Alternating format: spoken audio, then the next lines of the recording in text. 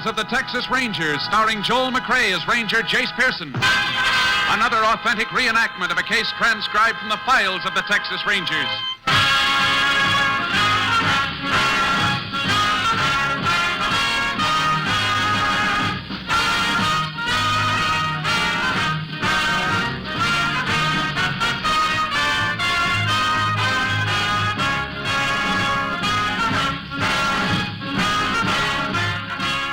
Names, dates, and places in the following story are fictitious for obvious reasons.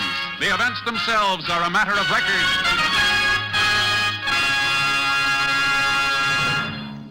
Now that warmer weather prevails throughout the country, more and more families will be getting out of doors, into the yard, on trips to the beach, and drives to the country.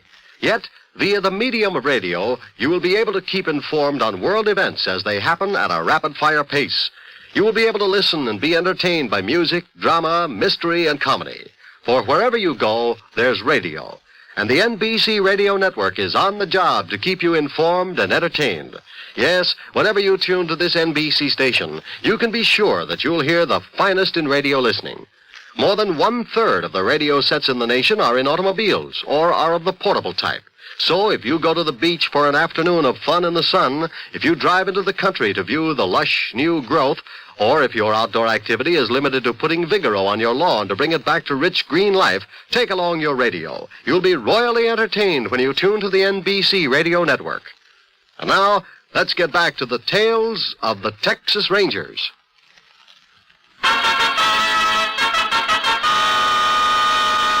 And now, from the files of the Texas Rangers, the case called Address Unknown.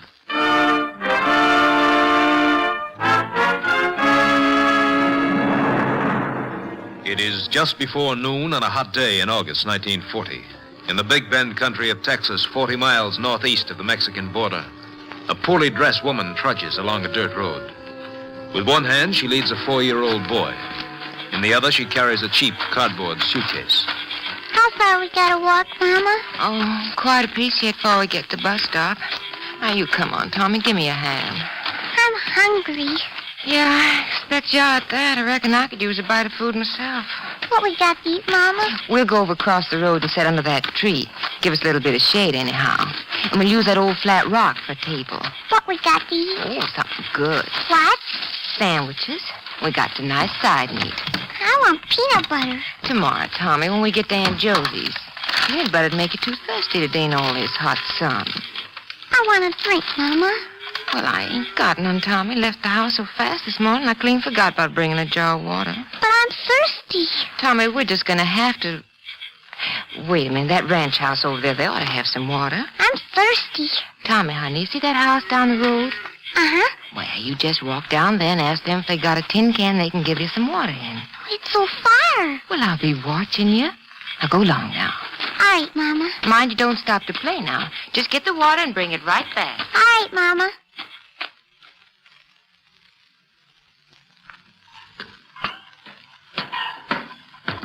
Can I have some water?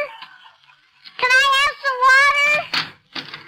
water? Well, now, look what we got here. Hey, what's a little fella like you doing all the way out here by yourself? My Mama wants a can of water. Why, sure, Sonny. Where's she at? Over there? We're back on the road? Uh-huh. We're going to Aunt Josie's. Is that so? Now, what's your name, Sonny? Tommy? Well, Tommy, you come right on out back. We'll see what we can do about getting you some water. We got chickens and a horse. Yeah, now, what kind of horse is he? His name's Robin. Robin and Tommy, huh? Yeah, bet you make quite a pair. Now, here's a cup full of water for you. There. Now, I reckon we can put the water for your ma in this pail here. You and your ma live around here, Tommy, do you? We live home. Huh? Uh-huh. There you are now. There. You want some more water? Uh-uh. Yeah, maybe I better ride you back to your ma in my car. It's too hot for a little fella like you to be walking. Come on now, Tommy. Mom and me rode in the car this morning. Is that so? Hey, did you come for her? I don't know. There, in you go, Tommy. Now slide all the way across. Now, we just put this pail in the middle here. This your car? Yep. Had it a long time, too. Now, where'd you leave your mama? Over there. We got side meat sandwiches. I bet they're good, too. Your face looks funny. Huh? Oh, you mean my whiskers, huh? Well, that's what happens when you don't shave for a couple of days. I don't got no whispers. Well, you'll get whispers soon enough, Tommy. And when you do, you'll wish you didn't have them. Yeah, this where you left your mom? Uh-huh. All right. Come on, Tommy. Come on. There we are. My mama ain't here. Where's my mama? Oh, she's around there somewhere. Suitcase and lunch are sitting there. Where's my mama? Now, Tommy. She'll probably be right back in a minute. I'll give her a call. Let her know that we're here. Lady! Oh, lady! I want my mama. Lady! Where are you, lady? Mama! Mama! Lady! Lady, I got your little boy here. Mama! I want my mama! Tommy, she'll be right back now. I want my mama!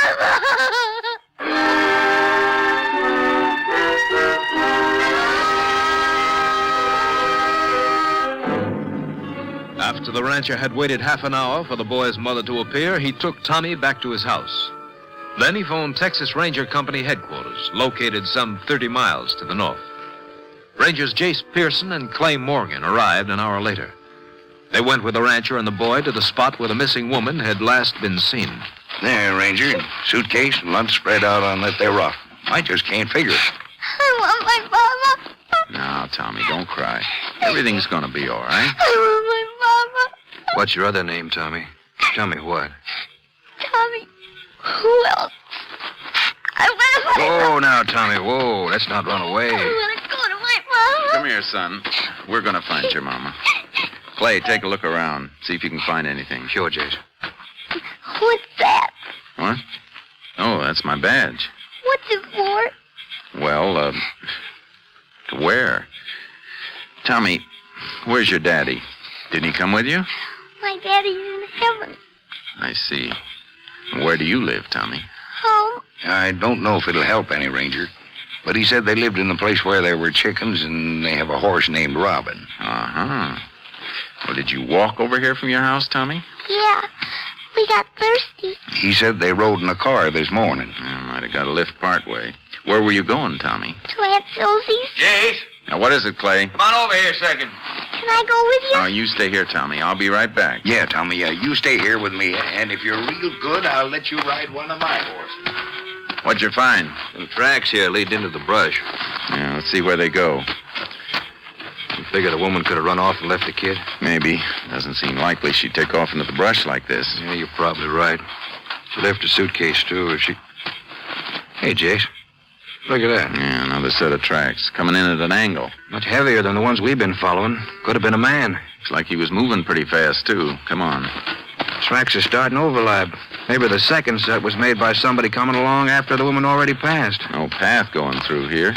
Doubt if anybody'd come this way unless he had some special reason. Yeah, I wonder why... Clay. Huh?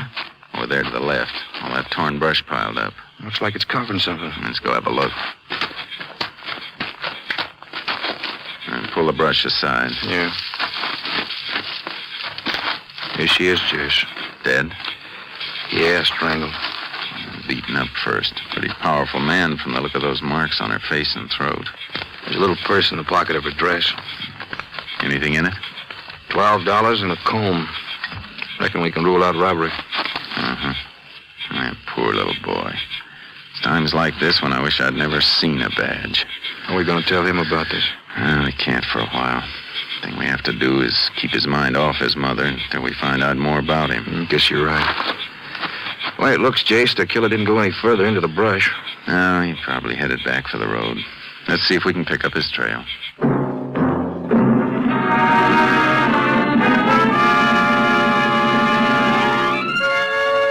We found the trail. The tracks came out on the road 50 feet from where the dead woman's suitcase had been left. We checked the suitcase without finding any identification. Then we called for the justice of the peace, and I waited while Clay took Tommy Wilkes back to our headquarters. After the JP arrived, we took the woman's body into town. It was 4:30 when I walked into the office where Clay was talking to Tommy. All right, Tommy, you just play with these while I go over and talk to Ranger Pearson for a minute. All right. How you doing? Been trying to keep him occupied. Maybe those handcuffs will keep him busy for a while. It's that one of you didn't give me your pistol. Maybe you think he didn't ask for one. He's a swell kid, Jace, but I'm worn out. He's got more energy than a 2-year-old bobcat. Did you have him photographed? Yeah, we had to practically chain him down to keep him still. I see you got him some ice cream. Yeah, he was hungry. He's already eaten over half of it. How come you got so much? I tried to get a pint. All they had left was corks. Find out any more about his family? No. Maybe you better have tried it. Mm-hmm. Well, how's everything, Tommy? Fine. Just sit and talk a while, huh? Can I have some ice cream? No, I think you had enough, Tommy. I want some ice cream. Well, all right. Clay, put a little more ice cream in that dish. Sure. Tommy, you said you were going to your Aunt Josie's. Uh-huh. Here you are, Tommy. Will you fix it for me? What's he mean? He likes it stirred up. Won't eat it unless it's like soup. All right. Now, let's see. You like ice cream? Yeah, sometimes. Here you are, Tommy. Is that better? Uh-huh. Tommy, did you ever go to your Aunt Josie's before? Uh-uh. How long were you and your mama walking on the road? I don't know. Did you eat breakfast at home this morning? Uh-huh. That could narrow down our area some, Jace. Yeah. Tommy, when did you... Oh, wait a second. You're spilling ice cream all down your sleeve. Here, I'll wipe it. What's the matter? It hurts Where? here. Just let me pull that sleeve back and take a look. Hey, that's an ugly-looking black and blue mark. How'd you get this mark on your arm, Tommy? George did it. Who's George? Is he your brother? No, he's George. Where does he live? At our house. Why'd you do it, Tommy? He said I was bad. I wasn't bad. Is George a little boy or a man? Man, You tired, Tommy? I want my mama to put me to bed. We'll put you to bed, Tommy. A nice big bed. I want my mama. Take him out and put him in that cot in the next room, will you, Clay? Sure. Come on, Tommy. Let's go. You gonna take me to bed now? Sure. I want my mama to put me to bed.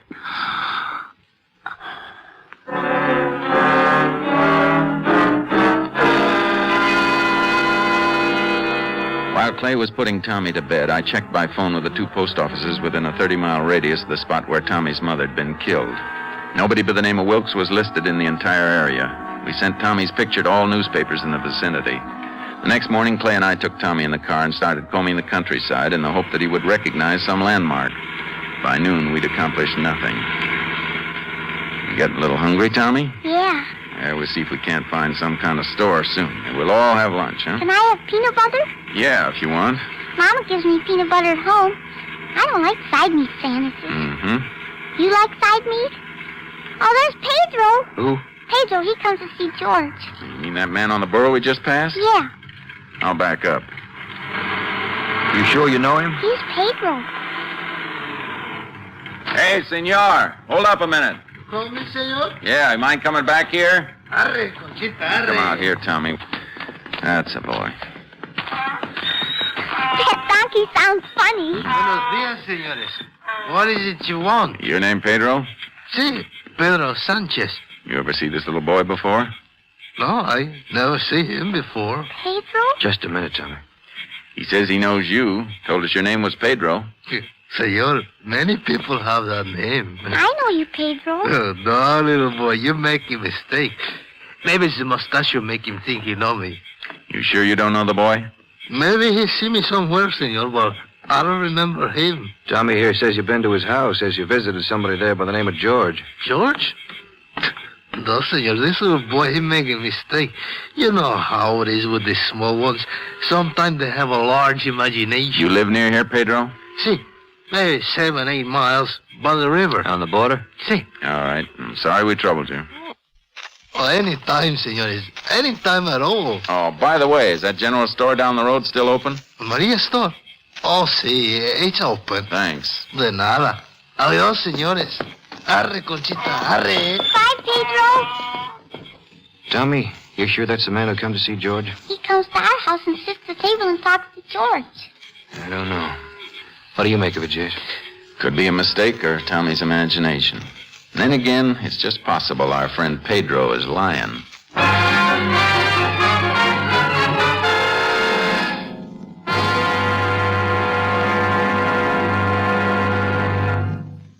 just a moment, we will continue with Tales of the Texas Rangers, starring Joel McRae as Ranger Jace Pearson. Have you ever left home, locked the door behind you, and had the uneasy feeling that you left a burning cigarette behind? Next time, you'd better go back and check, because every 20 seconds throughout the year, a fire breaks out in the United States through carelessness.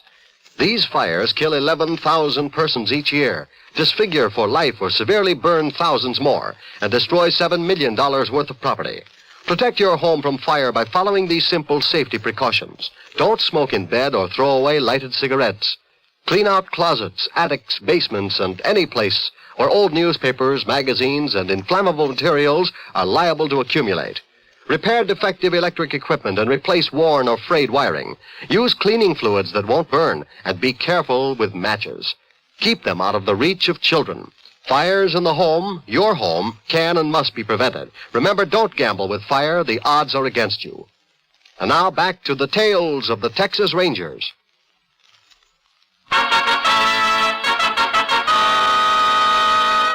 We continue now with Tales of the Texas Rangers and our authentic story, Address Unknown.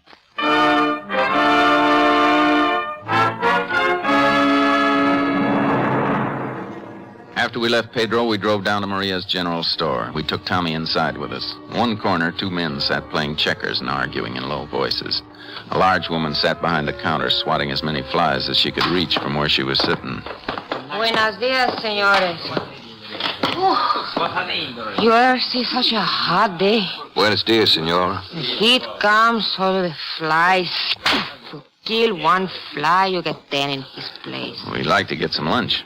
Si, señores. I have some cheese in the icebox. If you got the time, I can make chili, tacos. How about peanut butter? Si, I get it. One bottle peanut butter. Anything else, senores? Yeah, a loaf of bread and a bottle of milk. I see. Oh, it's hot, senores. Here's the bread and peanut butter. I get the milk in a minute. Her name is Maria. What'd you say, Tommy? Her name's Maria. You remember my name, eh, muchacho? You know this boy, senora? Oh, see, he come here sometimes with his mother. Tommy, suppose you go with that candy case and pick out something you want. We'll be right over. All right. You know where this Mrs. Wilkes lives? Wilkes? Pero, senor, the senora who bring a little boy here, she's not named Wilkes. Her name Collins. Collins? You sure that's her name? Well, that's what she call herself, senor, so that's what I call her. You know where her place is? Oh, see, you go down the road 2 miles, and then you turn left. After maybe half a mile, you come to her house. Is she and the little boy the only ones who live there? Pero no, senor, she got husband. Husband? His name George, by any chance? Yeah, George Collins. He's the one. He come here sometimes to drink beer. Sounds like Tommy's mother must have remarried. Uh-huh. And look at that bruise on Tommy's arm. I'd say George Collins isn't a very affectionate stepfather. Senora, you know a man named Pedro Sanchez? Pero see, he was here today, just a little while ago. Have you ever seen him with George Collins? Well, sometimes they are together here drinking beer. Thanks. Let's get Tommy, Clay. We're going to pay George Collins a visit. We went to the Collins house. It was empty. We guessed that nobody'd been there that day. We're pretty sure now that George Collins was involved in his wife's murder. But before we could look for him, we had to get Tommy taken care of for the night. On the way back to town, we radioed Austin for a make on Collins. After we made arrangements for Tommy, we went to headquarters and found a mugshot of Collins that had come in on the wire photo together with his record. He'd served a 2-year sentence for car theft. Our problem was to find him. We had an idea that Pedro Sanchez, the man we'd met that morning, knew more than he'd told us. After getting directions to his place from the general store, we took horses and started out. It was nearly 11 that night when we rode along the bank of the river and started up a rocky slope. That should be it, Chase, up there near the top. Must still be awake. Leonard's burning in his window. Why do you figure he lied to us this morning? Only thing I can think of. He knows where Collins is and doesn't want us to know. Nice view of the river from here. Yeah, a little cooler, too. Whoa, Charky. Whoa, Dad. Whoa, boy. Chase, you reckon Collins is hiding out up here with Sanchez? Maybe. It's not going to take us long to find out.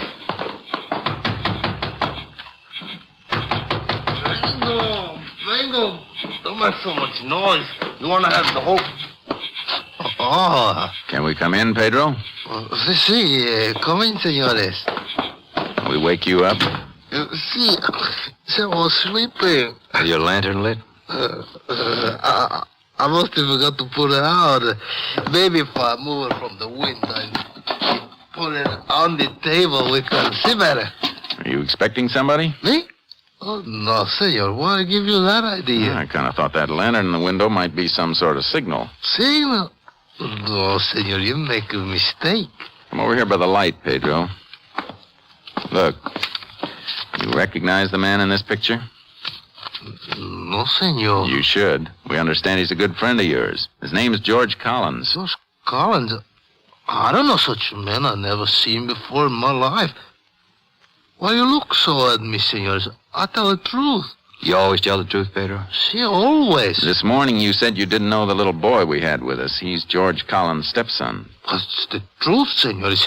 You make a mistake. I don't know him, and I never see this George Collins. Maria up at the general store says you have. You believe this fat woman? She lies. If anybody's lying, it's you, Pedro. Senor, You sure that lantern in the window wasn't a signal for Collins? No, senor. Then put it back in the window, Pedro. Pero... All right, senor. Better go out and move the horses, Clay. Collins is going to show up. We don't want him to know he's got a reception committee.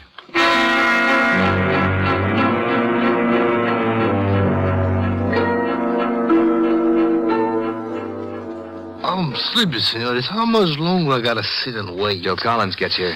Senor, I tell you, this Collins, he's not coming. You're wasting your time. Maybe so, Hold but... it, Clay. Somebody's coming. Yeah. When he comes, I'll get the door. Don't you make a sound, Pedro. You hear? Senor, I hear. Watch him, Jake. Put down that chair, Pedro. Police! This'll hold you. Come on, Clay. There he goes, down the slope. Hold it, Collins. He's heading for the river. I'll hit him up.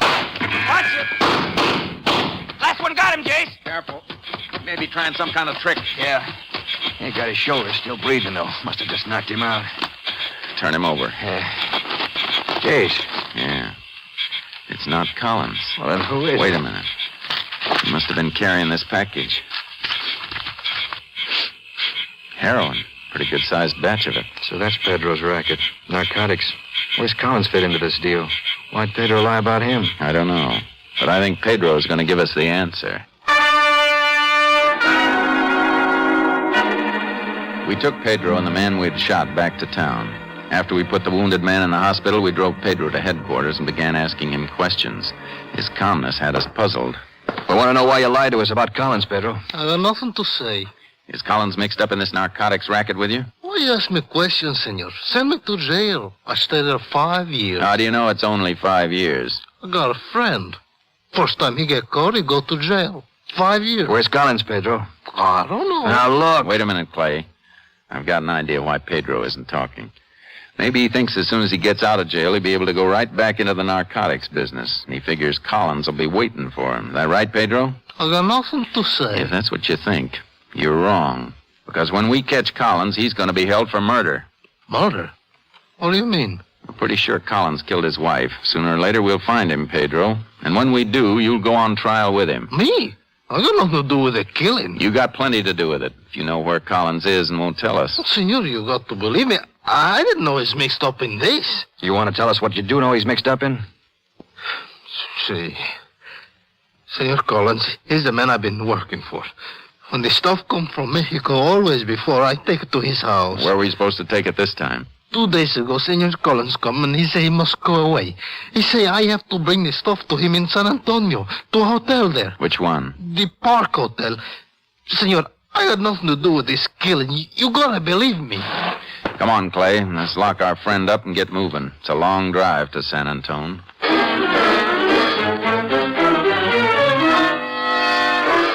We reached San Antone at 10 that morning. The Park Hotel was a run-down establishment that advertised rooms from $1 up. The desk clerk told us Collins had left word that if anyone came for him, he could be found in a barber shop down the street. We left the hotel and started looking for it. That must be it down there, Jace. It's the only barber shop in this block. Yeah. How do you want to work it? We go in and get him? Probably better wait till... Clay, a man coming out of the barber shop. Yeah, it's Collins, all right. Jace, he sees us. He's running. Come on. He's ducking into that restaurant. Get around the rear entrance, Clay. I'll go in the front. All right. Be careful, Jace. Yeah. Don't come no closer, Ranger. Drop that gun, Collins. You're gonna make me? A lot of people in here, Ranger. Don't shoot. You wouldn't want me to get hurt, would you? Now look, Collins. Don't come no closer. If you do, and I'll start shooting, and I don't care who I hit. You got a narcotics and a murder rap already. You want to make it worse? How can I make it worse? I got nothing to lose. Now I'm going through this kitchen door. Don't try to come after me unless you want someone out there to get hurt. Grab him, Clay!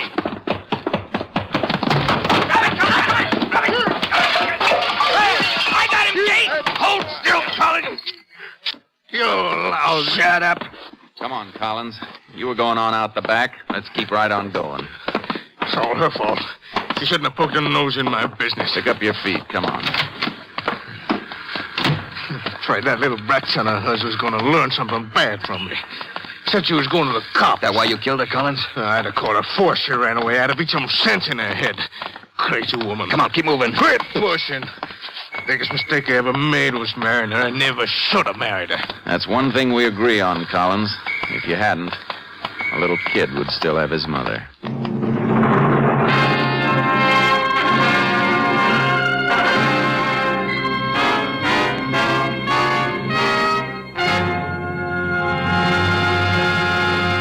In just a moment, we will tell you the results of the case you have just heard. Today, 2 new shows join the NBC entertainment lineup. Next on this station, you'll hear The Chase. And then stay tuned for your old favorite, The First Nighter, with Barbara Luddy and Olin Soule, the original stars of the series. Later today, it's Theater Guild on the Air. Listen to this preview of today's show. We haven't far to go. If we can just reach the longboat, we'll have a chance. Wait. There's someone in the shadows. Good morning, Mr. Van Wyden, and my dear young lady. I'm sorry to be such a spoil-sport, but you see it's quite impossible to escape from my ship, and if you move one step closer to the longboat, I shall be forced to shoot you both. This is Margaret Phillips. You have just heard a scene from The Sea-Wolf, a dramatic production in which I have the pleasure to co-star with Boris Karloff and Burgess Meredith. This evening on Theater Guild on the Air on NBC. Hear The Sea Wolf today on Theater Guild on the Air. And now, back to the conclusion of today's Tales of the Texas Rangers.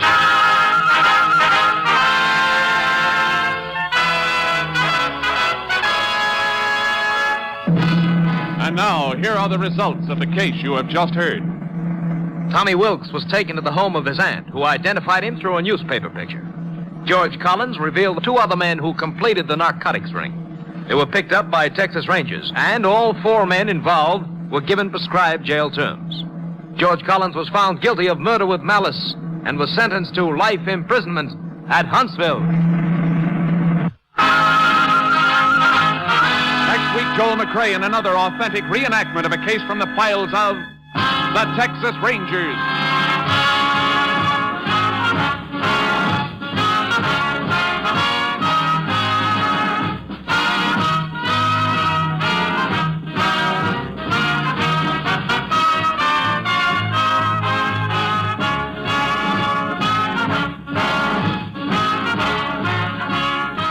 Joel McCrea will soon be seen in San Francisco Story, a Warner Brothers release. The cast included Tony Barrett, Lillian Baeff, Dick Beals, Leo Curley, Herb Ellis, and Don Diamond. Technical advisor was Captain M.T. Lone Wolf Gonzalez of the Texas Rangers. This story was transcribed and adapted by Charles E. Israel, and the program was produced and directed by Stacy Keach. Hal Gibney speaking.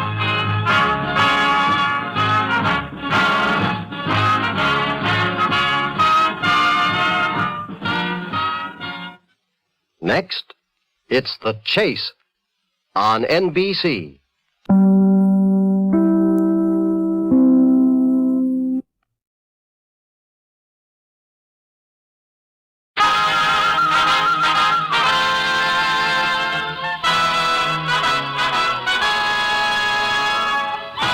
Tales of the Texas Rangers, starring Joel McCrea as Ranger Jace Pearson.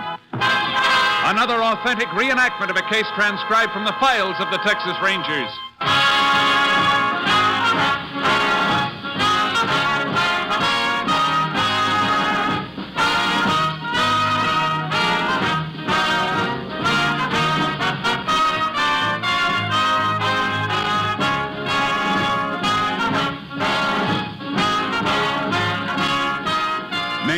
dates and places in the following story are fictitious for obvious reasons. The events themselves are a matter of record. There's nothing so comfortable as a nice, plump cushion. And I don't mean the sofa pillow variety. I mean a financial cushion to fall back on when times get tight, when sickness lingers, or when unemployment strikes. The best way to build this necessary cushion is to chop a little money off each paycheck. Not necessarily a great sum, but a steady little sum which you can put into United States defense bonds. These bonds now earn greater interest, give you a quicker return, and may be held at interest for as long as 10 years beyond maturity. You're putting a financial cushion behind Uncle Sam's back when you buy your own with bonds. Because every dollar you put in United States bonds is an investment in your country's strength and security. That's the same as setting up a safer world for your children. Start building your cushion now by signing up for the payroll savings plan where you work, or use the bond-a-month plan where you bank for United States defense bonds. They're now even better. Now back to Tales of the Texas Rangers.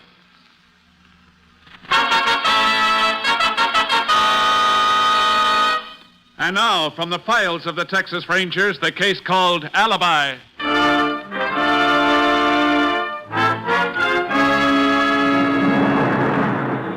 It is approximately 10 a.m. on Wednesday morning, July 17th, 1948. A large truck carrying sheep is traveling at a moderate speed along Highway 28, leading into Bancroft, Texas. The driver of the truck squints his eyes against the glare of the morning sun, while his sleeping companion stirs uneasily in the blazing heat.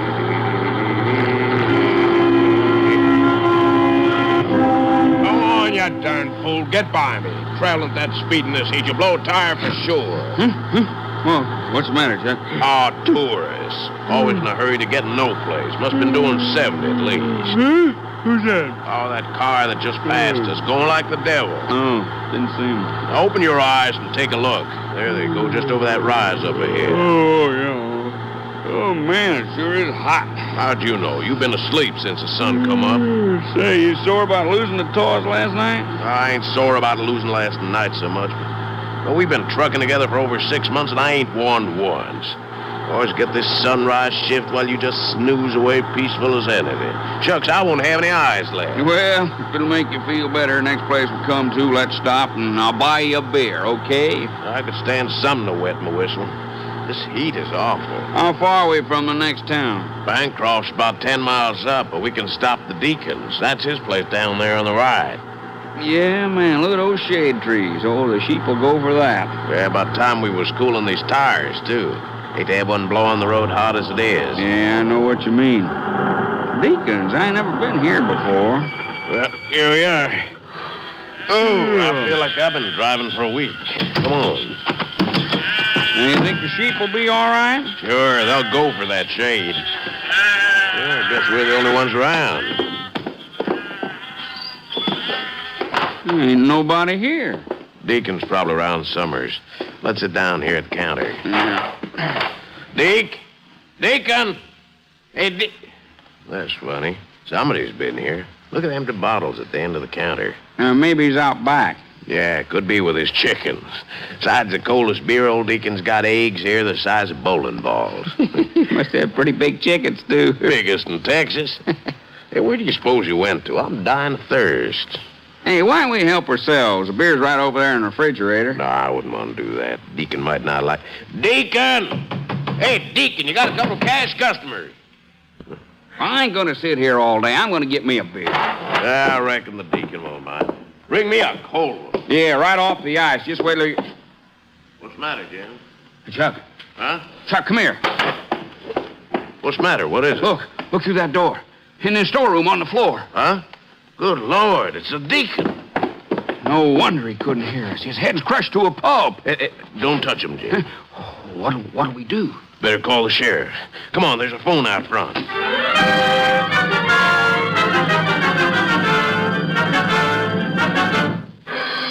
As soon as Sheriff George Hoffer of Bancroft County received the truck driver's call, he immediately requested the assistance of the Texas Rangers. Ranger Jace Pearson was assigned to the case and arrived at the scene of the crime about an hour later. That all you men can tell me? All right, but I want you to... Oh, howdy, Jace. Hello, Sheriff. Ranger Pearson, this is Chuck Roberts and Jim Patrick. They're the ones that found the body. Howdy. Hello, Ranger. That's your truck outside with the sheep in it? Yes, sir. We're kind of anxious to get along, too. I've already talked to him, Jace. Is there anything you want to ask him? Yeah, in a few minutes. Why don't you men wait over there? It won't be long. Okay. Did you look at the body, Sheriff? Yeah, it's out back in the storeroom. Poor fella, he sure took an awful beat. Is that the door over there? Mm-hmm. Jace, before you go out there, I want to show you something. What's that, Sheriff? Over here. Cash drawers, partly open. Ah, cleaned out all right. You men touch this cash register? No, Ranger, we ain't touched nothing. Just the phone when we called the sheriff. Okay. Well, there's the motive, Sheriff. Robbery. Kind of business the deacon did here. He couldn't have had more than $15 or $20 in that thing. That's a lot of money to some people. Yeah. How about those beer bottles down at the end of the counter? Were they yours? No, sir. Golden box. Looks like the deacon had a thirsty customer. Jace, look here by the refrigerator. Isn't that a blood stain? It sure is. What do you make of that? It looks like the deacon might have been slugged right here. If the man who was drinking that golden bock was sitting at the counter, he could have done it when the deacon had his back turned. Guess he wasn't hit with a bottle, or there'd be some broken glass around. Wouldn't have to be a bottle. Could have been anything. Come on, let's take a look at the body.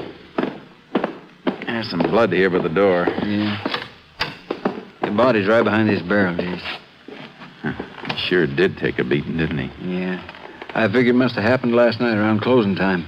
Else he'd have been found before this. The deacon do much morning business? Oh, a little bit. Didn't amount to a hill of beans. Nighttime seems more logical. Yeah, I'd think so. I wonder if they cleaned his pockets out, too. I don't know. Guess I better have a look.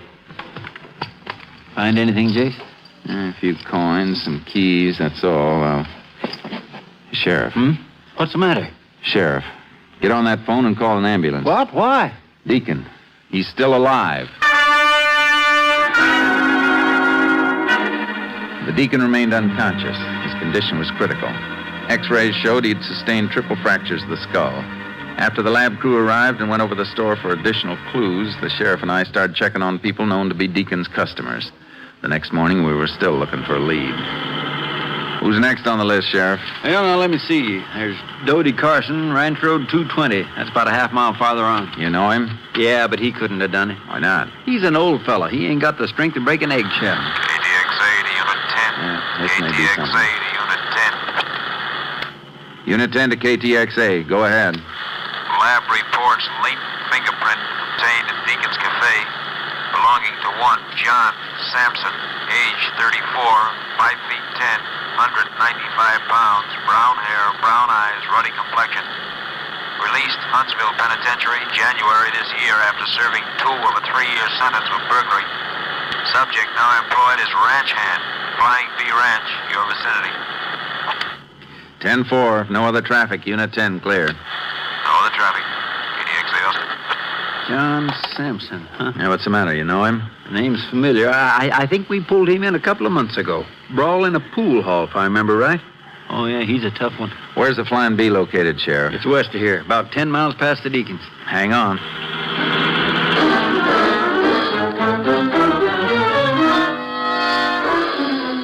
"15 minutes later, we arrived in the ranch yard of the Flying B. The foreman told us that John Sampson was out riding fence. I got charcoal out of the trailer while the sheriff borrowed a horse, and we headed for the area where Sampson was supposed to be. Foreman said he ought to be just over this rise. Yeah. Oh, there he is. Where? Over there by that mesquite. Come on, Charky. He sees us, Jace. Yeah. Ooh, Charky. Howdy. You John Sampson? Yeah, why? Ranger here wants to ask you a couple of questions. What's on your mind? You ever stop by the Deacons on Highway 28? Deacons? About 10 miles down the road from here.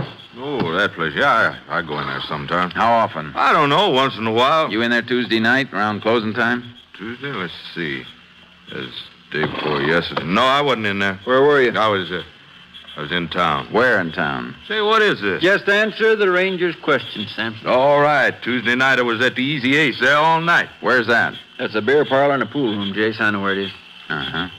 You say you were there all night, Sampson? Sure, just told you. Don't they stop serving beer at midnight? All right, so what? The pool tables stay open. They serve food there. What's wrong with that? He's right, Jace. The joint don't close. Well, you must have come back to the ranch sometime. I did, after daybreak. You shoot pool all night? We had a little game going. Who's we? Some of the boys and me. And you didn't stop by the Deacon's on your way back to the ranch? No, it was closed. When was the last time you were at the Deacon's? I don't know. Monday night, I think. Don't you know? Sure, I know. It was Monday night. I had a beer in there. You sure it wasn't Tuesday? No, it wasn't Tuesday. It was Monday. Why? What do you want to know for? What kind of beer do you drink, Sampson? What kind? Well, I don't know any kind. You ever drink Golden Box? Sometimes. You better come along with us. I ain't going nowhere. I got to finish checking this fence. You get on your horse. I ain't done nothing. Why? Tuesday night, somebody beat up the Deacon and robbed him, nearly killed him. What's that got to do with me? Plenty. We found your fingerprints all over the place.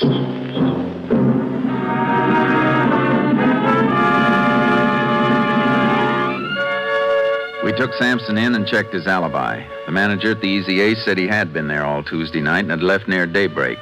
It seemed like the man was telling the truth, but we didn't want to release Sampson until we had a talk with the Deacon. We called the hospital and learned that he was still unconscious. We went back to the sheriff's office. Sampson was getting impatient. Hey, how much longer you guys going to keep me here? Just until we check on a few things. Now, listen, I know my rights. You going to keep me here, you got to book me. We will when the time comes. On what? Manager at the pool room told you I was there. What more do you want? Better witness? What's the matter with him? How do we know he's not covering up for you? He's no angel, you know. I've had him in here before, too. And on account of that, you're holding me. Take it easy, Sampson. If you're in the clear, you got nothing to worry about. Who said I was worried? Excuse me, Jase. You guys think you're fooling with some dumb bunny or something? Hello. If you're so innocent, Sampson, why are you giving us so much static? Now, look, Ranger. Either you got to book me or turn me loose. It's as simple as that. Right. You got anything more important to do? That's my business. All right, Sampson. I got a deputy outside who'll be glad to entertain you for a while. What do you mean by that? You'll see. Look, I want to get out of here. You will if you're telling the truth, and that's what we're going to find out right now. What was that phone call, Sheriff? The hospital. The Deacon's regained consciousness.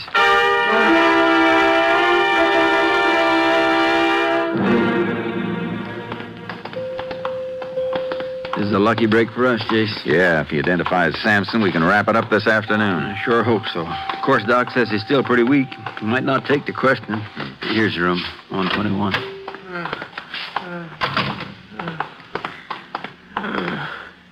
Deacon, can you hear me? His eyes are opening. Deacon. Who's that? I'm Ranger Pearson. This is Sheriff Hoffer. Pleased to meet you. Why, Deacon, you know me, George Hoffer. Hoffer? Oh, yeah, sure. Tell me, do you know a man by the name of John Sampson? Who? Sampson. John Sampson. He stops in your place from time to time. Oh, yeah. Nice fella. You know him then? What'd you say your name was? Pearson. Ranger Pearson. Oh, yeah. Pearson. You come about the eggs? Eggs? What do you mean, Deacon? Those was bad eggs, Mr. Pearson. I can't have that. You should have candled those eggs. What's he talking about, Jim? I got good customers, Mr. Pearson.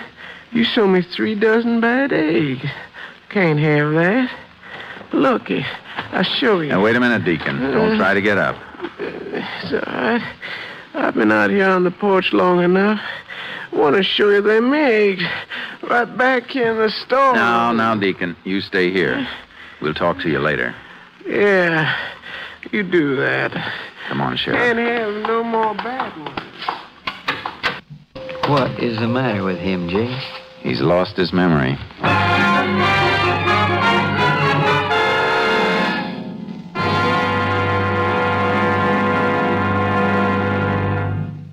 In just a moment, we will continue with Tales of the Texas Rangers, starring Joel McCrae as Ranger Jace Pearson.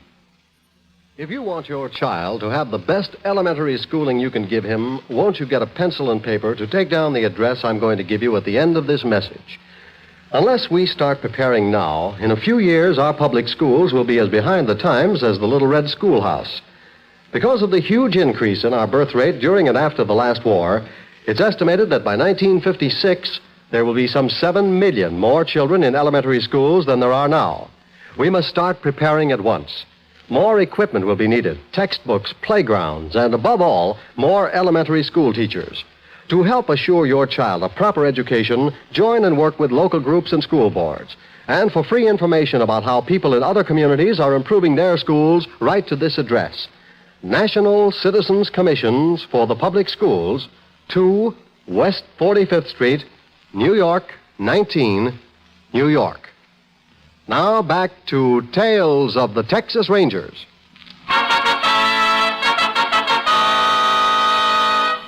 We continue now with Tales of the Texas Rangers and our authentic story, Alibi.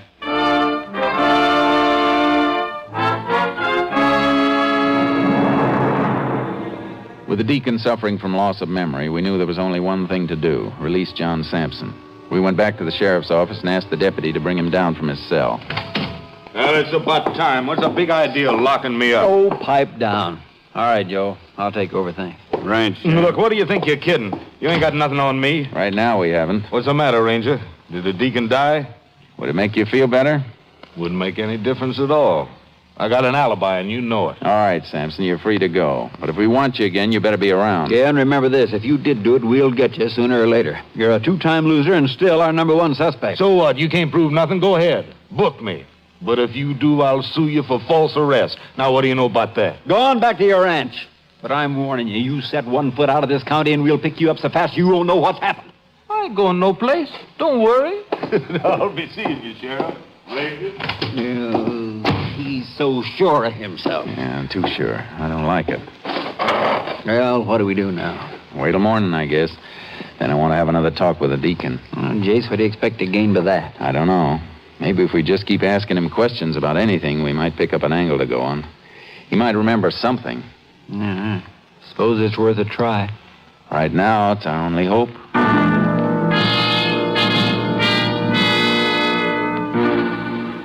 The next morning, Sheriff Hopper and I went back to the hospital. There we learned the deacon had improved to the point of taking nourishment, though he was still suffering from loss of memory. Even with the odds against us, we had to try once more.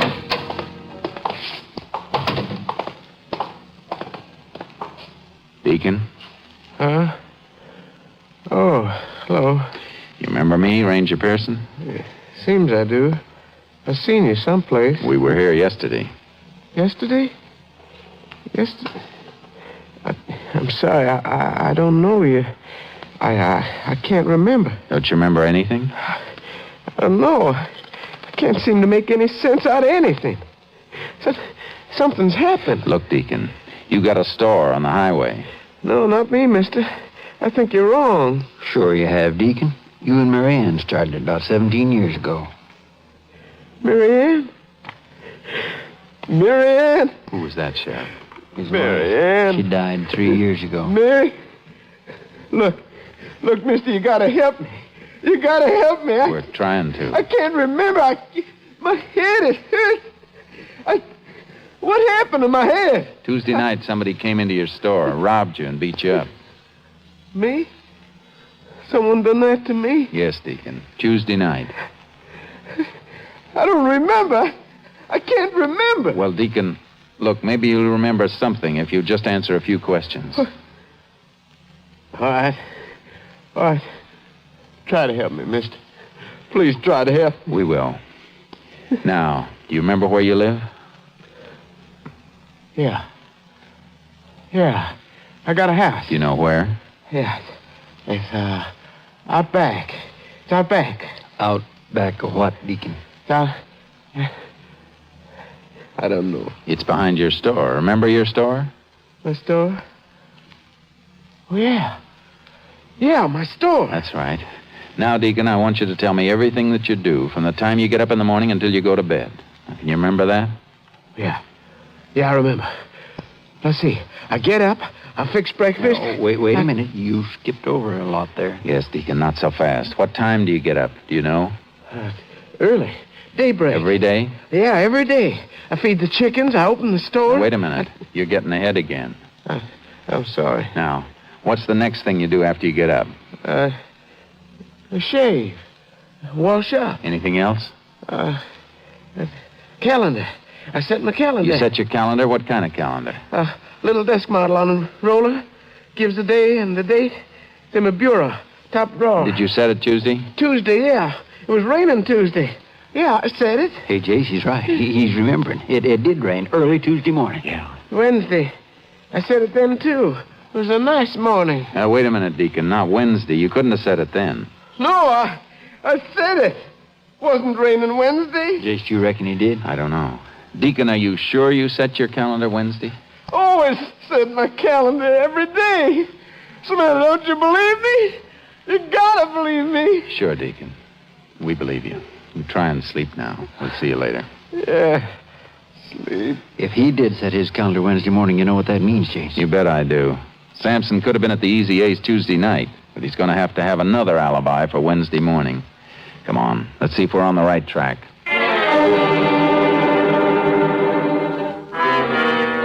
45 minutes later, the sheriff and I pulled up to the deacon's house behind the roadside store. In the top of the dresser, we found the calendar. The deacon was right. It was set for Wednesday, July 17th. From there, we went straight out to the ranch where Sampson worked. He wasn't around, and no one had seen him. On our way into town, we sent out an APB to pick him up. Then we headed for the Easy A's pool room. Well, I don't see him anywhere, do you? No, the manager's not around either. Let's ask the waiter. Waiter? Be with you in a minute. Oh. Howdy, Sheriff. Ranger. What can I do for you? You know a fellow named Sampson who hangs out here? Sampson? I don't seem to recollect. You ought to know him. He's here a lot. Huh? Oh, you mean the one that works out the Flying Bee? That's him. Yeah, I see him in here time to time. Was he here last night or this morning? Oh, it's hard to say. Lots of people here last night. Was Sampson here? You fellas looking for him? Look, will you quit stalling? I was just asking. Come on, mister. If you know, you better tell us. Well, seems to me he was here Wednesday night, I think. That's not what we asked you. Wait a minute, Sheriff. What was he doing here Wednesday night? Oh, just hanging around. He broke most of the time. Did he have any money Wednesday night? Well, he seemed to. How do you know? Did he spend much? He lost most of it. What do you mean, lost most of it? Now, don't get me wrong, Sheriff. Hey, Charlie, get that money off the table. We don't allow gambling in here, and you know it. Oh, let's see. What was it you was asking, Ranger? About Sampson. He almost killed a man. You know where he is? Almost killed a man? Sampson did? That's right. Oh, so that's what you're here for. Did you expect us for something else? Look, Sheriff, don't get me wrong. Wednesday night there was a little crap game here. Sampson was in on it. I thought you'd come about that. Crap game? Here? Well, not exactly, Sheriff. I mean, it started in here. As soon as I saw it, I told him to break it up. Managers don't allow that sort of goings-on. And Sampson was in on it, huh? Well, now, that's what I was going to tell you. A few minutes after I told them to quit, they moved out back into the alley. Well, now, that ain't exactly in here, but it still don't look good. So the manager sent me out to break it up again. Then what happened? Well, this Sampson got kind of mad. That's how I figured he was losing. He didn't want to quit. Did he? Well, finally, after told him about 3 times. You know how much he lost? Oh, about $20, I reckon. He sure was mad. $20, huh? Probably every cent of it was Deacon's. Oh, I ain't saying he lost all of it, because he come in here earlier today and broke a 5. How long ago was that? About half an hour. Bought a dozen bottles of beer and left. Where'd he go? You know? The only place I know would be his girl. Where does she live? Over the dry goods store on Benner Street.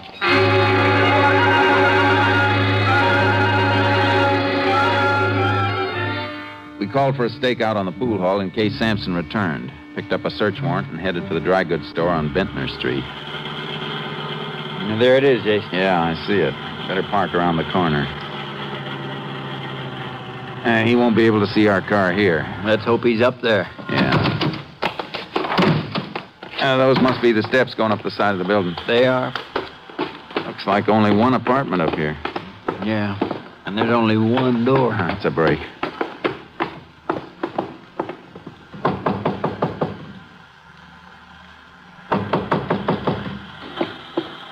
Somebody's coming. Who's there? Police officers. What do you want? Open the door, ma'am. Look, I was sleeping. Sorry to disturb you. Mind if we come in? I sure do. I told you I was sleeping. This time of day? I sleep late. Better let us in, lady. We got a search warrant. For what? We're looking for John Sampson. We ain't here. We think he is. I ain't seen him in a week. Sure, you can look. See for yourself. What's your name, ma'am? The name's Molly. You say you've been asleep? That's right. What's this empty beer bottle doing here? Ain't no law against beer in this county. I drank it before I went to sleep. Why? The bottle's still cold, and it's Sampson's brand, Sheriff. Yeah. He must be up here. No, he ain't. What's back of this door? Hey, that's my bedroom. You can't go in there. Sorry, ma'am. And a closet there? Yeah, just my clothes in it, that's all. Stand back, Sheriff. I'm going to open it. Johnny, look out! Watch it, Johnny. All right, Samson. You almost got your girl that time. Come out of there or we'll blast you out. Throw your gun out first. Okay. Okay. There it is. Now put your hands out in front of you. Come on. That's right. Put the cuffs on him, Sheriff. Right, Jace. She did it, didn't she? She turned me in. Oh, shut up. You got him, Ranger. Now get him out of here. Dirty two-timing... Hold it, Samson. She's not getting off either. What did I do? There's a law in this state against harboring a criminal. Come on, you two. Let's go.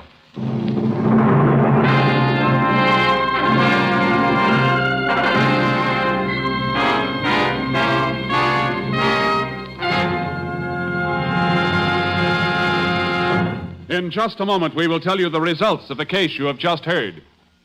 20 seconds from now, a fire will break out somewhere in the United States, causing untold misery and devastation.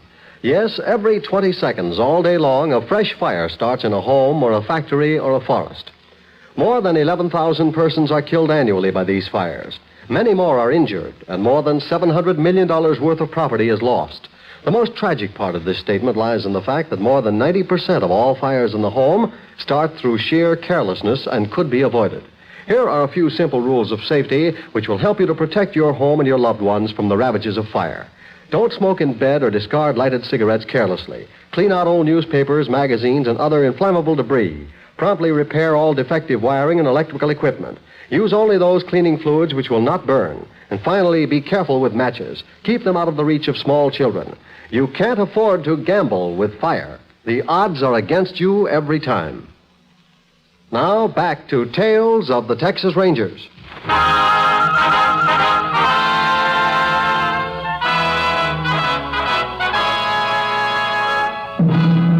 And now, here are the results of the case you have just heard. John Sampson was found guilty of robbery by assault with intent to murder. On October 11th, 1948, he was sentenced to 99 years in the state penitentiary at Huntsville. Molly Andrews was given 2 years in the women's prison at Goree for obstructing justice, as prescribed in Article 338 of the Texas State Penal Code. Ladies and gentlemen, we hope you and your friends will be listening to our show next week. There are 2 reasons we are asking you to be tuned in. First, because the case is a very interesting one. And second, because it will be the last performance, for a while at least, of Tales of the Texas Rangers. We hope you've enjoyed this series of authentic stories and that you'll make it a point to be with us for our last show next week. Thank you. Next week, Joel McRae in another authentic reenactment of a case from the files of the Texas Rangers.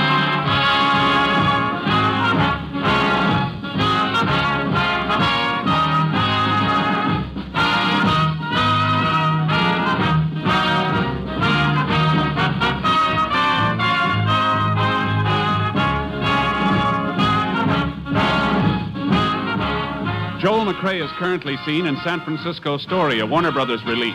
The cast included Tony Barrett, Paul Frees, Herb Vigran, Parley Bear, Dan Riss, and Betty Lou Gerson. Technical advisor was Captain M.T. Lone Wolf Gonzalez of the Texas Rangers. This story was transcribed and adapted by Arthur Brown, Jr., and the program was produced and directed by Stacy Keach. This is Hal Gibney speaking. Keep tuned for the Standard Hour on NBC.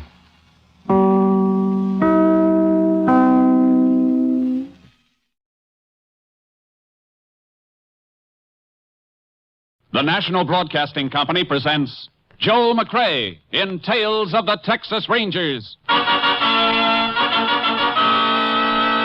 Tonight, transcribed from Hollywood, another authentic reenactment of a case from the files of the Texas Rangers.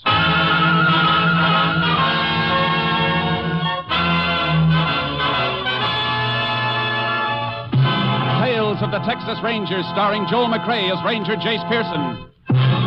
Texas, more than 260,000 square miles, and 50 men who make up the most famous and oldest law enforcement body in North America.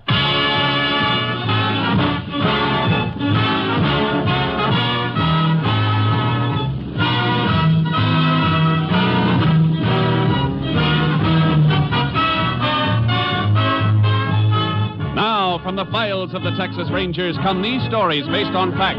Only names, dates, and places are fictitious for obvious reasons. The events themselves are a matter of record.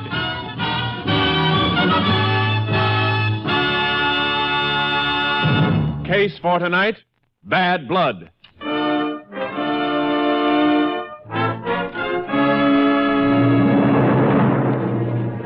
It is 7 p.m., September 14th, 1950. In an isolated house trailer in the fields on the outskirts of Cheney, Texas, Joe Prager, an aircraft worker, is packing a suitcase.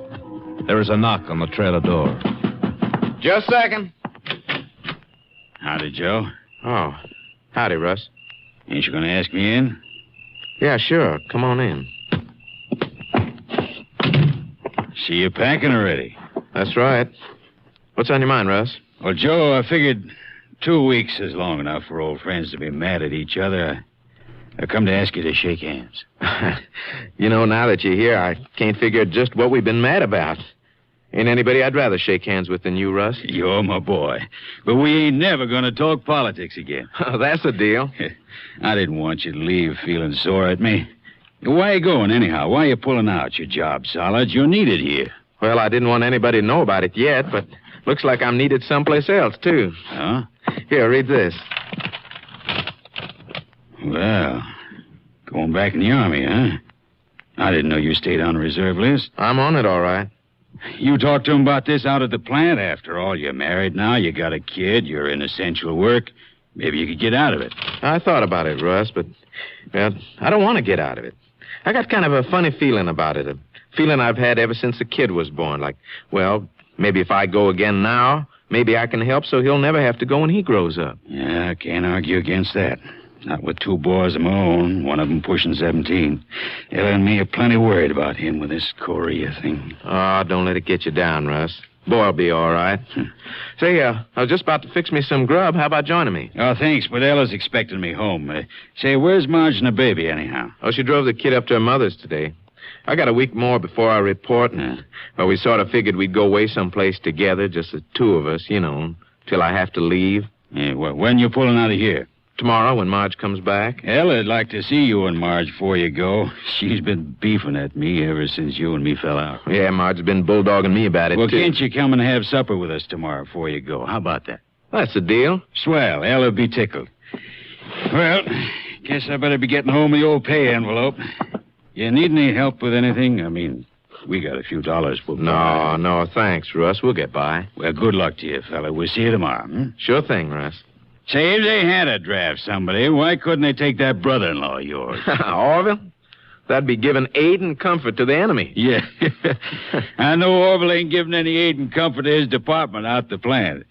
If we wasn't short-handed, he wouldn't last 10 minutes. Well, good night, Joe. Good night, Russ.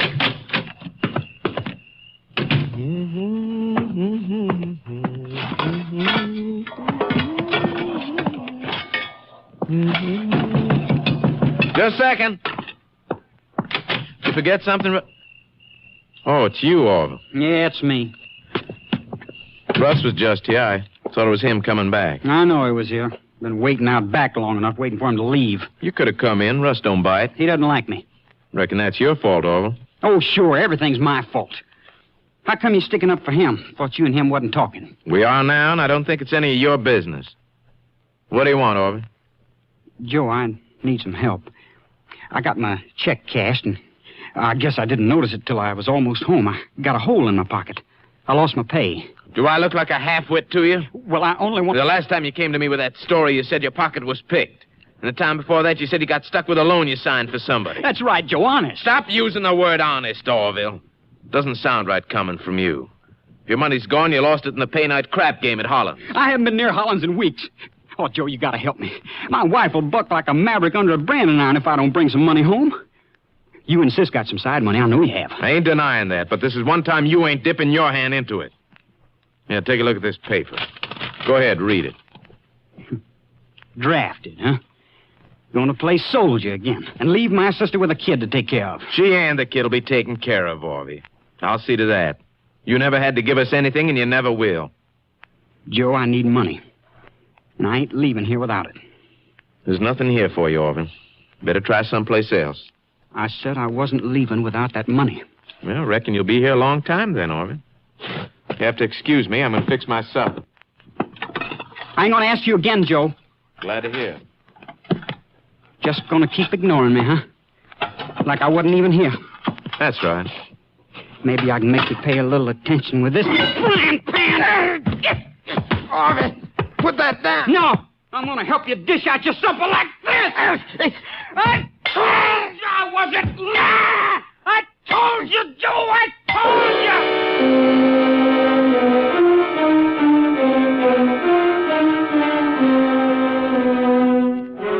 The body of Joe Prager was discovered when his wife returned to their trailer home early the following day.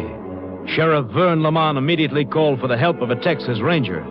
Ranger Jace Pearson was assigned. He joined the sheriff at the scene of the crime shortly after noon. I've kept the whole field blocked off, Jace. Nobody's been near the place except Prager's wife and me and the deputies. Good. Where's the wife? Sitting over there in her car. Tried to get her to go into town to the hotel, but she won't.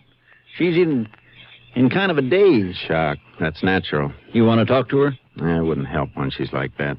Maybe by the time we've had a look around, she'll break down and cry it out, and then we may be able to get something. Let's have a look inside the trailer. Right. There's the body. And there's a murder weapon. Wrought iron frying pan. Won't be able to pull any prints off that. Metal's too coarse. That's why I just let it lay there. Medical examiner estimate the time of death? He figured it was between 6 and 8 o'clock last night. The suitcase on the bed half packed. Prager trying to run away from something? No, I don't think so. Letter on the table here explains it. It was in the Army Reserve. Called back to duty. I see. Where was he working here? Out to the aircraft plant, other side of town. Spot welder. How come his wife didn't report this until this morning? Well, she was away for the night.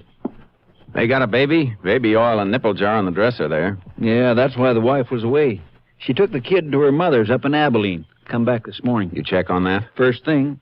Got a list of eating places she stopped at both ways, and she gassed up at a mobile station in Abilene last night after she got there. It spots her away from here, all right. Let's check around outside. Right. Will it be okay for the medical examiner to move the body now? Yeah, I think so. How come they parked their trailer out here instead of using one of the parks near town? Save money, I guess. Rents are high with the plant working full blast. Gasoline lamp in the trailer for light, but what'd they do for water? Well, there's a well out back. Used to be a house here some time ago, but it was moved. They had everything they needed to get by. I see. Want to walk out to the road where our cars are? I can send one of the boys into the funeral home to arrange a pickup. All right. Wait a minute, Sheriff. Watch your feet. What's the matter? These car tracks up the road to the trailer. Prager's own car, I reckon. Same tracks all over the road from coming and going. Different tire pattern in a couple of the soft spots, though. Look here. Yeah. Overlaps most of the older tracks, but Prager's car tracks go over the strange tread once. Right here. Yeah, I see what you mean. Another car must have driven in here after Ms. Prager left yesterday. And that spot is where she drove over the tracks when she came back this morning. It's the way I measure it. And we can pull a cast off that tread. May help us run down the car. Hey, one of your deputies coming up the road now. Well, that isn't one of my boys. Why'd they let him in? I don't know. Hey, you! Yeah? How'd you get in here? I come to help my sister. Who is your sister? Marge, Prager's wife. He was my brother-in-law. That's why the deputies let me through. All right. Your sister's sitting in the car back there. Reckon she does need somebody with her at that. Thanks. Wait a minute. Yeah, Ranger? Walk along the edge of the road. Stay out of the tire tracks. Why? Because we're asking you to. Isn't that good enough? Well, I only asked you for a reason, that's all. What's your name? Orville James. You work with your brother-in-law? Well, yeah, sure. Out at the plant. Not in the same department, though. How'd you know your brother-in-law had been killed? I didn't know. Until I saw your deputies down by the road, and they told me. Isn't the aircraft plant working today? Yeah, sure it is. It's on the other side of town. What brought you out here now? I got a lift out during lunch to see my sister. That'd just about take your whole lunch hour. And more if you didn't catch a ride back right away. You make a habit of hitchhiking out here on your lunch hour? No, of course I don't. Then why'd you do it today? What are you asking me all this for? You trying to pin something on me? Reckon that's going to depend on how you answer. Come on, talk up. Well, I just... Well, I wanted to ask her about my mother. I knew that she'd been up home, see, and I wanted to find out how my mother was. I see. Your mother been sick? Yeah. No, she's been all right, I reckon. And why the rush to get out here this afternoon? Why not tonight, after work? Because I wanted to come, that's all. Anything else you want to know? Yes, when did you see your brother-in-law last? I don't know, 3, maybe 4 days ago. Not yesterday? No. Not even at work? It's a big plant, Ranger. Joe and me didn't even work in the same building. What time did you quit yesterday? 5 o'clock. Then you weren't working between, say, 6 and 8 o'clock last night? No. Then where were you at that time? And who was with you? Well, I cashed my check at Holland's and then... And then what? Did you come out here? Yeah. What? I said yes, I come out here. I'd have told you before if you hadn't started to question me so funny. Why'd you say you hadn't seen Prager in 3 or 4 days if you saw him last night? I didn't see him last night. Listen, you just told us you came out I told you I'd come out here, but I didn't see Joe. I changed my mind about going in because there was a car parked here. Joe had company. Well, that fits in, Jace. Those car tracks. Yeah, but it still doesn't tell us why Orville didn't go in. I'll tell you why, if you let me. I recognized the car. It belongs to Russ Newcomb. And I didn't want to go in while he was there because I didn't want to get mixed up in any argument. Who's Russ Newcomb? And why should there be an argument? Russ works out at the plant, too. Him and Joe had been friends, but they fell out a couple of weeks ago, hadn't been talking. Then why would Newcomb be visiting here? Why don't you ask Newcomb that? It took a long time for you to suggest that, Orville, considering that Prager's dead and you knew that there'd been bad blood between him and the man you say was here last night. I don't like to throw suspicion on a man for murder, Ranger. But you're mighty quick suspecting me. A man ain't likely to kill his brother-in-law. Newcomb had the reason, not me.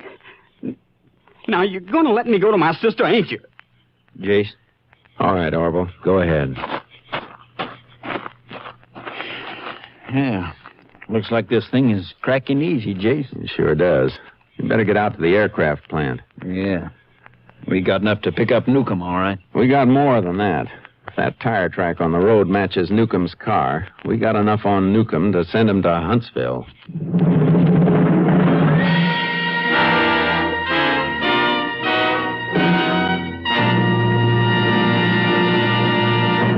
You are listening to Tales of the Texas Rangers, starring Joel McCrea as Ranger Jace Pearson. We continue now with tonight's case, Bad Blood, an authentic story from the files of the Texas Rangers.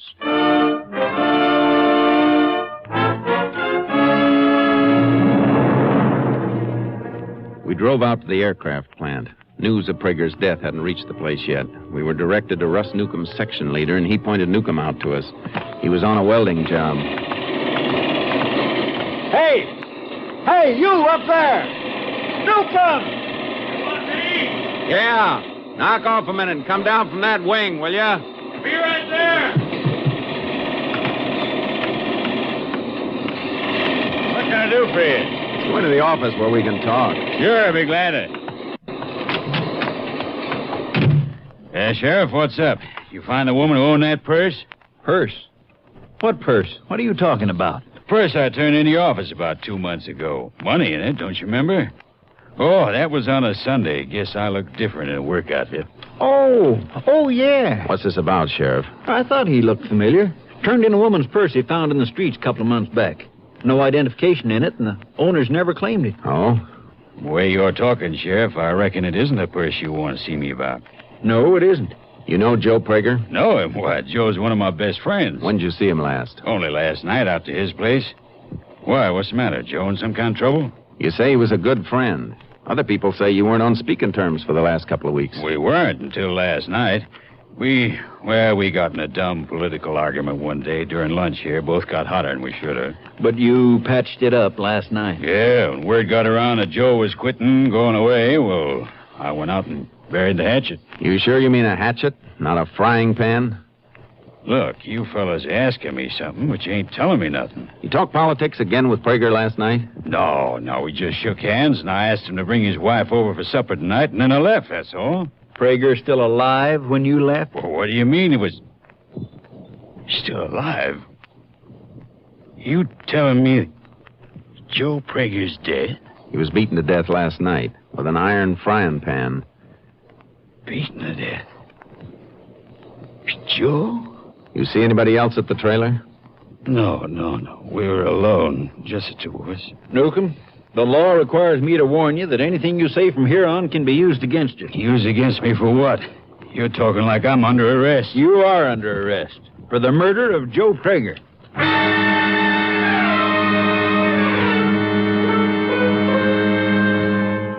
We took Newcomb back to Cheney and locked him up.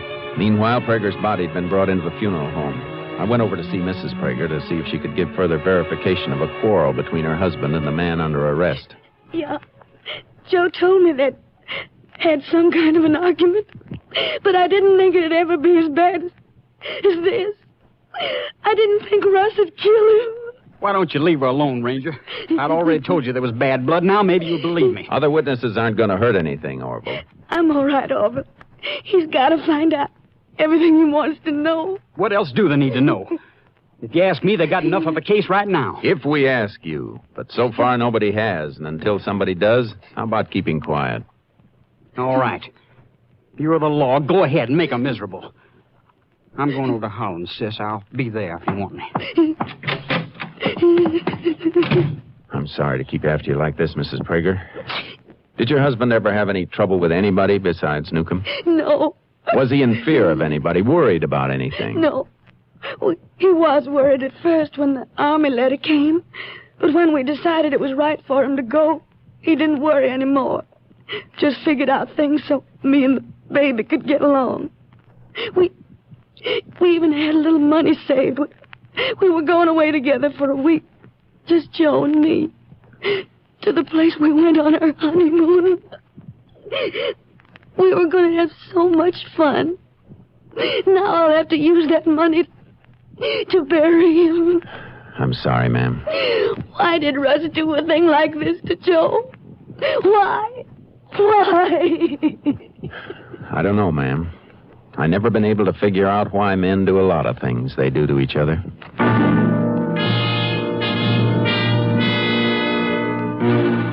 I went back to the sheriff's office. It looked like the case against Newcomb was just about closed, but it opened again. Opened wide when the sheriff showed me the personal effects that had been removed from Prager's body. Look at this, Jace. Bank book, isn't it? Yep, Prager's. It was in his shirt pocket. Take a look at that last line. Drew out every dime he had yesterday afternoon. Mrs. Prager told me they had some savings. They were going to use it to go away. Reckon that's why he drew it out. Yesterday was payday at the plant, too, Jace, so Prager should have had this amount he withdrew, $312 plus his pay. Wasn't there any money on him? Less than $1 in change. I had my deputies go out and comb that trailer. Cupboards, dishes. They didn't find a dime. Newcomb turn any money over to the jailer when you booked him? About $5, that's all. But he had time to hide that money. All we got to do is find out where he hid it. If he did hide it. What do you mean? That purse Newcomb found a couple of months ago, the one he turned in to you. He mentioned that there was some money in it. That's right. A little over $100. What are you thinking? I'm thinking about motives. We've been figuring Newcomb killed Prager because he was nursing a grudge. Robbery angle changes that picture. Yeah. Yeah, it sure does. Fella who finds money and turns it in when he could keep it isn't likely to kill somebody and steal from him. Unless, of course, he was trying to cover up. He said he'd invited the Pragers to supper tonight, and they were going to come. That's right. You check on Orville's movements last night, see if he was telling the truth? Had my deputy do it. Only place to check was Holland's, and he was there all right after work. Cashed his check there, like he said, then got in a crap game with some of the boys in the washroom. He couldn't have played very long, or he wouldn't have gotten to Prager's by 7 o'clock when Newcomb was there. I don't get what you're driving at. Orville must have lost in that crap game. Game like that between fellows who work together, the winners usually stick to the end. Yeah, they get sore at a winner who quits until they've had a chance to get even. Your deputies find any sign of bloody clothing when they check Newcomb's place? Nope, but they're checking the cleaning shops now. You know where Newcomb lives? Sure. You want to go over there? Just into the neighborhood. I want to talk to Newcomb's butcher. Come on. Newcomb's butcher? What can he tell you? What Mrs. Newcomb ordered for tonight's dinner?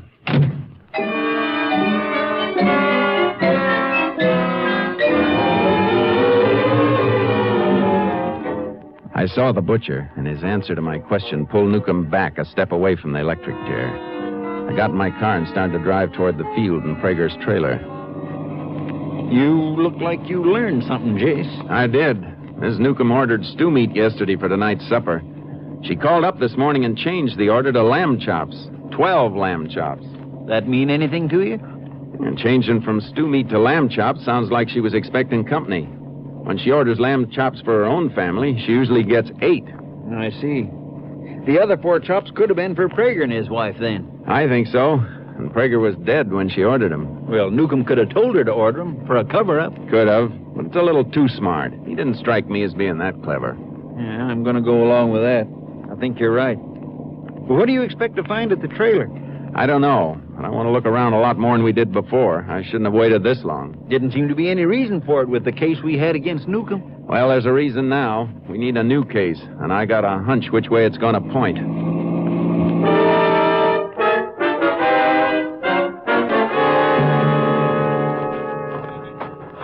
I don't know, Jace. We've fine-combed that trailer, and there's nothing we didn't see before. And the only strange car track you found on the road was Newcomb's. Hey, wait a minute, Sheriff. Somebody was sitting down here by the well.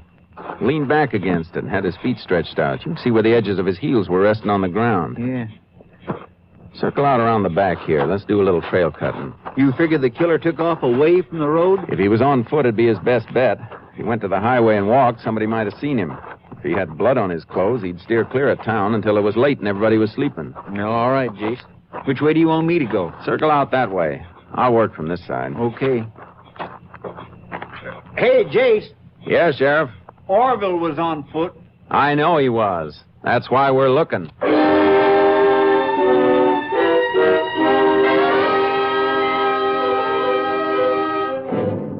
We found the trail just as it was getting dark. It led into open country. I got my horse charcoal from the trailer behind my car while the sheriff went to a nearby farm to borrow a mount. It was dark when he caught up to me. You still on the trail, or you cutting to pick it up? I lost it a couple of times further back, but I'm on it now. You know this country back here? Oh, I've ridden it before. We'll be coming to the Horner River soon, about a half-mile farther. River angles toward town, doesn't it? Sure does. Cuts under that bridge just outside Cheney. That may be the way the killer followed to get back to town. Let's ride for the riverbank and see if we can pick up tracks there. May save us time. Good idea. Dig, boy. Ah, come on, Charky.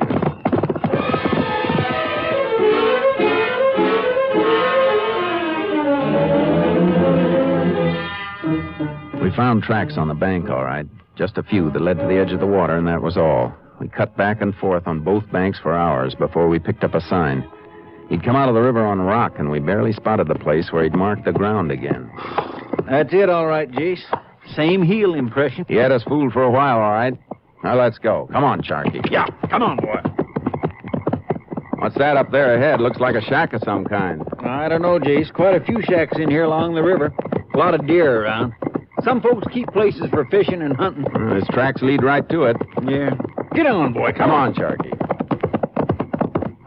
Yeah, he stopped here, all right. Ooh. Flash your light on that door. Yeah. Yeah. Lock's been sprung. It's open. Yeah, he was here, all right. Left his marks in the dust on the floor. I guess nobody's been using the place for quite a spell. Yeah. There's something else, too. Footlocker here. Lock on it's busted, too. Shirts and jeans in there. I'd like to bet there's one set missing. Orville, or whoever it was, stopped here to change clothes. He must have known the setup. There's a funny smell in here, Sheriff, like the place been smoked up not long ago. Something burning. Pot-bellied stove there. Yeah. Anything in it? Plenty. Clothes that didn't quite burn. Smells from kerosene he poured on him, but he came through the river so his pants were wet. Fire must have smoldered out after he left. Better pull those things out and see if we can save enough of them for identification. There's enough, all right. Look at this. Bloodstain didn't even wash off when he came through the water. We prove who owns these things, and we've got our man. We'll be able to prove it. Look. Shirt was bundled up with the wet pants, just enough to save most of the collar and this. Laundry mark. Let's get back to town.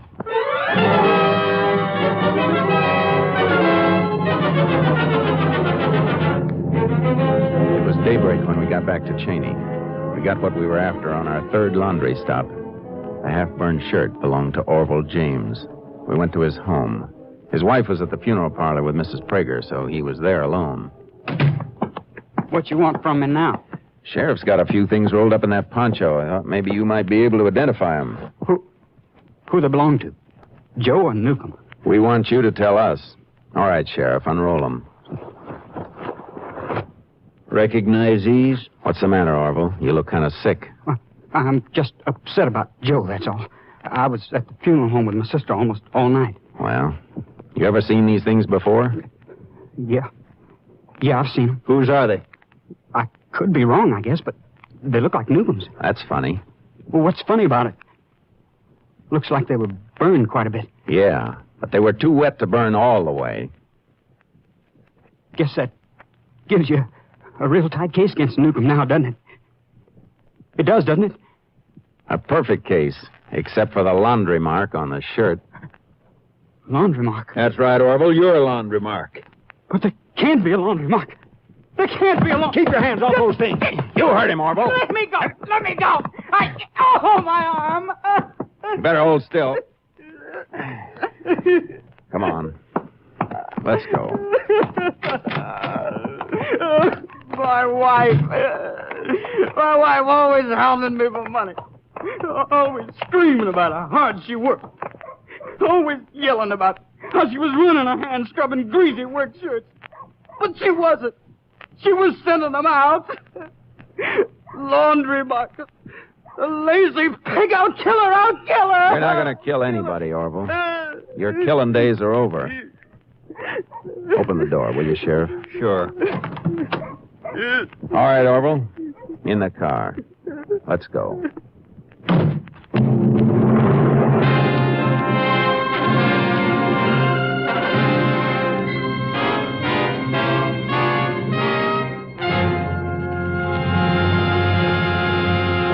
Orville James broke down at his trial and confessed the robbery slaying of his brother-in-law.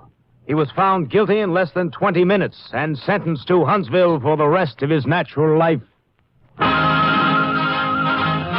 Next week, Joel McCrea in another authentic reenactment of a case from the files of the Texas Rangers.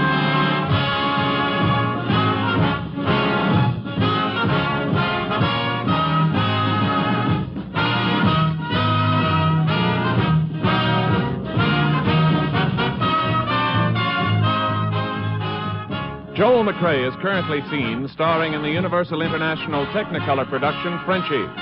Tonight's cast included Tony Barrett, Paul Frees, Whitfield Connor, Sam Edwards, Parley Bear, and Barbara Luddy.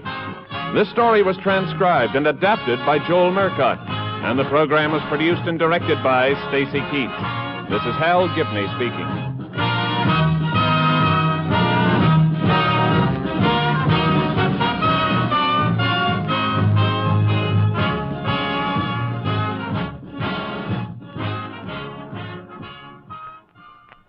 Three chimes mean good times on NBC. Tomorrow, the voice of Firestone presents Metropolitan Opera basso Cesare Siepi in a melodic variety of operatic selections. Your Monday evening of music also includes the telephone hour, and tomorrow's guest artist is the renowned coloratura soprano Lily Pons. Among Miss Pons' selections tomorrow is the beautiful aria from Rigoletto, Cara Nome. Phil Baker asks the $64 question next on NBC.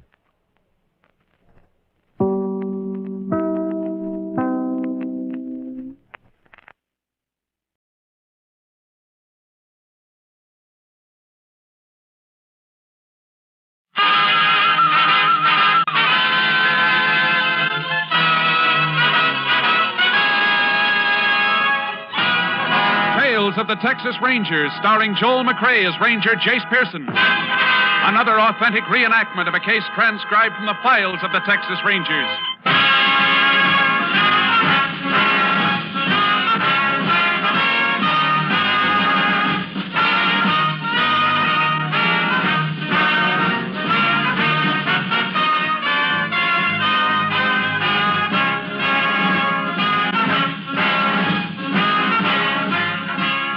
Names, dates, and places in the following story are fictitious for obvious reasons. The events themselves are a matter of record.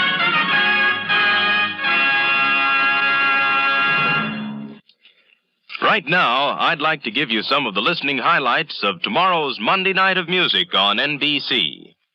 The life and music of Franz Schubert is the basis for the Railroad Hours presentation of Blossom Time tomorrow evening. Starring Gordon McRae and Nadine Connor, Blossom Time is one of Sigmund Romberg's most famous musical romances. Be sure to hear it tomorrow as presented by the Railroad Hour. Also tomorrow evening over most of these stations, the Telephone Hour welcomes Lily Pons, famous Metropolitan Opera star. As the initial Telephone Hour guest of 1952, Miss Pons continues the schedule of appearances that have made her one of the favorite soloists heard over this distinguished program. Miss Pons will present as her featured selection an aria for which she is particularly noted, the lovely Bell Song from the opera Lakme, while Donald Voorhees and the Telephone Hour Orchestra lists among their pieces the Gay Festival at Baghdad by Rimsky-Korsakov. And now, back to Tales of the Texas Rangers.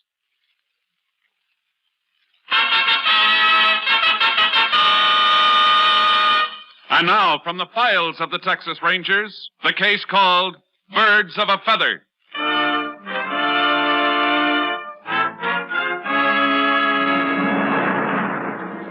It is 3 o'clock in the morning of February 23rd, 1940. A cold rain is falling in the town of Baker, Texas. A car drives slowly through the darkness, comes to a stop near the Union High School. The two occupants sit, looking up the street toward the school grounds. Hold down the window, Freddie. You can see better. What? Oh, sure, Ben, sure. Yeah, we got it set for 8:45 this morning. He'll come down this street heading for the school. We'll be right here waiting for him. Yeah, but suppose it don't show up. He will. And I've been checking it every day for a week. Yeah, but suppose it don't. Suppose something goes wrong. Nothing's gonna go wrong. Joe's out the shack now. We want to have everything ready for him. You'll be driving then, and what's the matter with you, Freddie? You ain't even listening. Sure. Heard every word you said. Well, what did I say? Joe's out at the shack. And what? Well, guess I must have missed it, right? Yeah, you must have. You're scared, ain't you, Freddie? Ain't you? Okay, so I'm scared. Who wouldn't be on a job like this? Look, Ben, why don't we stick to filling stations? We're making a living. A living? $15 here, 20 there. What kind of living's that? We'll get more off this job than we hit in 100 filling stations. I don't like it, Ben. I just don't like it. All right, let's get out of here. Roll up your window. All right.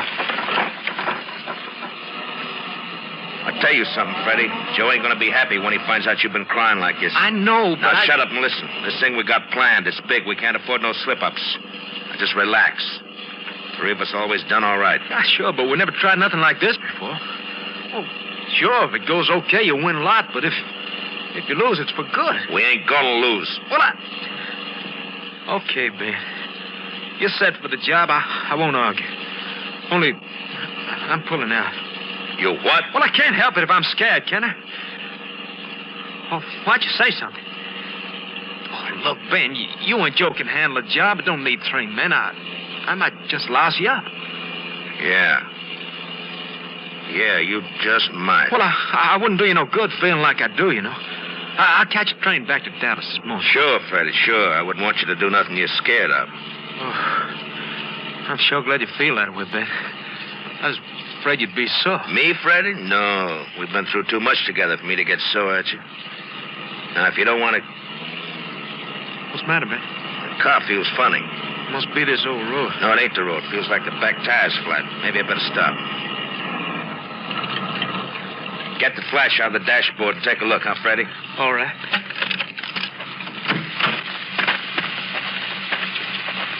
You see anything? Right rear looks okay. Sure it's wet out here. What about this one? Bring a light over. All right. Well, that looks okay, too. I reckon you imagine things, Ben. Yeah. Hammer the flash, Freddie. Sure, yeah. Now, let's get... Ben, what you doing with the gun? You were right, Freddie. Joe and me can handle the job alone. We don't need you. Ben, no. Like you said yourself, you might louse us up. But I said I was leaving town. You never hear from me again. Yeah, Ben. but you'll know about the job, Freddie. You'll know who done it. Ben, don't be crazy. Ben!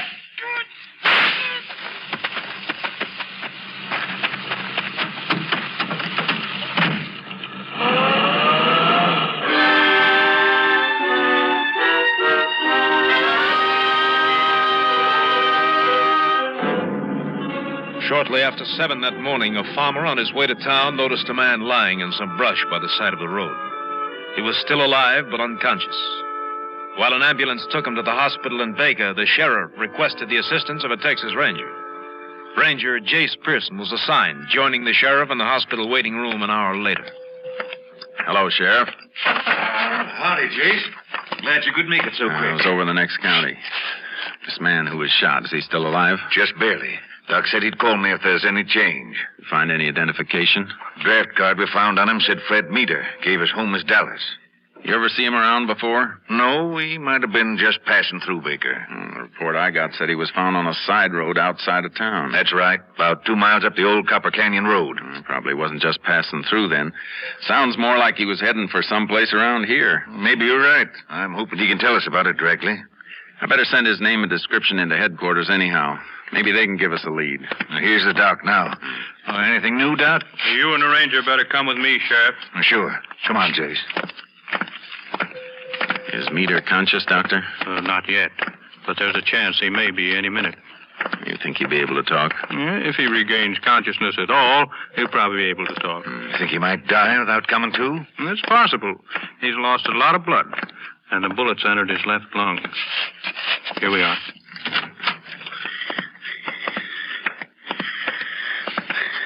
You can leave him now, nurse. I'll stay with him.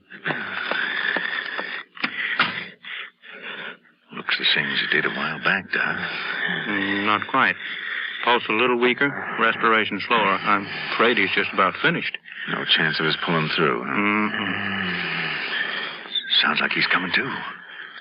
How about it, Doc? Well, sometimes just before the end, they do. You see? He's opening his eyes. It's all right if I talk to him now? Certainly. Fred, can you hear me? I think he did hear you, Jace. Who shot you, Fred? Tell us, who shot you? Look, Jace, he's trying to say something. Yeah. John Warren. John Warren. Wait, just a minute, Sheriff.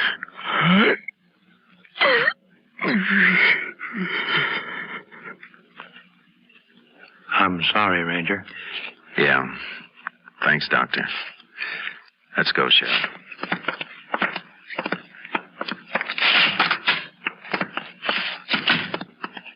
You know the name John Warren, Sheriff? Sure do, Jace. This Meader fella, he's all wrong. Why, John Warren's one of the leading citizens in Baker. Does he live nearby? About a mile out of town. But, Jace, this don't make sense. I know John well. He wouldn't have any connection with a kid like that. That's something we better make sure of. Come on, Sheriff. We're going to visit Mr. Warren.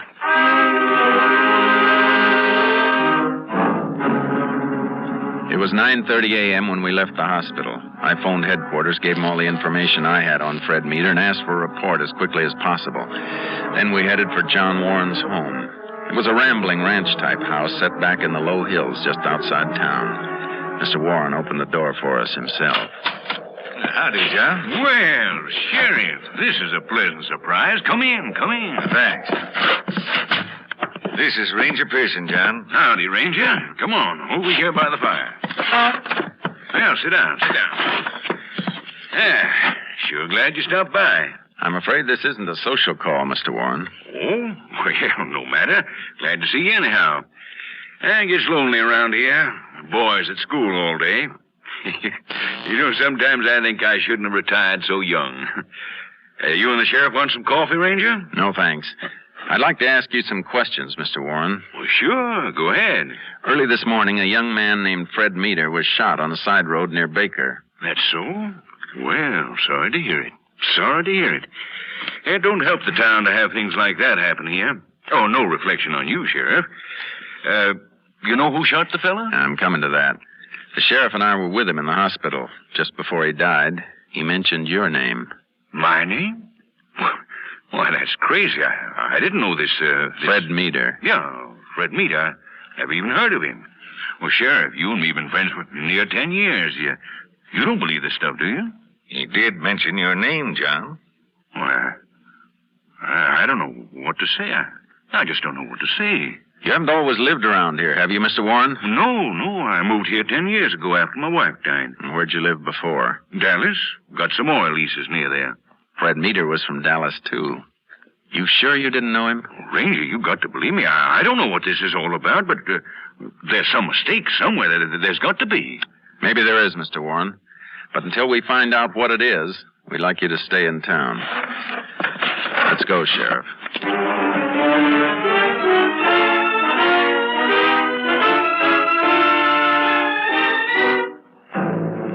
We drove back to the sheriff's office, arriving there just before noon. Sheriff went in to talk to his deputy while I stayed at the trailer to give Charcoal his feed bag. 5 minutes later, I joined the sheriff in his office. Jeez, look at this, will you? What is it? Message from Austin. Deputy just gave it to me. Anything about Fred Meader? You bet there is. Fred Meader had a record. 3 convictions for larceny. Filling station jobs. Anything else? Yeah. Seems he worked with a gang. Picked up each time with 2 other fellas. Ben Morphy and Joe Wills. That could be something. We get out a pickup on him. There's something else, Jace. Fred Meader, Ben Morphy, and Joe Wills all worked at one time for the Warren Oil Company. John Warren's outfit? That's it. Get your hat, Sheriff. I've just thought of a few more questions to ask Mr. Warren.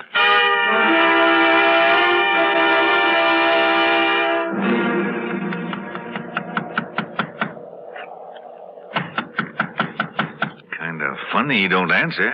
His car's still in the garage. Try again, Sheriff. Who's there? Ranger Pearson, Sheriff Holmes. Go away. You better open up, John. I said go away. Reckon I had him all wrong, Jason. Let me handle it, Sheriff.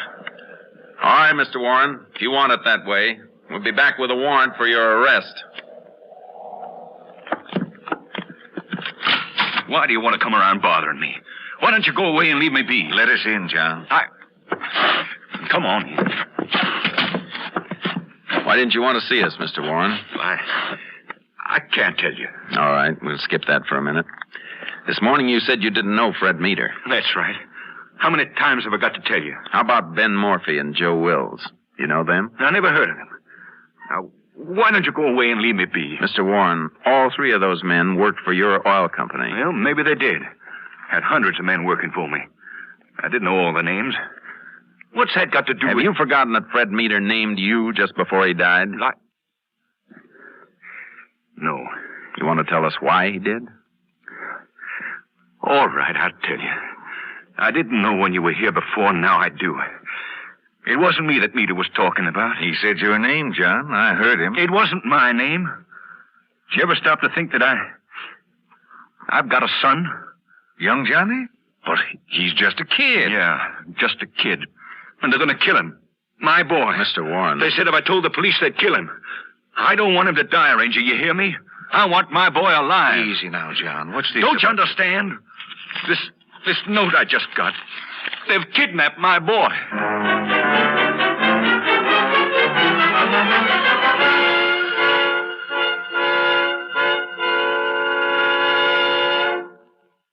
In a moment, we will continue with Tales of the Texas Rangers, starring Joel McCrae as Ranger Jace Pearson. Here is an urgent message for all ships' radio officers. The Federal Maritime Administration is calling all former Merchant Marine radio officers to come back to sea. Right now, scores of ships are riding at anchor, loaded and ready to sail. Their cargoes are vitally needed by our fighting forces and by our allies. Especially right now, the need for radio officers is acute. If you have had 6 months Merchant Marine radio operating experience since January 1935 on any kind of FCC license, the American Radio Association, CIO, will help you get an emergency license to ship out at once. You will earn more than $600 a month. Former radio men are urged to write, phone, or wire to the American Radio Association, 5 Beekman Street, New York City, which will put you in touch with the port office nearest your home. Or go now to the American Radio Association, 5 Beekman Street, New York City. And now, back to Tales of the Texas Rangers.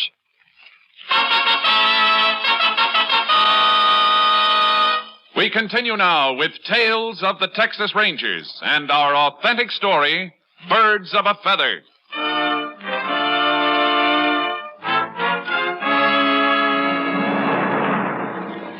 The kidnap note had arrived in the mail that morning, but Warren had not picked it up until a few minutes before we arrived. It was a crudely printed message, unsigned, and mailed the night before in Baker. It asked $10,000 for the return of the boy. The money was to be brought in $50 bills to a shack in Copper Canyon at 4 o'clock that afternoon. It was now 1:15. While we read the note, Warren paced back and forth across the room. John, walking back and forth like that ain't gonna do no good. Why don't you sit down? Sure, you can say that. It's not your boy they got out there in the cold. Now, John, that ain't fair. You know I feel bad about this. I know you do, Sheriff. I'm sorry. Mr. Warren, are you sure they've actually picked up your son? Well, they must have. I called the school right after I got the note. Johnny never showed up there today. That means they've had him since before 9 this morning. What's the use of talking about it? Just let me leave the money and get my boy back. We'd like to help you get him back. You've read what it said in the note. If I bring the police in, they'll kill him. Mr. Warren, what I'm going to say will sound pretty blunt, but I want you to think about it. No, I can't think. Now, just a minute. You must believe that once the kidnappers get the money, they're going to take the trouble to bring your son back. Well, The ranger's right, John. They wouldn't do that. Too much risk getting caught. Well, you mean that even if I leave the money, that they'll kill Johnny? I'm not saying they will, but they might. Look at it this way. Sure, the note said they'd bring your son back, but did it say when or how? Well, no. I've seen a lot of these cases, Mr. Warren. I know how tragically most of them end because the victim doesn't call in the police. All right. What do you want me to do? First of all, you've got to understand one thing. We'll do our best to help you, but it's humanly impossible to guarantee anything. I understand that, Ranger. Good. Now, let's see. It's 1:20. How long will it take us to get to Copper Canyon, Sheriff? Well, if we cut across the back of this ranch, shouldn't take us over 20 minutes on horses. Good. You got a horse for the sheriff, Mr. Warren? I sure have. Corral's full of them. Is there some place we can watch the shack without being seen? I reckon the best place would be along the rim of the canyon. They wouldn't spot us there. I don't suppose you have all that cash handy, Mr. Warren. I'll have to get it from the bank. You know any of the bank officials well? The president. One of my best friends. And get the money directly from him. Have him mark the bills and record the serial numbers. Well, he'll want to know why. Tell him, and ask him not to say anything to anybody. All right, Ranger. We'll be taking off now. You can ride to the canyon as soon as you have the money. You want me to leave it there just like they said? That's right. We'll be watching. And we're going to count on catching whoever picks it up.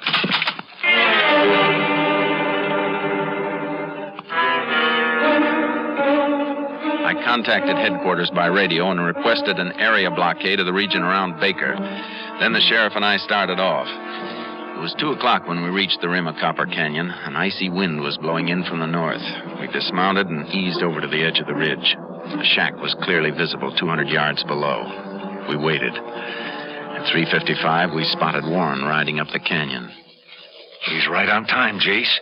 You reckon somebody's waiting for him in that shack? Maybe. Shouldn't be long before we find out. Don't it strike you funny that they only asked 10,000? John must be worth close to $1 million. They could have got 50,000 easy. This is a small-time larceny gang, Sheriff. 10,000 must look pretty big to them. Yeah. Poor John. Sure hope we can get that kid back to him. We're going to make a good try. There he goes. Opening the door of the shack. Better get ready. If there's anybody in there, we don't want to lose him. I'm ready. But one of the kidnappers is in there. You could pluck him easy with that rifle when he comes out. That wouldn't be any good, Sheriff. And we'd never find out where they're hiding the boy. There's John again. Jeez, he's waving at us to come down. Now, what... Come on, Sheriff. Let's go down and see what he wants.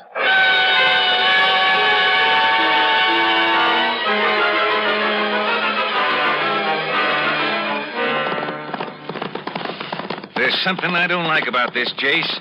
Why would John beckon us down here like he did? There's only one way to find out. We'll know in a minute. I don't see him around. He must have gone back into the shack. Oh, Charky. Oh, boy. Be careful moving in, Sheriff. Maybe some kind of trap.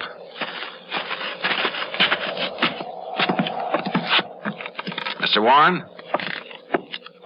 It's all right, Ranger. Come on in. Look what's in this cage. I'll be darned. Pigeons. What's that strapped on their backs? Capsules to carry messages or money. They're homing pigeons, Sheriff. I knew it wouldn't work, Ranger. These men are clever. They don't take chances. Did they leave any instructions? Yeah. Listen. What's it say, Jace? Mr. Warren's supposed to divide the money in 10 parts and put it in those capsules on the pigeons. Yes, and then I release the pigeons and they fly wherever the men are. We're licked, Ranger. I'm not so sure. But if I don't do like they say, they'll kill my boy. You'll do exactly as they say, Mr. Warren, as these pigeons are going to lead us to your son. But, Jace, we can't follow homing pigeons on horseback. Not alone, Sheriff. We're going to have help. What kind of help? A plane? I'll use that walkie-talkie out there in my saddle. Have our nearest unit contact Austin. Ask him to send one of the Ranger planes over here. Sounds like a good idea, Jace. Well, suppose they do bring a plane in. How'll that help you find my boy? We won't release the pigeons till the plane gets here. Then the air unit will keep radio contact with us and lead us to the place where the pigeons land. You reckon it'll work? I hope so. You stay here with Mr. Warren, Sheriff. I'll be back in 10 minutes.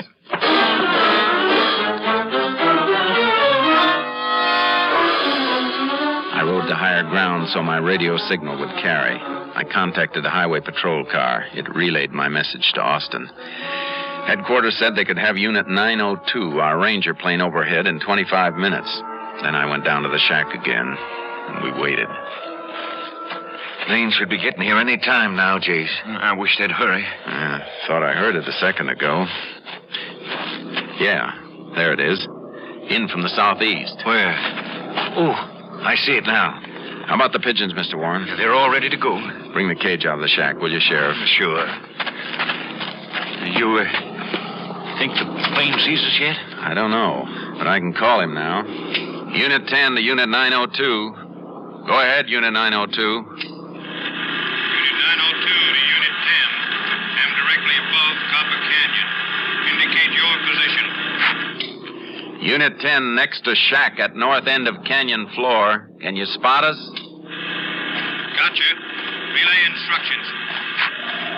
Pigeons are all set, Jace. Fine. This unit will release 10 pigeons. Follow them and locate landing place. Request you maintain radio contact with us. Stand by for release of pigeons. 10-4, Unit 902, clear. All right, Sheriff. Open the cage and let the pigeons go. They're not wasting any time getting away. We've held it up too long. We're half an hour late now. Don't worry, Mr. Warren. The men who are waiting probably think they're pretty safe. Pigeons are heading east, Jace.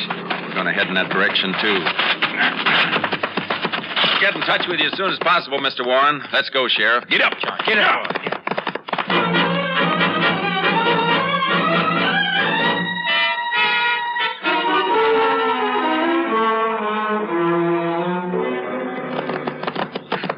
We've been riding for over 10 minutes, Jace. Shouldn't we be hearing from your plane? He's probably got more than he can do just keeping his eye on those pigeons. We'll hear from him. I sure hope it's soon. Gets dark early these days. It could be him coming in now. Unit 902 to Unit 10. Unit 10 to 902. Go ahead. This unit has cut off motor. I'm gliding to avoid detection. Is my signal clear? Signal clear, 902. Pigeons are now landing at shack. Due east your former position. Shack located at base of hill, where dry wash makes horseshoe bend. That's the old Martinez shack, Jace. Been empty for years. Sounds like it's occupied now. Thanks, 902. We'll take it from here. Unit 10 clear. 10-4, 902 clear. How far is the Martinez shack from here, Sheriff? 4 miles, maybe. 5 at the most. And we got a knock on it, Sheriff. No telling what their plans are now. Get up, Chark. Come on, boy.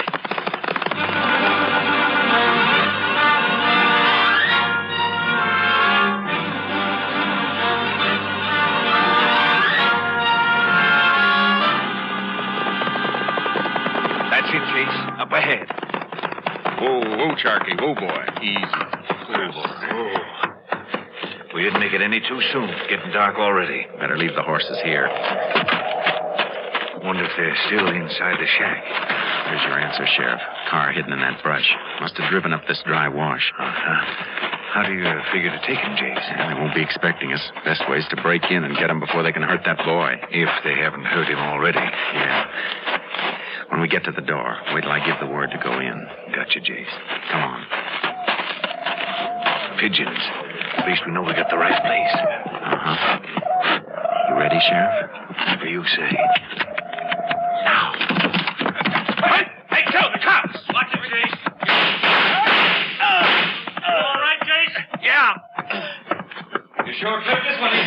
toenail. I think we just nicked the other one. Oh, I'm hurt. I'm hurt bad. It's only your shoulder. Where's the boy? In the back room. See if he's all right, Sheriff. Sure. Your name Joe Wills? No, Joe's over there. Get me to a doctor, will you? Young Warren's all right, Jace. I'm untying him. Good. You must be Ben Morphy. Yeah. Get me to a doctor. Oh, my shoulder. There's nothing wrong with your legs, Ben. Get up. It's a long trip to Huntsville, and you're walking the first part.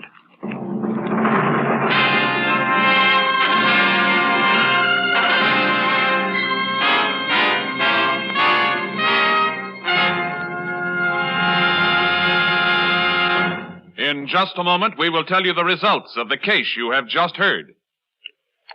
There's man-to-man adventure in store for you Tuesday night with Cavalcade of America and the Man Called X. Gregory Peck will be heard as a prisoner named Brown when Cavalcade of America tells the story of the man who instituted widespread prison reforms by becoming a voluntary inmate. It was in 1931 that Thomas Osborne, a former mayor of Auburn, New York, visited the governor of New York to see what could be done to make Sing Sing more effective. He saw the same men return again and again for new prison sentences. Working from the point of view that prisons should be repair shops and not scrap heaps, he entered the prison to find out firsthand about the conditions in penal institutions. His discoveries and improvements led to his becoming warden of the self-same prison in which he was a prisoner. You'll hear this story Tuesday on the Cavalcade of America. And also on Tuesday over most NBC stations, Herbert Marshall takes over as the Man Called X with stories of intrigue in the far-off corners of the world. Hear Herbert Marshall as the Man Called X, Tuesday on this station of the NBC Radio Network. And now back to Tales of the Texas Rangers.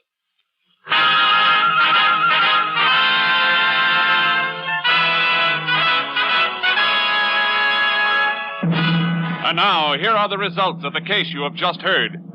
Soon after the arrest, Ben Morphy confessed to the killing of the third member of the gang, Fred Meter.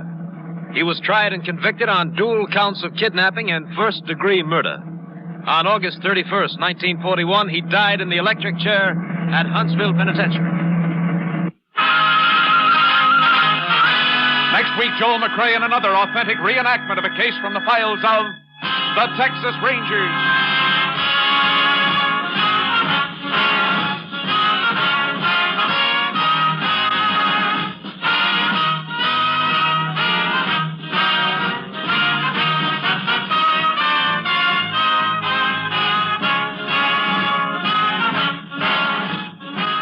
The cast included Tony Barrett, Bill Conrad, Ed Begley, Ernie Newton, and Bill Johnstone. Technical advisor was Captain M.T. Lone Wolf Gonzalez of the Texas Rangers. This story was transcribed and adapted by Charles E. Israel, and the program was produced and directed by Stacy Keith. Hal Gibney speaking.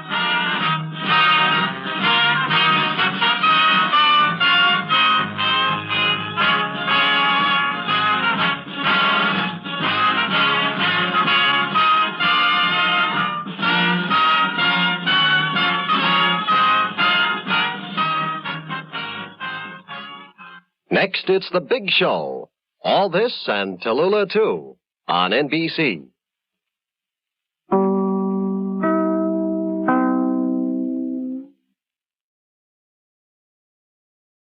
The National Broadcasting Company presents Joel McCrea in Tales of the Texas Rangers. Tonight, transcribed from Hollywood, another authentic reenactment of a case from the files of the Texas Rangers. Tales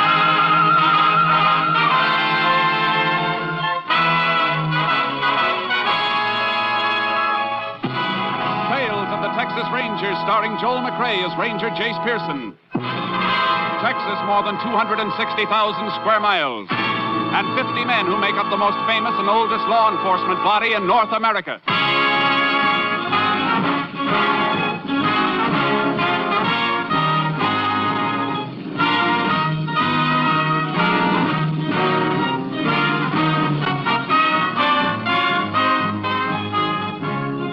From the files of the Texas Rangers come these stories based on fact. Only names, dates, and places are fictitious for obvious reasons.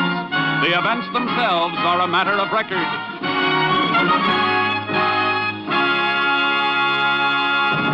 Case for tonight, Blood Harvest.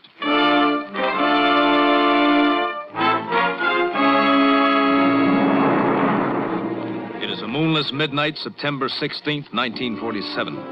A truck without lights is parked in a cultivated field several miles from Fairvale, Texas.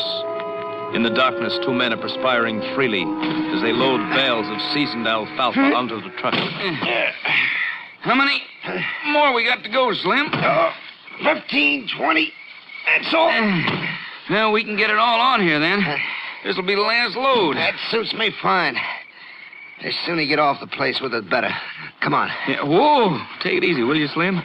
How about time out for a smoke? Smoke? You out of your mind, Trent? Oh, we're a half mile from the house, and besides, you said Mullen was asleep. Look, don't give me an argument. All right, but I moved more than 200 bales of this stuff tonight. I'm going to rest for a minute. If you don't like it, load the rest of it yourself. Okay, don't get hot about it. I'm just as tired as you are. Sit on a running board. Yeah. Mullen's sure going to be surprised when he gets a look at this field tomorrow. Yeah, he sure is. What'll we get for this stuff? About $30 a ton. Ain't bad. Bound to clear almost $200 a piece. Yeah. Could make more than that running a couple of head of cattle without working up this pig sweat, though. Sure, smart guy. Run cattle and get picked up and sent to the pen. Maybe there ain't as much money in alfalfa, but one thing about it, there ain't no brand marks on the bales either. Nobody can say it ain't yours once you get in the clear with it. Yeah, I guess you got a point. Think Mullen's liable to suspicion you when he finds his field stripped tomorrow? Oh, not a chance. I'm an old war buddy, ain't I? And he saw me taking a sleeping pill before we turned in tonight. At least he thinks he saw me take it. It's a good thing he ain't seen you take this alfalfa, or you'd lose your job for sure. After tomorrow, I can afford to lose it. Farm work ain't for men, it's for horses. Hey, come on, we rested long enough. I want to get you away from here. Okay. Hey, give me that pitchfork. I'll push those last two bales back and make more room on the tail of the truck. Here it is. I got to act real surprised tomorrow when... What's the matter, Slim? Shh. There's something moving. I don't hear nothing. There it is again. Maybe it's Mullen. Maybe he woke up. Keep quiet, Trent. Who's out in this field? It is him. Shut up. You better answer me. I can see the outline of your truck. Slim, I got to start up and get out of here. No. You woke up. You must know I'm not in the house. So pile in the truck and come with me, quick. Hey, go to jail, lady, you fool. No. I'll slide around behind the truck. You stay here until he comes up to you. Yeah, but I don't... Do as I tell you. Who are you? Talk up fast. It's me, Mullen, Harry Trent. Harry Trent, huh? You lost, Trent? What are you doing in my field in the middle of the night with a truck full of my alfalfa? Well... Save it, Trent. Where's Slim? Where'd he run to? I didn't run any place, Mullen. You know... Don't move. There's a pitchfork you feel against your ribs.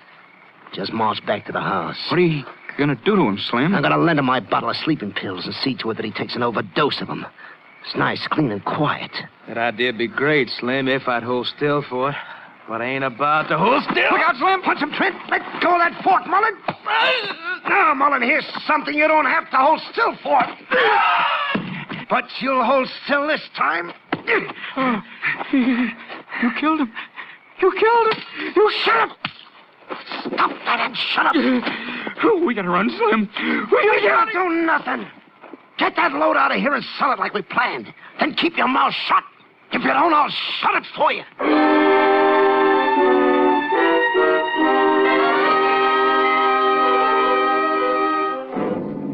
Just before dawn of the next morning, a hound from a neighboring farm came across the body of Robert Mullen. Its baying attracted its master, who called the sheriff. The sheriff requested aid from the Texas Rangers. Ranger Jace Pearson was assigned. There's the body, Ranger. Black hound dog over there came across it this morning, set up a holler. Owner heard her, knowed she'd found something, and come running. I see. Which one owns the dog? Fella in the Mackinac, Sam Richardson. His farm adjoins this one along the east fence. Who are the other two men? Harry Trent. Farm on the north is his, and Slim Ferryman. Slim worked this place with Mullen. They was buddies in the war or something. You want to talk to him? Yeah, in a minute. Anybody touch that pitchfork? Nope, not even me yet. I figured it must be the murder weapon, blood all over the prongs. Hard to read prints off that handle, though. Yeah. Marks on the body show Mullen was jabbed twice. Once would have been plenty. I sent for the JP, but I don't think we need an inquest to tag this as murder. No, but he'll have to order a medical examination to establish the time of death. Mullen fell kind of funny. The left leg bent in under him. Well, there's a reason for that. Pull up the pants leg and you'll see. Yeah. That explains it all right. Artificial leg. He in some kind of an accident? If you can call Okinawa an accident. He hit the beach there with the 1st Marines. Lost a leg and an eye. Left eye's glass. He could have picked an easier life than farming. Did he have any family? Sister, Ellie, lives over at Holtzville. Guess I'll have to bring her the news. You could call the local minister at Holtzville. He can tell her better than you can. And we can drive over and see her later and find out if she knows anything. That's a good idea. I'll talk to these other fellas now. Okay. They don't seem to know much, though. They may know when Mullen was last seen alive. Isn't often a man gets pitchforked to death out in his own fields. Yeah. Fellas, this here's Ranger Jace Pearson. Ranger, this is Sam Richardson. Howdy. Hello. Harry Trent. Hello. Slim Fireman. Glad to know you. Richardson, the sheriff tells me your dog found the body. That's right. Oh, must have been about 4 a.m. I was just getting out of bed when I heard her, so I come a-running. You always run out and investigate when you hear one of your hounds baying? Nope, but that black hound of mine's a good one. And I ain't never heard a dog sound off like she did. I see. When did you see Mullen last alive? Yesterday morning. Passed each other along the fence and said howdy. How about you, Mr. Trent? I hadn't seen him for a couple of days. Reckon Slim here saw him last then. How about it? Well, sure, reckon I did. Last night we ate, and then I turned in early. Then this happened during the night? Must have, as far as I know. Why would Mullen come out to this field at night? I don't know. I didn't even know he'd left the house until Richardson here come pounding on the door and woke me up this morning after he found the body. You live right on the place, Slim? Huh? How come you didn't hear Richardson's dog? Well, I was sleeping kind of heavy. I took a sleeping pill last night. Must have knocked me out good. Had a rough day yesterday. What do you mean rough? Well, all the extra chores, loading the alfalfa from this field onto the truck. I was wondering how come there were so few bales from such a big cutting. Well, Mullen had a buyer for most of it, I reckon. Anyhow, he carted it off. Yeah, I see the tire tracks. Any idea who he sold it to? He didn't say. Think somebody paid him for the stuff, then came back to rob him of the money, Jace? Could be, Sheriff. Except that Mullen made the robbing mighty convenient by coming out into this field at night. When we learn why he came out here, we'll be learning a lot.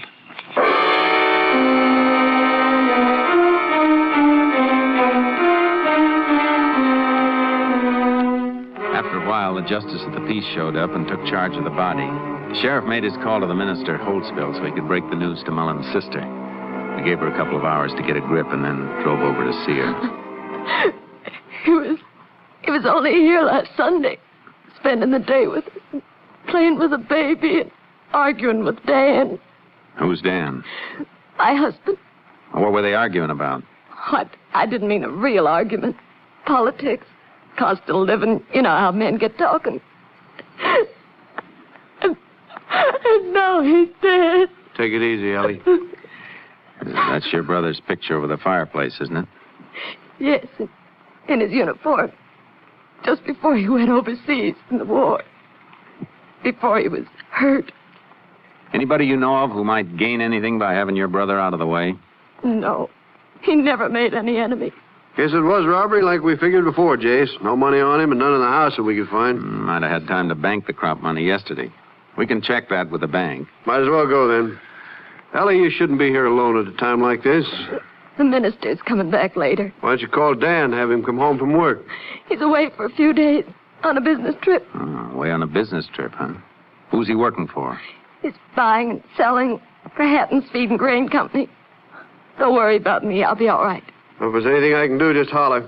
Bye, Ellie. Goodbye, ma'am. Goodbye. You gotta find out who killed my brother. You can't let him get away with it. We'll try not to, ma'am. I never thought how her husband's job might fit into this. Buying and selling feed and grain, huh? Mullen sold that alfalfa. Most likely man he'd sell it to would be his own brother-in-law. It's something we're going to check on. Hop in. Gonna put out a radio pickup for him? No, we'll drive over to the Hatton Feed and Grain. They'll know where he is. We'll pick him up ourselves.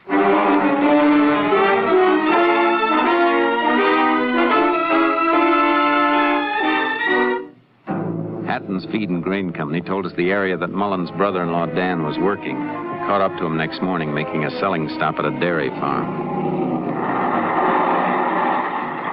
That must be Dan's car there by the barn. Hatton Company emblem on it. Yeah, let's find him.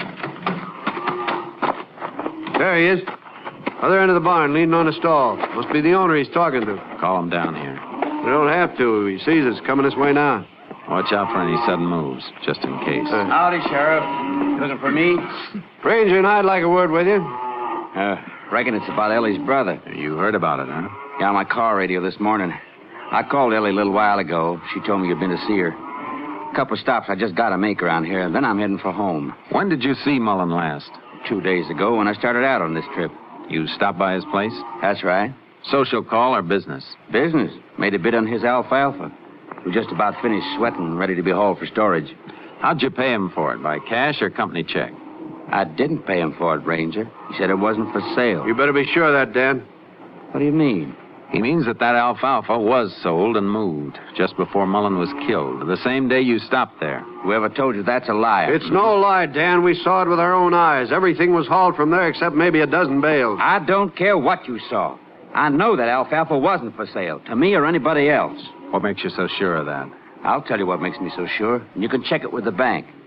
Bob told me he'd made arrangements for a bank loan to buy 20 head of dairy cattle. That's why I'm sure. He was getting them in next month, and he needed that alfalfa for winter forage. He couldn't have sold it, not to anybody.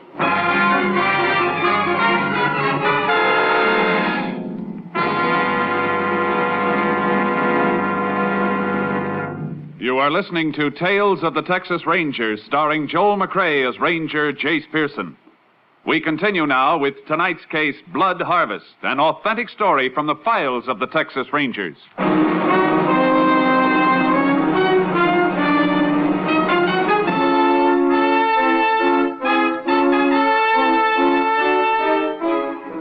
Mullen's bank verified the loan for buying the dairy herd. Unless he'd changed his mind suddenly, Mullen wouldn't have sold the feed he'd been needing for his own stock. The sheriff and I headed back for Mullen's farm. Don't see Slim around any place. He may be into the funeral home. Let's take a look at the barn. We've looked at the barn before, Jace. No way we could miss a couple hundred bales of alfalfa. No, but we might have missed something we weren't looking for the last time. Just look up. You see the loft is almost empty. He didn't need much forage with just one horse to feed. No, I'm not looking for forage. Here's what I'm interested in. Just a bunch of scrap lumber. And a keg of nails. Just about what he'd need to build stalls for that dairy herd. Now, Mullen was too far ahead with his plans to change his mind, if you ask me. Sure looks that way. Where'd Mullen keep his hay truck? That vehicle shed out back? Yeah. Come on. What do you want to see, Jace? The truck that Slim said he and Mullen loaded that alfalfa on. Looks like the shed is locked. Oh, no, it isn't. It's the wooden peg stuck through the lock ratchet. We can pull it. I'll help you roll her back. There's the truck. This the only truck he's got? Yep. If this truck was used to haul alfalfa bales, they must have been tighter than any bales I've ever seen. Look at that truck bed. Clean as a whistle. Not a straw on the floor. No. Hey, Sheriff. This is the truck that was loaded out in that field. You can't be sure of that just because the bed is clean. No, but I can be sure by the tires. Look at them. Tread's worn down, almost smooth. The tire marks we saw out in the field were well marked. Plenty of tread. Hey, that's right, they were. Come on. Take Mullen's horse from the barn, throw a saddle on it. I'll get charcoal out of my trailer, and we'll take a little ride. Where to? Out to the fields first, where I can make a plaster cast of that tire tread. Truck was loaded heavy. Impression was deep enough to hold. Why can't we drive out? I want to cut across the neighboring farms, too, and see if we can find any matching treads in other fields. We can see the ground better as we move on horseback. Just as easy to drive around to the farms and check the tires on the trucks like we did here. Yeah, but I don't want to be seen doing that. If we scare the man we're after, he might run before we get to him. Okay, I'll have this nag ready in a minute. If you're right, Jace, Slim Ferryman has been lying about moving the alfalfa. Easy, boy. We'll find out. If he was lying, it'll explain why Mullen was out to that field at night. Because it'll mean that the crop was being stolen at night. And he was killed when he saw who was stealing it.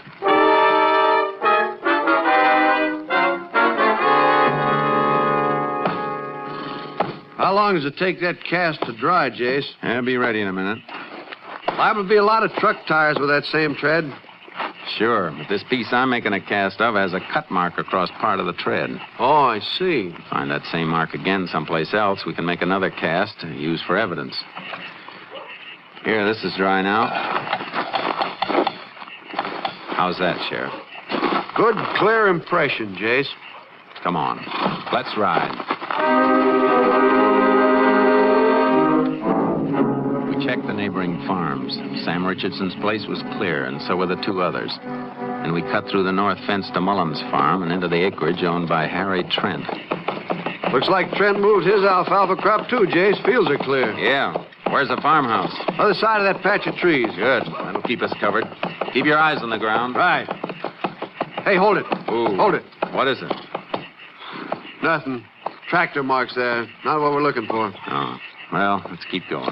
Hey, There's quite a bit of straw on the ground over to the right, Sheriff. Let's move that way. Hey, boy. Yeah, Sharky. Yeah.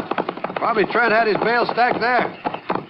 Huh. He sure did. That's what we're looking for. Ooh, charcoal. Oh, easy.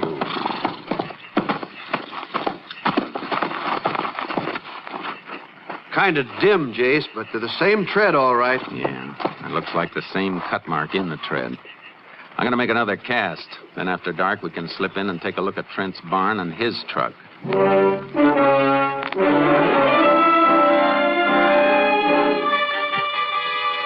We slipped back that night. Trent's truck tires were the ones we were looking for, heavy duty. We went from the vehicle shed to the barn. Pretty dark night, Jace. Hardly see in here either. Yeah, I don't see enough to find what I want. There's a ladder to the left. Here it is. All right, I'm going to climb up. Give me your flashlight. Here you are. Anything up there? Just a few bales. I reckon Trent sold most of his alfalfa crop, too. Even if he had Mullins' crop here, no way we could prove it. That's where you're wrong, Sheriff. If Trent had it, we're gonna prove it. We cleared the farm without being spotted. Got to my car and drove back to town. Robert Mullins' wake had just ended at the funeral home as we pulled up at the sheriff's office. We didn't have to be so careful out at Trent's place, Jace. There he is going toward his car. Must have come in to pay his respects. He just came out of the door of that cafe. Oh, look who's in there at the counter. Slim Ferryman. Yeah, we could use some coffee. Come on. Good night. We'll see you tonight. Yeah.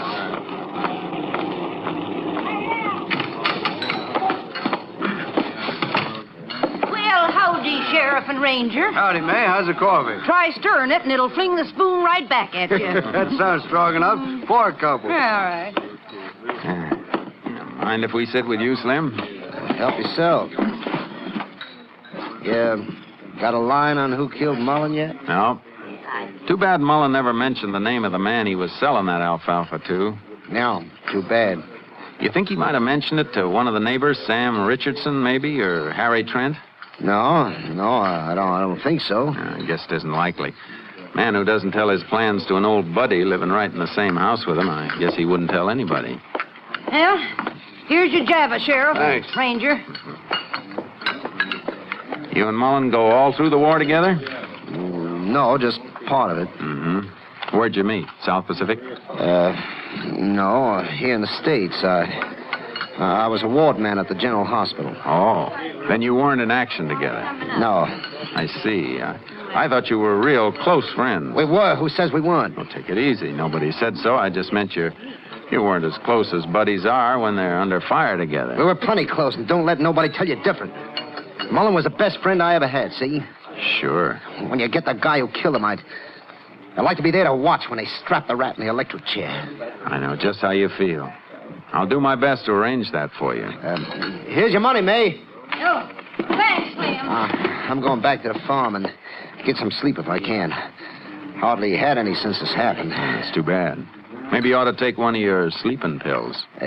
Yeah. Maybe I will. Good night. Good night, Sheriff. Night, Slim. You sure rattled his teeth, Jace. He was pretty frank about his service record, though. Only because he knew I could check it if he lied. Let's skip this coffee. I want to see Ellie and her husband, Dan. Ellie and Dan were keeping a lonesome night vigil beside the body of Robert Mullen. We beckoned Dan outside. What is it? I don't want to leave Ellie alone too long. I'm afraid you'll have to leave her alone for a while if you want to help us spring the trap on the man who killed your brother-in-law. You know who did it? I think so, but I need your help to prove it. You gotta help her. What do you want? How much acreage did Mullen have in alfalfa? Looked like 7 or 8 acres. 8's right. You know how much it'd yield? About 2 ton to an acre, 16 ton all told. That's a good yield for this year. He took good care of his land. Why? I'll tell you in a minute. Sheriff, we saw Trent's alfalfa acreage. I'd say he'd cut about 6 acres. About 10? You don't have to say about. 6 acres is right.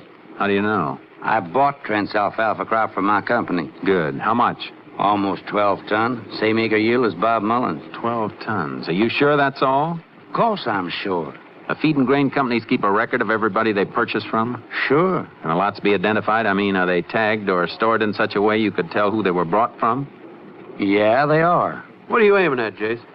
Final proof to break Trent down?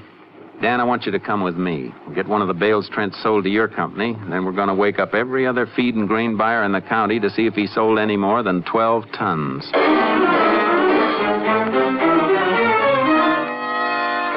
got what we were after.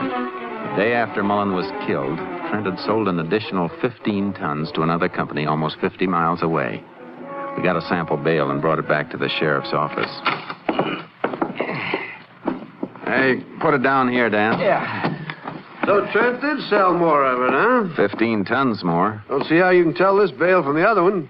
You can when you weigh them. Trent's bales averaged 110 pounds to the bale on his own stuff. The bales in this second batch are tighter packed, about 140 pounds to the bale. Hey, wait a minute, Ranger. There's something else different, too. I just noticed. Look at the wire on the bales. It looks the same to me. Maybe, but you're not as used to seeing baling wire as I am. Wire on the bales Trent sold me is 16 gauge. Wire on this other bale is 14 gauge. Bob Mullen always used 14 gauge. Come on, Sheriff. Let's get Trent and make him talk. Once he opens up, we'll see where Slim Ferriman fits. Chase, I see the picture as clear as you do now, but how are we going to prove that this second batch of alfalfa was stolen from Mullen's place? We don't have to prove it. Trent's the one who has to do the proving. We do things big in Texas, but he's the first man who ever sold 27 tons of alfalfa from 6 acres. Let's go.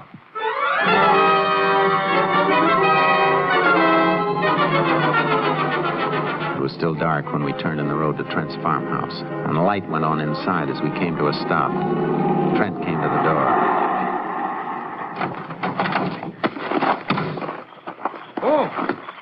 Oh, it's you fellers. I heard a car. You thought it was somebody else? No, I didn't know who it was. Oh, I thought you might be expecting Slim Ferriman. No. Why would Slim come here? Take a few lessons in farming, maybe? So you could show him how to raise 27 tons of alfalfa on 6 acres? 26? You must have raised that much, Trent, because you sold that much. The 15 tons of it belonged to Mullen. He baled heavier and used 14 gauge wire while you used 16 gauge. I bought Mullen's crop. Why would he sell it to you instead of his brother-in-law, Dan? I mean, I hauled it for him. He thought the price would be better someplace else.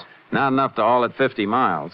And besides, you made that sale yesterday, after Mullen was killed. I had to do it. I was in a trap. If I told you about it, Slim would have killed me. Did he kill Mullen? Were you an eyewitness? Yeah, I saw him do it. I never touched Mullen. Where's Slim now?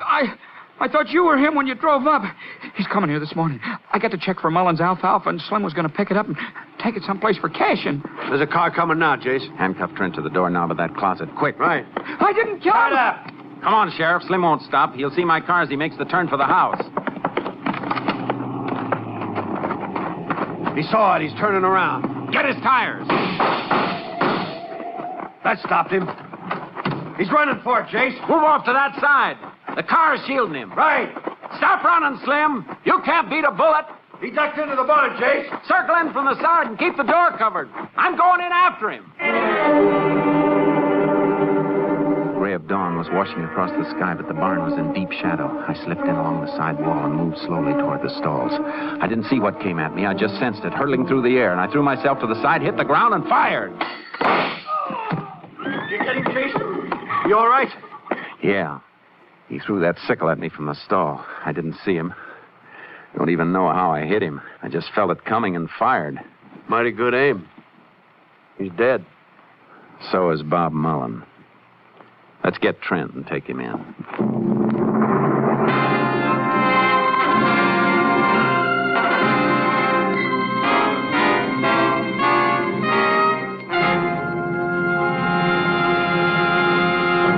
For his complicity in the robbery and murder of Robert Mullen, Harry Trent was sentenced to Huntsville Penitentiary for 50 years.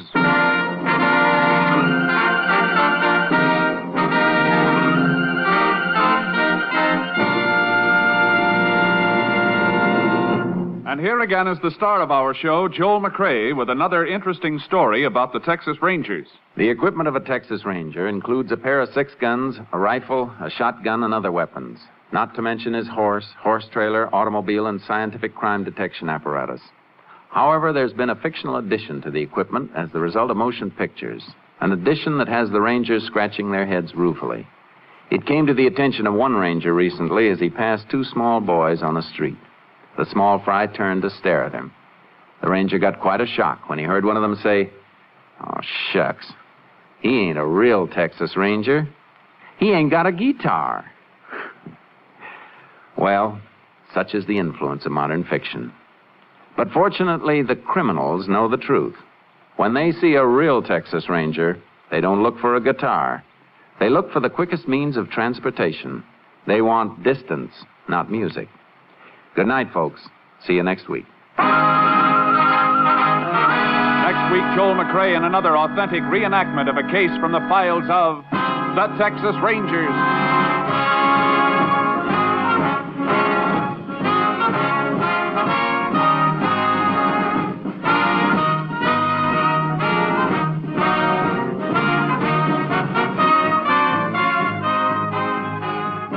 Joel McCrea is currently seen starring in the Universal International Technicolor production Frenchie. Tonight's cast included Tony Barrett, Lou Krugman, Herb Bygren, Tom Cully, Wilms Herbert, Betty Moran, and Gigi Pearson. This story was transcribed and adapted by Joel Murcott, and the program was produced and directed by Stacy Keach. Hal Gibney speaking.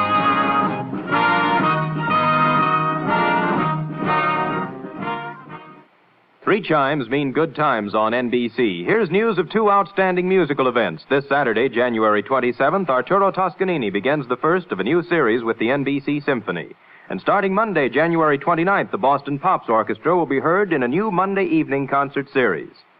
They call infantile paralysis the visible crippler. It strikes without mercy any place, anywhere. You can fight him with your dimes and dollars, though. Send them today to your local March of Dimes headquarters. Join the 1951 March of Dimes. Remember, Arturo Toscanini once again conducts the symphony next Saturday on NBC.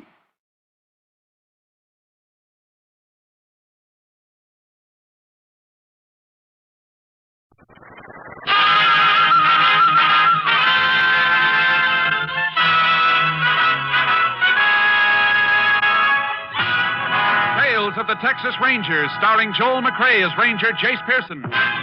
Another authentic reenactment of a case transcribed from the files of the Texas Rangers.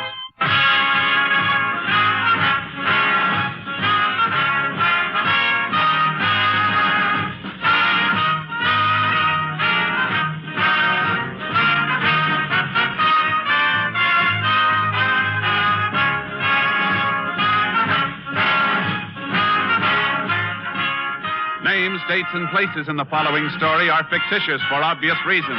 The events themselves are a matter of record.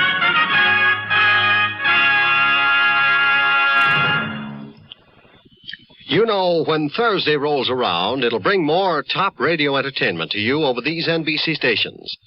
Thursday starts right off in high gear with Robert Young starring as heroic and harassed Jim Anderson of Father Knows Best. The Andersons are just like your family, but funnier, for the head of the household can get himself involved in situations that take the concerted effort of wife and progeny to get unraveled. And usually Jim rises from the battle bloody but unbowed, and still firmly convinced that Father knows best. For adventure fans, Thursday holds the promise of top mystery listening also, as NBC presents Mr. Keene, tracer of lost persons, who matches his deductive reasoning against the violence and murder of crime. Later, join Jack Webb as Sergeant Joe Friday of Dragnet, the true story of your police force in action. Father Knows Best, Mr. Keene, tracer of lost persons. Hear all these and more Thursdays on NBC. Now back to Tales of the Texas Rangers. And now, from the files of the Texas Rangers, the case called Blood Trail.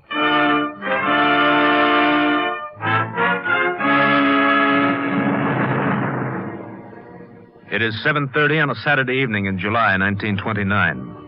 For a week, an oppressive blanket of heat and dust has surrounded the town of Whitney in the Texas Panhandle.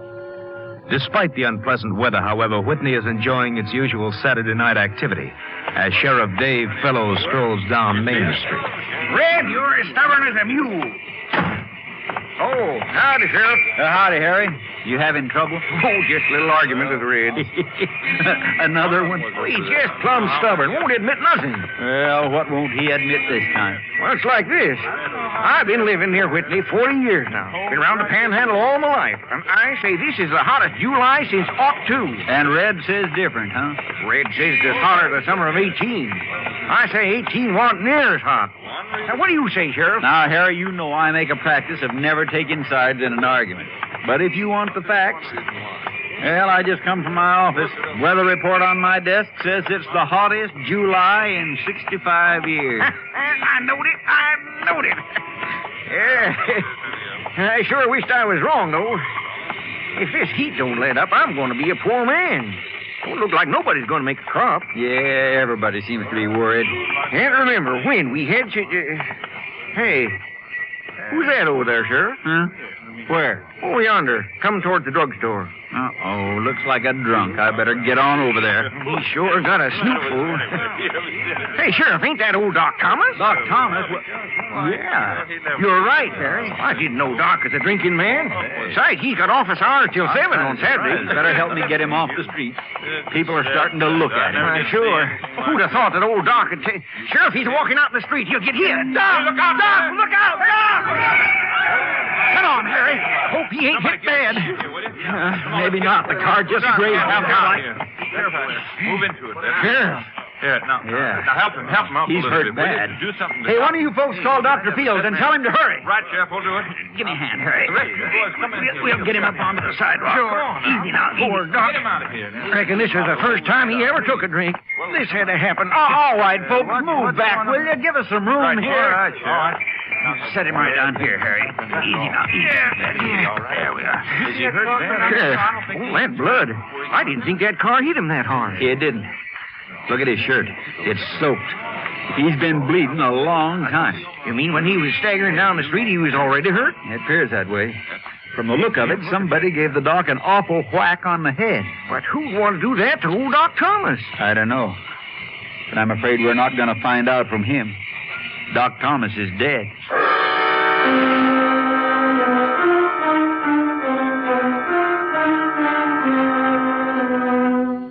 It was easy for the sheriff to trace Dr. Thomas's path before he was hit by the car. Drops of blood on the sidewalk led directly to the doctor's office on a side street, 4 blocks from the scene of his death.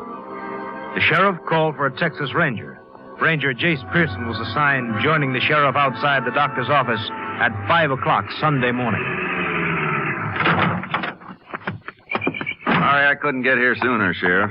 Austin told me you were the nearest ranger, Jace. But they said you were quite a piece away. Yeah, Wichita Falls. Reckon you'd like to take a look at his office first. This is the waiting room. Not much to see here. It's the office that'll give you a shock. You know what the actual cause of death was yet? Loss of blood. Had a skull fracture, too. Haven't found what he was hit with, though. Look at there, Jace. Some mess. Not a stick of furniture left in one piece. Look out for that broken glass. Never would have thought old Doc Thomas could put up such a fight. Didn't he ever have a nurse here with him? No, I figure he couldn't afford it. Treated everybody, rich or poor, the doc did, and didn't mind waiting to be paid. Did he have any money on him when he died? Oh, I don't believe it was robbery, Jace. He had about $15 in his pocket. Uh-huh. Well, the phone's ripped out. Looks like he was trying to call somebody. Maybe not. Could have been tore out during the fight. I don't think so. Cord's out of the way of any furniture that got pushed over. And look at the way the wires are torn. Now, I'd say somebody meant to pull them out of the wall. The one thing I don't understand. If the fellow that had this fight with Doc wasn't after money, he probably meant to kill him. Sounds likely enough. Well, then why didn't he? The way the Doc was weaving when I saw him, it would have been a cinch for the killer to catch him before he ever got to Main Street. I think this will answer your question, Sheriff. That spot of dried blood? Oh, but how, Jace? There's blood spots all over the office, and some in the waiting room. None as large as this. From the size of it, he must have been lying here at least a few minutes. Could be he got knocked unconscious. Killer thought he'd finished his job and took off. Then you figure the Doc came to, got up, and staggered downtown, huh? Yeah. Hey, the fight must have made quite a racket. Any of the neighbors hear anything? I checked that. People on both sides were out, downtown for the evening. You looking for something special, Jace? Yeah, and I've got it. Doc's appointment book. Only one appointment after 5 o'clock. 6:30, Carl Hinkle.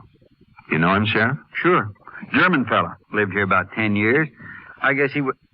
Hey, wait a minute.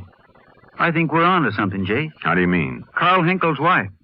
The Doc delivered her baby about 6 weeks ago. Mrs. Hinkle died right after the baby was born. I've heard around town that Carl blamed the Doc for her dying. I see. Where does Hinkle live? Not far from here, over near the Santa Fe Depot. Come on, Sheriff. Let's wake him up and have a talk with him.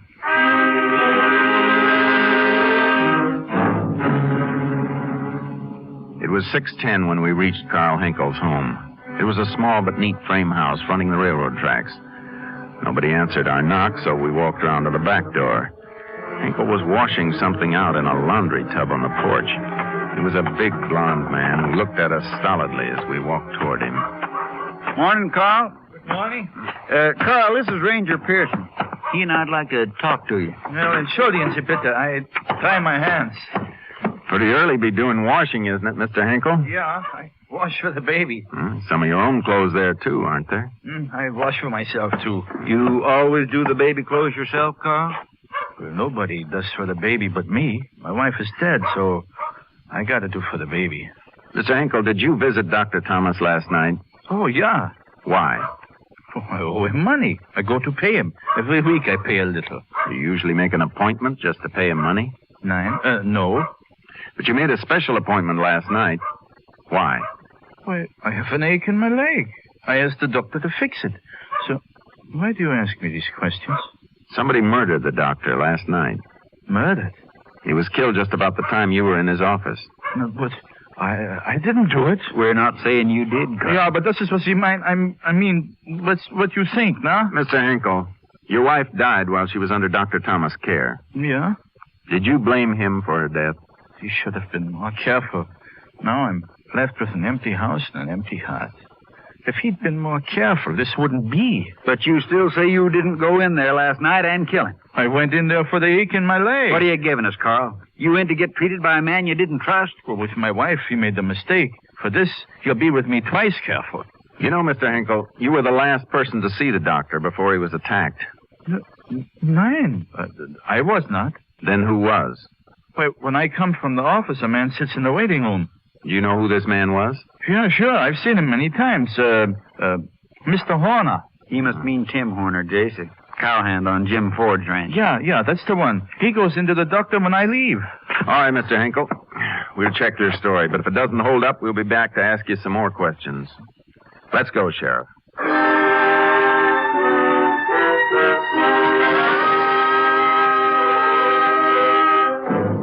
We drove out to the Ford Ranch. It was a small place that had seen better days.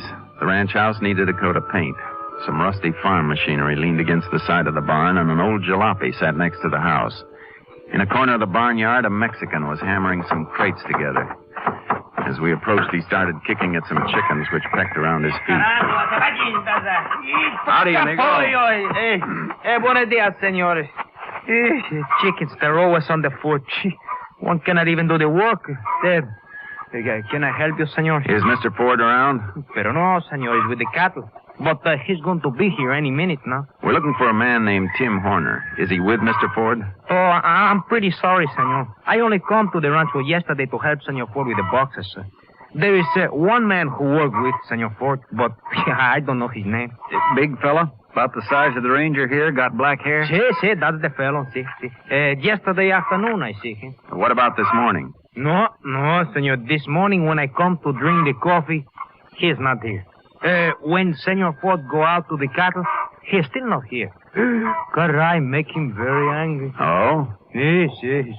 When this man, he is not there, oh, Senor Ford, he curse and swear, and he do... Oh, there, here's Senor Ford. He gonna tell you about this man. Oh, boy. Hey, howdy, Jim. Howdy, Sheriff. Morning, Ranger. What can I do for you? We're looking for that hand of yours, Tim Horner. Well, I reckon that makes three of us. When I find him, I'm going to break him in half. It's the only hand I got, and he walks out on me just when I need him most. When did you see him last, Mr. Ford? Yesterday evening. He asked me if he could go into town. I said sure if he'd be back here at daybreak this morning. He ain't showed up. Don't reckon he will, neither. What makes you think that? Well, I checked the place where he sleeps. All his stuff's gone. Look, why don't we go over on the porch where we can sit and be comfortable? Take care of the horse, Jose. Yes, senor, I do that for you. After all I'd done for that boy, Tim Horner, now when I only need him a day or so longer, he takes off. Are you moving somewhere, Mr. Ford? I'm selling out, Ranger, lock, stock, and barrel. Well, I didn't know that, Jim. I ain't said much about it. But figure I've had about all I want of ranching. The party's been after me a long time to sell him the place. Here, sit down. Yeah. I'm going to take it easy from now on. When Tim Horner left you yesterday, was he sick? Sick? That boy never had a sick day in his life. He was just lazy, that's all. Hey, how come you're so anxious to find out about Tim? A doctor in town by the name of Thomas was murdered last night. Oh, yeah. I heard about old Doc Thomas. It's too bad. He was a fine fella. Well, what's that got to do with Tim? We're pretty sure Tim was in his office just about the time Doc was slugged. That's so. You think maybe Tim was the one that killed him? We don't know yet. But his skipping out's not going to help him any. No, I don't reckon it will. You just never know, do you? Now, who'd have thought a boy I had working for me was a killer? Well, I sure hope you find him. We will. Come on, Sheriff. Let's get back to town.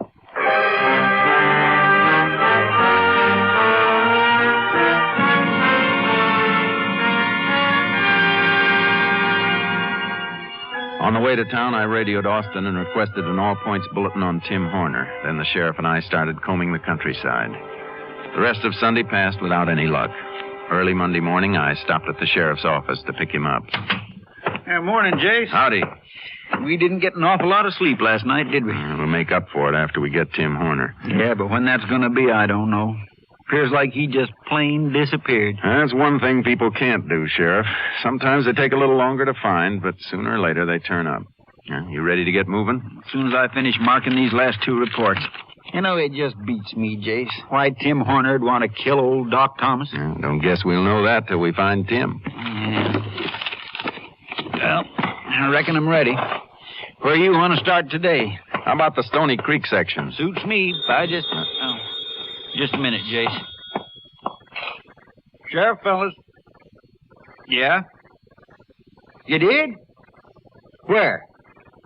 Yeah, we'll take care of it. Well, you were right. Tim Horner's been found. Good. They're bringing him in? We have to go get him. He's dead.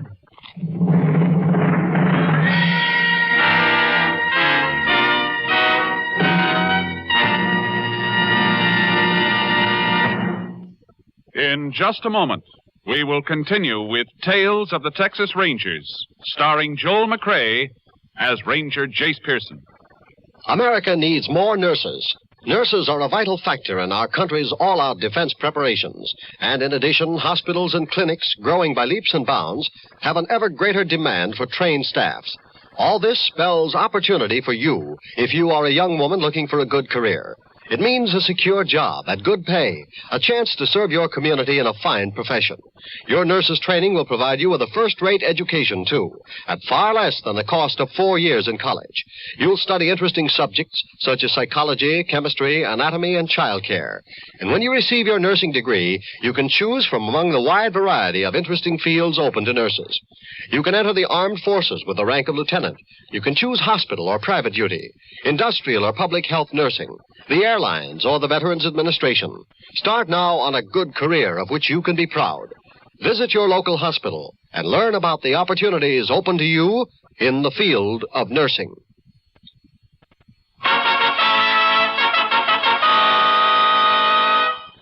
We continue now with Tales of the Texas Rangers and our authentic story, Blood Trail.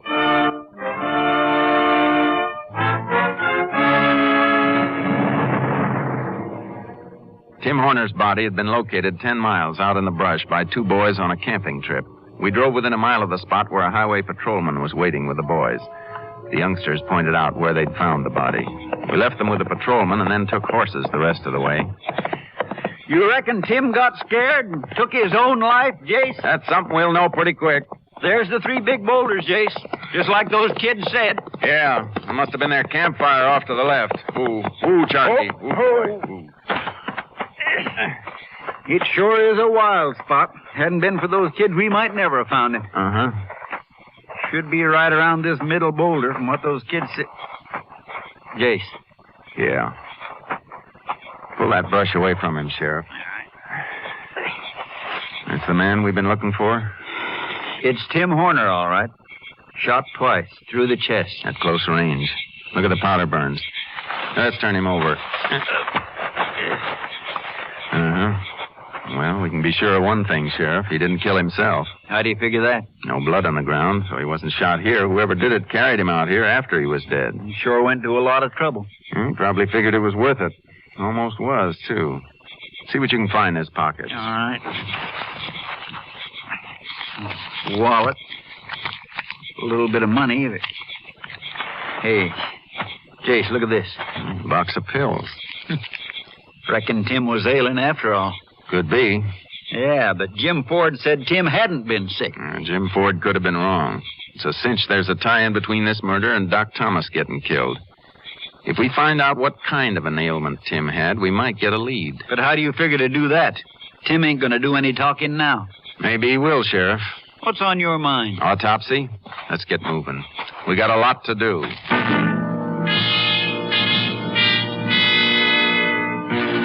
We got Tim Horner's body into Whitney at 1 that afternoon and requested the county medical examiner to make a rush autopsy. He told us to wait in the pathology lab of the hospital. A little less than an hour later, he joined us. Well, gentlemen, must say I've never done such a quick job. I'm sorry, Doctor, but it's necessary. I dare say it is. If it helps find out who killed old John Thomas, I'll do anything. What'd you find out, Doc? Hey, careful, Sheriff. I don't want to break this slide. Oh. I've only made a preliminary examination, but I can tell you one thing definitely. What's that? Tim Horner died sometime Saturday night, probably before midnight. Why, that'd be only a few hours after Doc Thomas died. Anything else, Doctor? Yeah, Tim was a pretty sick boy even before he died. What was wrong with him, Doc? I'm going to tell you in a minute, as soon as I examine this slide under the microscope. You got an idea what it was, Doc? Uh-huh.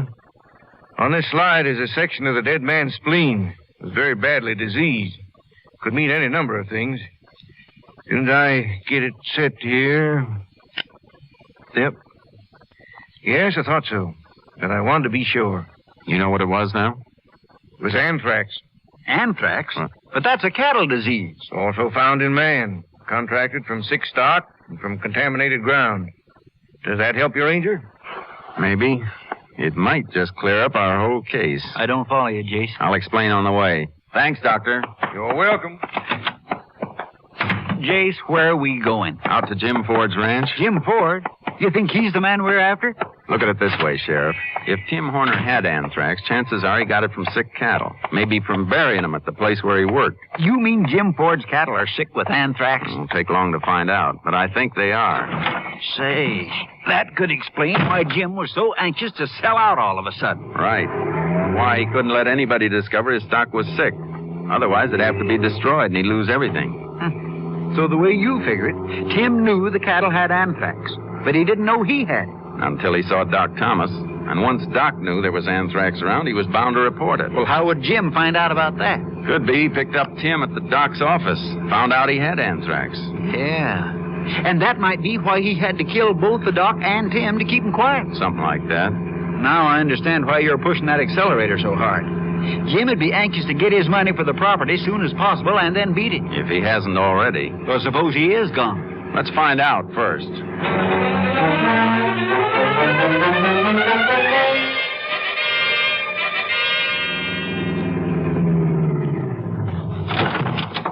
Yeah, Jim's old jalopy ain't here. Well, it could be a good sign. He said he was selling out lock, stock, and barrel, and I doubt if he'd try to make a getaway in that thing. Maybe he's in town or somewhere closing the deal for the ranch. Won't take long to be sure. Let's try the door. Yeah. Looks like the bedroom's back this way. Mm-hmm. Don't appear like he's taken much with him if he has gone. Yeah, but if he's skipped, he's probably traveling light. Hey, Sheriff, listen. What is it, Jace? Sounds like that jalopy of his coming up the road. You don't think he's coming I don't back? know. Let's get outside. We want to take him alive. Don't shoot unless you have to, Sheriff. What he did to old Doc Thomas, shooting's too good for him. Oh, that ain't Jim at all. It's Jose. Buenos dias, senores. Where's Mr. Ford, Jose? Oh, he make the big deal. Senor Ford get money for the ranch. Ooh, so much money. I never... Where is he? I take him to the railroad depot so he can wait for the train. Which train? The one that go that way. North? That's the limited. What time's it leave Whitney? 4:32. And it's 4:15 now. Come on, Sheriff. We're going to catch a train.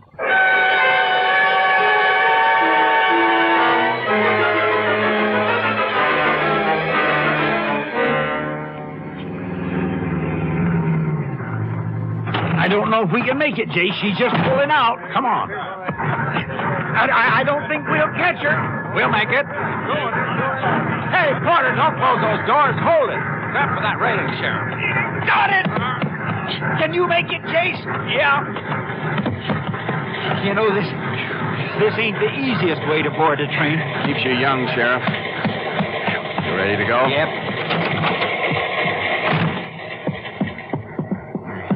Well, he's not in this car, Jace. Yeah, we'll try them all. I sure hope Jose didn't give us a bum steer. Somehow, I don't think he did. There's a diner up ahead. Reminds me, we haven't eaten since morning. Yeah, better not to think about it. That food sure smells good. Jace. Yeah. Looks like Jim Ford got hungry, too. His back's to us. We move in and take him? No. Talk to him first. Sit down at his table. Come on.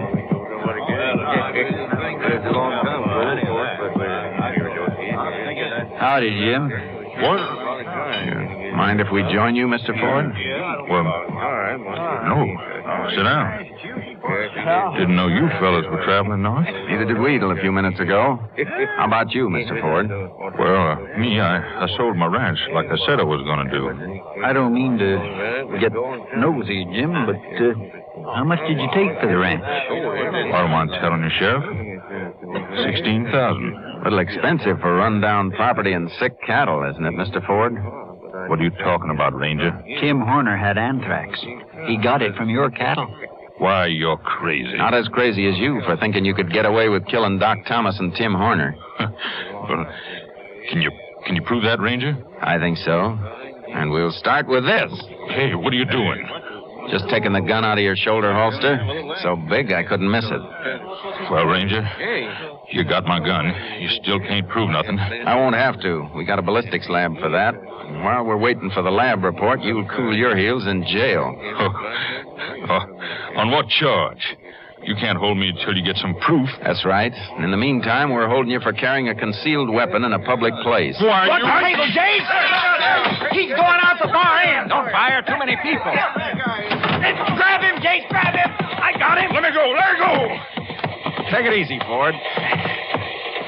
You'll get off soon enough. And then you'll take another little trip that ends in Huntsville.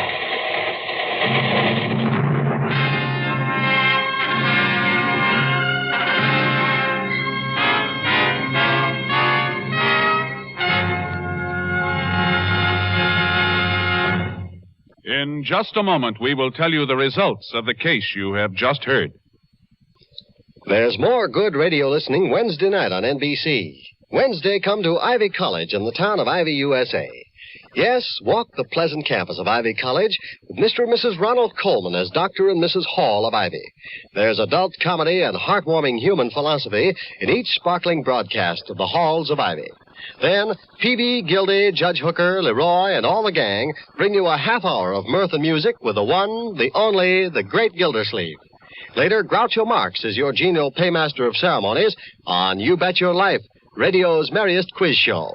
There's prize money for lucky contestants and fun for everyone as Groucho Marx asks the questions and provides the laughs. And for high adventure on Wednesday, hear both Big Story and Barry Craig, confidential investigator. Yes, Wednesday means top entertainment on NBC. Stay tuned to the NBC Radio Network. Every day of the week, the finest entertainment is as close as this station. Now back to Tales of the Texas Rangers.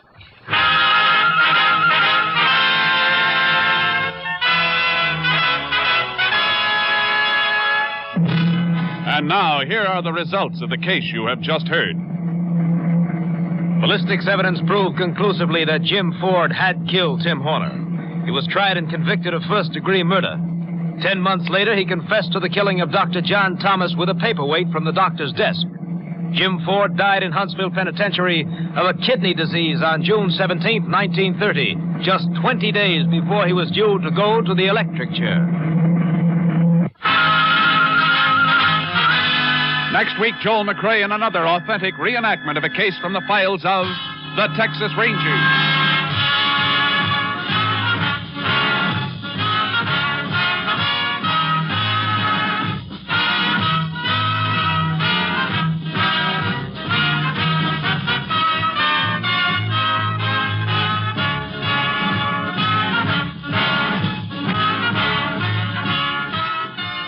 Joel McRae is currently seen starring in the Universal International Technicolor production, Cattle Drive.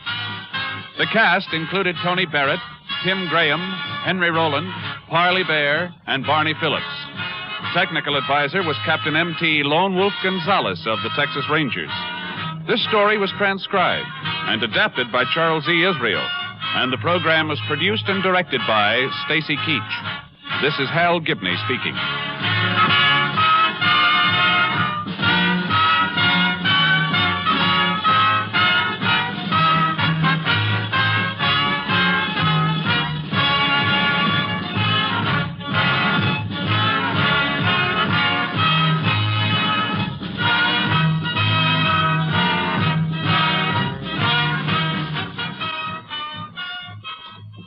Starting Wednesday, Robert Montgomery tells how a citizen views the news over NBC.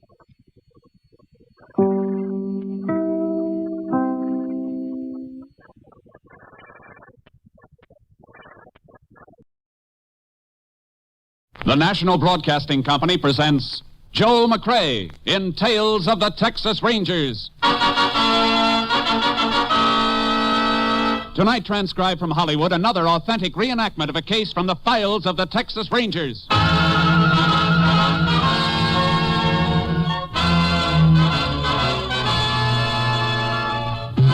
Tales of the Texas Rangers, starring Joel McRae as Ranger Jace Pearson. Texas, more than 260,000 square miles, and 50 men who make up the most famous and oldest law enforcement body in North America.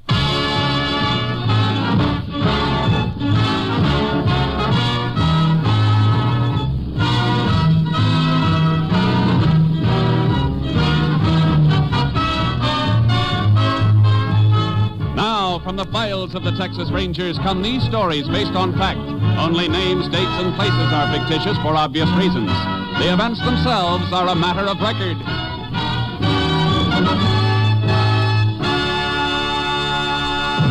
Case for tonight, Breakdown.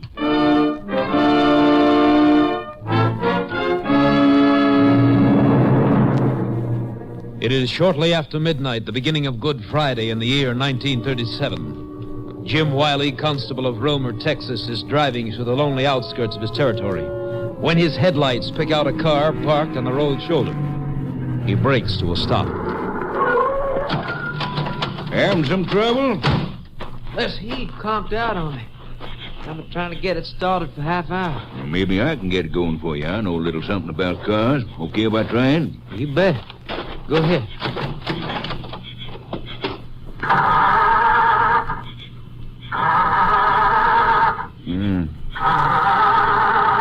Yeah, looks like it ain't about to start, friend. You must be out of gas.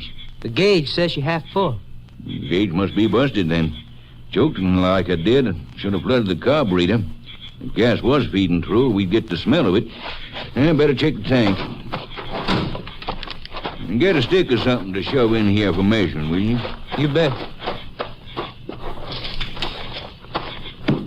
This branch ought to do. That's good enough. Give it here. She empty? Dry as a WCTU meeting.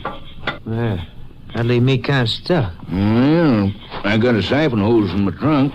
We can drain enough out of my tank to get you back to Roma. Is there an all-night station there? No, afraid not. No hotel either. But I can put you up for the night if you don't mind bunking in the jail. What do you mean, jail? I'm the constable. Oh, I see. Well, don't worry, the jail's clean. Come on, let's go get that hose. Well, it's in here someplace, if I can find it. You got a match? You bet. Ought to be here someplace. I guess I let a lot of junk pile up. I can't hold this match much longer. Let's light another one. That's the last one to book. No. Well, you got that hose, haven't you? Well, no point getting snappy about it, stranger. How come you didn't know the gas gauge in your car was busted? It must have just happened, I guess. Seems to me there's a car just like yours on my stolen car list. I hope you got proof of ownership on you. I got it all right. In my pocket, pointed right square at your belly. Well, use your head, young fella. Stolen car's a bad charge, but it ain't nearly as bad as using a gun on a peace officer. Now, you better hand that gun over and come with me. Why, you hick, you small-town rube cop. You stinking rube cop. Go ahead. Go ahead. Reach for it. Reach for it so I can kick her face in. Go ahead. Don't be the loco. You can't get away with this. I've heard that before from other dumb cops. You never should have told me you're cops, you know. You never should. Something coming on your face. Come on your face. Get in and brush. Now you look, if they stop, you're going to get it right through the middle. You'll pay off for this. Help! Help! Help! Cross-country bus. Go on, Pop. Yell. Yell all you want. Try not to yell at motor. Go ahead. That's too bad, Pop. Nah, you and me gonna make a trade. Bullet from this gun in exchange for your car. What's the matter, Pop? Don't you like it? You'll get caught.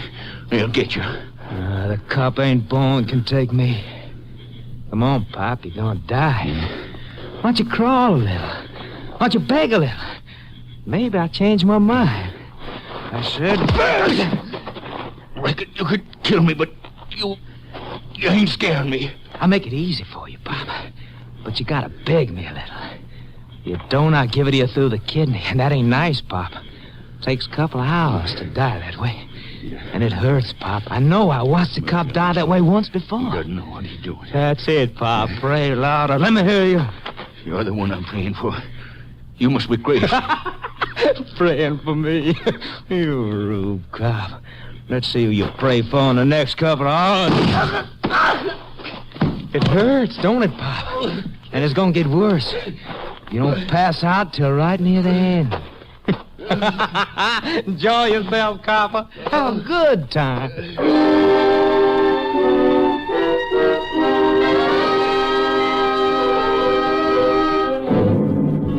Constable Wiley's body was discovered shortly after sunrise when highway patrolmen spotted the stolen vehicle abandoned by the killer. The sheriff was summoned and he called for the help of the Texas Rangers. By noon of Good Friday, Ranger Captain Stinson was at the scene, accompanied by Ranger Jace Pearson. Wiley didn't die easy, Jace. Look at that. Yeah. Tried to crawl out to the road on a blood trail. Must have been in agony every inch of the way. You have any family? An invalid wife, 2 daughters, and 3 grandchildren. The man who did this might just as well have shot them, too. They'll feel the same pain Wiley did, only longer. With an alert out for Wiley's car, we might get a break. Killer may have been spotted in it somewhere along the line. I doubt it. He probably got where he wanted to go and ditched it before sunup. Medical examiner figured Wiley's been dead since about 3 a.m. Must have been shot a couple of hours before that. Gives the killer a good start, all right, Captain. Yeah. Let's get back to the road. We've got one thing going for us, though. The man we're after may have left some prints on the car he abandoned when he took Wiley's. Lab men flew in before we got here. They ought to be coming through with a report soon. Well, Steve Clark is in town waiting for it. He'll bring it out. I want you and Steve to stay on this case until it's cracked. It's one I'd enjoy cracking. Only lead we've got is that the abandoned car was headed west. Well, that's something, at least. You and Steve can start off in that direction. Hey, here's Steve now. Oh, yeah. Howdy, Steve. Howdy, Jay, Captain. You get the lab report? Yeah, Captain. It'll rattle your teeth. Here. Killer's been identified by fingerprints lifted from the car he ditched. Wiley was killed by Rex Lang. Rex Lang? Rex Lang? Yeah, no doubt about it. The prints were as clear as a bell. There's a copy of Lang's record attached to the report. I don't have to see that. I know it by heart. I wonder how long he's been in Texas. Well, he might have been here for a year or more. Last report on him was when he killed a policeman in Great Falls, Montana. Before that, he pulled jobs in Nebraska, Wyoming, and Iowa. He's blazed quite a trail. Yes, and I want that trail to end in Texas. It's the first time he's paid us a visit. I want it to be the last. He's not easy to catch. According to that report, he's been jailed only once, Idaho State Reformatory, when he was 16. That was about 8 years ago. Yeah, and in that 8 years, he's killed 6 people, 4 of them peace officers. The first one was the guard at the reformatory. Lang butchered him when he escaped. Look at this record. Look at it. Sent to the reformatory for beating his young brother half to death with a stove poker. Is that Lang's picture clipped on the report? Yeah, a mug shot taken at the reformatory. Well, that'll help us. I don't know, Steve. A big-boned 16-year-old kid. And we're looking for a 24-year-old man. He could have filled out plenty by now. Be hard to recognize. Well, there ought to be some description since then. Ought to be, but there aren't. All the witnesses he's left are dead ones. Is this the complete report? Yeah, that's it, Captain. Oh, except this. It probably doesn't mean anything. The sheriff picked up this empty matchbook that was just lying in back of where Wiley's car was parked here on the shoulder. Lab checked it for prints, but they couldn't pull anything off of it. Well, might have been thrown from any passing car. Yeah, I guess so. Let me see it. Advertising on the cover. Grand Bowling Alley in Pintado. Pintado's about 70 miles west, Jace. And that's the way the car was headed. He couldn't pick up matches before he got there. Not unless he'd been in Pintado before and was headed back there again when he tripped over Wiley. Well, that's possible. Our trail leads west anyhow. Won't do any harm to check around Pintado when we get there. You're towing a double horse trailer, Jace, so you and Steve might as well ride together. Suits me. I'll unload my horse and put him in with charcoal. There's something about Rex Lang it might pay to remember. He was a ladies' man back where he came from, Pocatello, Idaho. All right, boy. Back out. Even when he was 14? Yeah, even then. It was a high school girl who smuggled in the knife he used to kill the reformatory guard. And there have been indications that he had a woman lookout with him on burglaries where his prints have been found. I'll get my trailer open for you, Steve. Thanks, Jace. Company for you, Charky. No, you stay in, boy. Now, you climb in, boy. Come on, attaboy. Okay, Jace. I guess we're ready to roll. You'll hear from us, Captain. Jace, Steve. Yeah? What's the matter, Captain? You both know Lang's record. A killer with a crazy hate for all peace officers. So understand that what I'm going to say now is not in order. If you corner him, you'll have a mad dog on your hands. But I'd like to have him taken alive. That may not be easy, Captain. I know, but Rex Lang has become an idol to young punks and reform school toughs all over the country. Now, if we can put him on trial, convict him in a court of law, and have him executed by the state, it'll show those kids that society is strong enough to stamp him out like a flea. There's nothing glamorous about dying in an electric chair. But if you have to finish him in a fight, he'll still be an idol. They'll say Rex Lang was so tough we couldn't take him, we had to kill him. I understand, Captain. So do I. Now remember, it's not in order. I want both of you back alive, too. That's all. Come on, Steve. Let's go.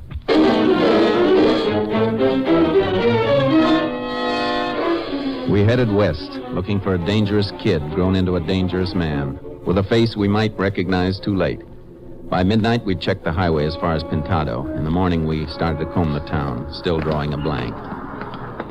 That guy at the bowling alley wasn't much help, Chase. Didn't seem to recognize that old picture of Rex Lang. Yeah, Lang may have changed a lot in 8 years, but if he made the alleys a hangout, the owner should have, well, you know, Jace thought the face was a little familiar. Maybe yes, maybe no. Lang was blonde and smooth-skinned as a kid. Hair might have darkened plenty since then, face and frame filled out. And he shaves now. A beard line changes a face. Yeah, he might have just passed through here and picked up those matches, so maybe they were just thrown out of a passing car. I know. Well, we can't waste too much time on a lead that may be blind. Yeah, how about some breakfast? There's a Mexican place across the street, Lobo's. That's for me. I'm so hungry, I'll even eat enchiladas for breakfast. Come on, let's cross. Easter Sunday tomorrow, Jace. Wish I could be home with the wife and kids. I even forgot to order flowers. Oh, wire the captain. He'll have some sent to the house for you. Yeah, didn't even think of that. Buenos dias, senores. Buenos dias. Howdy. Let's take the booth, Jace. I'm tired eating on the counters. What can I get for you, senores? Here is the menu. I have everything. Fruit juice, couple of scrambled eggs easy with bacon, coffee and toast. Si, senor. Let's see. Buenos dias, senorita. I will be with you in a moment. You bet. Here I am starving. I don't even know what I want. Say, why don't you wait on the lady while I'm thinking it over? Of course, senor. Take your time. I thought you were hungry enough to eat enchiladas for breakfast. Yeah, the man double-crossed me. He gave me a choice. I just want a container of coffee to go, Lobo. Si, senorita. You want it blind? No, creamy sugar. And I guess I'll just double your order, Jace. Now, what's the move when we leave here? I haven't figured it yet. You want me to put it in a sack? You bet. How much? 10 cents, senorita. You know, Jace, maybe we should go back. Wait a minute, Here Steve. you are. Huh? 50 cents change. Gracias, senorita. You bet. Sit tight, Steve. Oh, ma'am. Just a minute. You speaking to me, Ranger? Yes, ma'am. I happened to look out of the booth and saw you. Don't I know you from someplace? I don't think so. You sure look familiar. You live here in Pintado? You bet. I must have met you the last time I was through here about 2 years ago. Now, your mistake, Ranger. I only been here 6 weeks. Oh, well, where'd you come from before that? Fort Worth? That's your hometown? You bet. That's one on me. You sure did look familiar. Excuse me, please. You bet. You have the wrong senorita, no? Maybe. Grab your hat, Steve. Why? What was that all about? Something hit me when she was talking. Notice how she kept saying, you bet? Yeah, what about it? That reformatory report about Lang. The part about his habits. You bet was his favorite expression. Oh, now, wait a minute, Jace. Lang may have changed, but I doubt if he's turned into a girl. No. But she picked up that expression someplace, Steve, from somebody who uses it regularly. And it could be Lang. Well, it's as good a lead as that matchbook, Jace. It's worth following. I think so, too. Come on. Let's see where she's taken that coffee.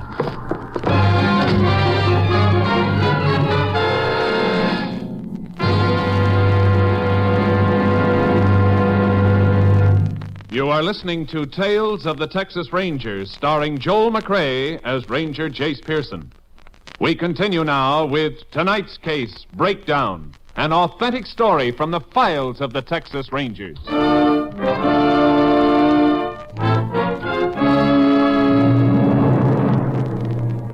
We followed the girl, hoping she was taking the coffee to Rex Lang. The hope exploded less than 2 blocks from Lobo's Cafe when she turned into the doorway of a jewelry store, not far from where my car was parked. Doesn't look like the sort of place we'd find Lang in, Jace. And she went into the back of the store. Look through that corner of the window. Yeah. There's the container of coffee on that bench right beside the watch repairman.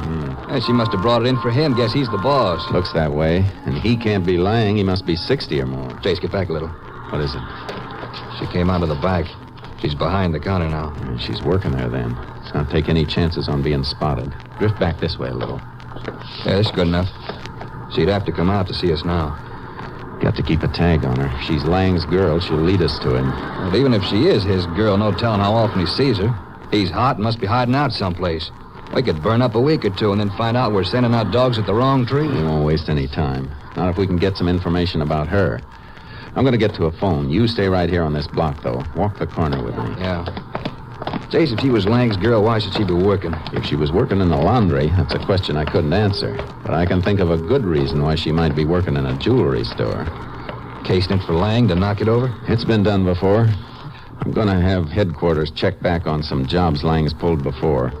See what you can find out along the street here. She's a mighty pretty girl, so it's a safe bet she's been noticed by other storekeepers along here. Maybe one of them knows her name and where she lives. Chase, we don't want to tip our hand by asking too many questions. And don't make them sound like official questions. Make them sound like you're just another man who's seen a pretty girl. Okay. But you ever mention this to my wife, and you and me are going to tangle. Get going. I'll make my call and meet you at the car later.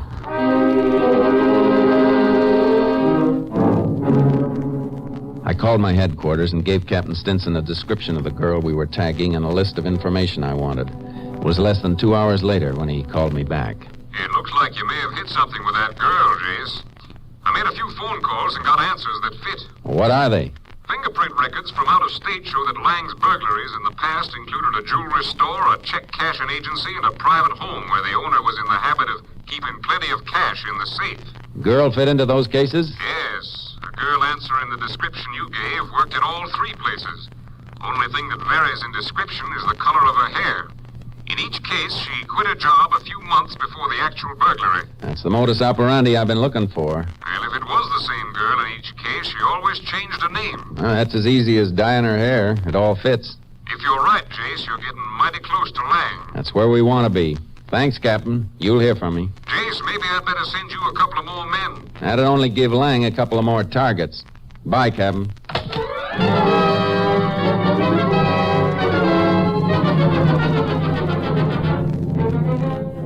The girl was shaping up like the extra joker in a poker game. By the time I got back to Steve Clark, he had a rundown on her. The name she was using in Pintado was JoJo Deering. That night, the stores were open late for the last-minute Easter shoppers, but finally the lights went out. We followed the girl to her home and staked out to wait. 5 minutes later, she came out again. Hey, Jace, look. She's changed her clothes. Yeah, wearing jeans and a jacket now. Yeah, but why? I don't know. She's moving for her car. I'll let her stay about a block ahead. Don't want to tag her too close with this horse trailer behind us. Right. Yeah, she's pulling out now. So are we. Steve, I got a feeling we're moving in for the finish. Why? The way she's dressed. Not the way she'd dress for a date in town, but it is the way she'd dress to go to Lang if he was holed up in some off-trail spot. Works during the week, goes off to meet him on Saturday nights. Yeah, Jace, it adds. We'll know soon enough. She's turning for the highway out of town.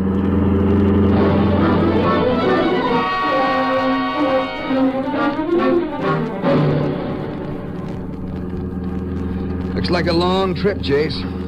Hey, where is she? Took a turnoff up ahead.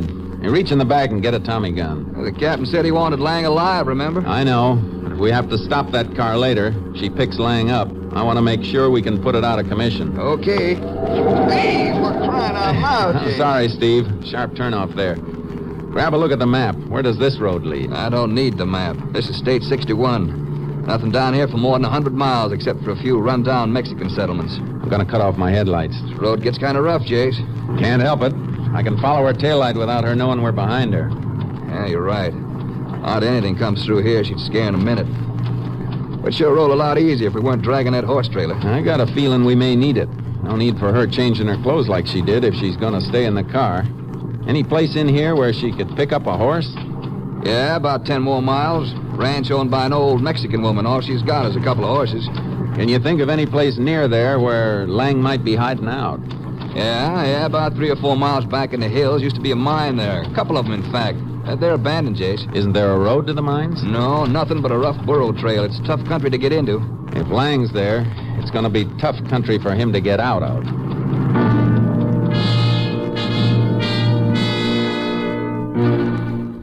Just before we reached the old Mexican ranch, we let the girl's car pull out of sight. We parked for 10 minutes, then drove to the ranch. Her car was there, all right, almost hidden in a clump of brush behind the barn. And there was a fresh horse trail leading into the hills. We unloaded our horses and followed it. Only about another half mile to the mines, Jace. She's heading right for them, all right. Something about this that bothers me, Steve. What's that? She stuck to the burro trail all the way. That's just what I don't like. The only approach, and Lang wouldn't be at the end of a clear trail unless he had some way of guarding it. You mean he might have an ambush staked out along here? A man who hasn't been caught or even described in 8 years doesn't leave his guard down. I don't know. He can't stay awake 24 hours a day. Reckon not. Hey, wait a minute. Hold up. Whoa, Charky. Whoa, boy, whoa. See something, Chase? Yeah. This brush at the side of the path's been trampled. Not long ago, either. Just bobbing back into its natural position. Horse was waiting in there, and now we got 2 sets of tracks on the path. Well, that means he expected the girl. Waited here to meet her. Looks that way. Better get down and lead your horse. Right. Come on, boy. Come on, Sharky. Why did he come down to meet her? He didn't have to show her the way. They're still sticking to the path. I don't know. In one way, I wish the moon was a little fuller. And in another way, I'm glad it isn't. Hey, hold it. Huh? Well, they left the trail here. Brush is disturbed again. The tracks turn in there. Come on.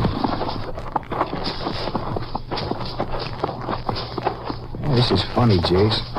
We're following their movements through the brush, and we're just making a little half circle right back to the burro trail. Now, look here. We're right back on the path. You suppose he made that little half circle just to leave a blank spot in the tracks? A blank spot of less than 20 yards? Isn't likely. Must have had some reason. Let's leave the horses for a second. Let's go back along the path and find out why he cut away from it. Right. Move slow and keep your eyes peeled. Nothing that seems out of line here. Stop. Look at this branch overhanging the path. Just a branch? Why, hey, Jace can barely see it. A piece of string running from the end of the branch to that tree on the opposite side of the path. Don't touch it. Let's see where it leads. Look at that. Yeah. Sawed-off shotgun strapped to the tree. That string is tight around the trigger. Gun probably has enough scatter shot and slugs in it to kill an elephant. No wonder he met her to steer her around this. Jace, look at the way that gun is sighted. Anybody on a horse who moved that branch get a charge right through the middle. Anybody on foot who moved it probably get it right through the head. Hey, you were right, Jace. He wasn't planning on taking any chances. The rat. Anybody could be killed by this thing. A rancher, some kid riding through. You don't think that'd make any difference to Lang, do you? What a death trap. A death trap that's going to backfire on him. This is the thing we use to take him, Steve. When this goes off, he'll come running to see what he's got. He'll have another gun. He'll still fight. You won't get a chance if we work it right. I'm going to pull the trigger on this thing, and then let out a scream. Plant myself out there on the burro path. You stay here in the brush. Then what? Just be patient. Don't move, no matter how long it takes for him to get here. He'll come plenty slow, trying to make sure that whatever he hits alone. And when he finds me lying out there, fire your gun and startle him. But keep your fire high. Jace, he might pump a slug into you while you're flat on your back. Not if we time it right. But don't fire until he's close enough for me to jump him. You better get the horses and tie him off down the trail a ways. You'll have time. Say, Jace, how about a toss to see who stakes out on the path? Why should you take the chance? Why not me? Because you forgot to wire the captain about that Easter plant for your wife and kids. Get going after the horses and then get back here. Good luck, Jace. Good luck to both of us, Steve.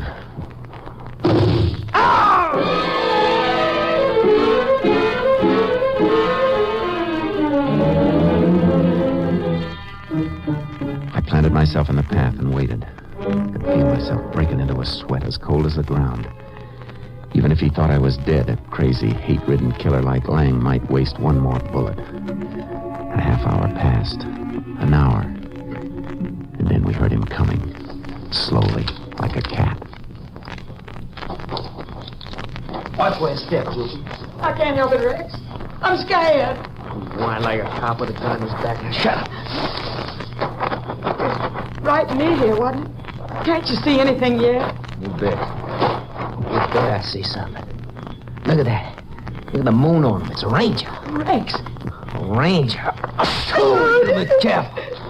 Must be the one you told me about, but you were so smart. Said it didn't mean anything. You stupid getting followed here. Oh, please. Rex, don't hit me again, please. You bet, honey. You ever slip again, I'll make you an honorary cop. Now, come on. I'll show you what you get. I'll demonstrate on him. I wish he was alive to feel what I'm going to show you. Oh, no, Rex. Don't make me look, please. Now, look at it. Look. Imagine what a bullet could do to that pretty face of yours. I got him, Steve! Let go of that gun, Rex. Drop it, I said. I'll kill you with my hand. All right. Here's your chance to try. Get the gun, go get it.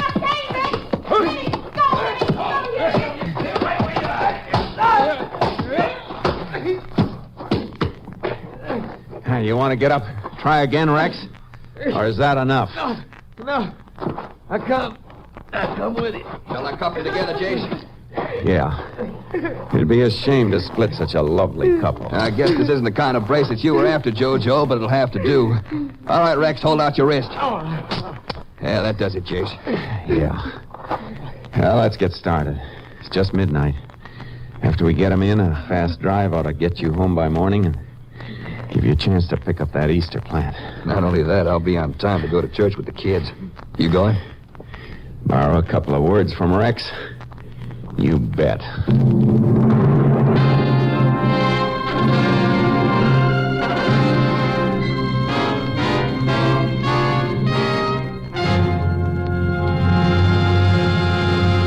Tried as an accessory in the many crimes committed by Rex Lang, Jojo Deering was convicted and sentenced to a 50-year term in the women's prison at Goree. Lang, tried for the murder of Constable Wiley, slobbered and pleaded for mercy, but the jury gave no heed to his pleas as the prosecution brought his vicious record to light. Found guilty of murder in the first degree, Lang was sent to Huntsville Penitentiary, where on the morning of November 4th, 1938, he died in the electric chair. Next week, Joel McCrea in another authentic reenactment of a case from the files of the Texas Rangers.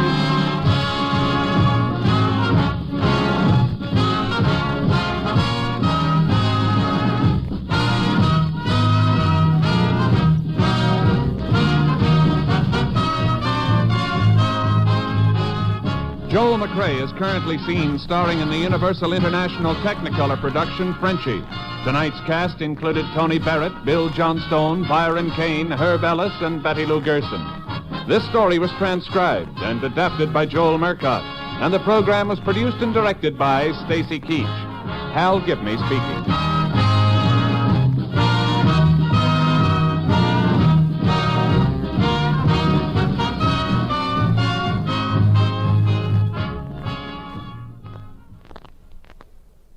Three chimes mean good times on NBC.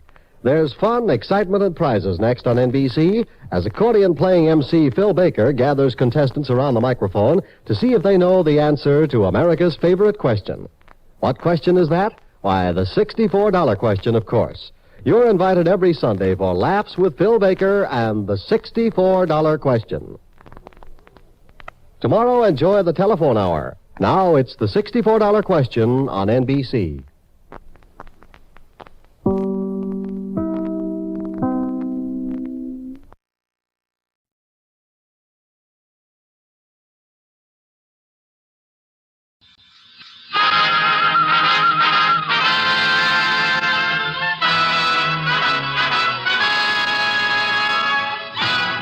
Tales of the Texas Rangers, starring Joel McCrea as Ranger Jace Pearson. Another authentic reenactment of a case transcribed from the files of the Texas Rangers.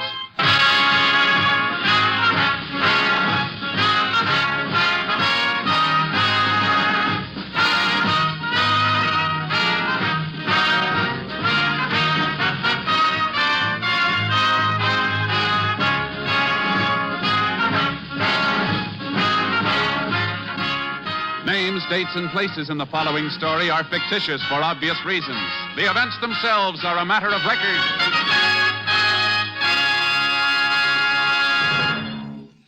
Before we bring you today's Tales of the Texas Rangers, let's turn on our microphones down the hall in Studio A here at NBC's Hollywood Radio City, where rehearsal for the Phil Harris Alice Faye show is in progress. Yeah. Now, that's the way we'll do it on the show. It sounded great, fellas. Phil, would you like to talk to the listeners during this break in rehearsal? Yeah, Bill, I'd love to. Folks, I'd just like to take a few seconds here to remind you about part of the fine lineup of entertainment for the rest of the evening right here on NBC.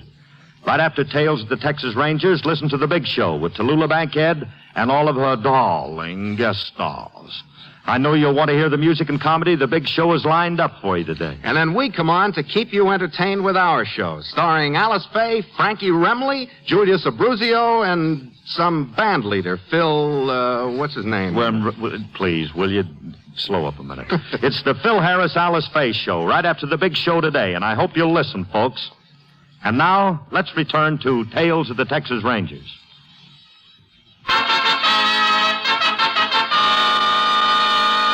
And now, from the files of the Texas Rangers, the case called Bright Boy.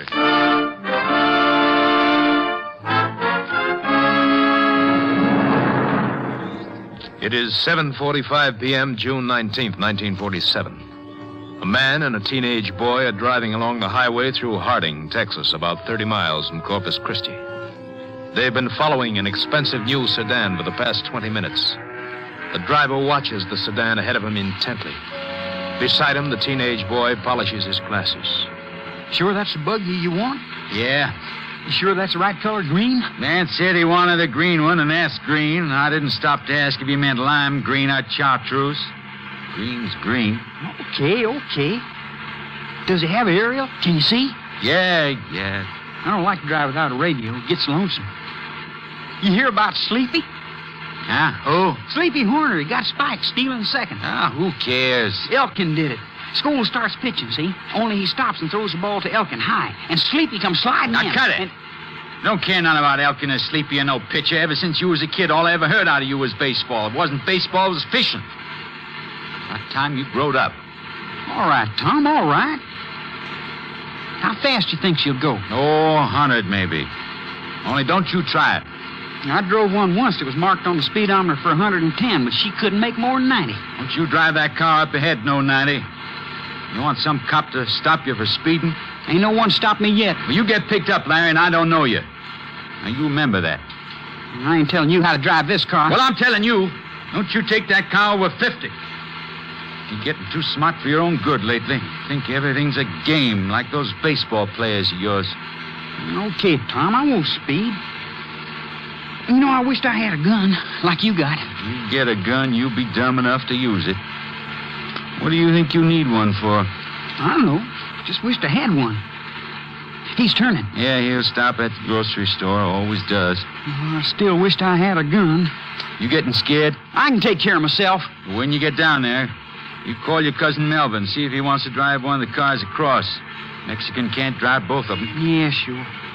He's slowing down. You know what to do now. Sure. I got the jumper wires already. Connected, just like you seen me do the other times, on the coil. Try to open that hood quiet like. I know how to do it. You better. I'm sort of worried you going alone for the first time. I'm telling you, I'll be all right. When'll I see you, Tom? As soon as I swipe that other car. Probably day after tomorrow. I'll call you and say where you're to meet me. I'll drop you off just past the store. Now wait till he gets inside.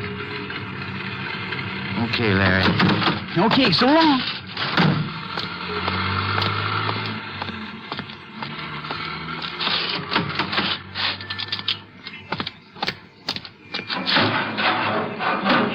Hey, what are you doing to my car? Get away from that car. What do you think you're doing? Leave go of me. Lousy little... Let me alone. No! Tom, you're breaking it. I'm turning you over to the sheriff. I'll kill you. Got to drop that knife. I'll kill you. I'll kill you. No. How's that?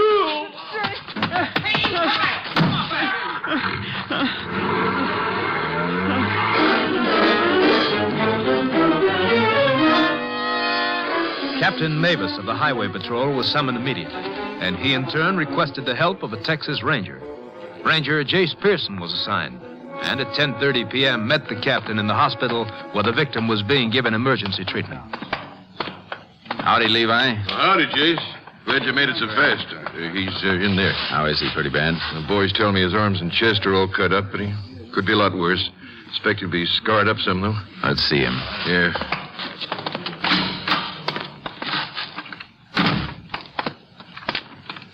Mr. Dykes, I'm Captain Mavis, Highway Patrol. This is Ranger Pearson. Hello. This'll just take a minute, Mr. Dykes. Did you get a good look at this fellow who knifed you? No, not much light. First saw him, he was looking under the hood, and it happened pretty fast. Well, how about his size? Was he a big man? Not rightly a man at all. He was just a kid. Maybe 16 or 17. Kid, huh? Can you describe him at all? Well, like I said, it was dark. I wouldn't know. I wouldn't know him if I saw him. Except he had glasses, and they got knocked off. I got him here, Jace. Picked him up on the street. Ordinary steel rim kind. Let's see. The lens is pretty thick. He must have bad eyes. One lens broken. Yeah. How'd he start the car, Mr. Dykes? You leave the motor running when you got out? Oh, I know better than that, Ranger. I turned it off and took the key. Still in my clothes, I guess. The kid must have used a coil jumper under the hood to short the ignition wires. Yeah, that's what we figured, Chase. Well, thanks, Mr. Dykes. We'll get a complete statement later. You better get some rest now. Come on, Levi. Take it easy, Mr. Dyke. Okay.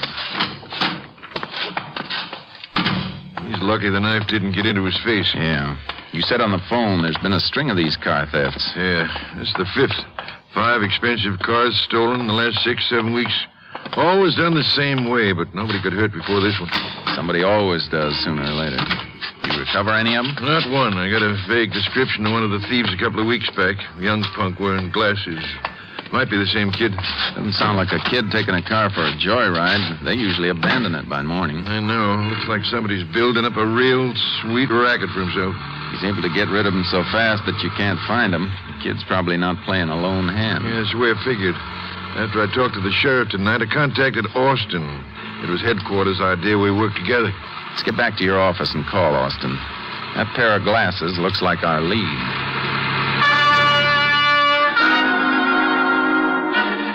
At Captain Mavis' office, I put in a call to the Bureau of Identification and Records in Austin. I asked them for all pictures of teenage boys wearing glasses who might be possible subjects for investigation in this case. The pictures came down on the morning plane.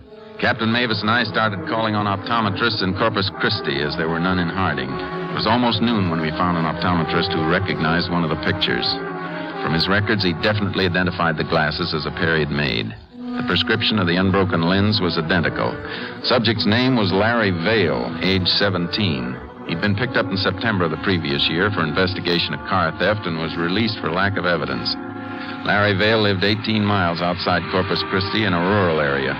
We headed out there with a search warrant. Doesn't look like much of a place, just a shack.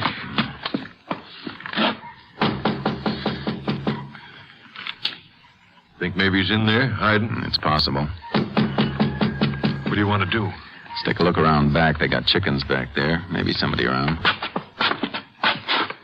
Might have left these parts after last night. Ought to be someone here. Kids don't usually live alone. You'd imagine we'd find his folks around. Look, Jace, all that feed on the ground. Chickens haven't had time to eat it all. Couldn't have been fed more than a few minutes ago. Who's that out back? Yeah, there is somebody in the house. Come on.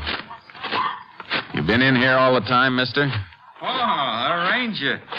No, I just come in. Been feeding the chickens. Didn't you hear us knocking on the front door? No, I didn't hear nothing. Come on in. I'm Tom Vale. I'm Ranger Pearson. This is Captain Mavis, Highway Patrol. Howdy. Yeah, you want to see me about something? Larry Vale live here? Why are you asking about Larry? Just want to talk to him. What about? Just tell the ranger where he is, mister. Well, he ain't here. Was he here last night? Well, no, he went fishing. Does every once in a while. Stays away a few days at a time. Oh, excuse me. I better turn down the fire on those beans. You any kin to Larry? Yeah, I'm Larry's brother. Why? He in trouble? Maybe. Where does he go fishing? Oh, all around. He was gone when I come home yesterday. Got any idea where we can find him? Maybe a Rockport or Port Aransas. Likes to fish off the jetties. Might even be on a shrimp boat. Does it once in a while. Pick up a couple bucks. How about a can of beer? No, thanks. Me either. About your brother. Doesn't he have a steady job? Larry? No. He used to work in a packing plant, ice and vegetables. Didn't like it, though. Rather go fishing. Think spending money selling his catch. Still like to know what you want him for. We think your brother stole a car last night. Knifed a man pretty bad. Where? Port Aransas? Harding.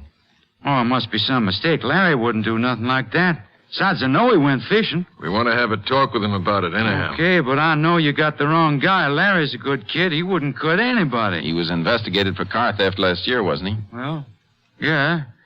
They said he took a car. It was just a bunch of kids. You know how it is. But they couldn't hold him because he wasn't guilty.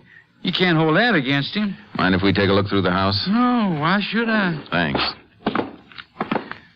Where's your brother's room? That one right there. Okay to go in? Help yourself. I still say you make a big mistake. I'd say he likes baseball from all those pictures on the walls. Yeah, he's nuts about it. That's all he talks about, that and fishing. Want some coffee? Not for me. No, thanks. Well, if you don't mind, I got to get that pot off the stove before it boils over. Sure. Go ahead. I'll be right back. What do you think, Chase? Well, we know Larry didn't go fishing. I'll look through these drawers. How about checking that closet, Levi? Okay. Awful lot of junk in here. Same as everything, just like my boy. Levi, where's Howard Memorial Ballpark? Not around here. Why? Find something? Maybe. 4 baseball tickets. You must go there often. With the spread and the numbers on them, I'd say they were bought over quite a period of time. Think it means something? Could. I'm going to jot down these ticket numbers. Kid's sure crazy about baseball. That brother's coming back. Yeah, I'm finished. Well, you find any knives or any hatchets or anything? No, we didn't find anything like that. Well, look all you like. I think we've seen enough. Well, come back any time. You're always welcome. Thanks. We may take you up on that.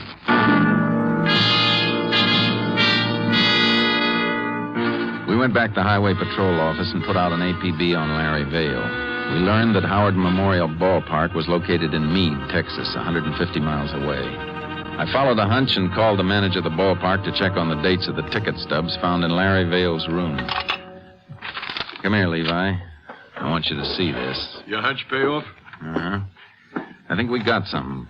A car stolen here May 9th. The kid sees a ball game in Meade May 10th. Car stolen May 23rd. Kids in Meade the 24th. Same routine June 6th and 7th, and again last week. And Meade's right on the border. You think those cars are being run over into Mexico? Wouldn't be surprised if the pattern holds up. Larry Vale's due to see that game tonight. And so am I.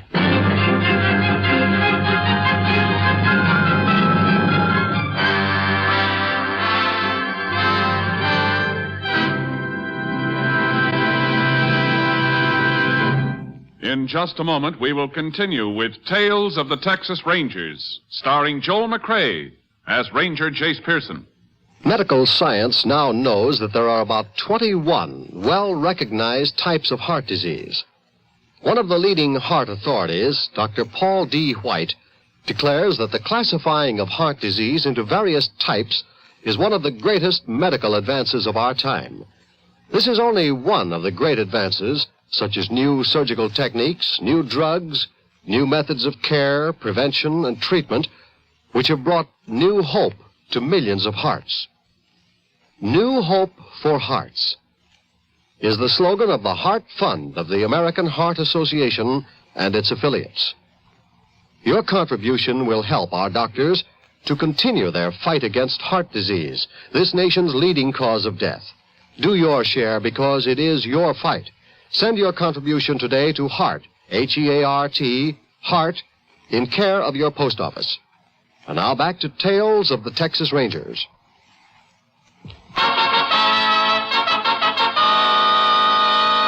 We continue now with Tales of the Texas Rangers and our authentic story, Bright Boy.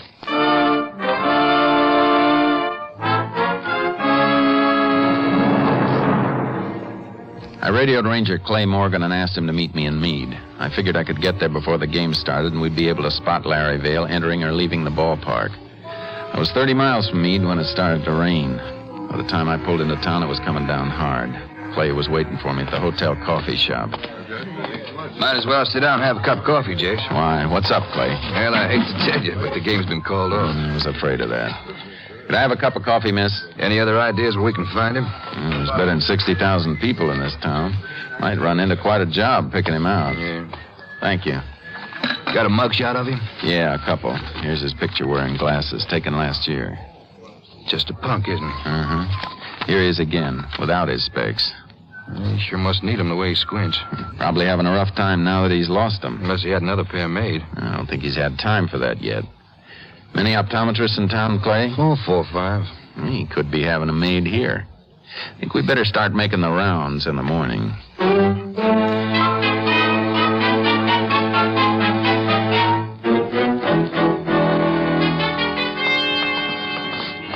Yeah, about it, Jace? Reckon we might have been wrong? Still got a chance. There's another optometrist up ahead. If he's not getting his glasses in this town, we'll have a time finding him. Yeah.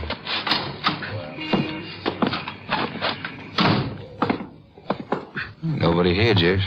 Probably in the back. Hit the call bell. Yeah. Just a minute. Morning, Rangers. Seems every time I go in back, somebody comes in. I'm sorry if we... Oh, that's all right. I'm used to it. Ought to move the lens grinders up front. What can I do for you, gentlemen? I'm Ranger Pearson. This is Ranger Morgan. Glad to know you. I'm Doc Heath. We're looking for a kid about 17. Figure he might have come here for glasses. Here's his picture. It's about a year old. Just a second. I put my glasses on. This young fellow you're looking for in trouble? He's wanted for questioning. Yes, sir. He was in yesterday morning. You positive? Absolutely, Ranger. It's the same one. Matter of fact, it's his glasses I'm working on now. Order the same kind of frames like in this picture. You know where he's staying? Got his address right here on the order. 128 Junket Street. Name's Sam Jones. Okay, thanks. He'll be back at 3 to pick his glasses up, doing a rush job for him. Says his eyes were killing him. Been a lot of help, Doc. Much obliged. Glad to be of service, Rangers. Anytime. If we don't find him by 3, we'll be back.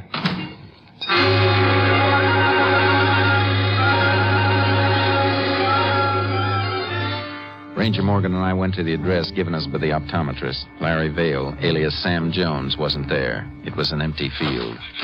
Thought for a minute that shack was it. No, he just pulled that address out of his hat. Happened to be this field. Yeah, well, we'll have to pick him up at the optometrist. Go on, get in, Jace. Maybe we shouldn't pick him up, Clay. What do you mean? I got an idea. Suppose you tail him and let him know he's being followed. What's your plan? I'm going to try and get friendly with him.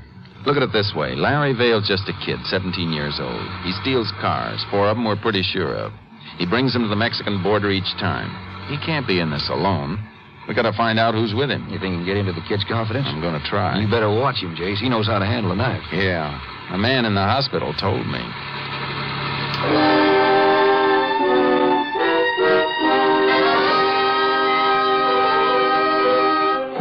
We drove to the local highway patrol office. They arranged for me to borrow a cheap suit that looked like somebody'd slept in for a week. I put it on and we drove back to the optometrist's office. We got there a few minutes after 2. Clay parked the car out of sight while I went in to see the optometrist. Hello, Doc. Howdy. Oh, didn't recognize you in them clothes. Boy been here yet for his glasses? No, he hasn't. Expect him pretty soon now. Oh, we'll be outside watching. Don't let him know we've been here. Well, I'll try. I'm sure I'll try, Ranger. What's the matter, Doc? Oh, I'm just a little edgy, I guess. And just keep calm. We'll do the rest.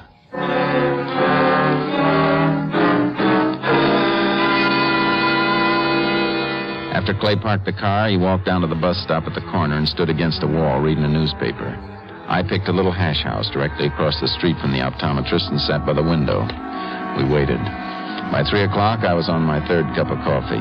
Larry Vale showed up 10 minutes later and went into the optometrist's shop. 15 minutes after that, he came out wearing his new glasses. He walked east. Clay followed close behind him while I kept pace with him across the street. The next corner, I crossed over and fell in step beside Larry Vale. You don't want to spend the best $5 you ever spent in your life, bud? Huh? What you mean? Shake that ranger that's tailing you. What? It's been on your tail the last half hour like a flea on a hound dog. Where? Back a ways. Don't look around. Oh, you're crazy. Why'd a ranger tail me? He's got no reason. Why don't you tell him to stop following you?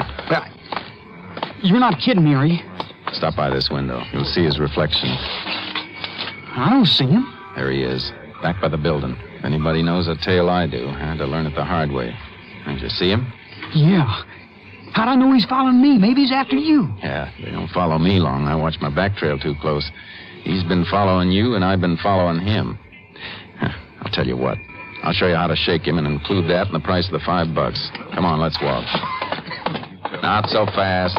Take it easy. You ain't a cop, are you? That's a good one. I should walk along helping you duck a guy with a badge if I was a cop. Use your head, kid. Yeah, that's right. Just doing you a favor, because I can use the $5. Here, around this corner. He's still coming. I don't like this. Of course not. I wouldn't either if I was you. I'm getting out of here. Don't be a chump. You'll be caught before you get a block. This way, in this 10-cent store. Why'd you want to come in here? Just take it easy. Mosey along towards the back. There he is. Came in behind us. There's always an alley behind these 10-cent stores where the trucks unload. There should be a back door here somewhere. Come on. Yeah. Hey, you wait up! All right, let's move. There's a cab stand in the corner. Okay. Cab sitting there. Is he coming? Don't bother looking. Just keep going. Go on. Get in. All right. We're in a hurry, driver. Go straight ahead and step on it. Just keep going till I tell you to turn. You see, boy? There's nothing to it.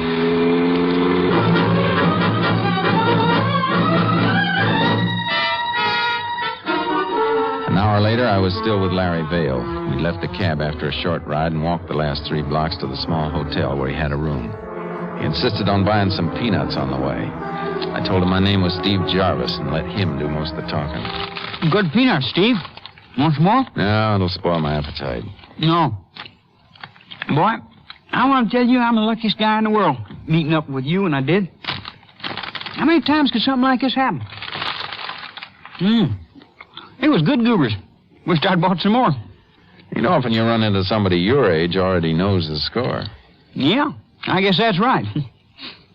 You hot too, Steve? You don't think I'm bumming around because I like it, do you? Right now, I need a steak to get me on my feet. Oh, I owe you some money. Sure was worth a pin, what you did. No, I don't want your dough, kid. I need some real dough. Gotta find a good deal. Hey, Steve, I got an idea. Why don't you work with us? Yeah? Who's us? Me and the boss. We need another guy. I was going to ask my cousin. As long as we need somebody, might as well be you. No reason why I wouldn't go for that, is there? Maybe. Depends. What's the deal? Hot cars. Cars, huh? Yeah. We lift them mostly around Corpus. Drive them over here.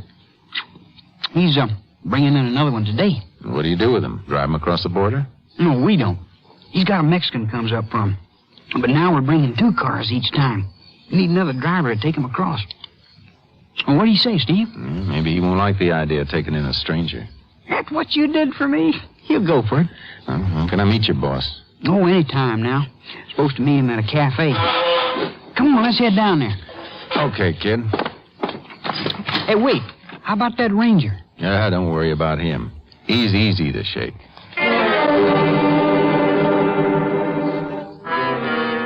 We took a taxi to a small cafe in a tough district just off the main drag. I spotted Clay behind us. He was doing some real trailing now. Larry and I went in and sat in the rear booth. That's where we were to meet the boss. You'll be here any time now. Good food, huh? Not bad. What kind of price you get for the cars over the border? Better than here? Oh, sure. Always $1,000 over the regular price. Sometimes more. Sounds all right. You got a regular contact there? Yeah, Mexican. He's got a garage in Rio del Sur. Hey, waitress, how about some coffee, huh? This Mexican, he takes them down to Mexico City. Ever run into trouble on this end? Oh, I did this time. The guy almost caught me. Taught him a lesson, though. I cut him up real good. You should have seen the look on his face. Yeah. I'll bet he almost died laughing. Hey, that's good. Hey, where's that coffee? You sure this boss is coming? Oh, don't worry, he'll be here. Tell you what, Steve. How about us going to the ball game next Saturday? You and me, huh? Sure. We'll get good seats right behind home plate. And then here he comes now. Where? In the front door. Boy, when I tell him what you did for me, he'll sure be glad to meet you. I'll bet he will. Hi, Larry. Everything all right? Hi, Tom. Want you to meet Steve Jarvis. Howdy, Joe. Beat it, Larry. What? Hold it, Vale. Beat it, Larry. Here's the Ranger. Ranger? Hey, grab the kid. Come on, you dirty. Drop the gun. I'll break your wrist. Drop it. I got the kid, Jase. Please, let me go. Let me go. Put out your hands, Vale. You okay, Jason? Yeah. I didn't mean to do it, honest. You got his knife? Yeah, Exhibit A. You stupid punk. I didn't know he was a ranger, Tom. How was I to know? A lot of things you don't know, son. Maybe someday you will.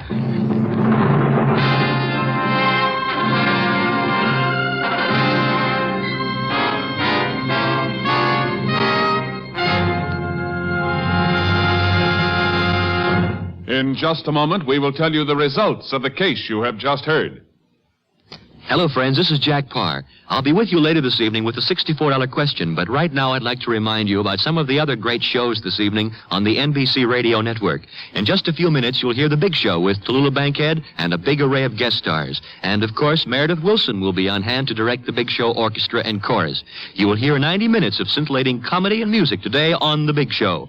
And then, right after The Big Show, stick around for the Phil Harris Alice Faye Show with Frankie Remley, Julius Abruzio, Brother William, and the entire Harris household. It's a program that's sure to please you. Later today, Theater Guild on the Air will bring you stars from Hollywood and Broadway in an exciting Broadway play. And right after Theater Guild on the Air, I'll be back with a pocket full of money and the $64 question.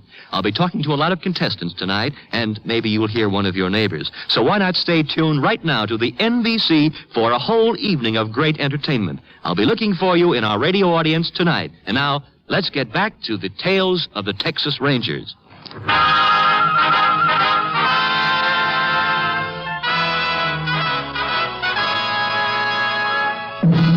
And now, here are the results of the case you have just heard. Larry Vale was found guilty on 4 counts of auto theft and 1 count of armed assault. He was sent to the state school for boys at Gatesville until he became of age.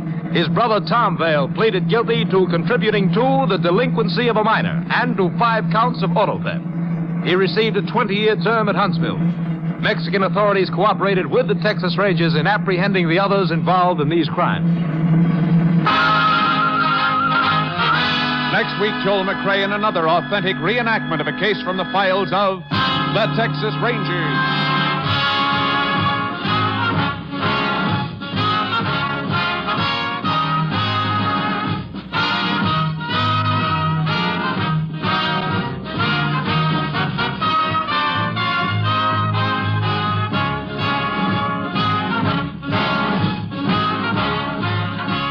Joel McRae will soon be seen in San Francisco Story, a Warner Brothers release.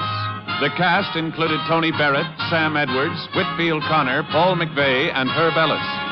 Technical advisor was Captain M.T. Lone Wolf Gonzalez of the Texas Rangers. This story was transcribed and adapted by Bernard Ederer and Robert A. White, and the program was produced and directed by Stacy Keats. Hal Gibney speaking.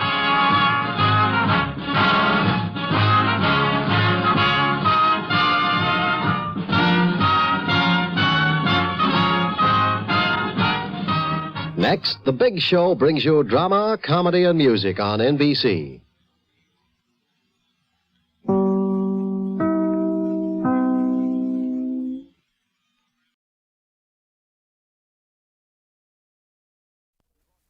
The National Broadcasting Company presents Joel McRae in Tales of the Texas Rangers.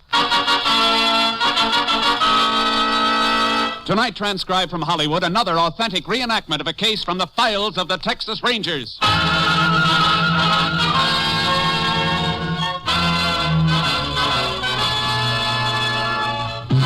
Tales of the Texas Rangers, starring Joel McRae as Ranger Jace Pearson. Texas, more than 260,000 square miles, and 50 men who make up the most famous and oldest law enforcement body in North America.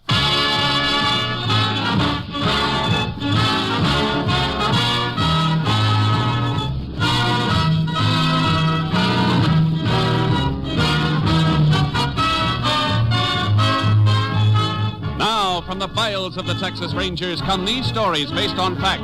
Only names, dates, and places are fictitious for obvious reasons. The events themselves are a matter of record.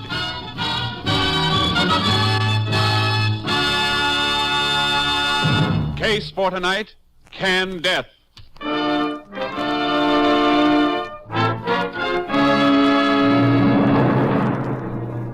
It is 1:15 a.m., January 26, 1940. Bob Farragut, a rancher, comes awake slowly. As his eyes open, a wave of nausea sweeps over him, and he breaks into a cold sweat. He throws back the covers, staggers to his feet, noticing that his wife has left her place beside him. May? May? Where are you? May? What's the matter? Why are you out of bed? Oh, Bob. I feel so sick. Yeah, I feel kind of funny myself. I was just putting some water on my face. What's the matter with me? You're as white as a sheet. You better get back and lie down. Funny, I can hardly stay on my feet without holding on to something. You're all perspired. Oh, Bob, what can it be? I don't know. Unless we're all coming down with the flu or something. Kids acted kind of funny before they went to bed. I was up with them about 11 o'clock. They were complaining about stomach aches. Wait, we better go have a look at them. If they feel like we do, I'm going to call the doc.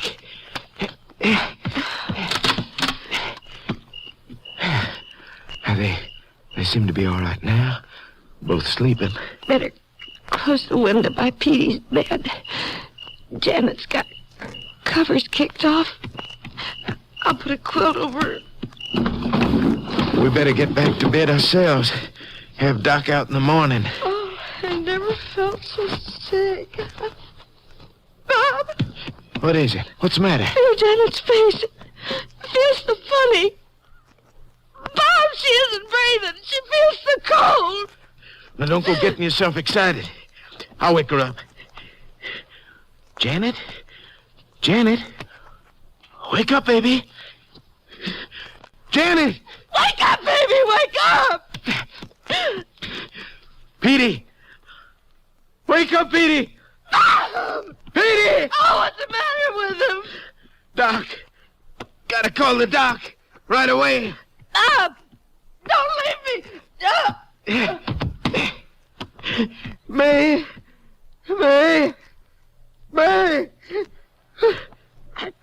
Gotta get help. Get somebody to help. Gotta get downstairs to the phone.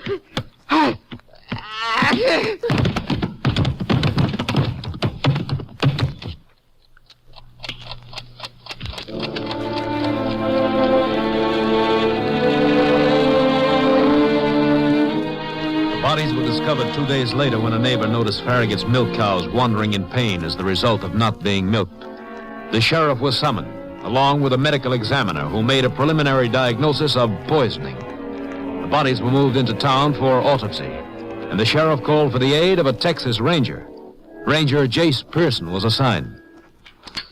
Everything in this medicine cabinet seems to be innocent enough, Jace. Your deputy checked the garbage cans and refuse bins? Yeah, no empty bottle of any kind, just a few cans, vegetable peel, and stuff like that. I'll need some wrapping to pack these bottles in so they can be flown to the lab for examination. Probably find what you need downstairs.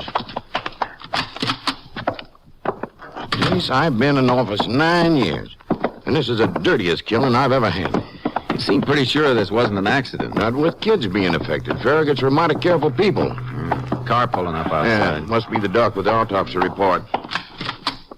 No, Sid Mack. Farragut's partner in this range. Who did it, Sheriff? Sid, if I knew that, I wouldn't be standing here. You gotta do something about this. I don't want anybody getting away with it. You can post a $5,000 reward for the killer in my name.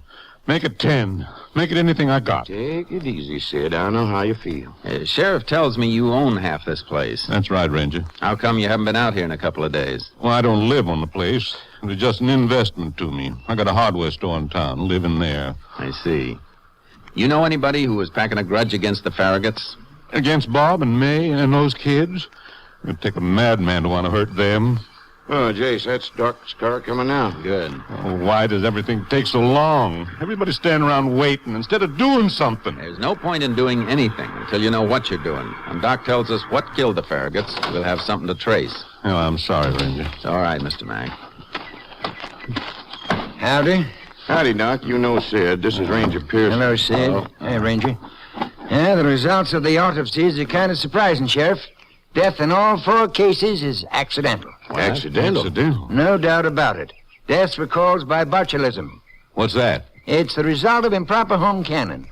Stomach content showed the Farraguts had made their last meal on green beans, potatoes, and canned sausage meat. There's nothing in that to kill him. Yes, there is, Mr. Mack. The doc's right. Canning meat at home is tricky business, Sid. Should be done under steam pressure at high temperature. If it isn't, bacteria forms, and it's plenty deadly. You sure that's what killed him, Doc? Bacteria was unmistakable, Sheriff. It was the sausage meat. Nothing else. Guess we should be thankful in a way. It's nice to know it wasn't murder. Dead.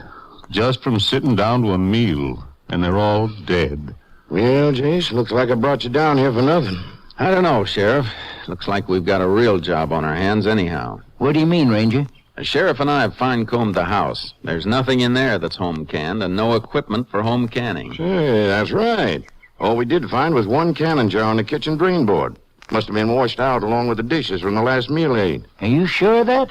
Wasn't even a steam boiler big enough for home canning. And a woman doesn't just put up one jar. She cans in batches, and the whole batch might be contaminated. Women do pass out samples of their home canning to neighbors and friends.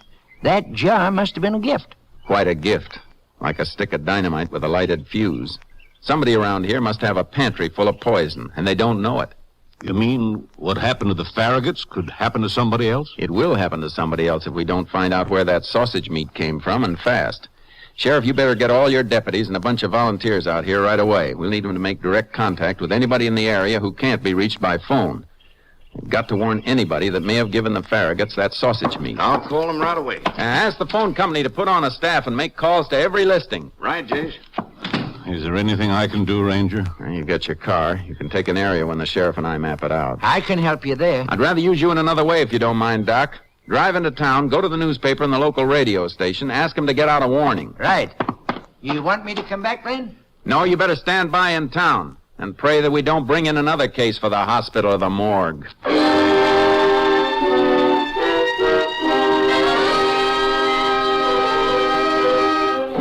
For 5 days and nights, we covered the territory, the shacks and farms and ranch houses without phones, and then doubled back on the phone listings that hadn't answered, running down the whereabouts of people away on business trips or vacations, but we couldn't locate the source of the contaminated meat. If only somebody'd come forward and admit that they canned the stuff the Farraguts ate, we'd know we were safe. They may be afraid of being held responsible for the deaths. It is something to wonder about. Yeah, we're almost back to my office. Maybe one of the other men has left a report. What time is it? Almost midnight. Yeah, here we are.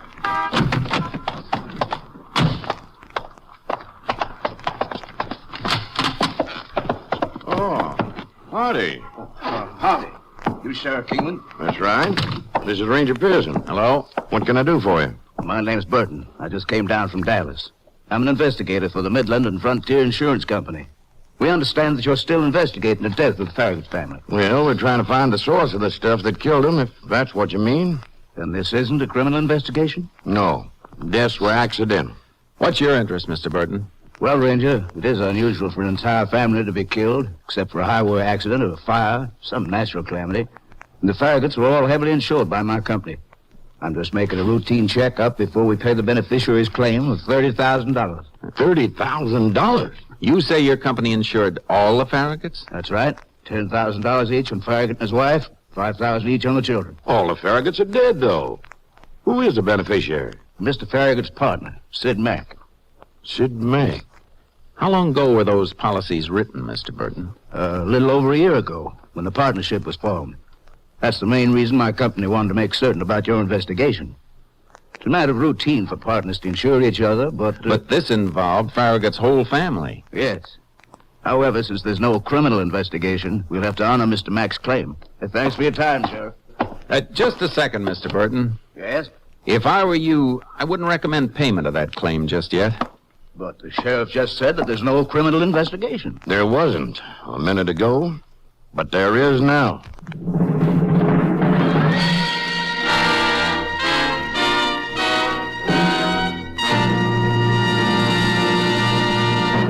You are listening to Tales of the Texas Rangers, starring Joel McCrea as Ranger Jace Pearson.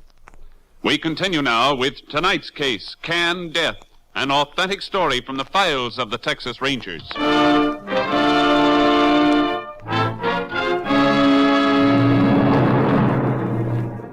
In the morning, Sheriff Kingman got a search warrant for Sid Mack's house. Mack had already left for the hardware store, but we were admitted by his hired girl. She was young and frightened. She watched us in silence as we started our search and then disappeared. Nothing in here, Jace. Nothing in the pantry either. Let's try the attic. That girl scooted mighty quick, didn't she?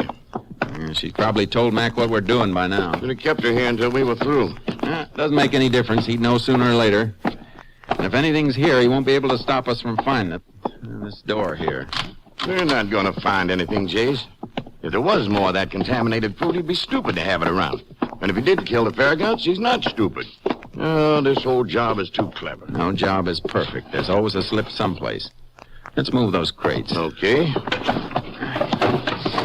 Nothing in these things, Jace. Better look in those barrels, too. Yeah. Hey, hold it. Somebody's coming upstairs. Mac, I reckon. You're the ranger up there, Sheriff? That's right, Mac.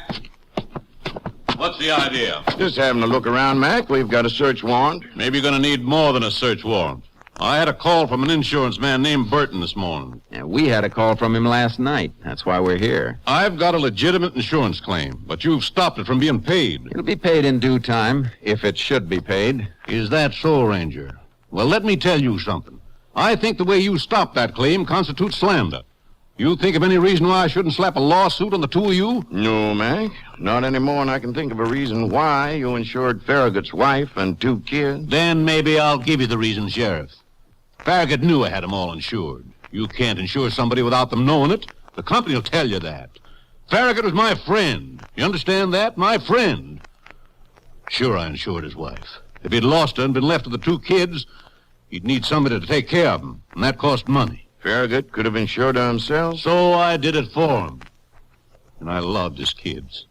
I don't have any, and they were like my own. The policies I had on them weren't just life insurance policies. They were endowment policies, too, to pay for the education. Now, what's wrong about that, Sheriff? Nothing wrong, Mac. If what you're saying's true. Ask the insurance man. Ask him.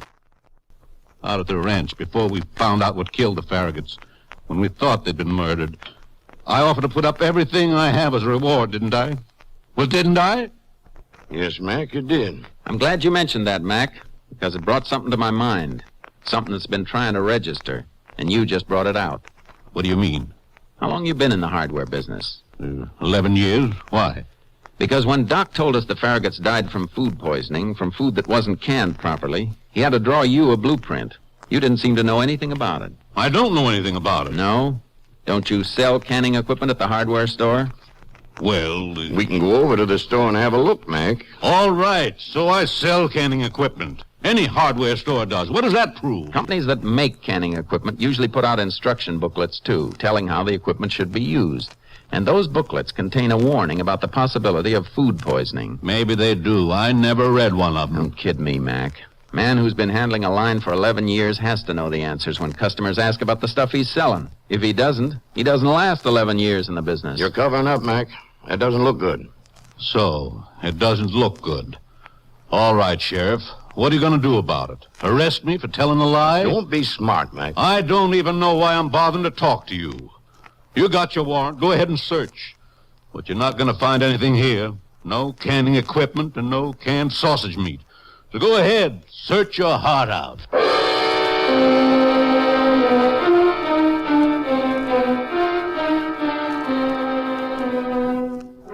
Mac wasn't hedging anymore, but having him out in the open made me feel uncomfortable. He was too defiant, too sure of himself.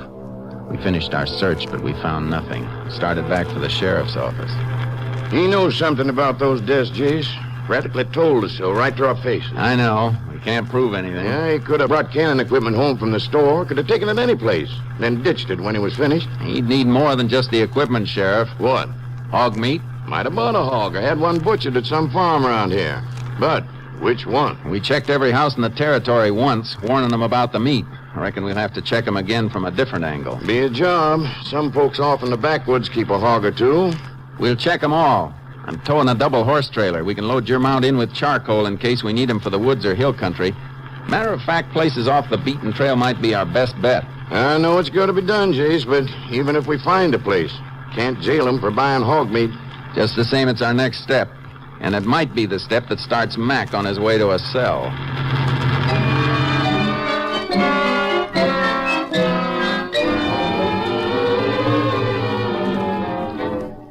It was work. Grim, routine, discouraging work. The game of questions and answers without ever getting the right answer. In 3 days, we checked all the spots that could be reached by car. And then we switched to the horses and rode into the backwoods. These backwoods people are kind of tight-mouthed, James. Yeah, so I've noticed. I guess they figure the world doesn't want to share the trouble, so they hold up back here. You see what I mean, next place we come to? Crazy Annie. Crazy Annie? That's what they call her. She isn't really crazy, just kind of strange. Has a son, feeble-minded. They had him at the state asylum for a while, but he was harmless, so they let him go. Old lady came into the woods with him, and, well, they've been here ever since. They got hogs? Yeah, hogs, a couple of chickens. That's about all they have got. Oh, yeah, they got one other thing. The meanest dog in the state of Texas. Keep your eye open for him when we ride up. Don't they keep him tied? Yeah, but he chews loose. Hates everybody but the old lady and her son. Place is just through this clump of trees. Hey, hold it, Sheriff. Ooh, Charky. boy. Hold it. Yeah, look at that. Mound of earth covered with rocks and a cross sticking up at the head. Looks like a grave. Reckon Luke did that, old Annie's son.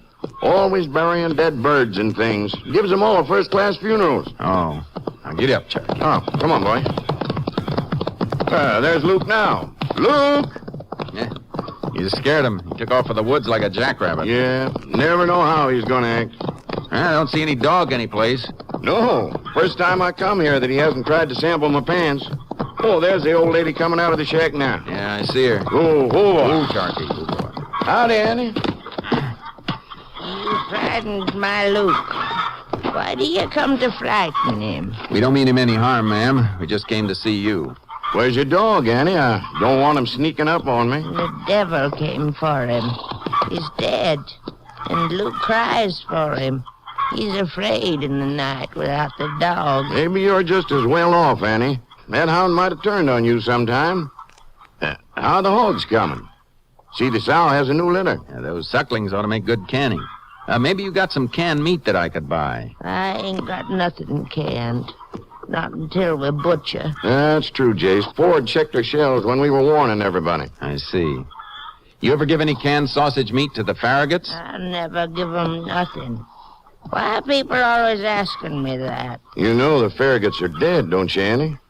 Yeah. If you never gave anything to the Farraguts, did you ever give or sell any canned sausage to Sid Mack? Or any hog meat, or even a live hog? Well, did you, Annie? You got a right to sell what you own. I don't know the man you talk about. Now, don't lie to us, Annie. We're friends. You know that, don't you? I never sold him nothing. I never did. He never come up here. All right, Annie. Want to ride on, Jace? No sense trying to catch Luke. When he's scary like he is today, he can't even talk. Yeah, let's go. Goodbye, ma'am. Goodbye, Ann. Up, Charlie. Up, boy. Of course, it's hard to tell with anybody like that, Jace, but she seemed to tighten up when you mentioned Sid Mack. She did. Her hands started to work nerves. And the boy Luke ran when he saw me. Of course, he's done that before. If they can give us any information, it isn't going to be easy to get. I got an idea. Maybe a wrong one, but it's worth a shot. Let's turn back for town. Come on, Charky. Come on, boy. Come on. You gonna tackle Mac again? No. I want to see the doctor.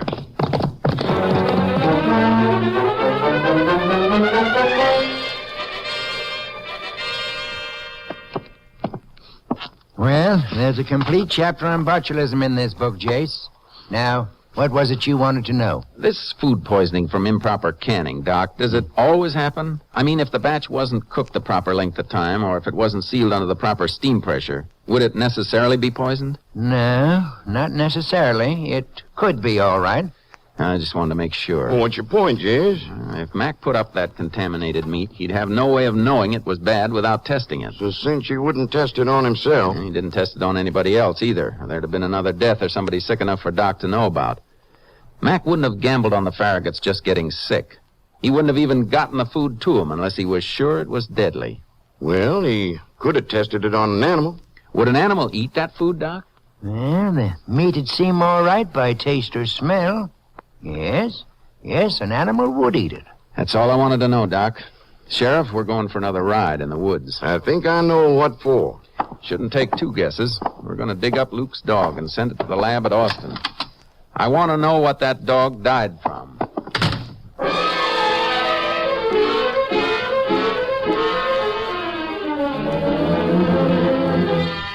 We took Deputy Ford with us to stay on guard and keep old Annie and Luke from leaving their shack. We dug up the dog and sent it to Austin. The answer fit. Death by food poisoning. Sheriff and I rode back to the shack in the woods. Old Annie was white and shaking, and her son huddled in a corner. His eyes enormous and frightened, his lips numb. Annie, believe me, nobody's going to hurt you or Luke, but you've got to help us. You had no reason to harm the Farraguts, we know that. But we're after the man who did have a reason. I don't know. All you have to do is tell us. Was Mac here? Did you sell him anything? Or can anything under his direction? I guess it's no use, Jace.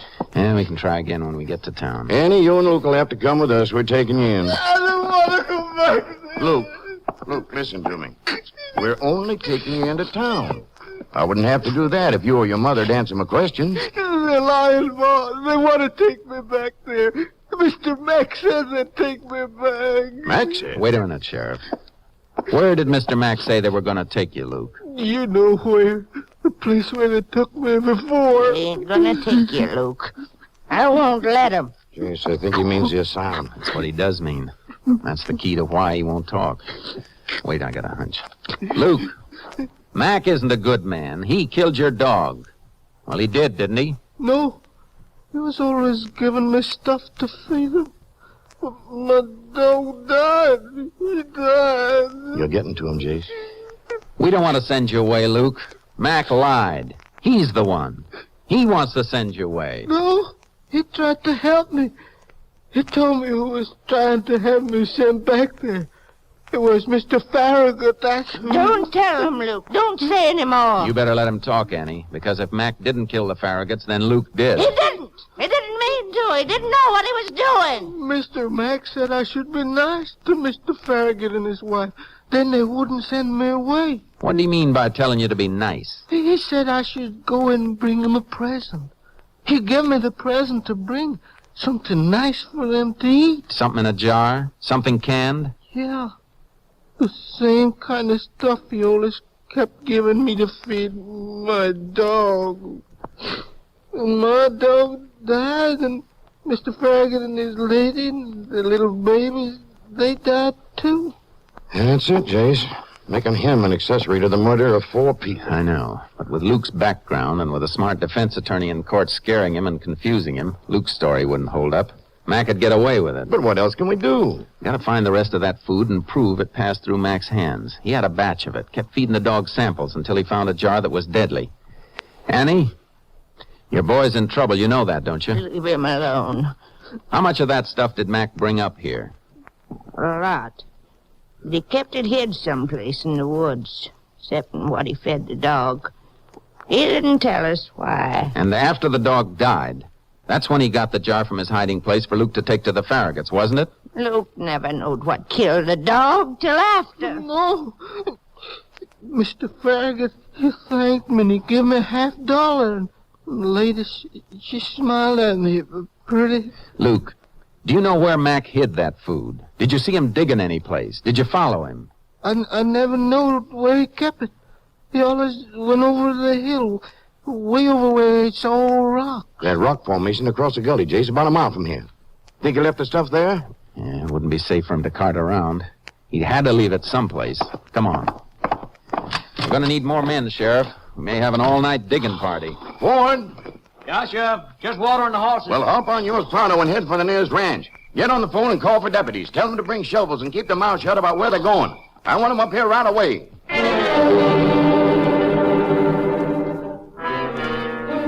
We dug by flashlight and torchlight. Finally, we found it. A burlap sack loaded with jars of sausage meat. Canned death. We rushed back to town, and just after dawn, a fingerprint crew flew in from Austin. I held my breath. All we needed was a print. One fingerprint belonging to Sid Mack. We got it. More than one. There were sets on every jar. By that time, his store was open, and we went for him. Well, Sheriff and the Ranger. What bright ideas have you got this time? Got an idea? We're going to lock you up, Mac. You can drop that smile, Mac. Luke was just as scared of us as he was of you. We know the whole story. Well, guess fellas with your mentality might believe Luke, but a jury won't.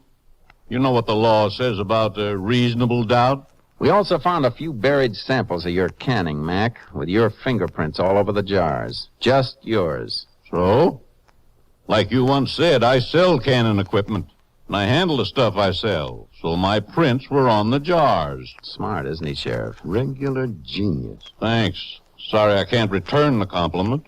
You're just like all the smart ones, Mac. You just made one mistake, and it was a real stupid one. About those prints. You had to put them on the jars after they were filled, when the canning was completed. Any prints that were on before would have been boiled off. Don't go for that claw hammer, Mac. Don't make me put a bullet in you. Because heaven knows, Mac, I'm tempted. Wait a minute, Sheriff. I'm not resisting. I'm not touching anything. All right, move. Better lock the door, Mac. You won't be coming back.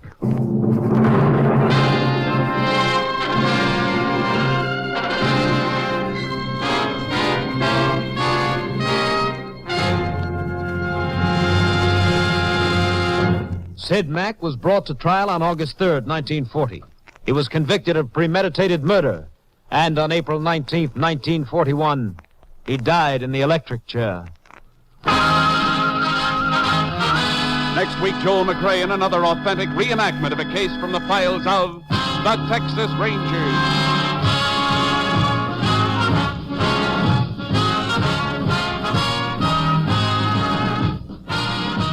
Joel McRae is currently seen starring in the Universal International Technicolor production Frenchie. Tonight's cast included Tony Barrett, Paul Frees, Virginia Gregg, Will Wright, Ken Christie, Joe Forte, Edmund McDonald, and Don Diamond. This story was transcribed and adapted by Joel Murcott, and the program was produced and directed by Stacy Keach. Hal Gibney speaking.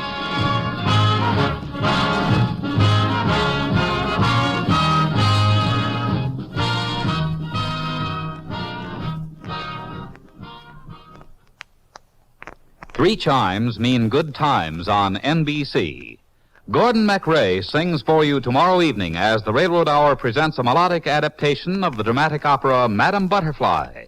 Gordon's guest for this Railroad Hour presentation is lovely soprano Nadine Connor. And your Monday of Music tomorrow also includes a concert by the Voice of Firestone with guest artist Eugene Conley. Bill Baker asks the $64 question next on NBC.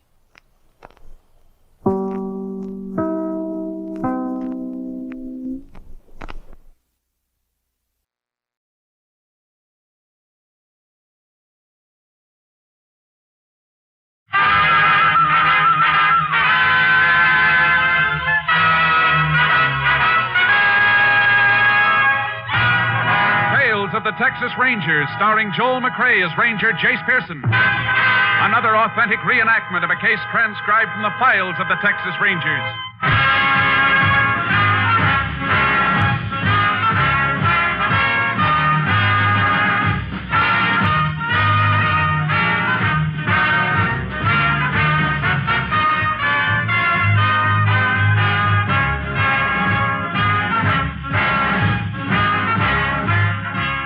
Names, dates, and places in the following story are fictitious for obvious reasons. The events themselves are a matter of record.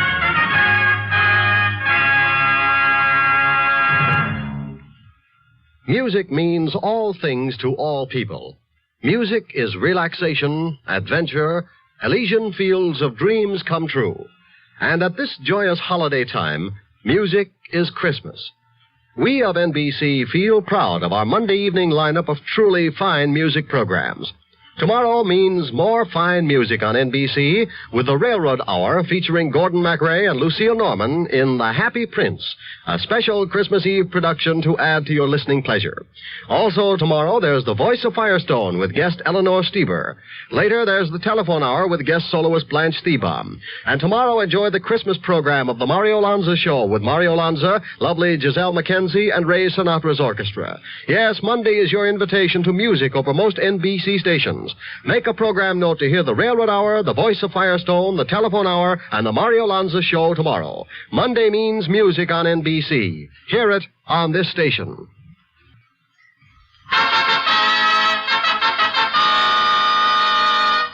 And now, from the files of the Texas Rangers, the case called Christmas Payoff.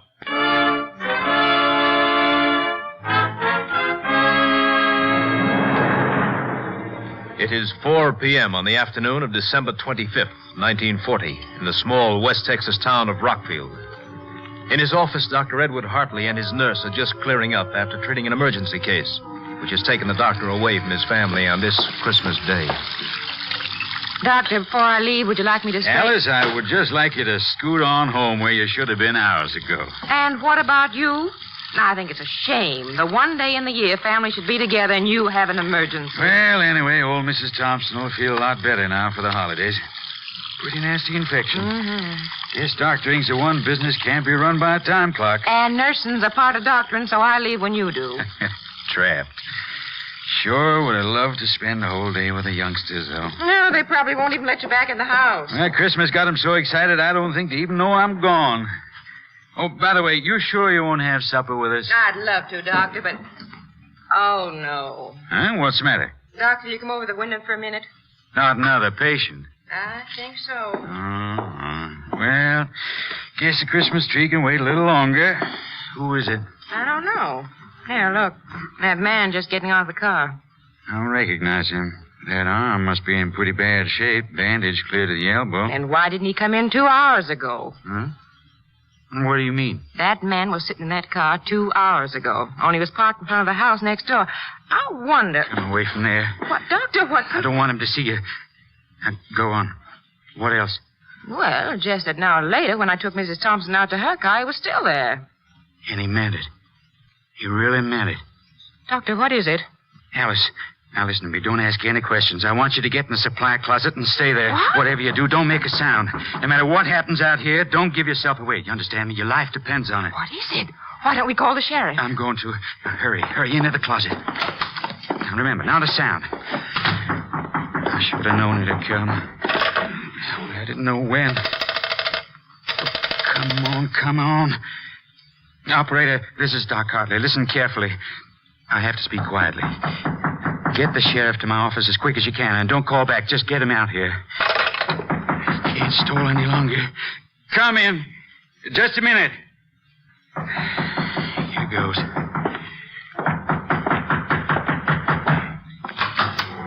Yes? You Doc Hartley? That's right. Well, can I come in? Oh, of course. Come in. No, that's the supply closet. My dispensary is this way. Now, if you'll just get up on the table. Would you like to lie down? More comfortable for that arm. I'll sit. That's a lot of bandaging. What did you do to that hand? Think maybe I sprained it. You're the doc. Suppose you tell me. You always work this slow, Doc? Oh, I'm sorry. Where's your nurse? She's gone home long time ago. Not even supposed to be working today. This is Christmas, you know. Yeah, I know. Why don't you pull the last of the bandage off, Doc? Don't you want to see my hand? I know what's in it. Then I'll do it myself. Yeah. See? There's your Christmas present, Doc, in my fist. Nice 38. Don't you want it, Doc? Why are you doing this? Why? Maybe I shouldn't give it to you. You guessed what it was. Spoiled my surprise. Nah, you look like a nice guy. I'll give it to you anyway. Look at me, Doc. You know what it's for. You get Merry Christmas, Doc.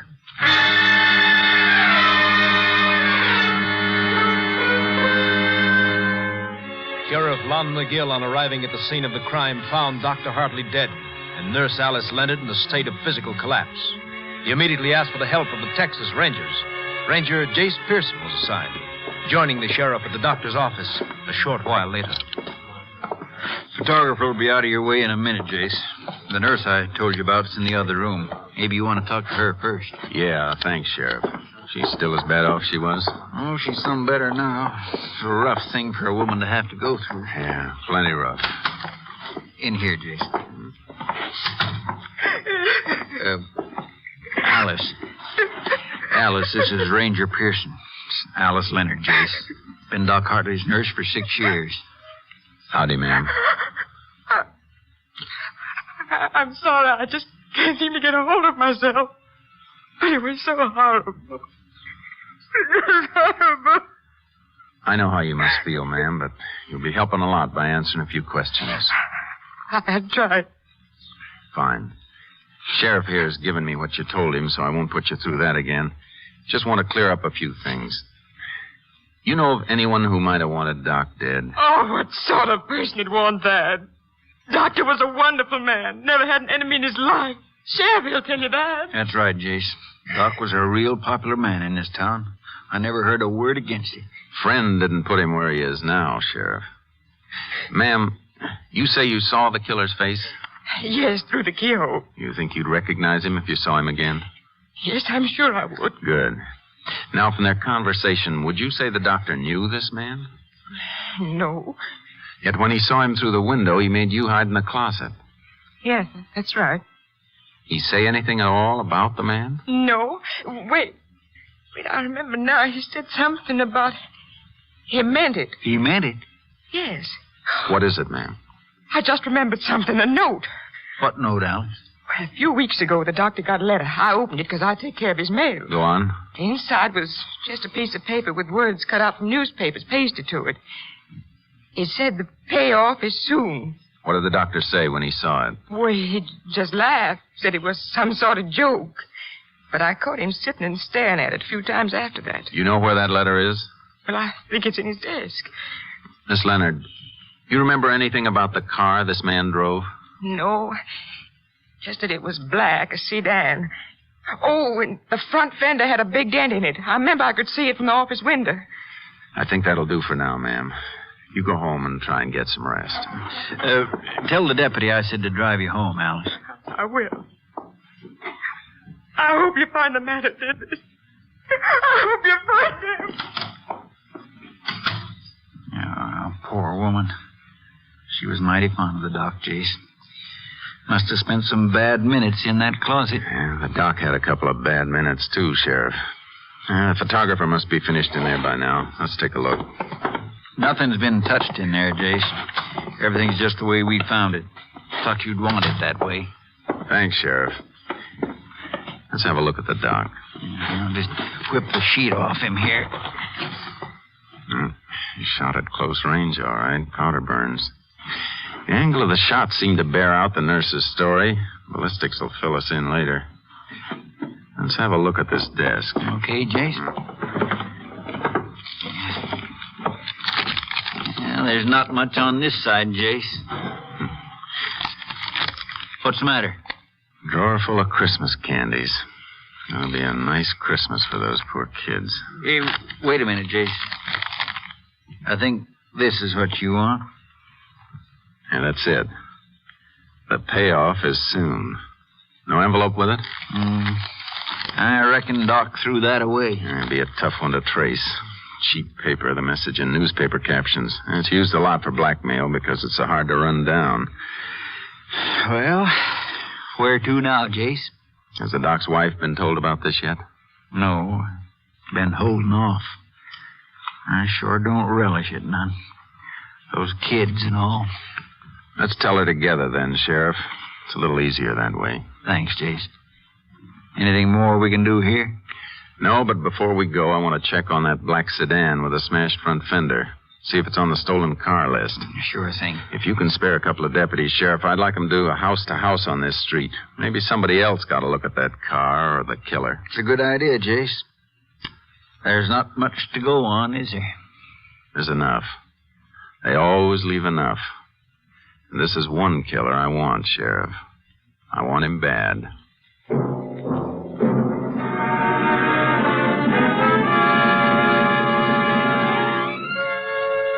A black sedan with a smashed front fender was on the stolen car list. We finished our calls and left. 15 minutes later, we stood in front of a large, neat house on a well-kept street. Staring at the front door, Doc Hartley would never open again. Through the parlor window, we could see 3 laughing kids and proud grandparents around a Christmas tree. It was a rough doorbell to ring. Darling, I thought you'd never... Oh, I'm sorry. I was expecting my husband. Oh, Sheriff McKell. Howdy, Miss Hartley. Can we come in? Oh, why, of course. Please do. I imagine you want to see Ed. I'm sorry he had an emergency, but if you like, I can... Mrs. Hartley, this is Ranger Pearson. Howdy, ma'am. Hello, Ranger. Pleased to meet you. Ma'am, can we speak to you privately? I mean, in another room, away from them. Of course. Come in here.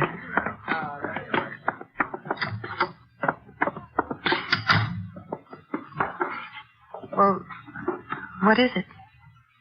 Ma'am, it's best to say it quickly. Your husband, he's been killed.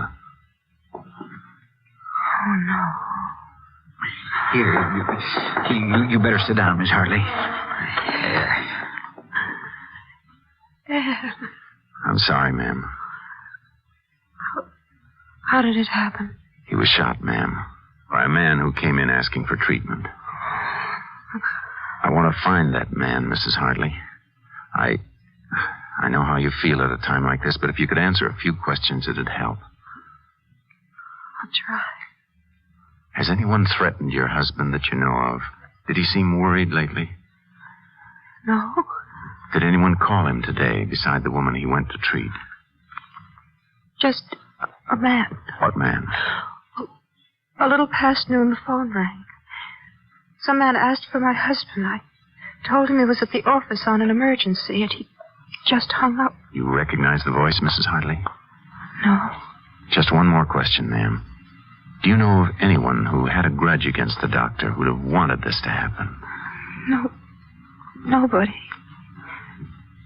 Nobody except... Except who? Oh, I was thinking of that man, the one he sent to prison. Sent to prison, ma'am? I think I can explain that, Jace. You mean that Nixon thing, Miss Hartley? Yes. Well, it happened a couple of years back, Jace. A fellow named Al Nixon robbed the payroll of a gas cracking plant about 40 miles from here. Shot during the getaway, though. Came through here and forced Doc Hartley to treat him at gunpoint. You know what kind of stretch they gave him, Sheriff? No, I don't remember. You see, that was before I was sheriff. I was living at the other end of the county then. Well, anyway, seems Doc somehow sneaked a phone call while he was treating Nixon, and the police got him. Isn't that right, Miss Hartley? Yes. They sent him to Huntsville. Mrs. Hartley, I'm sorry to put you through this. We're going to leave now. Is there anything we can do for you? Nothing. There's nothing anyone can do. How will I tell the children? Oh, Anne!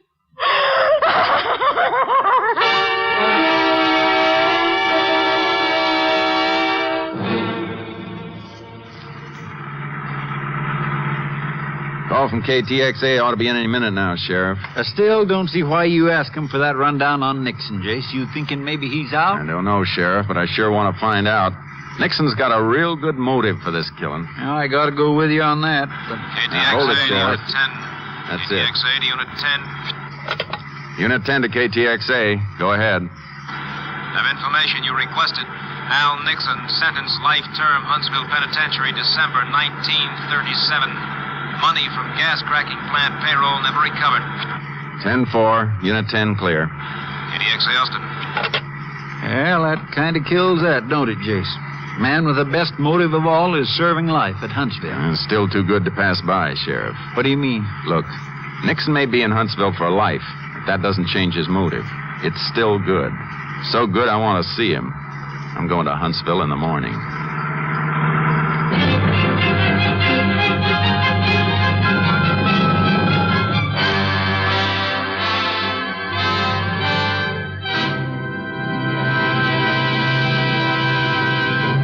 In a moment, we will continue with Tales of the Texas Rangers, starring Joel McCrea as Ranger Jace Pearson. Who catches tuberculosis? The young? Yes, but so do the old. And so do people of any race or nationality. 500,000 Americans are afflicted with TB.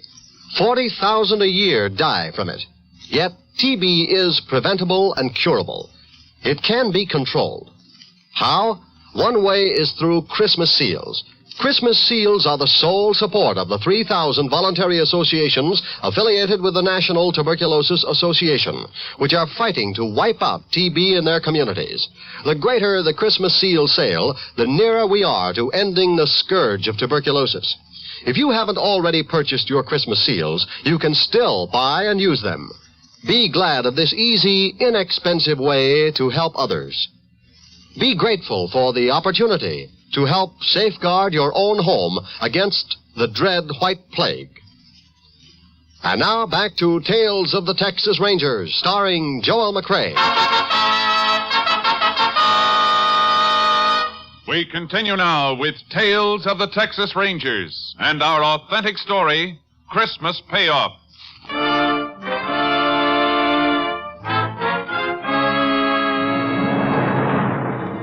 Next morning, I left Nurse Alice Leonard with the sheriff to begin the long job of trying to pick a killer's picture out of the gallery. Then I headed for Huntsville. I wasn't in the visiting room 5 minutes when Nixon was brought in. A brutal-looking little man who shuffled forward and sat across the table from me, waiting for me to talk. My name's Pearson, Nixon. Ranger Pearson. What do you want, a medal for remembering your name? I want some answers.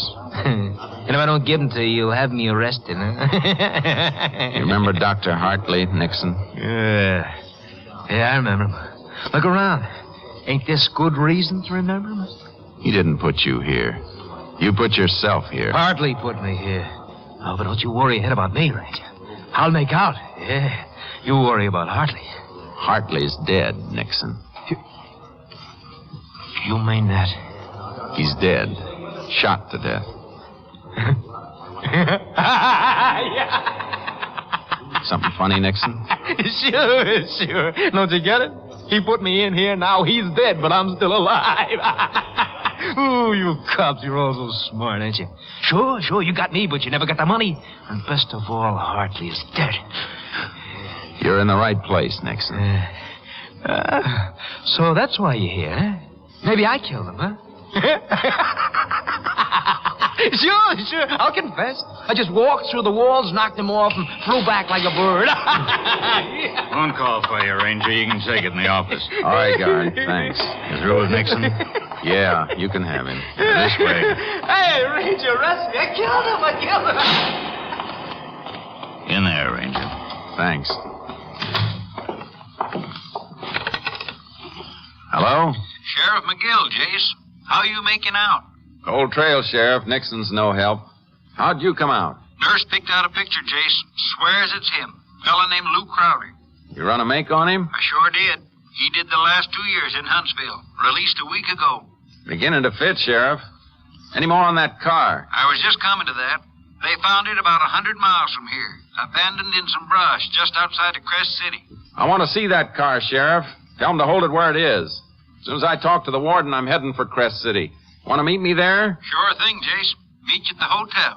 Never can tell what's coming, Sheriff. That cold trail's all warmed up again.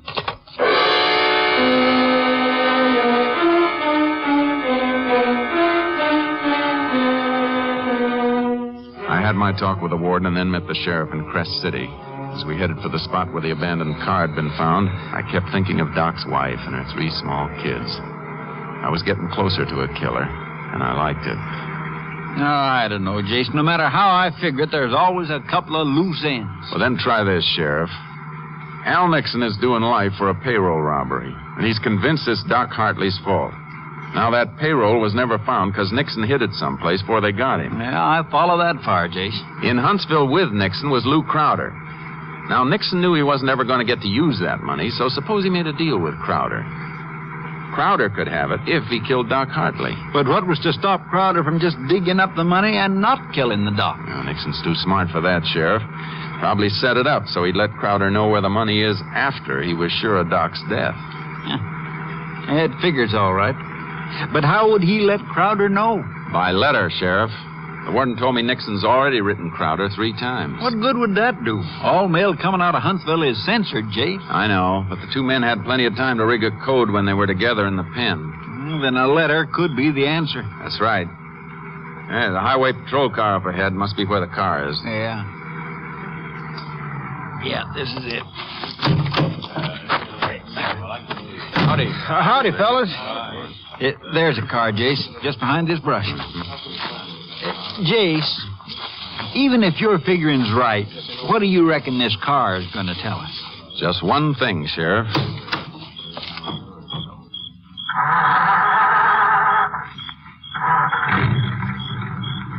That's it. I don't get it, Jace. You will.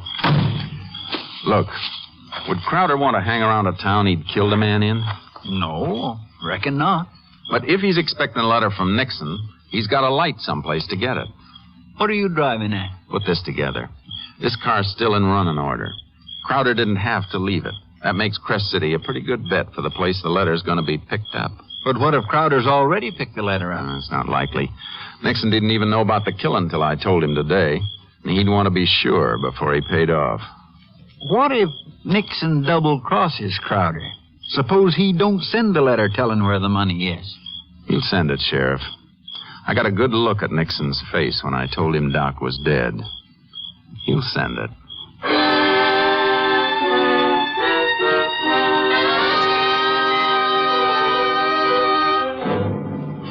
Back in Crest City, the postmaster agreed to notify us the minute he got any letter postmarked Huntsville without giving it out. The very next day, the letter was there. A man had come in for it, but was told it hadn't arrived. The postmaster noticed the man was driving a car with a horse trailer attached. I got my horse trailer, and we set the trap in the post office the next morning. That's Crowder, all right, Jace. He got the letter. Shall we take him? No. Hold it, Sheriff. What's the matter? I don't want to take a chance. He's probably armed. Some of these people may get hurt. Well, what are you going to do? Give him a lead and tail him. All right, let's move up the front door and see where he goes. I've been expecting a kettle if you want. The only thing is, he just got in that car, Jace. Yeah. The one with the trailer. He's pulling out. Come on. You reckon he'll head straight for that money? Yeah, there's no doubt about it. He's not pulling that horse trailer for nothing. He must be heading someplace he can't use a car. It's all right with me. We'll get him, Sheriff. Wherever he goes, we'll get him.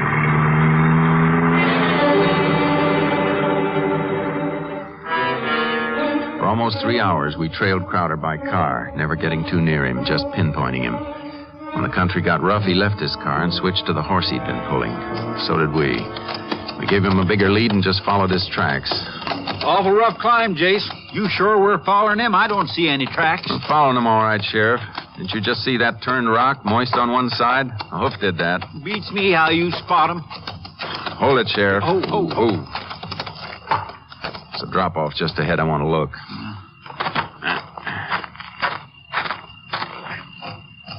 See anything, Jace? Shh. Hold it. He's just over the drop, about 20 feet. Is he digging, Jace? Better than that, Sheriff. He's found it already. Now, look, Sheriff. He's in a dead-end canyon. I'm going down after him. You cut along this ridge and close in from the base. All right, Jace, but be careful. Come on, boy.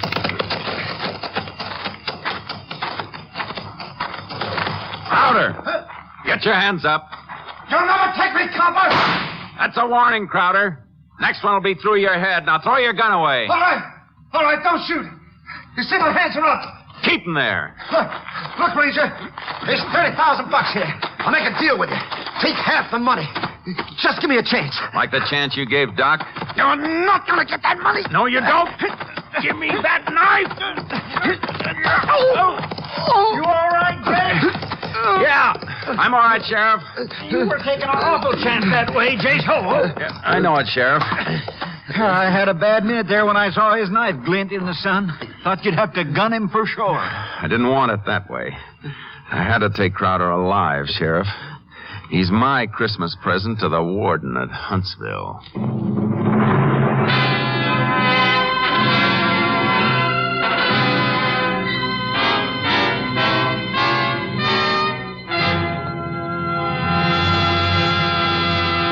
In just a moment, we will tell you the results of the case you have just heard. With Christmas just around the corner, we at NBC hope that you all will have a joyful, happy holiday season. With the program scheduled on the NBC Radio Network, we will try to add to your listening pleasure as you relax and tune for your favorite entertainers. Special programs are planned by all of our NBC shows, and we know that you will want to hear as many of them as you possibly can. To put it in musical form, here is a holiday wish from the NBC Chimes. Happy holiday, happy listening, happy holiday, happy listening. NBC wishes you a season of good cheer, a merry, merry Christmas and a happier New Year. Happy holiday, happy listening, happy holiday, happy listening. Yes, from all of us at NBC to all of you throughout the country comes this sincere, hearty wish for a Merry Christmas.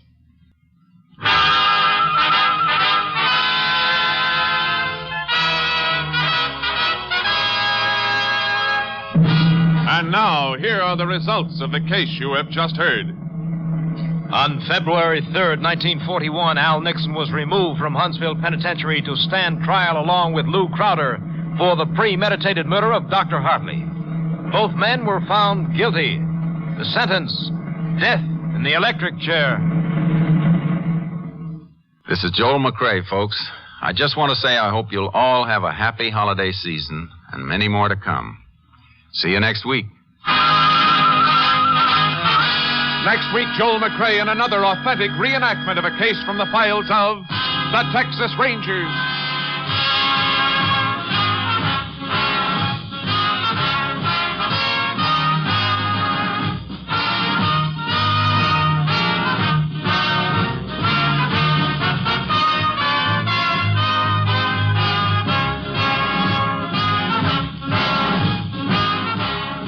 The cast included Tony Barrett, Lillian Bayov, Whitfield Connor, Lou Krugman, Michael Ann Barrett, and Parley Bear.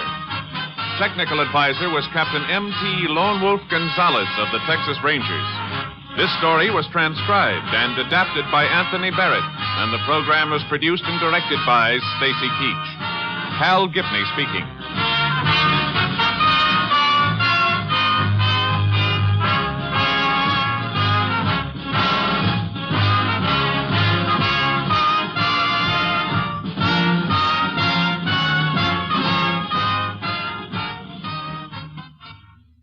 Next, it's The Big Show.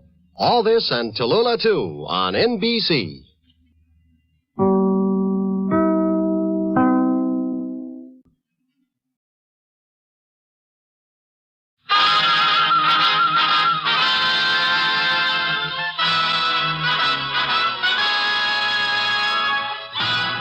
Tales of the Texas Rangers, starring Joel McRae as Ranger Jace Pearson. Another authentic reenactment of a case transcribed from the files of the Texas Rangers.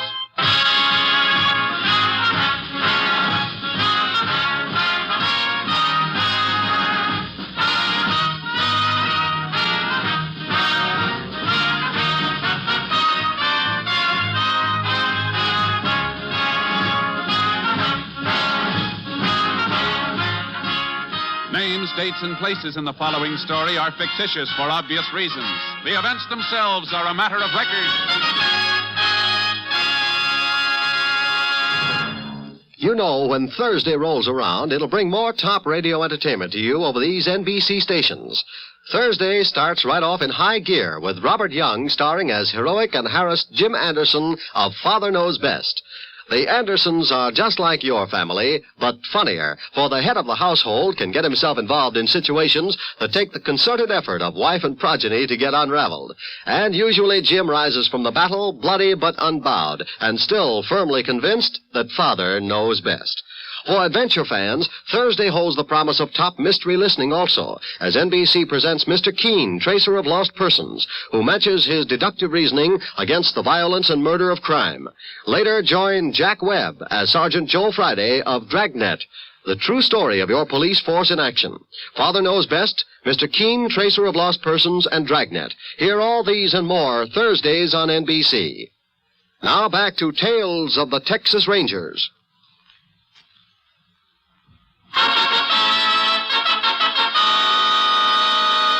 And now, from the files of the Texas Rangers, the case called Clip Job.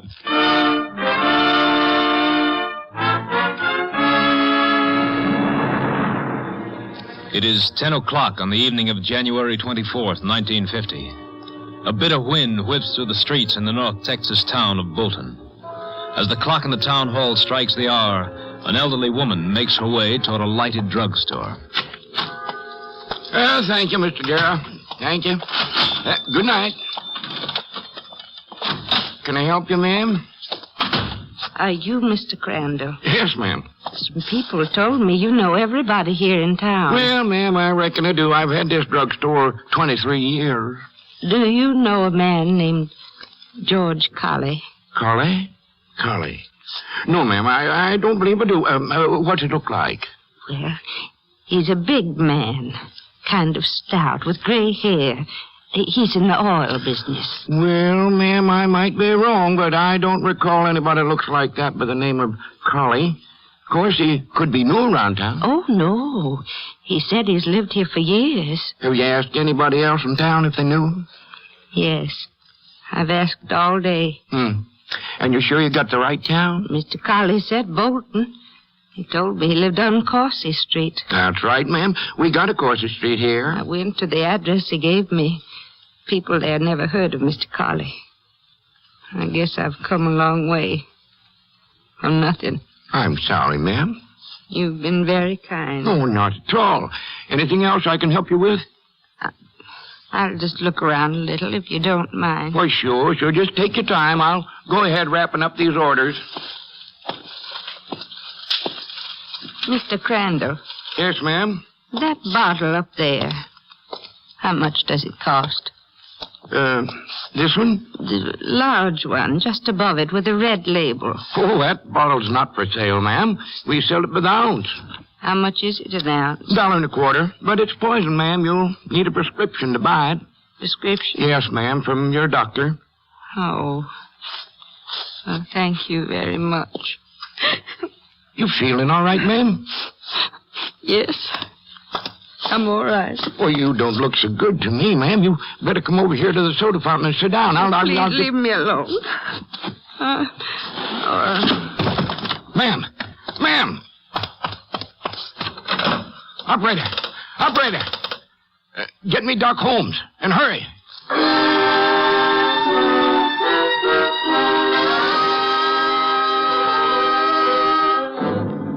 The woman was taken to the county hospital, where she was found to be in the first stage of starvation.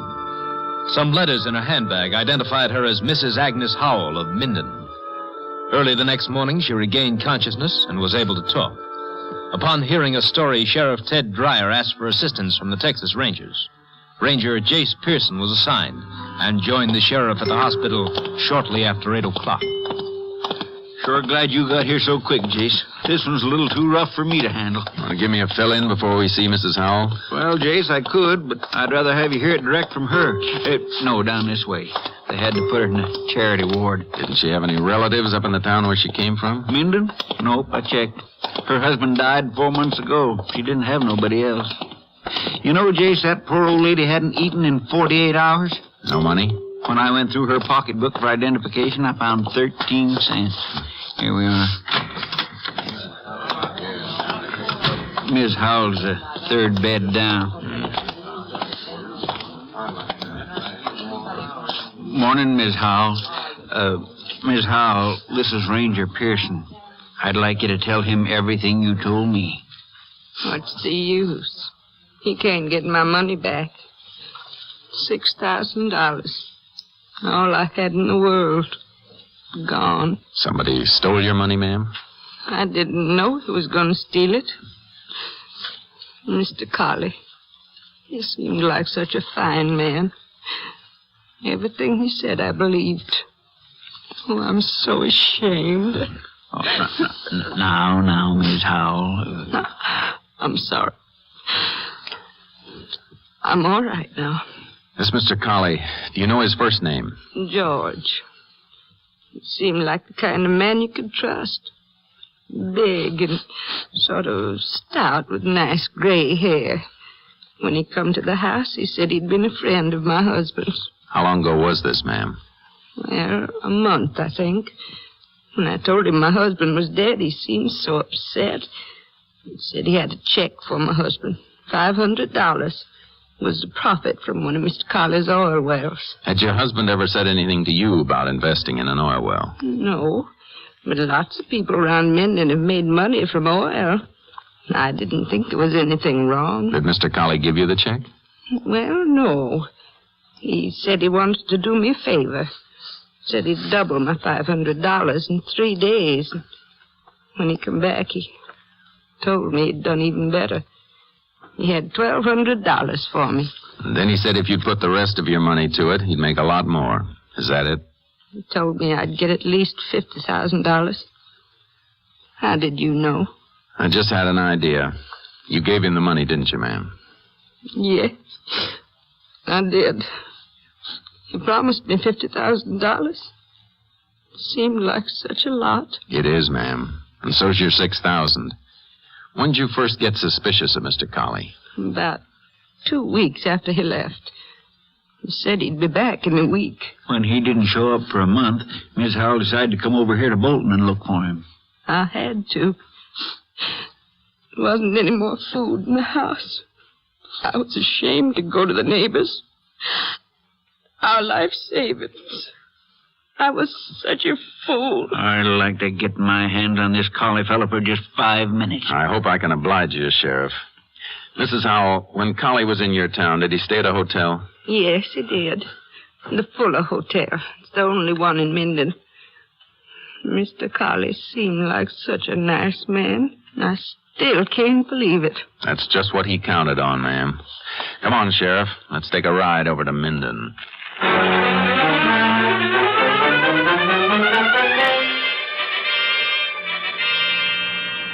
Turn right at the next corner, Jace. Fuller Hotel's at the end of the block. Uh-huh. You know, there's one thing I can't understand.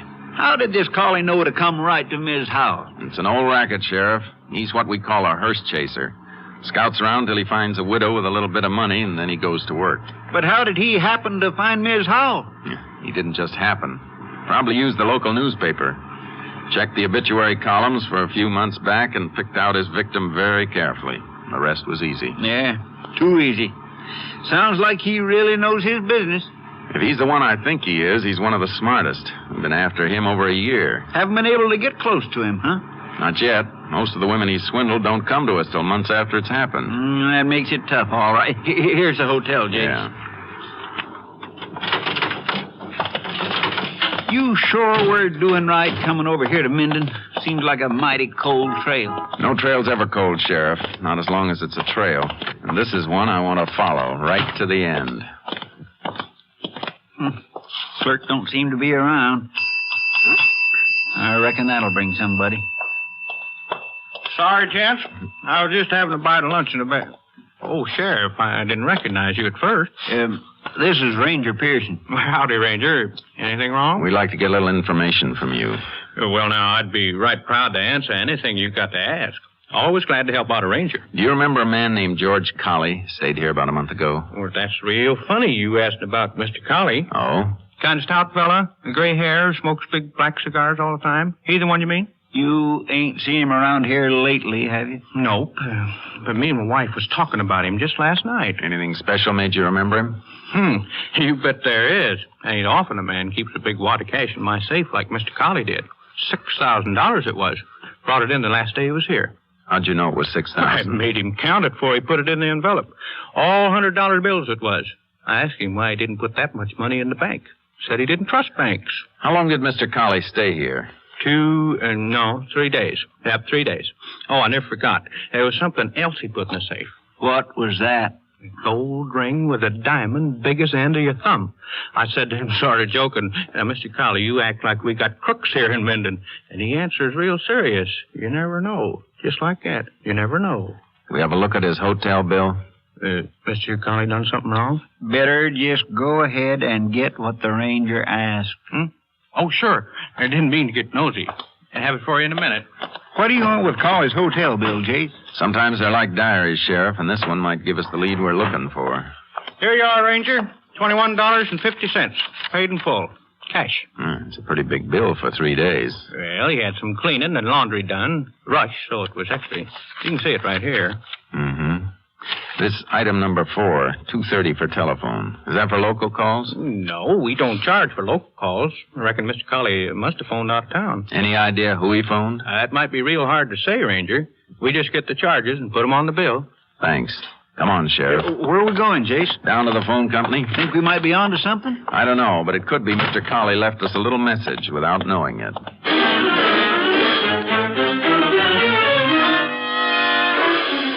At the phone company office, we learned that Colley had called a Miss Sally Ronson in Dallas. The number belonged to a fancy roadhouse near town. I left the sheriff in Bolton and headed for Dallas. On the way, I radioed Company B and asked them to have somebody locate Sally Ronson and keep her under surveillance till I arrived. When I pulled up in front of the roadhouse at 10 that night, Ranger Clay Morgan was waiting for me. Over here, Jace. Hello, Clay. I got your message, Jace. Cap wants me to work with you on the rest of the case. Good. Get a line on Sally Ronson? Uh-huh. She tap dances in the floor show inside. Just watch the end of her act. She's got another show tonight. Let's go in. Sure. Jace, you think this girl is mixed up in the hearse-chasing racket with Colley? It's hard to say. If he called her long distance, that's enough to start on. The manager said her dressing room was down at the end of the hall.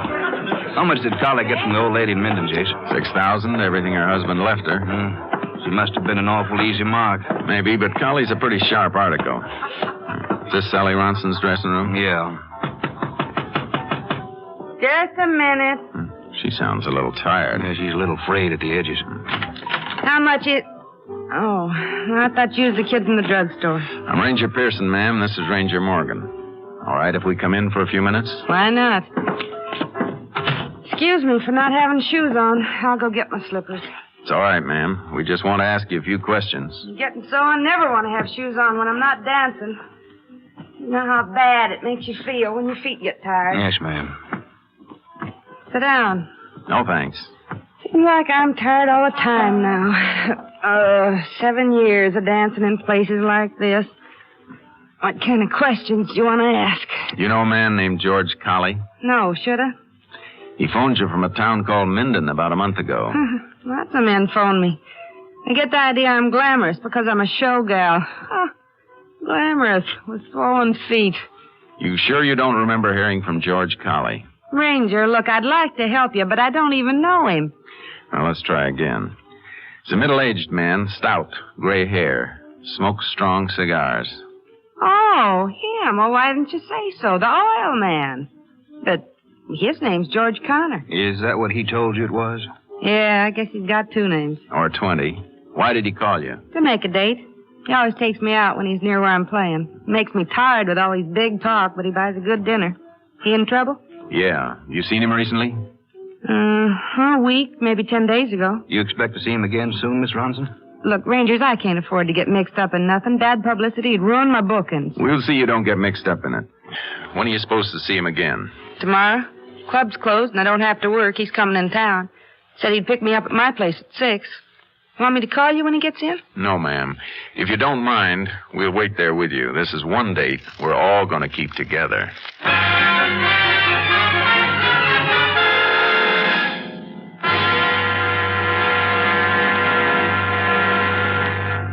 In just a moment, we will continue with Tales of the Texas Rangers, starring Joel McCrea as Ranger Jace Pearson.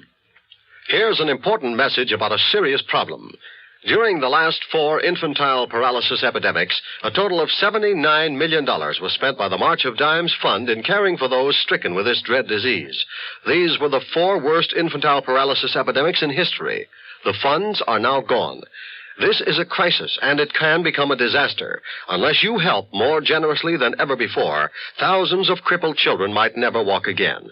Imagine the feelings of the young parents of a 3-year-old when they hear the terrible diagnosis verdict, your child has infantile paralysis. Thousands of parents heard those words last year. By contributing to the March of Dimes, you can speed the day when those words need never be spoken again. You, by your contribution, can speed the research which is now pressing forward so hopefully toward an early solution to polio. Join the 1952 March of Dimes today. Send contributions to your local March of Dimes headquarters. Remember, this fight is yours. And now back to the Texas Rangers.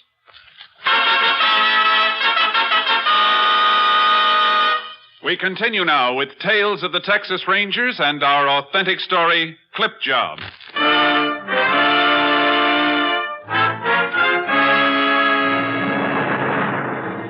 We put out a bulletin on George Colley with instructions to pay special attention to the area around Dallas. The next day, we staked out in the lobby of Sally Ronson's hotel on the chance that Colley might show up early. A little after 5, we joined her in her room and waited for Colley to keep his 6 o'clock date. At 6:30, he hadn't arrived. Sally made coffee for us on a hot plate she kept in her room. Can't understand why he don't show up. He's never missed a date with you before, has he, Miss Ronson? No. Here's your coffee, Rangers. Not very strong, but it's hot. Thanks. Thanks, ma'am. I wish I'd never got mixed up with him. I didn't know he was a crook. It's not your fault. Suppose he puts up a fight when he sees you here. He might have a gun. Men like Colley don't often carry guns, ma'am. No need to get upset, Miss Ronson. You just relax and let us worry about Colley. Yeah. You got a coin for the radio, Ranger? Oh, sure. Here. Thanks. You've never been this late before. Jace, you don't think he spotted us when we came up here, do you? I doubt it. He probably doesn't have any idea we're after him. Ranger, I can't help it. I'm getting scared. Couldn't I go somewhere and let you wait for him here? I'm afraid not, ma'am. We can't take the chance of him seeing you on the street. But if he comes...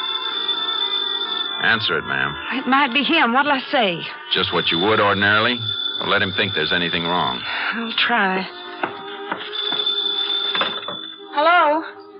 All right, operator. Hey, turn off the radio, will I'll you? get the radio, Jace.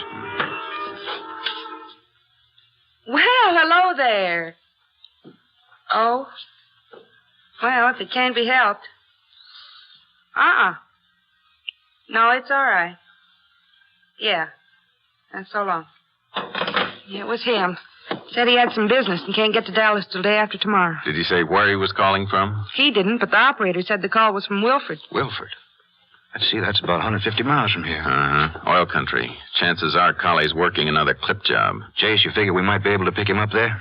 We'll give it a try. Call headquarters, Clay. Get them to cover this hotel. We're going to head for Wilford.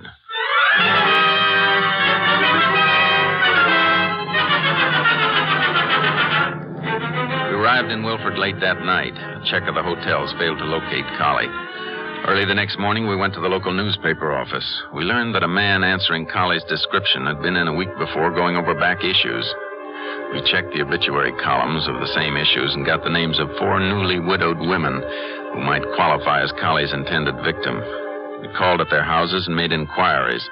Just before noon, a Mrs. Helen Petrie gave us the break we were looking for. Why, yes, I know the man you're talking about, but his name's not Colley, it's Sanders. How long have you known this Mr. Sanders? Well, I've only known him a week, but he was a good friend of my husband's. Did he tell you that, ma'am? Yes, he did. And he's the most honorable man I ever met. He brought me $500 he said he owed my husband. From an oil investment? That's right. And he was so disturbed when he heard my husband had died. Said he just had to do something for me. He took the $500 away with him, didn't he, ma'am? Well, yes, but 3 days later he was back, and you know he had $900 with him, all for me. Did he say anything then about you investing more money so you could make an even bigger profit? Indeed he did. Matter of fact, I've got a check ready for him now, $5,200. Ranger, how do you know about all this? This may come as a shock to you, ma'am, but your Mr. Sanders is one of the slickest swindlers in Texas. Swindler? Why, that's downright ridiculous. Mr. Sanders is one of the finest men I ever met. I don't believe any of these things you're saying about him. I'm afraid what Ranger Pearson says is true, ma'am. We know of at least one woman who's already lost all her savings because she trusted him. Mr. Sanders wouldn't do a thing like that. You sure you're not mistaken, Ranger? There's no mistake, ma'am. This man's a criminal. Why, I don't know what to say. It makes me feel weak all over. Mr. Sanders, he seemed so kind and so honest. I know, ma'am. And we're sorry to have to tell you that he isn't. What can I do? He's coming to pick up the check. When? 2:00 today. I just don't know what I'm going to do. We'd like you to see him, ma'am, and we want you to give him your check, just the way you planned to do. Well, I don't understand, Ranger. Would you give us permission to set up a hidden microphone in this room? Well, of course, but whatever for? We want to have a record of this man at work, just for our own use. You mean you want me to talk to Mr. Sanders like nothing's happened? That's right. And don't worry, ma'am. We'll be right in the next room. Oh, it's not that. Well, I'm not sure if I can face him knowing what I do now. I never was much good at acting. Just do your best, ma'am. That's all we can ask. Clay? Yeah, Jace. How about pulling the car into a side street where it can't be seen and bring the tape recorder back with you? Sure. Better step on it. We've got a lot to do before 2 o'clock.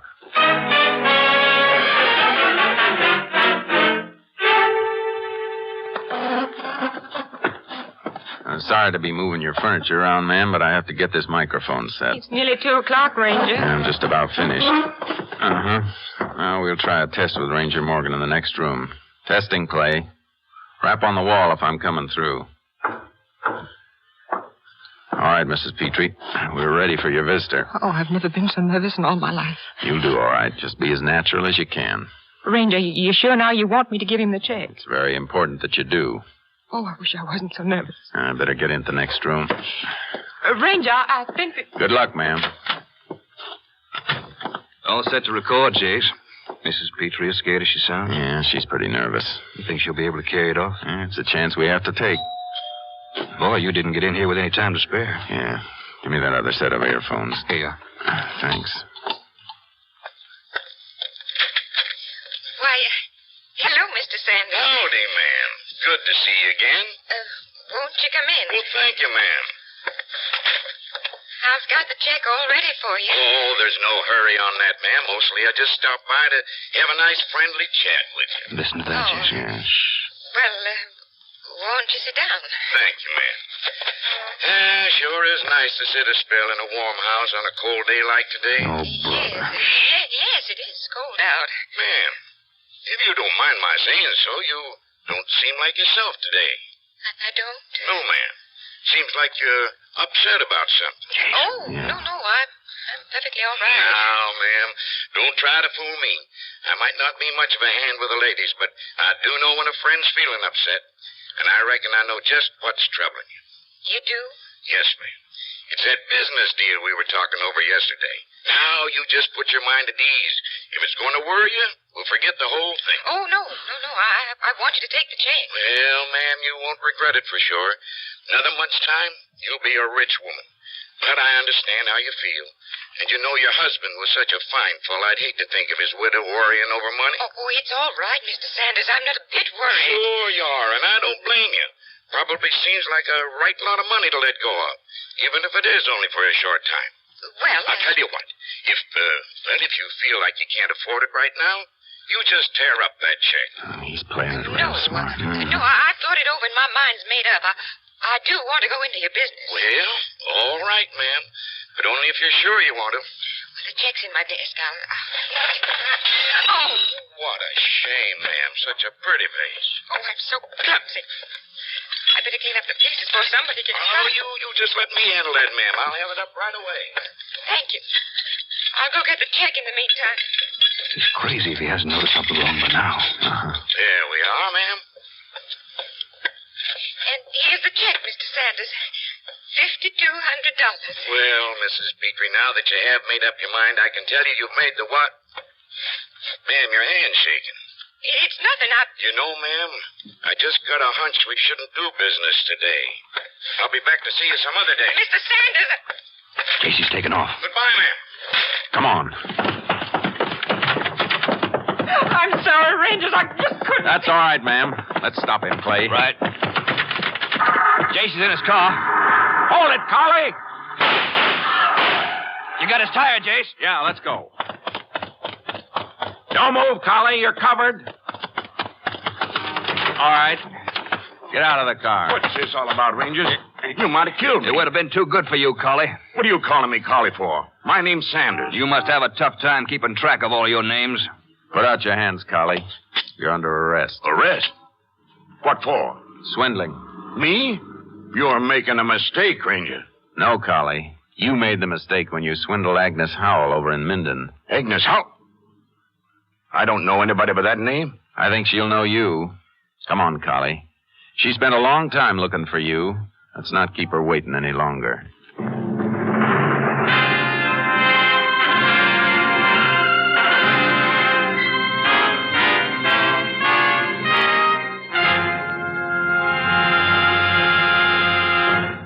In just a moment, we will tell you the results of the case you have just heard. There's more good radio listening Wednesday night on NBC. Wednesday, come to Ivy College in the town of Ivy, USA. Yes, walk the pleasant campus of Ivy College with Mr. and Mrs. Ronald Coleman as Dr. and Mrs. Hall of Ivy. There's adult comedy and heartwarming human philosophy in each sparkling broadcast of the halls of Ivy.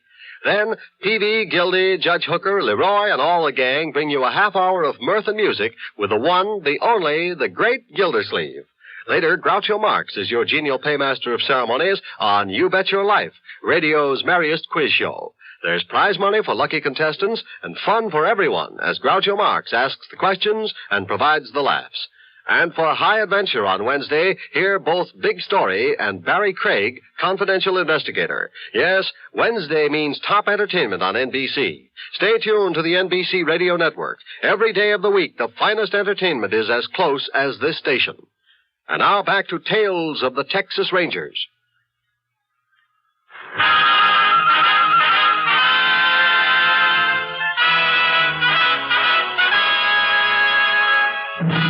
And now, here are the results of the case you have just heard. George Colley was brought to trial on March 13th, 1950.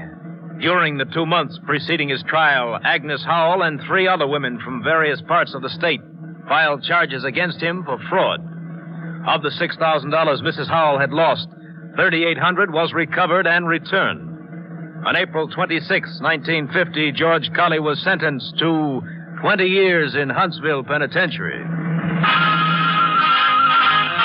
Next week, Joel McCrea in another authentic reenactment of a case from the files of the Texas Rangers.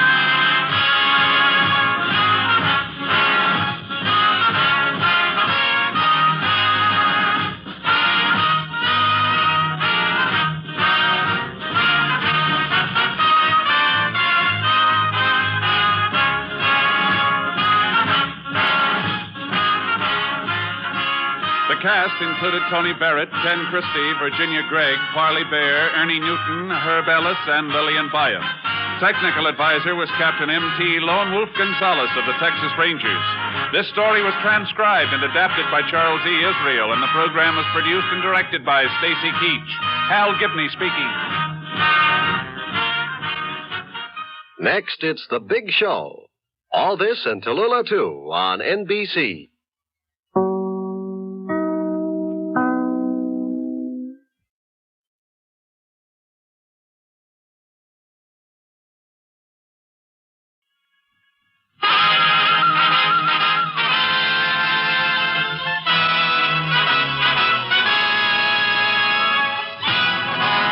Of the Texas Rangers, starring Joel McCrea as Ranger Jace Pearson. Another authentic reenactment of a case transcribed from the files of the Texas Rangers.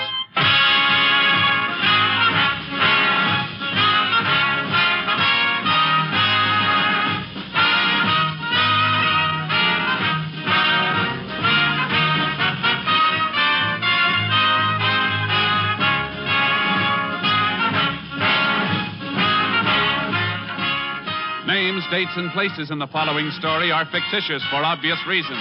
The events themselves are a matter of record.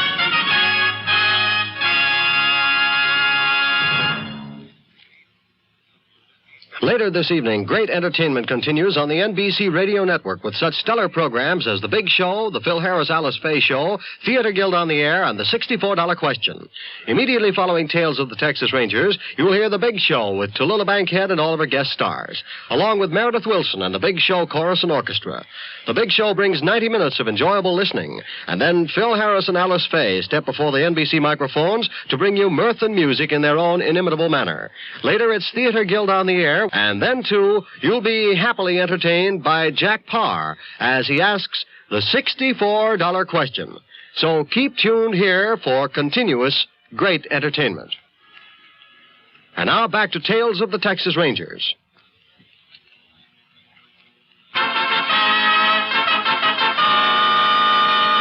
And now, from the files of the Texas Rangers, the case called Cold Blood.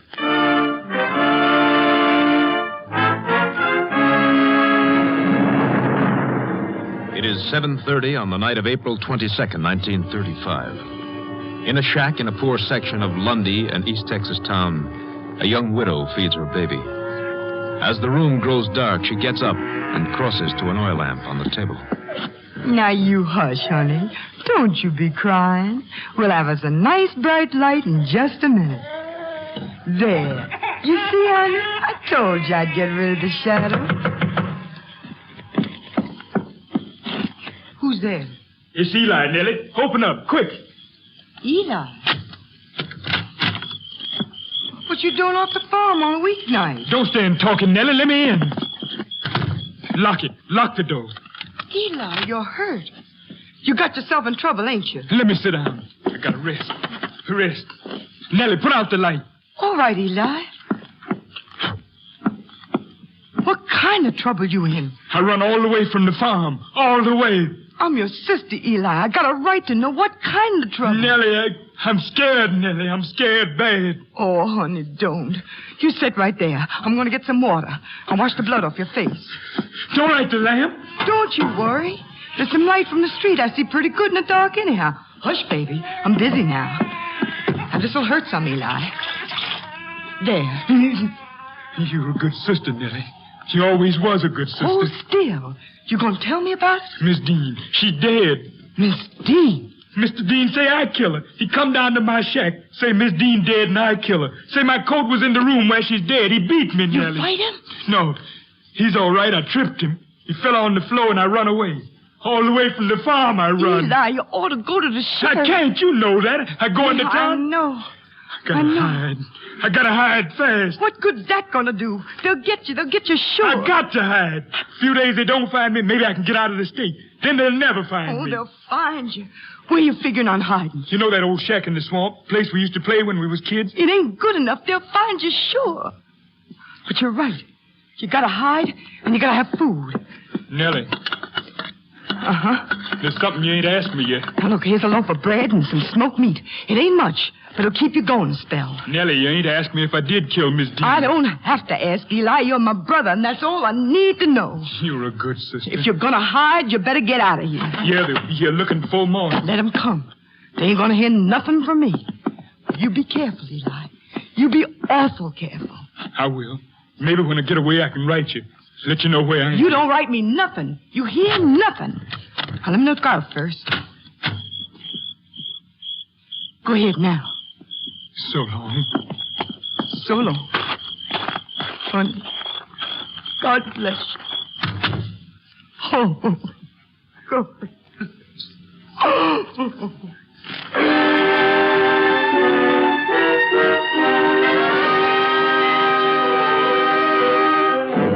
The sheriff was notified by Ralph Dean, a farmer, that his wife had been murdered. He hurried to the scene of the crime and then requested assistance from the Texas Rangers. Shortly past 10 p.m., Rangers Jace Pearson and Clay Morgan arrived at the Dean farmhouse. The sheriff met them at their car. Howdy, Sheriff. Well, howdy, boys. Howdy. Body's in the bedroom. I left everything just like it was. Her husband still around? Yeah. He was going to take off, but I figured you'd want to talk to him. He's waiting in the front room now. Come on. Where'd he want to take off for? Well, you know how it is, Jace. Dean says it was his hired hand killed his wife. He's boiling mad. He wants to go out looking for the boy himself. What's the hired hand's name? Eli Wilbur. Been with Dean near 5 years. We haven't been able to locate him since the murder. Ralph, this is Ranger Pearson and Ranger Morgan. How do, Mr. Dean? We're sorry to hear about your wife. Yeah. Glad you're here, Rangers. Maybe you can talk some sense into the sheriff. Now, you look here, Ralph. You look here, Sheriff. I told you when I called you, Eli Wilbur killed my wife. What are you waiting for? Why ain't you got a posse out tracking them down? Because I'm handling this my own way, Ralph. Your way? Man be pamping around like this. Why, he's probably miles away by now. He's got to be killed, I tell you. Just the way he killed my wife. If he's guilty, we'll get him. You'll get him. I'm telling you one thing, Sheriff. If that boy ain't taken care of, I'm going to see to it you ain't elected again. Listen here, Ralph Dean. I ain't taking threats from you nor nobody else. Why, Just a minute, both of you. Sheriff, take Clay into the bedroom where he can have a look at the body. I want to ask Mr. Dean a few questions. All right, Jace. Yeah, right through here, Clay. Yeah. What makes you think Eli killed your wife, Mr. Dean? Think? I know. His coat's in there, isn't it? Ripped in half, pieces still in Ethel's hand. She must... Ethel. She's dead. She's dead, Ranger. What time did you find your wife's body? Oh, about 6. When I come in from the fields. And went out pulling stumps till then. Wasn't Eli with you? No. He played sick today. God only know. Did Eli come into the house often? Of course not. Only when I called him. Thanks, Mr. Dean. That'll be all for now. You going to get the sheriff to organize that posse? That won't be necessary. Well, then I'm going to organize one of my own. I got these friends here. That boy ain't going to get away with this. We're going to catch him and... You let us handle this. We'll get the person who killed your wife. All right, Ranger. There's no law against us taking a little trip into the swamps to hunt gators, is there? Take my advice, Mr. Dean. Don't interfere with the law.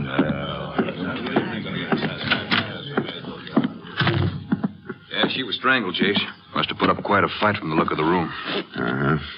These bruises on her neck are pretty bad. Man who put them there must have had strong fingers. Yeah, I've had a good look around. Aside from that coat she's holding, there's not much in the way of evidence. The coat belongs to the boy, all right. I'd say it looks mighty bad for him. He can't get far away. We'll put out a bulletin on him. If he's gone into those swamps, all the bulletins in the world ain't going to do no good. Has he got any relatives in town? A sister, Nellie Johnson. My deputy was there early this evening. She wouldn't tell him nothing. Don't believe you'll get much information from her. We'll try our luck anyhow. Come on, Clay.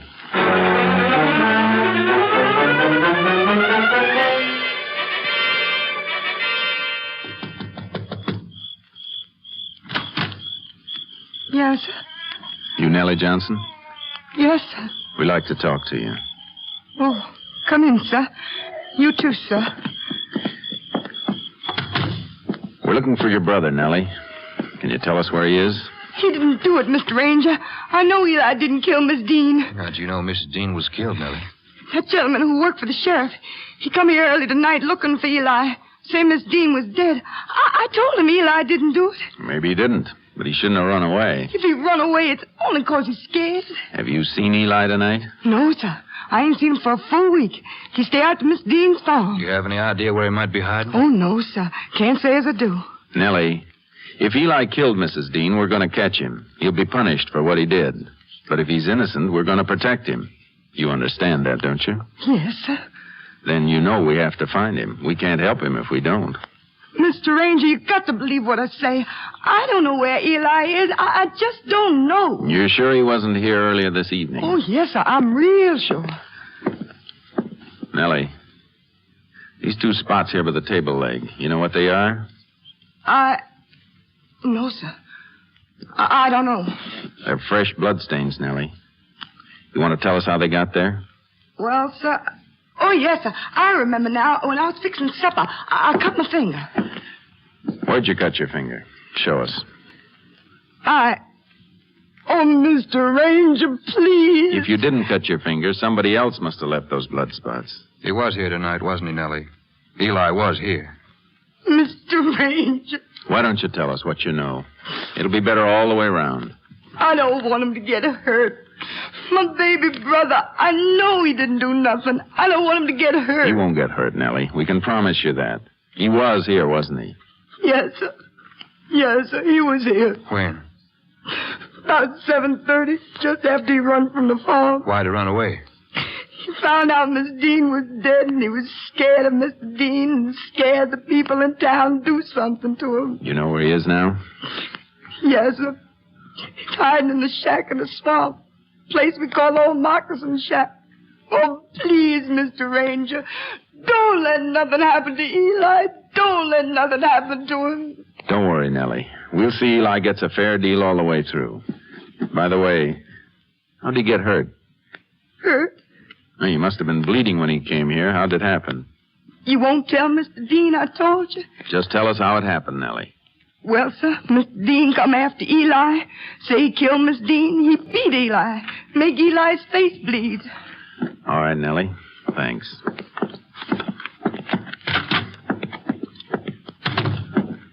You know, Jace, she might have been telling the truth about how Eli got hurt. But it could be Mrs. Dean scratched him while they were struggling. I don't think so. There would have been skin under her fingernails, and there wasn't. But if Dean did beat up Eli, it means he saw him after the murder. Uh-huh. If he did, it's something he forgot to tell me. And maybe we ought to have another talk with him. We will, after we pick up Eli. Let's find out how to get to Moccasin Shack.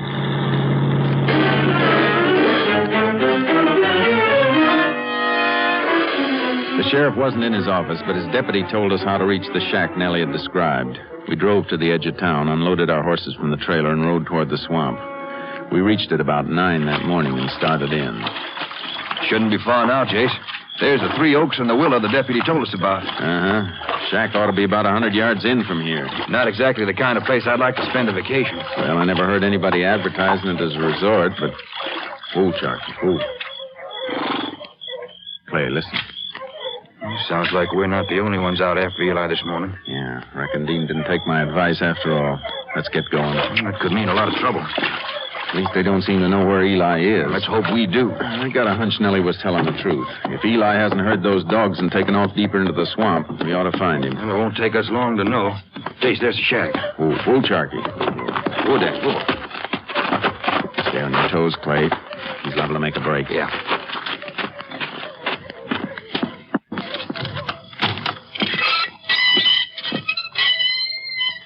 It looks empty, Jace.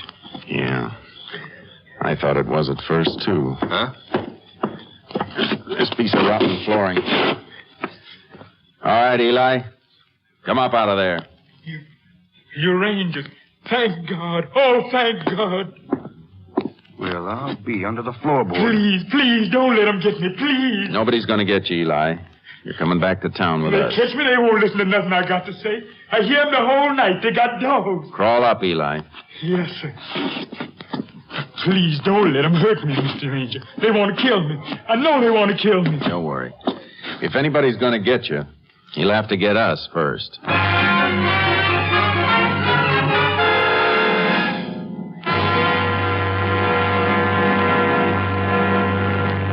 In just a moment, we will continue with Tales of the Texas Rangers, starring Joel McCrea as Ranger Jace Pearson. None of us would knowingly betray our country or endanger our loved ones and homes. Yet each of us betrays all these when we are tolerant of or don't fight back at group prejudice. When we stand for such hate, we're doing the very thing that communists want us to do. They'd like to see us divided. Christian against Jew, white neighbor against colored neighbor, or native-born against foreign-born. If our enemies could divide all the small groups that make up this country, then we would be weak and could be easily overcome. Now, as probably never before, we need to be united as an example to our allies who look to us for hope, and as a warning to our enemies that we are truly a United States of America. Work for understanding, accept or reject people on their individual worth, refuse to listen to or spread rumors against a race or religion. Speak up, wherever you are, against prejudice. And now, back to Tales of the Texas Rangers. We continue now with Tales of the Texas Rangers and our authentic story, Cold Blood.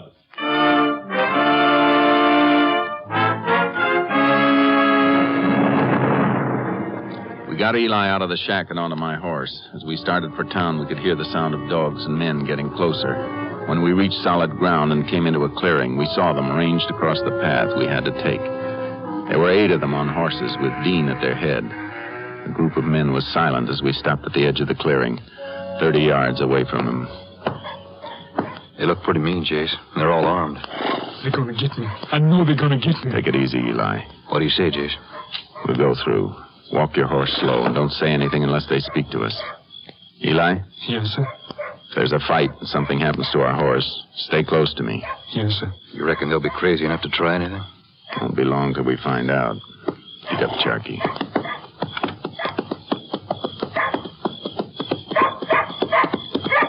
Don't look like they're going to move, Jace. Maybe not. Morning, Rangers. Morning, Mr. Dean. If you don't mind, we'd like to get past. Sure, Ranger, sure. Just thought as how since we all met out here, we'd have a nice, friendly talk. I'm glad you mentioned it, because I want to have a talk with you. Right now, I'm a little busy. Yeah. Got yourself a prisoner, I see. We didn't do so good in our hunt. Whole night at it, and we're empty-handed. Too bad. If you and your friends will get out of the way, we'd like to get our man back to town. Expect you would. Wonder how it would be if we helped you. Be a shame if he got away after you took so much trouble getting him. We'll manage. All right, Ranger. Open up there for the Rangers, boys. Thanks. I meant what I said about that talk. We'll be out to see you this afternoon. Sure, anytime. And Ranger, Yeah?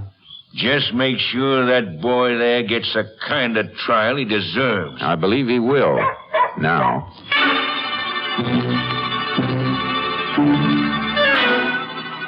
It was past noon when we got Eli back to town and into a cell. He was still scared, but recovered enough to eat a good-sized meal. At 1 o'clock, we went up to question him. The sheriff led Clay and me along to the cell block. Well, one thing, Chase, you can be sure Eli's going to get all the attention we can give him. He's the only prisoner we got now. Yeah, probably better that way. Don't know what Dean and his gang might try. Ah, them. Clay told me you had a little trouble on the way, but I don't expect him to try much now. Bunch of blowhards. No, the same. I wouldn't like to have been Eli if they had caught him out in that swamp. Yeah, that's different. But here in the lockup, me and my deputy's on the job. I'll be down the corridor. Holler when you want me. Thanks, Sheriff. Hello, Eli. You feel better now? Yes, sir. Much better. Not so scared now. Good. We just want to ask you a few questions. Yes, sir. Eli, did you kill Mrs. Dean? No, sir. Your coat was found in her hands. Mr. Ranger, I don't know how come my coat got in Miss Dean's hands, but I didn't kill her. Did you tell Mr. Dean you were sick yesterday afternoon? Sick? No, sir. I'd never been sick a day in my life. Mr. Dean said that you told him you were. Wonder how come he said that. He knowed I wasn't sick. Sent me out in the field with the mule, told me to pull stumps. And you went out there? Yes, sir. I was out there all afternoon. Come in toward evening. Mr. Dean with you? No, sir. He stayed in to the house. Say, Miss Dean, she don't feel so good. She didn't sound like she was sick, though. How do you mean? I come up to the house after lunch to find out what I got to do the rest of the day. I hear Miss Dean talking pretty loud to Mr. Dean. Could you hear what she was saying? No, sir. I don't listen much no more. Miss Dean, she always speaks right sharp to Mr. Dean. Yes. Uh-huh. Eli, when did you see Mr. Dean last? When he come to my shack after I come in from the field. Why'd he come to see you? 'Cause Miss Dean was dead. Mr. Dean say I done it. He wouldn't listen to nothing. I didn't kill Miss Dean. I swear I didn't. Did anybody else see you out in the fields yesterday afternoon? Well, no, sir. Don't reckon nobody did. Eli, were you working all afternoon? Yes, sir. I was working the whole... No, sir, I forgot. I quit once. What for? I stopped to kill me a rattler. You what? There was a big rattler curled up in the sun next to a stump. I didn't see him till the mule squealed. Then I picked up a rock and let fly. Killed him right off. Did you leave the snake lying where you killed him? Yes, sir. I got no use for no rattler, dead or alive. Eli, this is important. I want you to tell me exactly where you killed that rattlesnake. Well, sir, it was someplace in Mr. Dean's north field. But so much happened since yesterday, I don't recollect just where. Reckon we'll have to stage our own private snake hunt. Uh-huh. Some folks say it's bad luck to kill a rattler, Mr. Ranger. 'Pears like mine's already started. Don't worry, Eli. Killing that rattler might bring you more good luck than anything you ever did.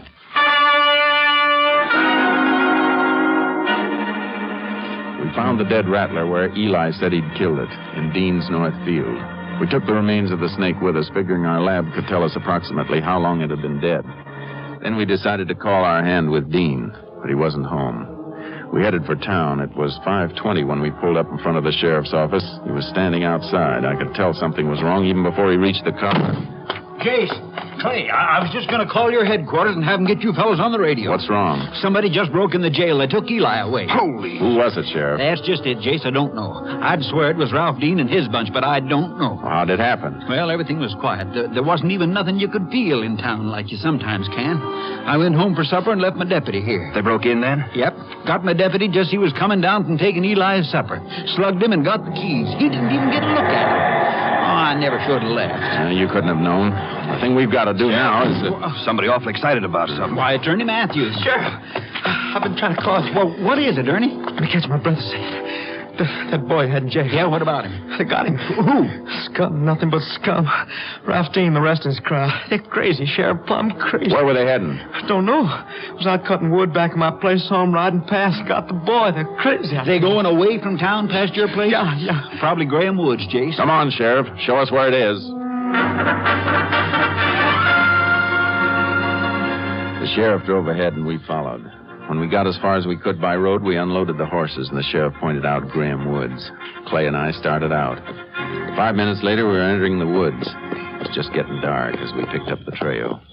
Tracks seem to lead right into the woods, Jason. Yeah. Hope we're not too late. At least we won't have any trouble getting the ones that did it. That's not enough. We got to save that boy's life. Oh! Case. Over there, to the left. Yeah, get up. Come on. We ride in as close as we can, then make the rest of it on foot. Wouldn't it be faster if we went all the way on horses? Yeah. If they hear us coming, they'll kill Eli and take off before we get there. They're probably too busy to hear anything. They won't take the chance. This'll have to be close enough. We'll check you. Flashlight. Go easy, Clay. Yeah. Please listen to me. I didn't kill Miss Dean. You gotta listen to me. Seems like the boys want you to have your last say, Eli. All right, go ahead. Talk. That's Dean. What are you waiting for, Eli?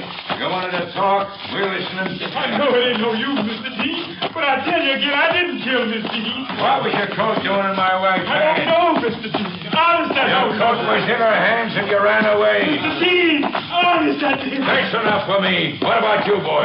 Don't kill me. Don't kill me. You got the rope ready? Please, please. All right, put him on the horse. No. Let's take him, Clay. Right with you. Hold it! All of you! Drop those guns! Ranger! I said drop those guns! That's better. Now, all of you stay where you are. Untie Eli, Clay. Get him down off that horse. Right. All right, Ranger. You stopped us.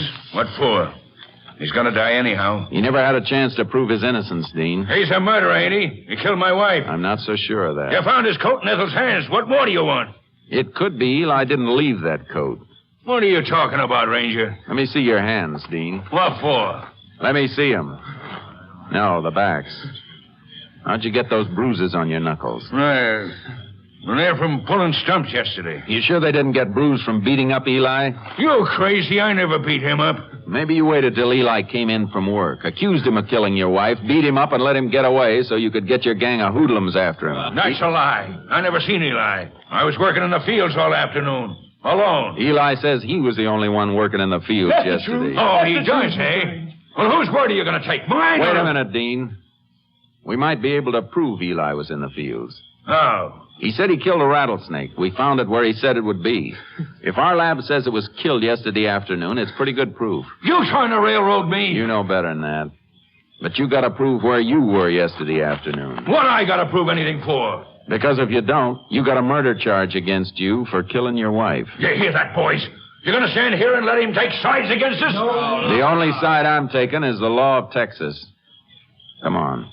You're going back to town. I ain't going nowhere. I said come on. You ain't taking me. No. Get up, Dean. All right, the rest of you. Come on, start moving. Go. Get up. You're going to get something you tried to keep Eli from having. A fair trial. Go on. Eli? Yes, sir. You walk with me.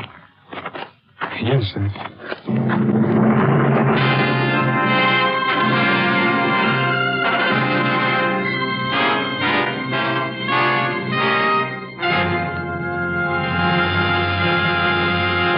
In just a moment, we will tell you the results of the case you have just heard.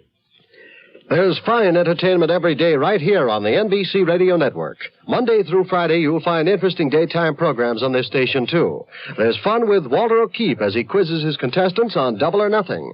Listen, and you'll find this one of the funniest programs on the air. And make it a note to hear the program of the heart, Strike It Rich. You'll hear people from all over the country on Strike It Rich and on Welcome Travelers, too.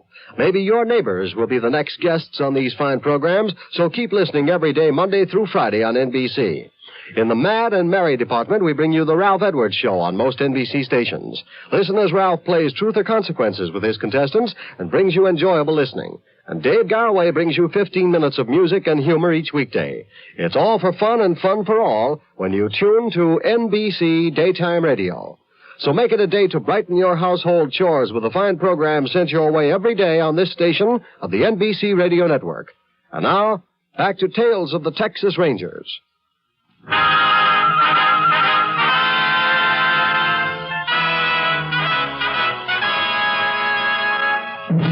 And now, here are the results of the case you have just heard. Laboratory investigation of the rattlesnake upheld Eli Wilder's story. Faced with this and other evidence, Ralph Dean confessed to killing his wife after a violent quarrel over money. The 7 men who assisted in the attempted lynching were tried before a jury of citizens of their own county and given prescribed jail terms. Dean, convicted of murder, was sentenced to life imprisonment at Huntsville. Next week, Joel McCrea in another authentic reenactment of a case from the files of the Texas Rangers.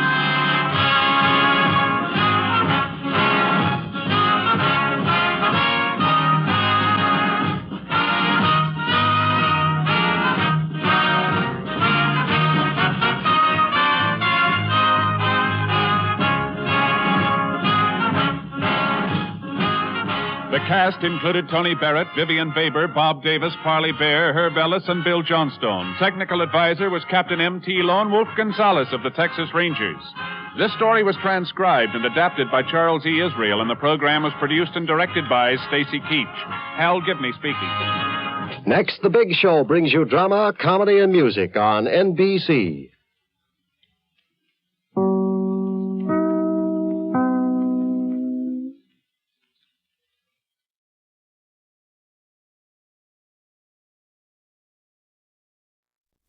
The National Broadcasting Company presents Joel McCrea in Tales of the Texas Rangers.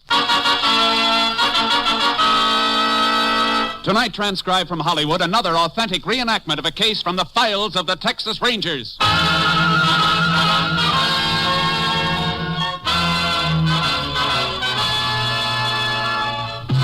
Tales of the Texas Rangers, starring Joel McCrea as Ranger Jace Pearson. Texas, more than 260,000 square miles, and 50 men who make up the most famous and oldest law enforcement body in North America.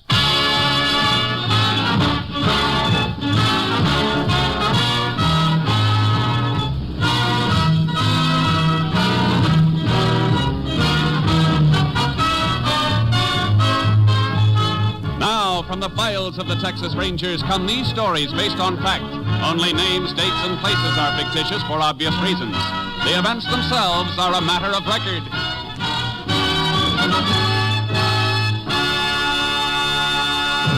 Case for tonight, conspiracy.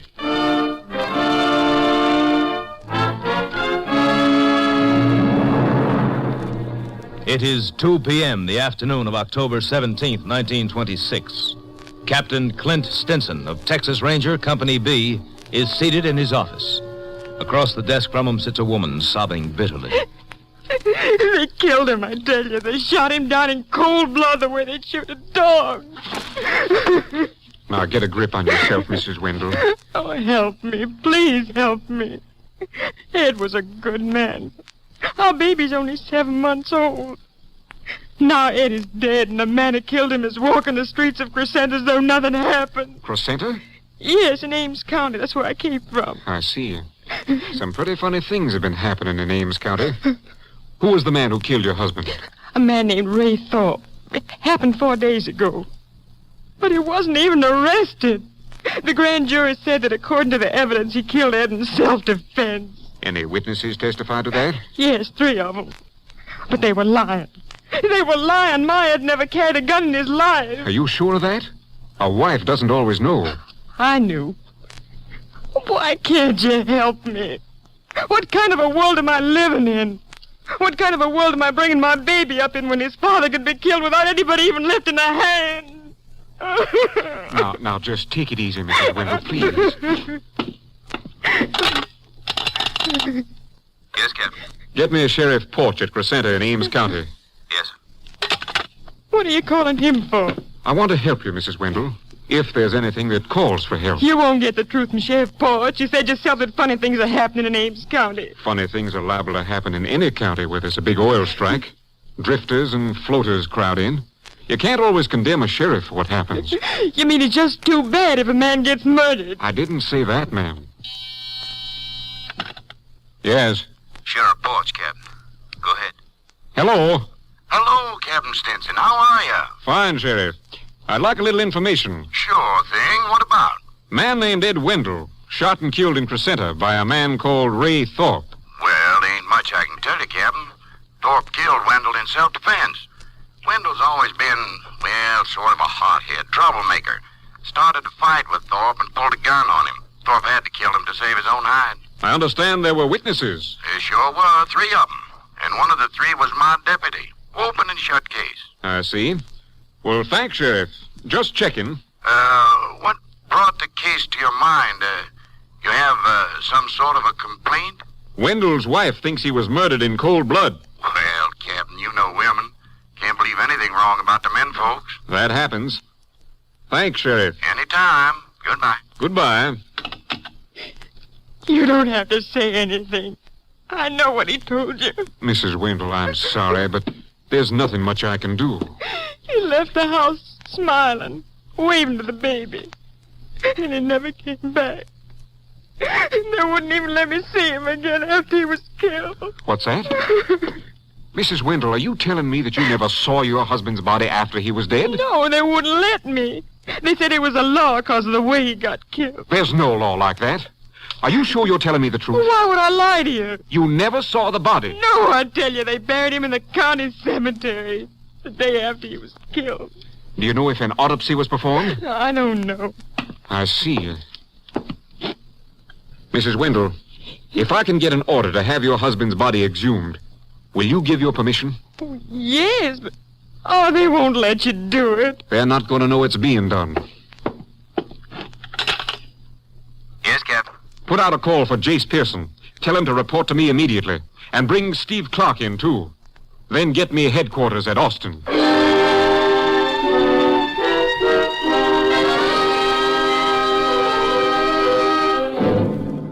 By late afternoon, Captain Stinson had a magistrate's authorization to exhume the body of Ed Wendell. Later the same night, Texas Rangers Jace Pearson and Steve Clark, accompanied by a medical examiner and Mrs. Wendell, were at the Ames County Cemetery, 3 miles from the county seat at Crescenta. Box lid is almost clear, Jace. All right, Steve, hold it. See if we can get the top off now. Want to flash that light down here, Doc? Oh, yeah, sure, Jace. Mrs. Wendell, Yes? maybe you better go wait in the car, ma'am. No, I'm all right. She'll have to identify the body anyhow, Jace. I guess you're right. All right, Steve, let's get the cover off. Right. Yeah, that's got it. Just lift it up over the edge of the hole. Yeah.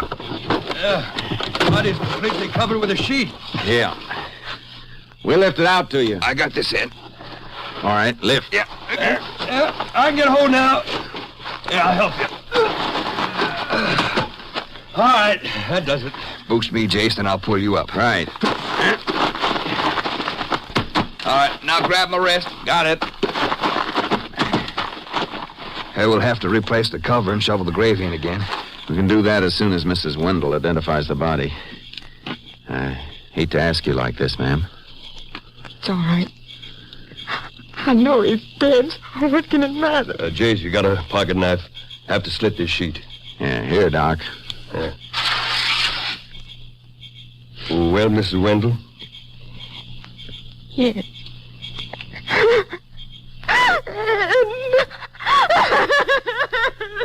Don't look anymore, ma'am. Better take her to the car, Steve. Come on, ma'am. There's nothing more you can do here. Just a sheet on him. Didn't even bury him with his clothes. Yeah, it wasn't even embalmed. There's something strange here, Jace. Here, have me roll the body over. Pull that sheet down further. Sure. No marks on the head and the chest. Here. Here's what we're looking for. Yeah. This man was shot, all right. Shot in the back.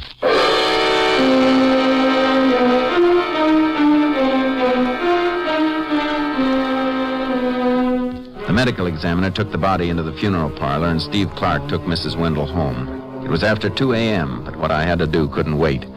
I located the home of the county attorney, Lou Morrison, a ranch about 10 miles out of Crescenta. I got him out of bed. Oh, what's on your mind this time of night, Ranger? Official business. Seems to me you could have waited and come to the courthouse in town in the morning. A few men I'm after might be disappearing from town by morning. I had to wake you up. I need some warrants. Warrants? For somebody in Crescenta? Yeah. The first one for a man named Ray Thorpe. On what charge? The murder of Ed Wendell? Thorpe killed Wendell in self-defense. He's already been exonerated by the grand jury. Look, Mr. Morrison, I've just come from the cemetery. We exhumed Wendell's body. But a body can't be exhumed without an order? We had an order from a magistrate at the other end of the county. And Wendell's body proves Thorpe couldn't have killed him in self-defense because Wendell was shot in the back. That's impossible. Did you see the body before he was buried?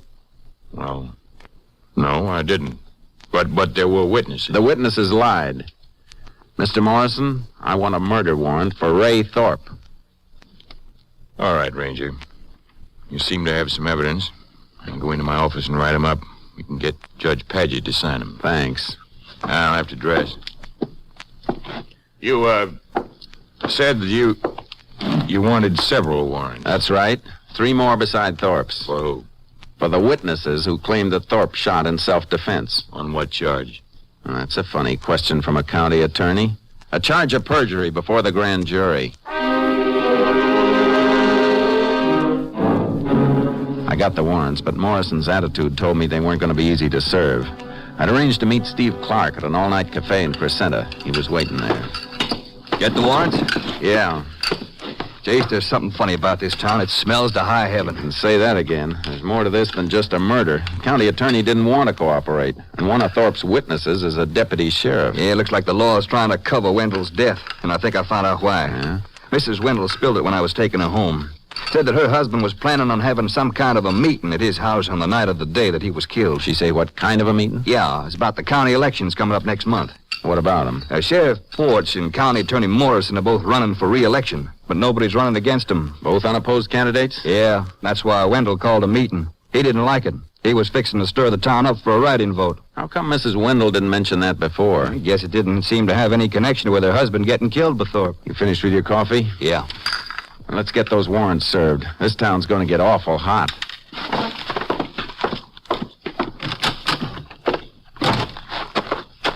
Thorpe works on a ranch out beyond the oil fields. I'll go out there and pick him up while you... Hit the ground, Steve. Where'd it come from? Caught a flash from the corner across the street. There's something moving in the shadows there. Let him have it. He's mounted, Jace. He cut through the alley. The field's behind town. Can't get a shot at him now. Come on, let's get our horses out of the trailer. Right. Keep back, everybody. Keep back. Come on. Come on, Sharky. Come on. Come on, Longhorn. Come on. Get up. Get up. Get up. Get up. Ah.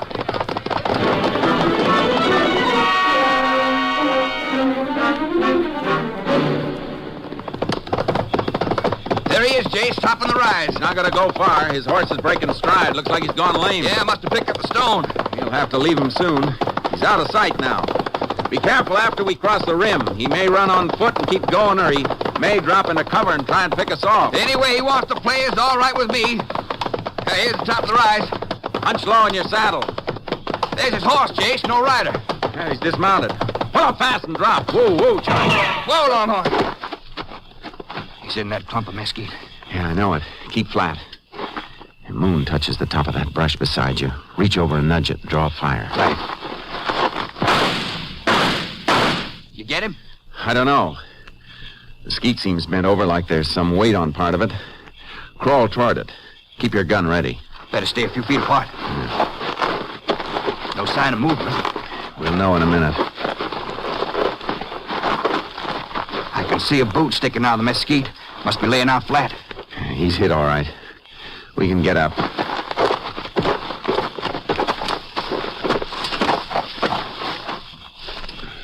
No more trouble with him, Jason. Right between the eyes. Some shot for hitting a man you couldn't see. I knew he was firing a rifle. He had to be drawing a sight, so I just fired a little above and to the right of the flash. Wonder who he is. We'll find that out later. Better get his horse. We'll have to lead him back. Yeah.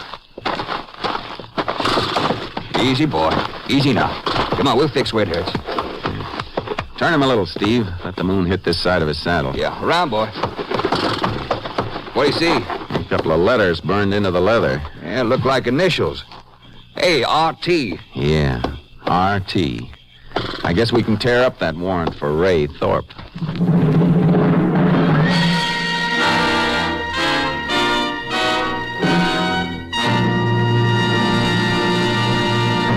You are listening to Tales of the Texas Rangers, starring Joel McCrea as Ranger Jace Pearson.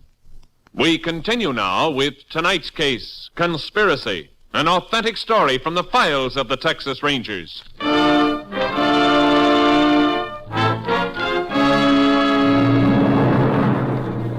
It was sunup when we got back to the main street of Crescenta. The town was waking up for the day, and shopkeepers and morning crews headed for work in the oil fields followed us to the funeral home. I was unstrapping Thorpe's body from my saddle when Sheriff Porch came through the crowd. Let me through here, let me through. Well, howdy, Rangers. Howdy. Hello, Sheriff. See, you got Thorpe, all right. About time somebody got him. Yeah, I know. County attorney told me what you found out. Could have knocked me over with a feather. I'll bet. All right, Steve, grab his feet and let's carry him in. Right. I'll get the door for you.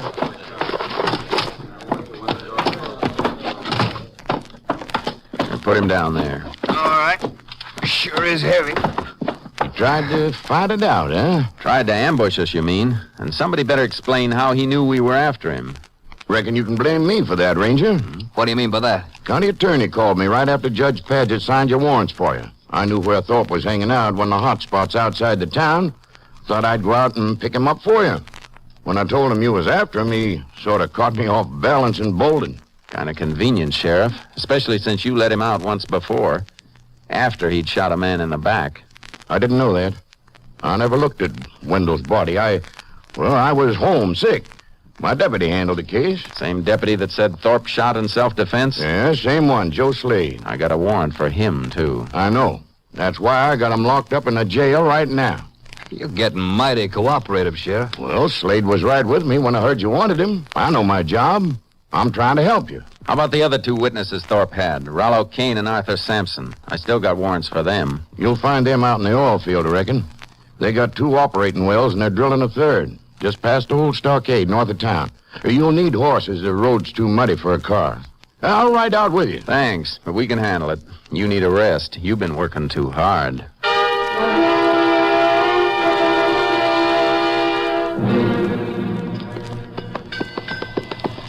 They're not drilling, Jace. They're just pulling the drill stem out of the hole. Yeah, probably jumped a pin on the bit. Funny thing, Kane and Sampson being mixed up in this Wendell killing. You think a couple of oil men with producing wells would be on the side of the law? Something behind this we haven't hit yet, Steve. Man by the tool shed's watching us. Oh, yeah. Doesn't seem to be doing much work. Maybe he's one of our boys. Won't take long to find out. Be able to ask him in a second. Yeah. Whoa, boy. Whoa, Charlie. Howdy, Rangers. Howdy. Hello. Like to talk to you for a minute. Mind telling your crew to knock off? Sure thing. Hold it, boys. Cut fire. What's on your mind? What's your name? Kane. Rollo Kane. Arthur Sampson around? That's him. Up on top of the derrick, greasing the crown shift. What's the matter down there, Rollo? Tell him to come on down. All right. Rangers want you to come down. Send a hook up for me. Just a second. Look, what's this all about? I got warrants for you and your partner. Oh? What for? Perjury before the county grand jury. You must have the wrong names, Range. I never testified for a grand jury. Who are you trying to kid, mister? Records will show whether you did or not, so if you didn't, you got nothing to worry about. Now get your partner down here. All right. All right, boys, send a hook up. Look, you mind if I get my coat? It's right there in the tool shed. Go ahead. I can watch you. All right, thanks. Look out, Jake! Cut that power! Hey, drive clamps fell from the top of the derrick. Yeah, hit right where we were standing. Thanks for the push. Yeah. Hey, you heard, Rangers? That come close to being a nasty accident. It came close to being nasty, but I don't think it was close to being an accident. What do you mean? You know what I mean, Kane. Pretty convenient time for you to step into that tool shed. Well, I'm just lucky, Ranger. Starting right now, your luck's running out. All right, Sampson. You can climb down. Sorry that happened, Ranger. I just knocked it off reaching for that hook. If anything else falls from that derrick, you're going to come with it. Oh, come on now. Climb down. All right, come down. No. Man can't be too careful if he wants to live, Ranger. These oil fields can be dangerous. There's something else can be dangerous, too, Kane. Something you're going to find out about. Yeah? What's that? Breaking the law in the state of Texas. We herded Kane and Sampson back to Crescenta and marched them into the jail. All right, boys, step in. Go ahead. I'll see you right to the cell. You know the law, Ranger. Got to check your guns here in the office if you come inside the cell block gate. Unbuckle them and hang them in the cabinet. All right. I want to talk to your deputy, Joe Slade, anyhow. Steve, you better take care of the horses. Right, well, I'll meet you. Well, we can eat at the cafe in about an hour. Okay, Jace, I'll see you later. All right, Sheriff. Go on, Kane, move. You too, Sampson. All right, we'll move. You know you're not going to keep us here long, Ranger. We'll see. Your charge won't stand up. Into the tank with Slade. Was wondering when I was going to get company, Sheriff. I knew you wouldn't let your star deputy die lonesome. Shut up, Joe. Get out of the gateway and let these men in, Slade. Sure, Ranger, sure. Come in, fella. I want to talk to you, Slade. Why, sure. You're Jace Pearson, ain't you? You got a reputation for being pretty good with the gun. I'm still alive. Why did you lie to the grand jury? Me? Well, you got the wrong boy, Ranger. Oh, it's my office phone. You going to give me the same story I got from your two pals? That's right, Ranger. Same stuff. Sure. Slade never appeared before the grand jury either. It's all your imagination, Ranger. If the three of you have one brain to go around, you'll tell the truth. You're not in here without evidence. The grand jury records are being subpoenaed. Listen to the man, fellas. He knows all about the law. You're in for a few surprises, Ranger. A few big surprises. Seeing the three of you sent to Huntsville isn't going to be a surprise to me. Ranger. Yeah, Sheriff. What? Oh, I see you got a gun, Sheriff. You're not supposed to bring a gun past the cell block gate either. It won't do no harm. If you don't make me use it. You see, Ranger? Surprises, like I said. Back away from that cell gate, Ranger. All right. Now you get in there with him. What's the idea? You're under arrest, by order of the county attorney. For what? For the murder of Ray Thorpe. The sheriff was showing his colors openly now. He was part and parcel of all that was crooked in Ames County. I was dumped into a cell with three men who would gladly kill me if I gave them the chance. Don't stay off in the corner by yourself, Ranger. That's far enough, Slade. I'm keeping this side of the cell for myself. Don't come past the middle, any of you. Who's going to stop us? Sheriff is gone for the day. Yeah, and since I'm in here, thanks to you, there ain't nobody on guard. I didn't come to this town alone, you know. If you're counting on help from that other ranger, don't get too happy about it. Probably somebody breathing down his neck right now, just like we're breathing down yours. Be too bad if you got to brooding about the way you killed Thorpe. Sheriff forgot to take your belt away, you might hang yourself. If you got real broken up. Sure. I might even stab myself with this. Hey, he's got a knife. Lousy pocket knife. You think you're going to scare three of us with that? No, not three of you. But I'm figuring it's good enough to scare one of you. The one who comes at me first. You better get together and figure out which one of you it's going to be. Because he's the one who's going to get killed before I do. I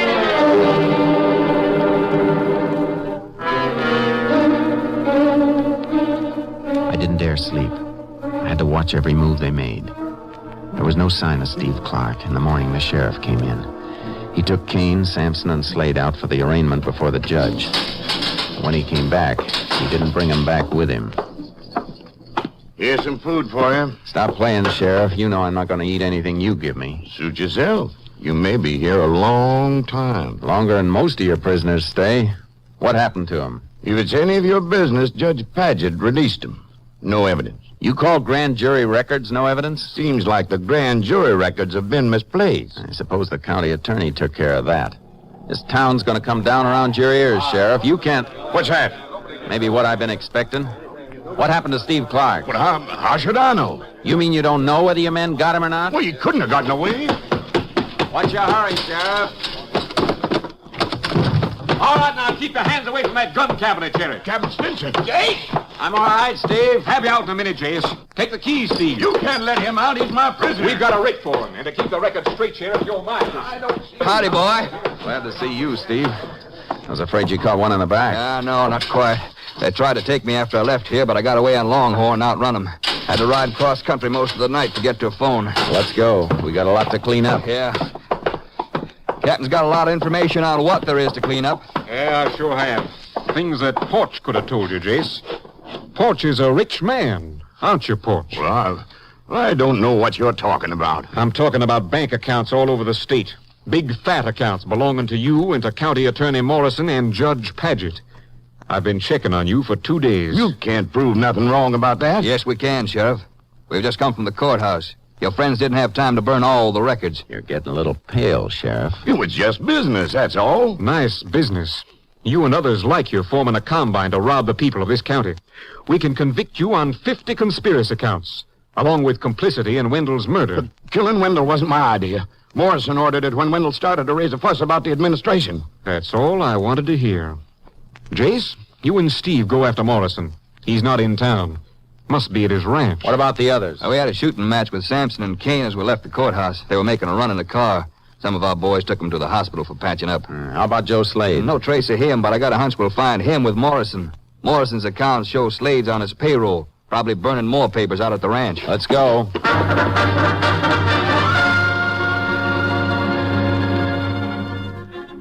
On the ride to County Attorney Morrison's ranch, Steve Clark gave me the inside on the gigantic racket that had been working in Ames County. Yeah, Jace, Captain dug it all up. When the oil strike came, Morrison's crowd bought up county land at auction, but no auctions were actually held. Of course, Morrison and his pals didn't take the land in their own names. They turned it over to men like Kane and Sampson, strong-arm boys who'd give them a kickback. But there must have been some of the townsmen known what was going on. Sure they did, but they were scared stiff. Didn't always take force to do it either. How can you fight a crook when he's in control of the law you had to fight him with? A couple of men who wanted to run for office were beaten out of the idea. That's why Morrison and Porch had no opposition. There's Morrison's ranch up ahead. Yeah, I see it. Hey, Jace, look, there's a car coming down the ranch road. Really raising dust, too. Step on it. Block them off the intersection before they get on this highway. We'll beat them to it, all right. Hey, they spotted us. Car's turning. And we're almost the ranch road. Keep low. You get cut, Jace? No, get their tires when I turn in after them. Yeah. Good shot. Hey, they turned turtle. Come on. Out. Look out, Steve. That Slade breaking for the trees. I'll get him. You dig Morrison out of the wreck. Right. You miss, Slade. I won't miss again. You're going to have to step out and take better aim than that. I got Morrison, Jace. You up, Slade. We'll lick. You better listen to him, Slade. All right, Ranger. Guess it'd be crazy to shoot it out. I'm coming. I'm dropping my gun. Both hands up. Get that arm from behind your back. I can. I hurt my arm and my back when the car turned. Watch him, Jake! Oh! Come on, Morrison. Still had one rattlesnake trick left, didn't he? Yeah. His last one. We'll send somebody out for his body. All right, Morrison, let's get back to town. My company should have all your friends rounded up by now, including that phony grand jury you stacked. You won't keep us long. I wouldn't bet on that, Morrison. You won't be handling the prosecution this time, and the judge won't be one of your partners. Get moving, mister. You got a long way to go.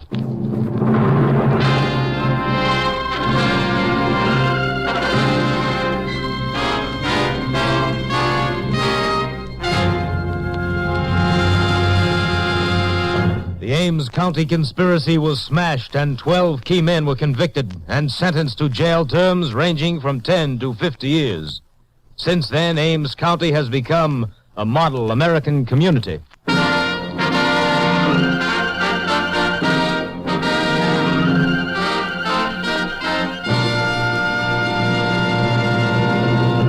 And now, here again is the star of our show, Joel McCrea. Texans are mighty proud of their state, and the story that best illustrates that pride has made the rounds for many years. It was started by an old Texas Ranger whose son was going off to war. In parting, the Ranger gave him this advice. Son, you're going to be with fellas from all over the world. There's one thing you must never do. Never ask a man where he's from. If he's from Texas, he'll tell you. And if he isn't, don't embarrass him by asking. Good night, folks. See you next week. Next week, Joel McCrea in another authentic reenactment of a case from the files of the Texas Rangers.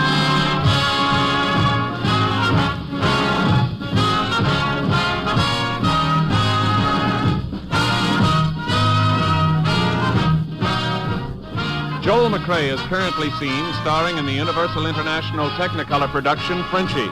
Tonight's cast included Tony Barrett, Lillian Vyeth, Herb Ellis, Ken Christie, Byron Kane, Tom McKee, Lamont Johnson, and Herb Vigran.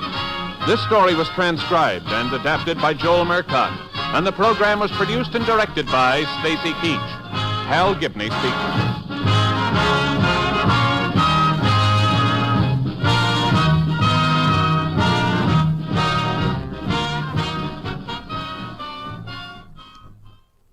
Three chimes mean good times on NBC.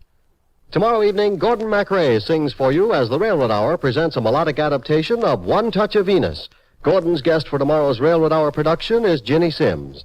The Telephone Hour tomorrow brings you celebrated contralto Marian Anderson as featured artist. Miss Anderson will offer a group of spirituals and operatic selections accompanied by Donald Voorhees and the orchestra. Phil Baker asks the $64 question next on NBC.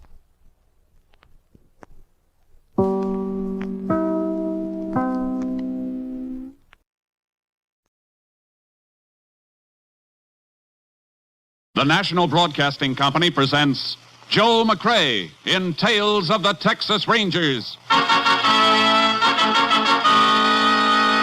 Tonight, transcribed from Hollywood, another authentic reenactment of a case from the files of the Texas Rangers.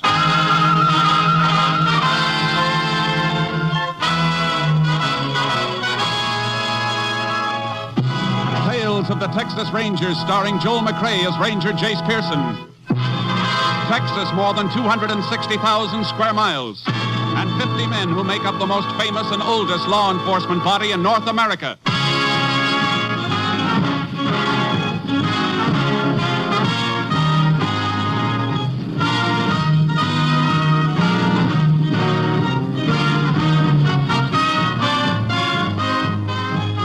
Now, from the files of the Texas Rangers come these stories based on fact.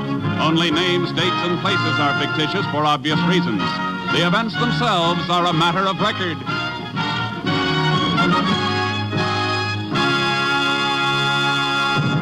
Case for tonight, Deadhead Freight.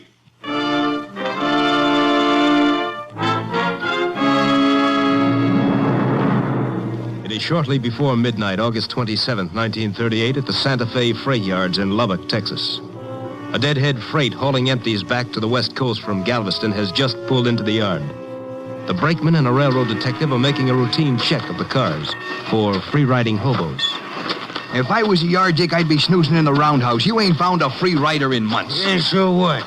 I get paid to check, and I check. Oh, you know, bows on the freights always hop off before we pull into the yards. You ever think one of them might fall asleep in the car and not have anybody to wake him up? Well, could be. Yeah, flash your light and listen. Okay. Hey, see? Nobody. Now, the car up ahead is the last of the boxcars. I walked the flats and gondolas while we was rolling, so I know that they're clear. Hey, why's the door rolled shut on this one? Well, I don't know now. Shouldn't be. Now, let's get her open. Now, throw your light around. Yeah. Nobody riding, huh? Come on. All right, Bo, on your feet. And throw that light right on him. Yeah. Well, no wonder it didn't move, just an old duffel bag. Yeah. What's a duffel bag doing on a deadhead freight? Hey, there's something in it, huh? Hey, come here. Feel this. Right. Feels like a body. Hey, you got a knife on you? Yeah, here. It's a good thing we didn't pass this car. The top of the bag sewed up tight. I'll have to cut right through the side. What? It's a young woman. Yeah, stabbed to death.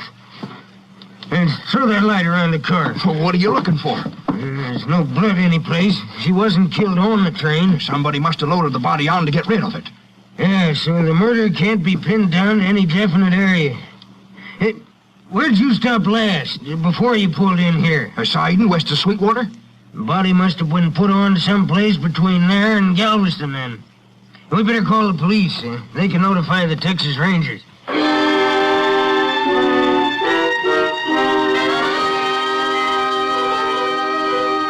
After a brief but penetrating study of the situation, Ranger Captain Stinson had the body removed to a Lubbock funeral parlor. He then requested Texas Ranger Jace Pearson to take over the case. Well, there it is, Jace. Pretty brutal job of stabbing. You figure it happened a good piece from here, huh? Couple of reasons for that.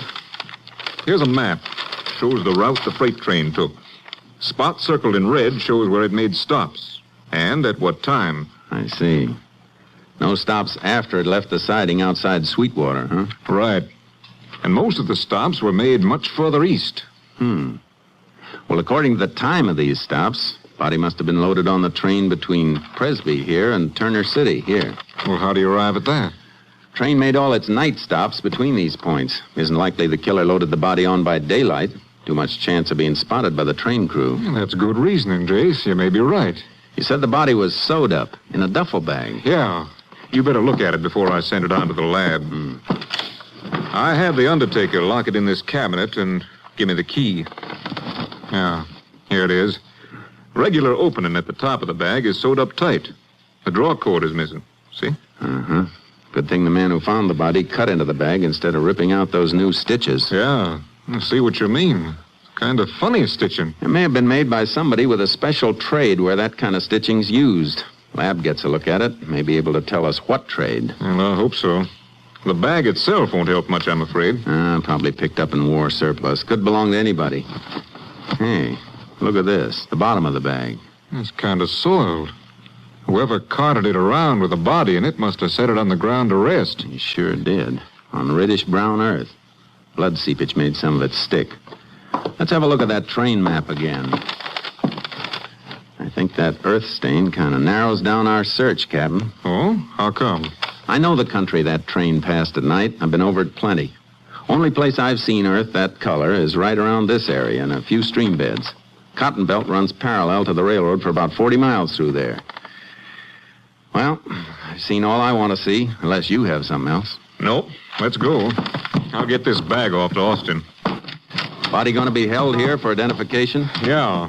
If she isn't identified, we'll see if we can run down something by her clothes. Any laundry marks or anything on them? Afraid not, Jace. Homemade and home laundered. No dental work to help us either. And her fingerprints aren't on the file. Might have a man check on the shoes she was wearing. They weren't homemade. Yeah, we'll try it. You got any ideas about what you're going to do? If it's all right with you, I'd like to take a crack at that Cotton Belt area. Tow charcoal down on the horse trailer and then ride parallel to the railroad tracks and see what I can find. Well, that's a lot of territory. How about Steve Clark riding with you? Good deal. We get anything from the lab, I'll let you know. I'll radio Clark and assign him. Then you can pick him up on the way. Good luck, Jace. Thanks, Captain. You'll hear from me.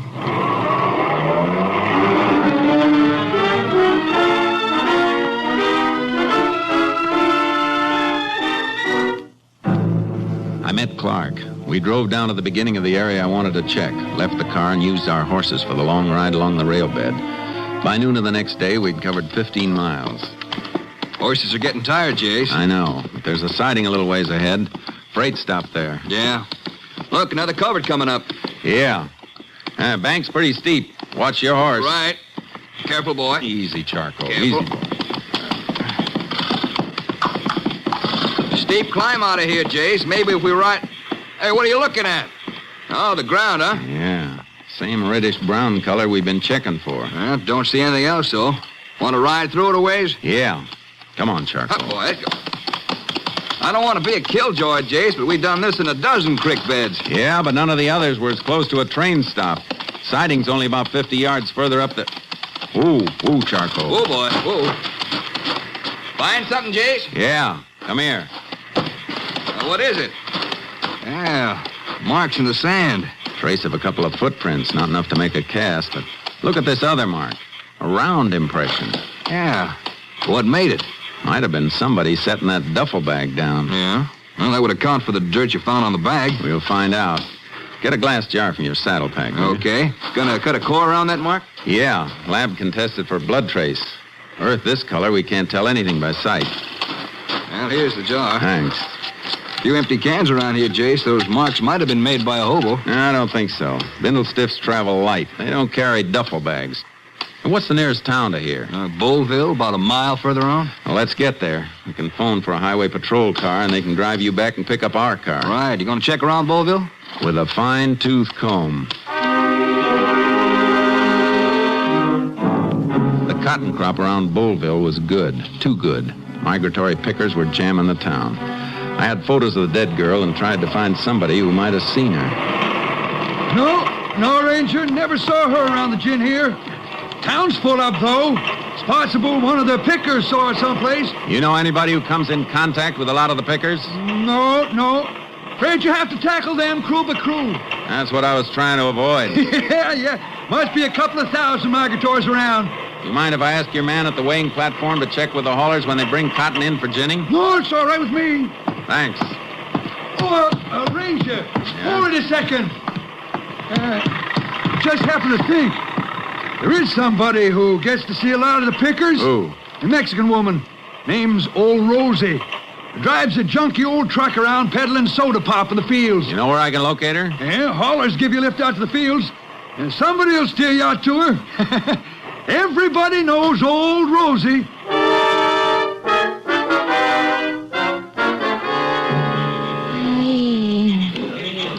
Somebody killed that poor girl, huh? That's right, Rosie. You ever see her? You find who killed her, you're going to put him in a jail? That's my job. How about it? You ever seen her around here? See, one time. Where? At the bus station in the town. She was with a man. You know who the man was? No, senor. And why'd you hesitate? Is that the truth? Why should I tell a lie, senor? I don't know who the man was, but he looked like he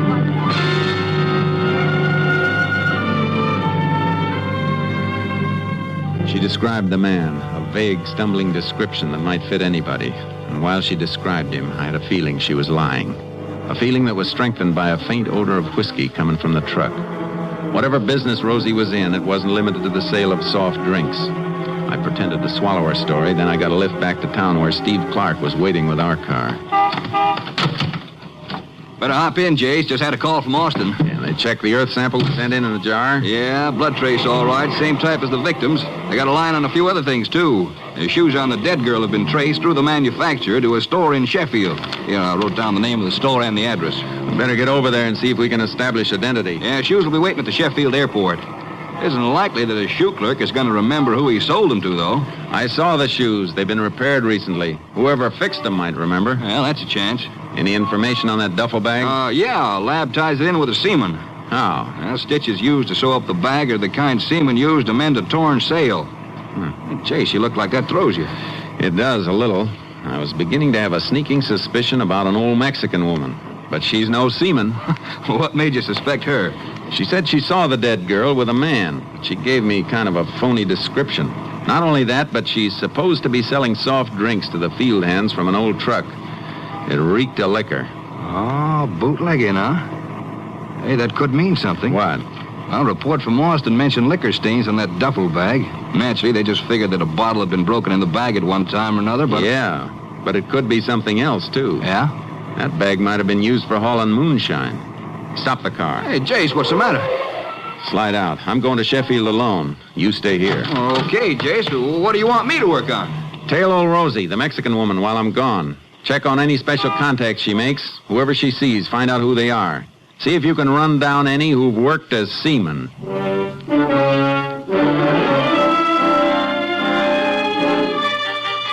I burned up the road to Sheffield. The clerk who'd sold the shoes couldn't help, but I got the information I was after in a repair shop. Sure, I fix it is, all right? Look, here's where I sewed the broken strap, you see?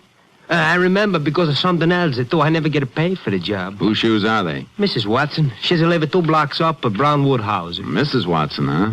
Is her husband around? Oh, no. He's a go away a month ago. That's why she got no money for pay for the shoes. I know you bother her. She lived with her mother and her little baby's a 1-year-old. Any idea where her husband went? Oh, no. Sometimes she says to go away for work or someplace with the cotton, sometimes to Galveston to work for the boats. Oh, he's been a sailor, huh? Sailor, everything. Whatever he is, he's no send the money. Last week she come in. She says she's going to meet him and she's going to pay me when she's come back. But she's not come back. Hey, just a minute. Why you asking me all these things, eh? And how come you got the shoes? Because Mrs. Watson doesn't need him anymore. She's dead.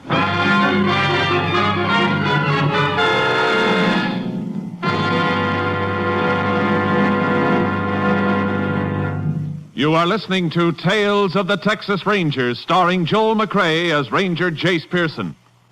We continue now with tonight's case, Deadhead Freight, an authentic story from the files of the Texas Rangers.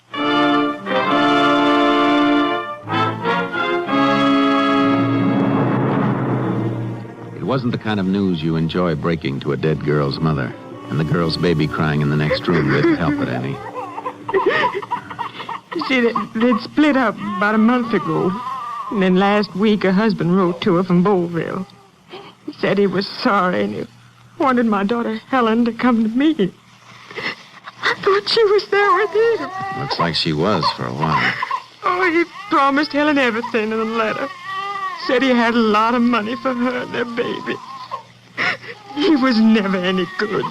And now the baby's left to me and I'm just too old. I'm sorry, ma'am. Can you give me your son-in-law's full name and his description? Herbert Watson is his name. They call him Bud. Herbert Bud Watson. About how tall would you say he was? Hey, you better pull yourself together, ma'am. Somebody's at the door. I'll call out the window and send him away. I don't want to see anybody now. Oh. What is it, ma'am? What's the matter? Oh, somebody! Open the door! It's him.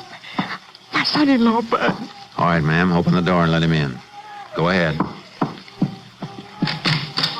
Well, what took you so long? Where's Helen? You know where she is. What did you do to her? What did you do to my girl? Are you crazy? What's the matter? Let him go, ma'am, and stand back. What? Ranger, what? Get your hands up and turn around. You killed her. And you got the gall to come here with your own baby crying. Ranger, what is this? Kill who? Helen. Where's Helen? Where is she? Don't you know, Watson? Or did you think she'd never be identified? Helen's been murdered? Oh, no. No. You did it. You did it. No, Mom, no. I gave her money. Told her to come back home and I'd meet her here today. We was going to take the kid and make a fresh start. How much money did you give your wife? $1,000. That's a lot. Where'd you get it? Come on. I was bootlegging to the pickers. How long you been getting away with that? Started it last season. Did old Rosie sell any of this stuff for you? How did you know about that? I didn't for sure until now. Come on. We're going back to your place of business in Bowlville.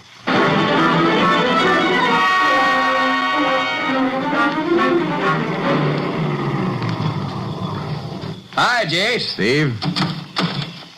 And I got your message to meet you here. Rosie's over there. Want to get her off the truck? Yeah, she can talk from there. Come on. You too, Watson. Okay. Bud Watson, murdered girl's husband. Been bootlegging here. Rosie's been moving some of the stuff for him. Oh? Why you keep me from my work, senor? Your work isn't as legal as it could be, Rosie, so sit tight.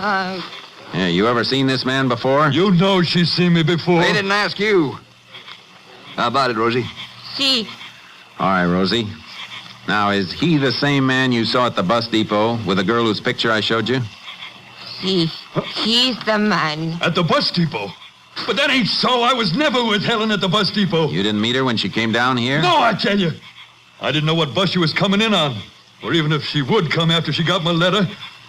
First I saw her, she turned up here at the shack. Well, how about when she left to go home? She only stayed 2-3 hours all told.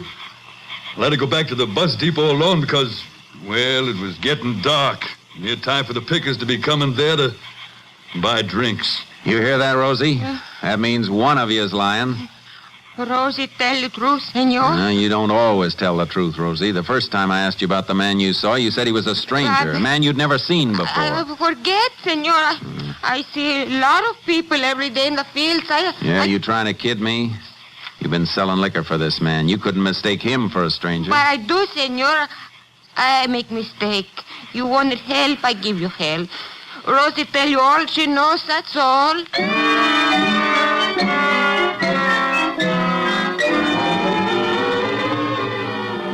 Now it was obvious that Rosie was lying, just as I'd suspected her of lying the first time. There had to be a reason for it. We took Bud Watson into Bowlville jail and then went back to search his shack. I can't figure something, Jace. Why won't Watson admit it if he was at the bus station with his wife? That wouldn't hurt him. No, it wouldn't. That's why I think he's telling the truth. Then Rosie must be covering up for something. Covering up for somebody's a better guess. She might have done it herself. No, I don't think so. She's too old to cart a body across the country to the railroad. Well, then you figure she really did see Mrs. Watson at the bus depot with a man, huh? Yeah.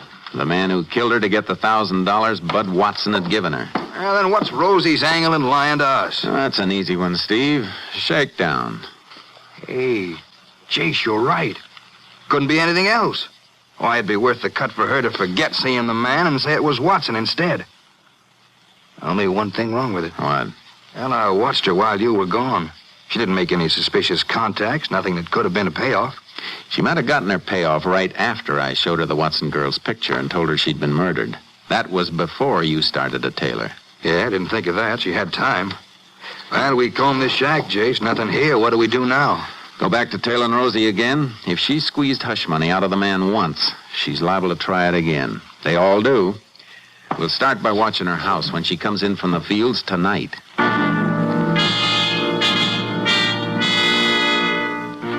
We staked out near Rosie's adobe hut, but it got dark and she didn't come in from the fields. I left Steve on watch and went out to look for her, keeping an eye out for her old truck. I found it about 5 miles out, surrounded by a group of men carrying torches. Hey, what's going on here? Ranger! Rosie! You better come! Yeah, what happened? We was walking into town. We saw the truck here by the side of the road, thought maybe it broke down, so we started to call for old Rosie. Then one of the boys spotted the blood on the ground. What blood? I'll show you over here. Must be old Rosie's, I reckon, because we found her over here in the cotton row. She's dead, Ranger. Somebody cut her throat from ear to ear.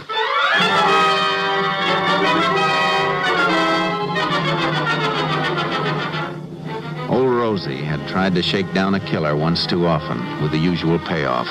I sent a rush call to Steve Clark to tow his horse out and join me.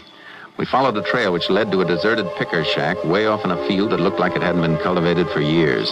The shack had been occupied, though, recently occupied. But whoever had been there was gone. There's a lamp there, Steve. Light it. Yeah.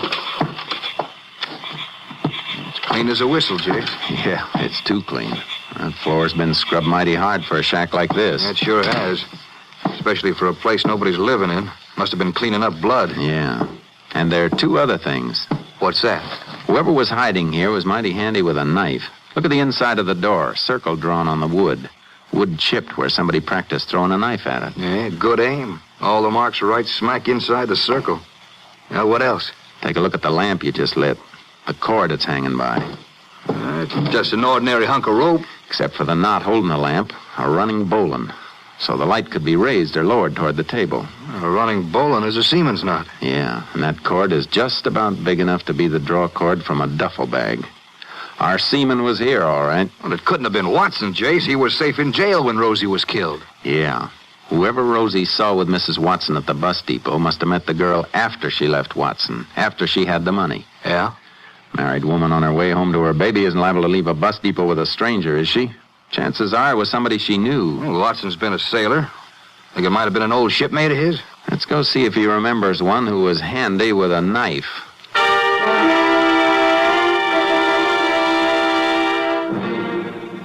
You say somebody killed old Rosie? Yeah. The same man who killed your wife. Now think and think hard. Yeah? The killer was a seaman. We got reason to think it could be an old shipmate of yours who knew your wife. But Helen knew shipmates of mine all along the Gulf. I introduced her to lots of them. The one we want had a habit of throwing a knife. He drew targets on a door. Never missed. Matt Corbett. It was Matt Corbett! How do you know? Any reason for him to be around here? Yeah. He was my partner last year. Bootlegging here. Business got bad and he left. I wrote to him months ago asking him to come back for this picking, but he never answered me. Did Rosie know him? Sure she did. From last year. That's it, Clark. Rosie'd seen Corbett with Mrs. Watson. That's why he couldn't run with the money after he'd killed her. He had to wait to see if the body was found and identified. And when we moved in and she knew about the murder, she really had him pinned down. And he used to be my best friend. A sneaking... Never mind that now. Where would he run to? I don't know.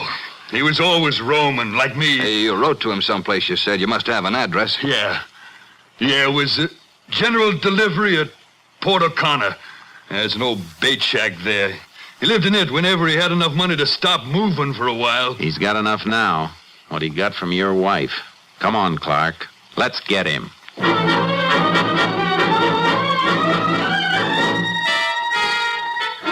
We headed for Port O'Connor, made it by morning, and found the abandoned bait shack. Nobody inside, Jace. Can see through the window. He isn't here. Yeah, he's probably traveling by freight to avoid being spotted. He couldn't have beaten us here. We rolled too fast. Gonna stake it out and wait? Yeah, our car's out of sight where we left it. He won't spot it coming along the wharf. Come on, let's go inside.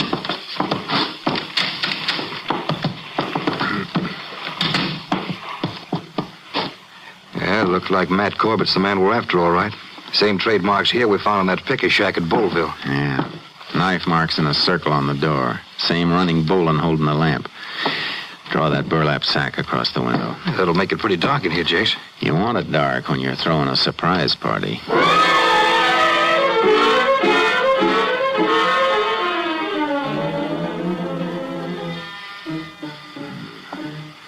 Hey, Steve, wake up. What? Shh.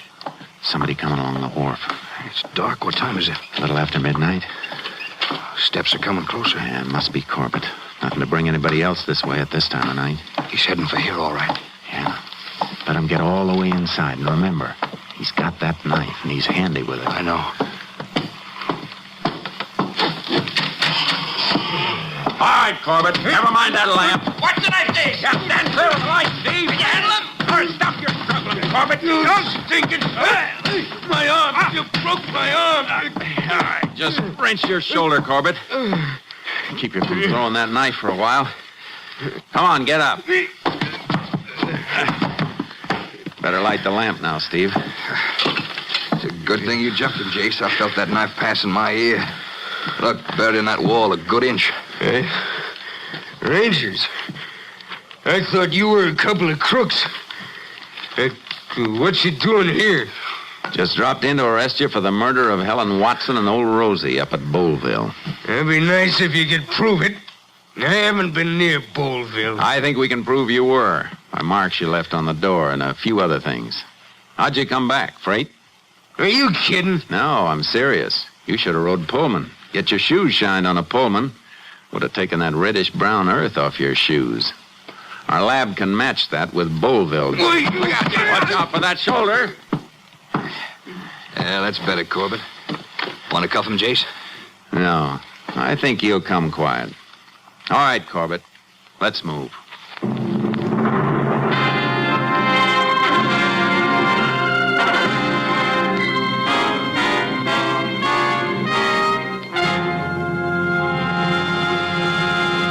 Herbert Bud Watson served the required term for his bootlegging activities, and Matt Corbett was tried and convicted of murder.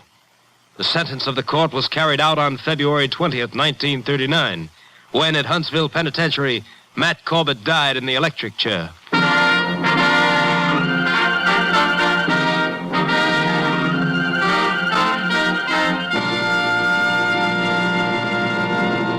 And now, here again is the star of our show, Joel McCrea, with another interesting story about the Texas Rangers. In the early days of Texas, major disturbances were not infrequent. It was a lusty, brawling, growing territory, and as happens in such a territory, there were days when the streets were not safe for the good citizens.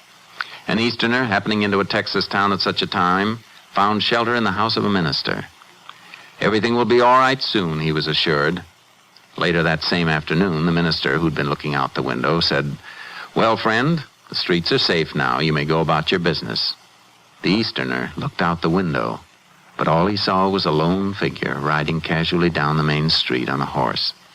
"What makes you think it's safe for me out there now?" he asked in bewilderment. The minister pointed to the horseman. "Because that feller on the horse is a Texas Ranger," he said. "Only folks that aren't safe in this town now are the ones who started the trouble. And when he finds them, they'll wish they'd been peaceable." Good night, folks. See you next week. Next week, Joel McCrea in another authentic reenactment of a case from the files of the Texas Rangers.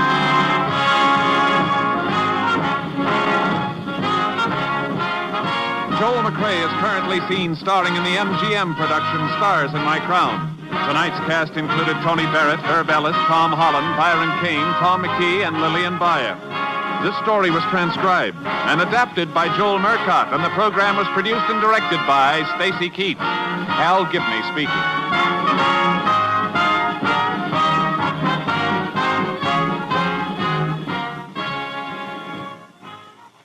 Three chimes mean good times on NBC.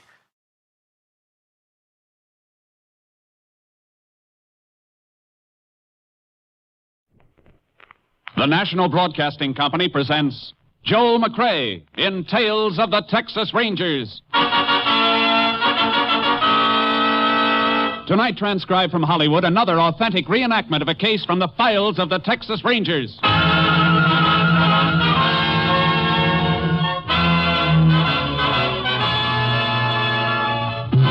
Tales of the Texas Rangers, starring Joel McCrea as Ranger Jace Pearson.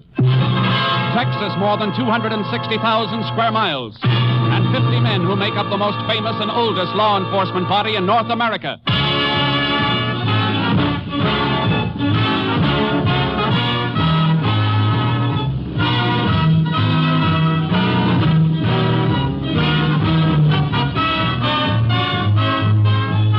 Now, from the files of the Texas Rangers come these stories based on fact. Only names, dates, and places are fictitious for obvious reasons. The events themselves are a matter of record.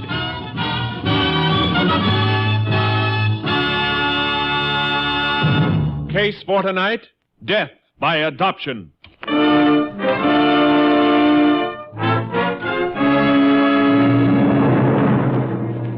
It is 9:45 p.m. on a Saturday night, September 1937. The business district of Central City, Texas is dark, except for the office of Harry Cashman's used car lot.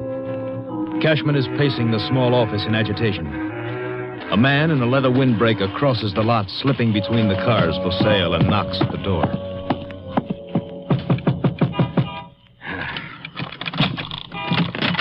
Well, howdy, Mr. Cashman. Glad to see you waited for me. All right, spit it out. What do you want this time? I'm kind of short on folding money. Thought you might be a pal and help me out again. You know what this is, don't you, Stryker? The Lord called it a shakedown. I gave you $100 2 weeks ago and another $100 the month before. So I need more. Well, you're not getting more, not from me. Why, that's too bad. I'm sorry you feel that way, Mr. Cashman. I kind of thought you were a nice guy. Kind of guy I'd like to see raise my baby. Long as I can't raise her myself. Now, you leave the baby out of this. Now, you can't expect me to forget about her, Mr. Cashman. After all, she's my own flesh and blood. She belongs to me and my wife, legally, by adoption. Yeah, but you keep forgetting one important thing. I never signed no papers letting you adopt her. Your wife said you were dead. She thought I was dead. But my being here proves I ain't. And if we ever have to take this into court, Mr. Cashman, I'm Baby Ann's natural father. I got my rights, you know. All right, how much? Reckon 100 will see me through again. I'll give you 500. Why, it's better. Now, just a minute. I'll give you 500 if you sign a paper waiving all rights to Baby Ann. I ain't signing nothing. I like our arrangement just the way it is. It's working out fine. If you think... Well, go ahead, Mr. Cashman, answer. May be business, and I'd like to see you do a good business. For the baby's sake, you understand? Hello. Harry, why aren't you home? It's almost 10 o'clock. Oh, I'll be home in a little while, Hazel. Something came up. You sound worried. Is anything wrong? No, of course not. The baby wanted to wait up for you. I let her stay up till 8:30, but by then she just kept rubbing her eyes and her nose and saying, "Where's my daddy?" till she couldn't hold her little head up. Well, I'm sorry, Hazel. Give her a kiss for me. I'll be home in a little while. Harry, are you sure there's nothing wrong? You sound like you're upset about something. Oh, it's nothing. I'm just tired. I'll see you in half an hour. Well, all right, dear. Goodbye. Goodbye, honey. That your wife? Yes. Never did meet her. Maybe we ought to all get together, have a little talk, huh? Stryker, if you try that, it's the last talk you'll ever have. What are you trying to do? Your baby's got a home, a good home, and we love her. We've been married 15 years, never had a child of our own. And now we've got her, and she's ours. Why, if we ever lost her, we'd have nothing to live for. Haven't you got a heart? Well, I can see I made a big mistake, Mr. Cashman. I should have started seeing you a lot sooner and a lot oftener. Now, what do you mean by that? That from now on, I'll be around every Saturday night to pick up my $100. And I'll take tonight's payment right now. Why, don't be a fool, Mr. Cashman. I'm younger and a lot stronger than you. Now, don't get yourself hurt. Now, how about my money? All right, Stryker. There's your 100. And it's the last you're getting. Now get out of my sight and don't ever come back. Because if you do, I'll go to the police. I'll spend every dollar I've got fighting you. I'll prove what you are. I'll prove you're not fit to have custody of Ann. Mr. Cashman, I do believe you mean that. I swear before heaven I mean it. So this is your parting gift to me, huh? Not much considering the size of the roll you peeled it off, huh? All right. All right, I'll leave you alone. I'll take my payment in full right now. Dig that roll out again. Toss it on the desk. I see. Now it's a gun, huh? You say it, and I know how to use it. How could Ann have a father like you? She couldn't have, not you. You've never proved you are her father. You're getting real bright tonight, Mr. Cashman. Now get the money up on the desk. I'm not going to give you another dime, Stryker. All I'm going to give you is what you deserve. Get away from that phone. I'm going to call the police. You ain't calling anybody. Rot! Maybe I'm stronger than you think. But you ain't stronger than Now, give me that money. Maybe you should have confided in your wife. You see, you're still the only one who knows about me, and you ain't never going to tell anyone else. Thanks for the final payment.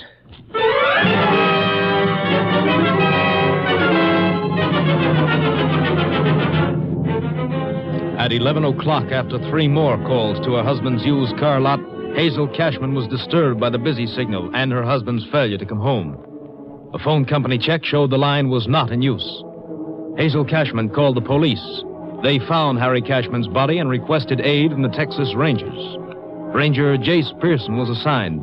He arrived at the lot shortly after 2 a.m.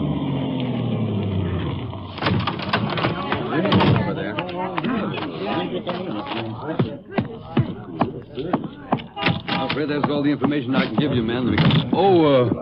Howdy, Ranger. You must be Jace Pearson. That's right. You in charge here? Yeah. Dan Simmons, chief of police. Fellas, I'll talk to you later. I see you've already lifted some fingerprints. Huh? How'd you know? Oh, dusting powder on the glass top here? Yeah, crew just left. Prints aren't going to be much good, though, I'm afraid. Too many people coming in and out of a place like this, signing papers on that desk. What's that over there, Chief? What? Oh, that yellow spot on the carpet? Yeah. I noticed that before. Seems to be a piece of chalk that was stepped on. A few little pieces not quite ground in. I don't see a blackboard or anything around here. Any of the for sale signs on the cars marked with chalk? No. They're all marked with cardboard cutouts. Well, the floor is pretty clean otherwise. The waste paper basket's empty. Yeah. This place was swept out after the day's business. That chalk got ground into the rug last night after the place was cleaned. Yeah, I can see that now. And the phone hanging off the hook like that when you got here? Uh-huh. Cashman struggled with whoever killed him. Must have been trying to make a call. I don't know, Jace. Body's just where we found it. A good 8 feet from the phone. He might have staggered over there and fell, but the fight started right here by the desk and the phone. Got some reason for being so sure of that? The desk was moved a little in the fight, Chief. Look at the carpet. Deep worn spot where the desk usually rested. Carpet's bunched up around the base, showing the desk was pushed, not lifted and moved for any reason. You're right. I can't see that it helps us any, though. Gives us a little picture of the action, that's all. Mm-hmm. I'm going to get some of this yellow chalk in an envelope. You going to send that to your lab at Austin? That's right. They can analyze it. Maybe come up with something. That's worth a shot. Doesn't seem to be much of anything else to help us, though. Robbery motive for murder is usually the toughest one to crack. Did Cashman make a habit of carrying a lot of money? Yeah, had to in this business. People selling cars in a hurry need a fast dollar. He usually had a couple of thousand on him. All we found in his pocket was 86 cents and change. You finished here? Yeah. I'd like you to put a man to work on that filing cabinet. Get a record of all sales. We've already checked that. Every car Cashman had's accounted for. Nothing's been stolen from the lot. I wasn't thinking of a stolen car. I just want a list of recent customers. Oh. Somebody might have bought an automobile he wasn't happy with and come back to get even. Could be, but I'm afraid that's a blind alley, too, Ranger. Cashman gave a mighty good guarantee on everything he sold, and he stood behind it 100%. Just the same, let's check it.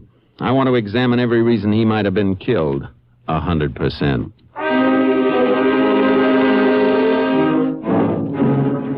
I sent the ground yellow chalk through to Austin. There was nothing that could be done that night, but the next morning Chief Simmons and I went to see Hazel Cashman, the dead man's wife. We don't like to ask you questions at a time like this, Mrs. Cashman, but...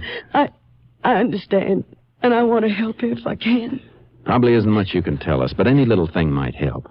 Your husband ever have trouble with anybody? No. Aside from the money he carried, do you know of any reason why anybody might have been out to get him? No, there was never anybody who didn't like Harry.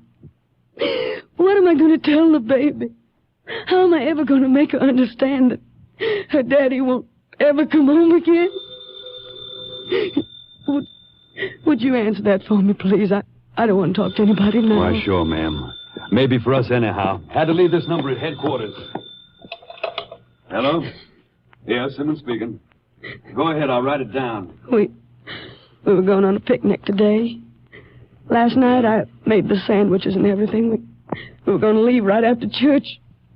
I knew something was wrong when he didn't come home. I knew it. Take it easy, ma'am. All week long, Harriet was teaching Ann how to say picnic. She was just learning to pronounce it. No. You've got to get a grip, ma'am, for your baby's sake. Yes, I know. All right, thanks. We'll be in soon. I better get back to headquarters, Jace. Unless you have something else to ask Mrs. Cashman. No. You shouldn't be alone, though, ma'am, especially when your baby wakes up. I called a neighbor just before you came. She'll be here in a few minutes. That's good. Goodbye, ma'am, and thank you. Goodbye, Mrs. Cashman. Goodbye. Find out who killed my husband.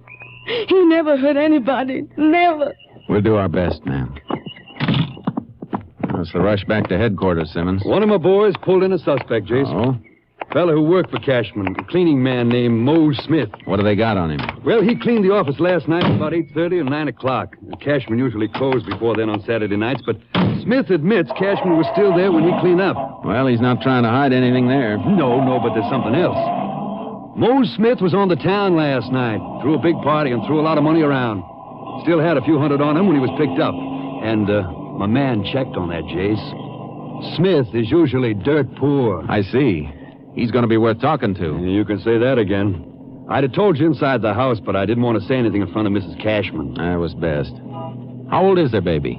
Just 2 years old, Jace. Why? You look kind of funny. How old are the Cashmans? Well, I'd say Harry was about 55.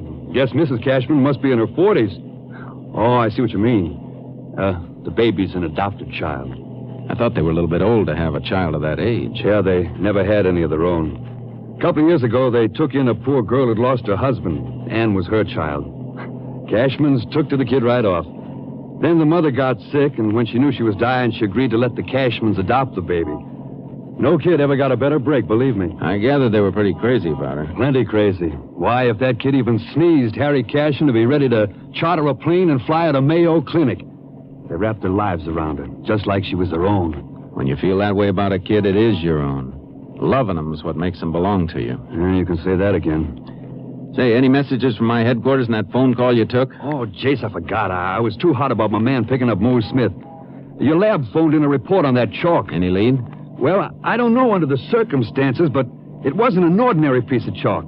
Analysis showed that it's a special type that surveyors use for marking. Surveyors, huh? Yeah. Isn't likely that a janitor would be carrying the kind of chalk used by surveyors. Oh, it might have come from any place, Jace. A customer might have dropped it. It was dropped and stepped on after the office had been cleaned.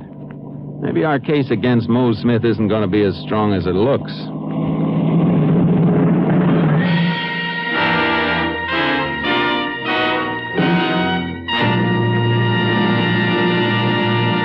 You are listening to Tales of the Texas Rangers, starring Joel McCrea as Ranger Jace Pearson. We continue now with tonight's case, Death by Adoption, an authentic story from the files of the Texas Rangers.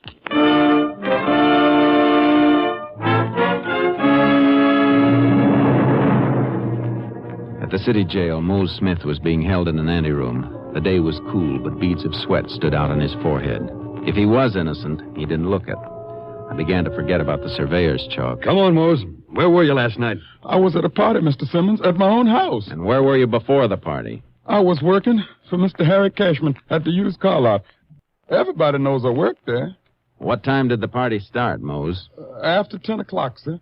And later we left my house and went a few other places. With you paying all the bills? Well, is that right or isn't it? That's right, sir. I don't remember much about it. Next thing I knew was this morning, and a policeman woke me up and brought me down here. What time was it when you left the car lot last night? Oh, I worked almost 9 o'clock, sir, cleaning up like I always do. Was Mr. Cashman all right when you left the lot? No, sir, he wasn't. Mr. Harry was always mighty nice to me, but somebody called him on the telephone. He didn't say much to whoever it was. Then he slammed the phone down real mad, and he hollered at me to hurry up and finish.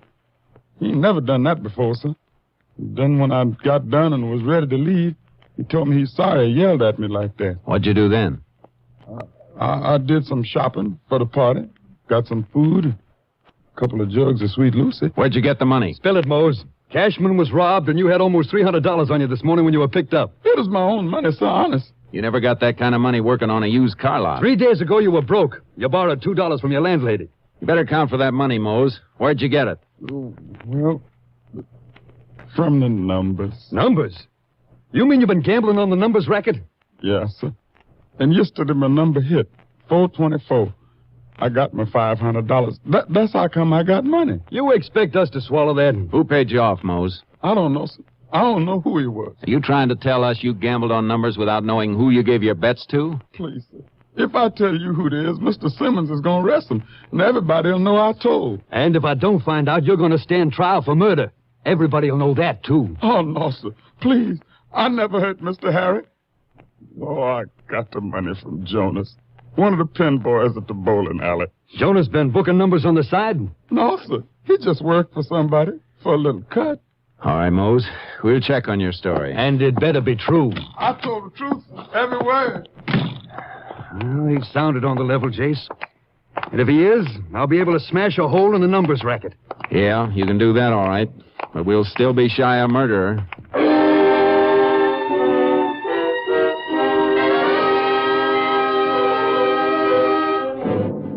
Simmons staked out the bowling alley where Jonas worked as a pin setter. Mose Smith had told the truth all right. The pin boy confirmed it when he was arrested for possession of slips made out by bettors playing the numbers. We were back to a single clue again, the yellow chalk.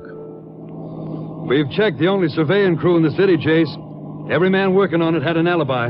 All surveyors aren't in the city. That killer could have come from any place in the county. No road building projects underway, and only other surveying crew we've been able to trace is the mapping crew down in the Big Bend.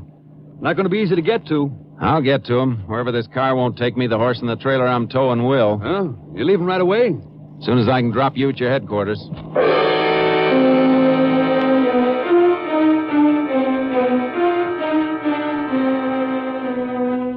I drove to the Big Bend to where the roads ran out, and I had to cut cross-country to reach the mapping crew. I unloaded charcoal from the trailer. The crew was deep in wild country, almost a full day's ride before I reached them. All right, Sharky. Easy, boy, easy. Anybody here? Yo, over this way. Come on, Sharky. Well, howdy, Ranger. Howdy. Saw marks of a camp here, but it looked deserted. Well, it is. We moved in another couple of miles. I just come back with the birds to haul the last of our stuff onto the new camp. I was just tying a pack on this last one. You the crew foreman? Yeah. I'll ride on away with you. Keep you from getting lonesome. Glad to have you.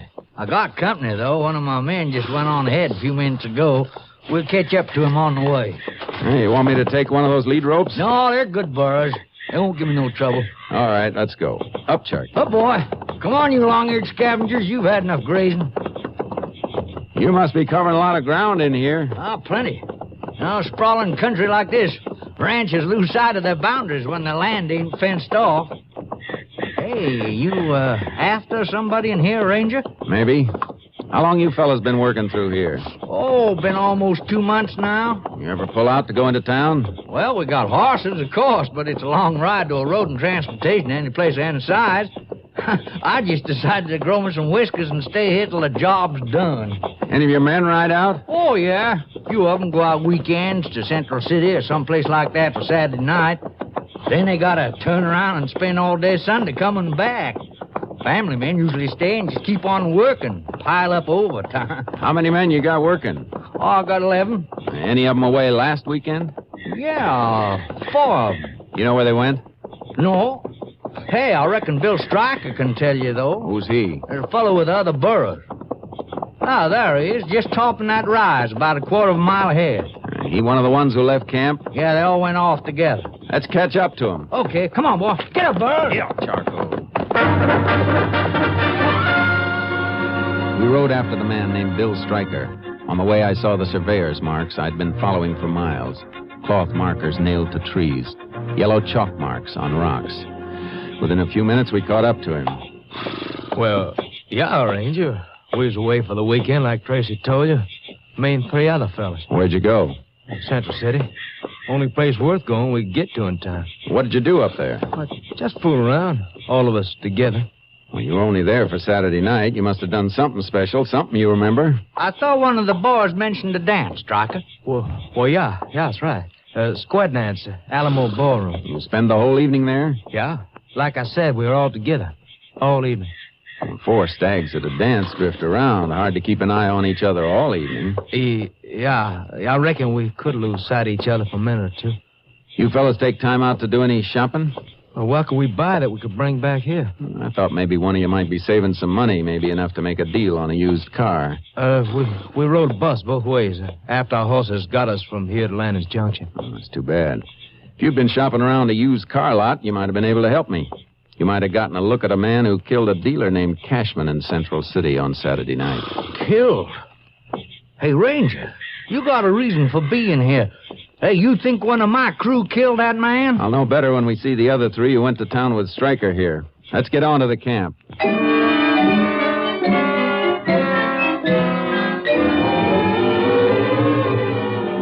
It didn't help. They all told the same story. There were gaps, times during the evening when they drifted away from each other, but they couldn't pin it down to any specific time on the clock. I didn't have anything to take them in on, singly or together. They knew it, and I knew it. I camped with them overnight and headed back to Central City Police Headquarters. Oh, howdy, Chase. How'd you make out? No good, Chief. We haven't turned up anything new either. Just a chance armed robbery, Chase. That's what it must have been. My feelings still buck at that, Simmons. Mose told us that Cashman was upset about a phone call. Stayed at the lot long after he should have gone home. There must have been a reason. Like what? Like somebody who wanted to see him, telling him to wait there. Yeah. Mose said the call made Cashman mad. Why'd they wait for somebody he was mad at? Maybe because they had some kind of a club they could use to make him wait, whether he liked it or not. You're still digging for something deeper than an armed robbery motive, then. That's right. Well, nobody's given us anything to back up any other motive. I know, but a man doesn't make a telephone appointment to be robbed and murdered. He makes it for something else. I'm going out to see Mrs. Cashman again.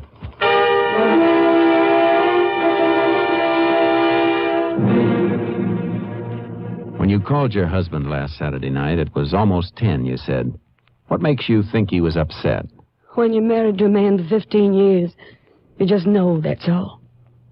But he said there was nothing wrong. Anything like that ever happened before? His not coming home, acting upset? Yes, it did.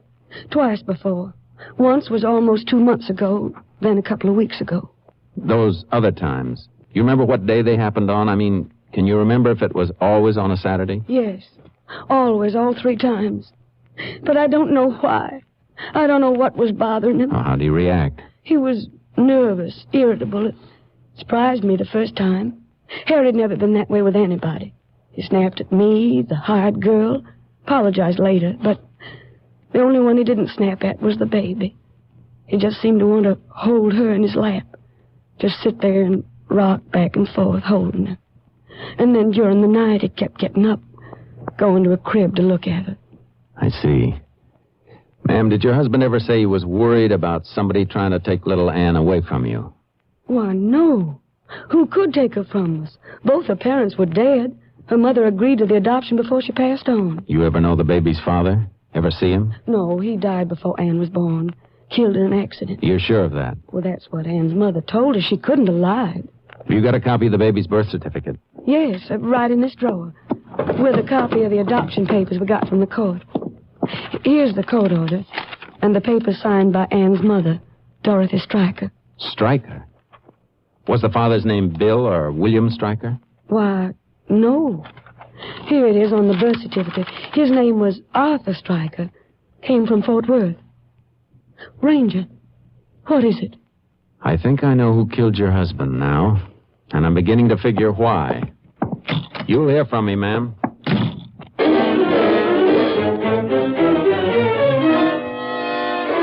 I headed for the Big Bend, making a radio check with KTXA, asking the station to contact the Fort Worth police on possible relationship between Arthur and William Stryker. The answer fit. They'd been brothers. But William Stryker had a criminal record.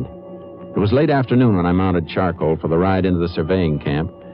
I reached it at about 3 a.m., dismounted, and slipped into the office tent. Tracy. What's up? Shh, quiet. It's me, Pearson. Boy, you scared me. Shh. Oh, why'd you come back? Not all your boys were square dancing at Central City. Where's Stryker sleeping? Oh, Stryker, huh? That's right. Out back, near where the horses are hobbled. We better be careful, Ranger. He's got a gun. Good. A test can give me the final proof I need if it's the same gun that killed Cashman. I'll come with you. If he wakes up before I get to him, you hit the ground and stay there, no matter what happens. Don't worry. I'm a surveyor, not a hero. There, under that tree. Branches and the moon got it all in shadow, though. He's not here. Somebody's trying to get away with one of the horses. Come on. Oh, he must have seen you out in the moonlight crossing to the tent. Get away from that horse, Stryker. You're in the light now. I can see you, too. It's something you won't say. Oh, Ranger, you're hit. Drop. Got him. Be careful. It might be a trick. Are you other men? Stay down. Don't move. Oh, it's no trick, Ranger. Oh, he's hit more than once and bad. I don't want to die. Don't let me die. Better get whatever first aid stuff you have. Try and patch him up. You're going to need some work, too. I'll be all right. You men can get up now. Need a couple of you to make a litter. I need it to take him in. Easy, Ranger. I got you. Oh, men will have to make 2 litters. You need one yourself.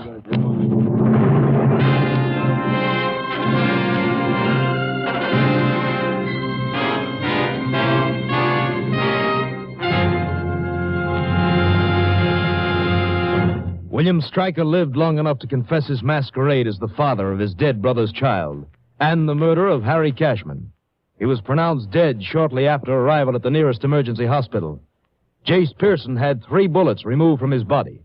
They matched the bullet taken from the body of Harry Cashman. 6 weeks later, Jace Pearson reported back to his company, ready again for duty with the Texas Rangers.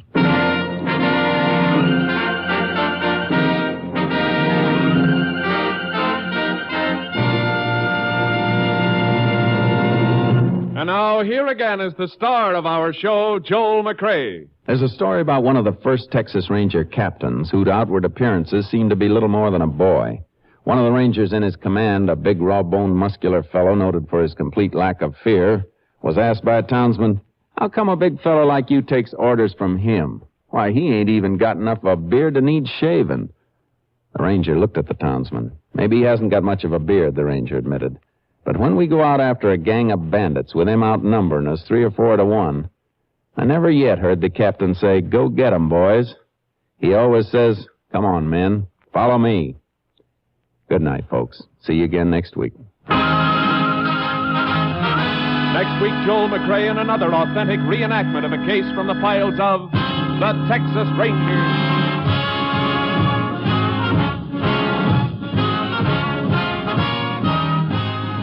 Joel McCrea is currently seen starring in the Universal International Technicolor production Frenchie.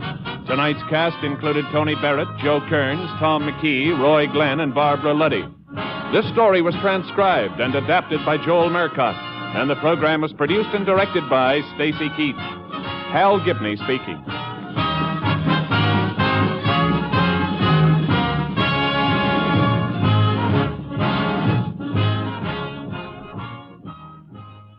Three chimes mean good times on NBC. Coming up next on NBC, it's genial accordion-playing master of ceremonies, Phil Baker, back at his old Sunday night stand asking America's favorite question. What's that? Why, the $64 question, of course. The The chimes are your invitation every Sunday to all the fun and prizes and excitement of everybody's favorite quiz game, the $64 question. Tomorrow, hear the Railroad Hour. Right now, it's the $64 question on NBC.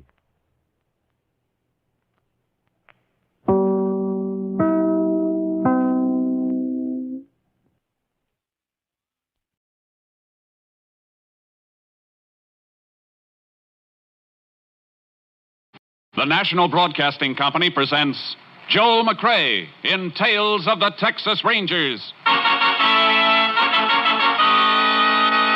Tonight, transcribed from Hollywood, another authentic reenactment of a case from the files of the Texas Rangers.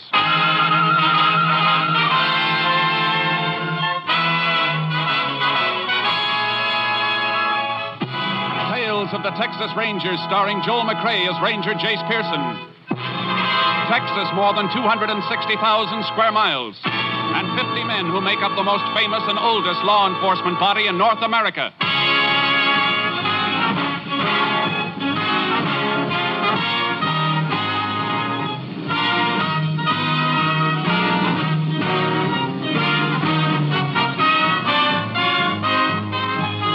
Now, from the files of the Texas Rangers come these stories based on fact. Only names, dates, and places are fictitious for obvious reasons. The events themselves are a matter of record.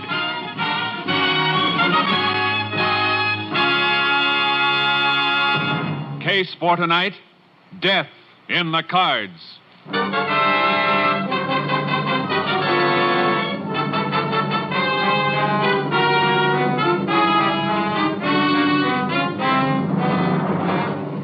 It is 11:30 p.m. on the night of January 26, 1947, at the ranch house of Chester Gentry in Reeves County, Texas. Chester is on the telephone as his stepson, Will, enters. No sign of him, huh? All right. Call me when you find him. Thanks, Sheriff. Where you been, Will? Just out having a beer. That Sheriff Bennett you were talking to? Yeah. Your friend Tovich telephoned you a while ago. Tovich? Oh, you didn't tell the sheriff about Tovich. I sure did. Sheriff just called to say he located Tovich's rooming house over in Biggerstown, but Tovich wasn't there. But I've told you 100 times it's the worst thing in the world you could do. Tovich finds out, he'd kill me. Will, Maybe he has found out you told the sheriff. Maybe he's on his way here right now to get me. Look, you got to give me the money to pay him off now. No, Will. No more money. Do you know what you're saying? He'll kill me if I don't pay him. He told me so. Now, you listen to me, Will. I've reached the end of my rope in this whole rotten mess. I'm through. You're not going to get another dime from me. I've done everything I can for you, but you're just no good. Please, Dad, I need that dough now. You shut up and listen to me. When your ma died, I promised her I'd do everything I could for you. And I have. I treated you like you was my own son. I've given you a home. I've given you money, a lot of money. And what have you done with it? You've thrown it away to a slimy gambler named Tovich. But, Dad... For 2 months it's been going on. For 2 months you've been bleeding me white to pay off that gambler. I told you to stay away from him, but you didn't. Now it's high time for me to meet him and tell him face to face to stay away from you. No, Dad, no. If you just give me the money this once more, I'll straighten out. I promise you. Your promises ain't worth a bale of straw. That's what you said last week. You'd straighten out. I told you then I'd give you just 1 week to do it, and if you didn't, you'd get no more money from me now or ever. Dad, you don't mean... Oh, don't I? You got yourself into this mess. You get yourself out of it. Tovich can bluff you, but he can't bluff me. Dad. Huh? What's the matter? Window. Tovich, I just saw him at the window. What? Now he's gone. He's probably heading for the front door. All right, let him. Turn off the lights, Will. But, Dad... Turn them off. What are you doing? Getting my gun. I'll give this Tovich a reception he ain't looking for. No, Dad, no. Front door, huh? No, look, stay away from that door, Dad. Don't open it, please don't. Can't see a thing. Now, look, Will, you... Will.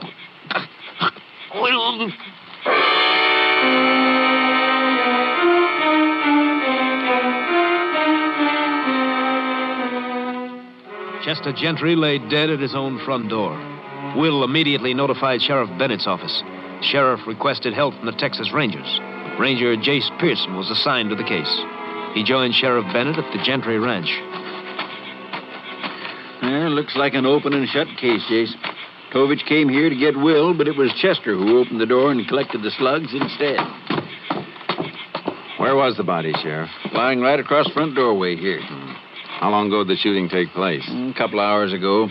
Chester notified me earlier in the evening he'd gotten a call from this Tovich. The call came from Biggerstown, so I went over there to see if I could find him. I located his rooming house, but he'd checked out. Looks like while I was there, he was here.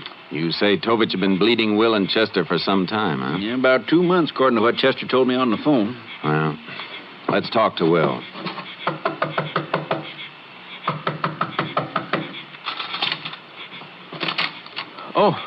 Oh, Sheriff, come on in.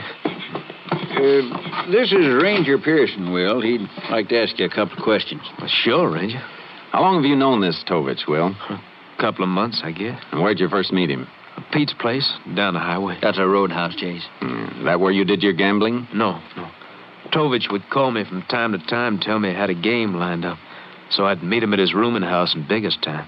Who else was in the games? A couple other fellas, different ones each time. I didn't know any of them. Didn't even know their names. You kept losing to Tovich, didn't you? Yeah, I did. But you kept on playing cards with him. Well, I kept thinking my luck would change. Your luck never changes when you're up against a professional gambler. Guess I know that now. It's too bad you didn't know it 2 months ago. Your stepfather might still be alive. Ranger, there just isn't a thing you can say to me that I haven't already said to myself. I've been sitting here for 2 hours thinking about it. Knowing if I had the guts to straighten out, this wouldn't happen. There's only one thing I hope right now. I hope somehow Dad knows how I feel. All right, Will. What does Tovich look like? Well, pretty ordinary-looking fellow. Kind you never notice in a crowd. About my height, I'd say. Black hair, regular features, nothing to really set him apart. That's pretty general. I guess it is, but it's the best I can do. Okay, better get some sleep. You find any tracks outside, Sheriff? Nope, my deputies scoured the yard, but it's too gravelly to hold any kind of tracks, car or foot. Will, do you remember hearing a car pull away from here after the shooting? Why, no, Ranger. Now, come think of it, I didn't even hear one come up. Okay. When it gets light, we'll ride around a little in the back of the ranch, Sheriff, and see if we can pick up any footprints. All right. In the meantime, let's take a run over to Biggerstown and talk to Tovich's landlady. Maybe she can give us a better line on him.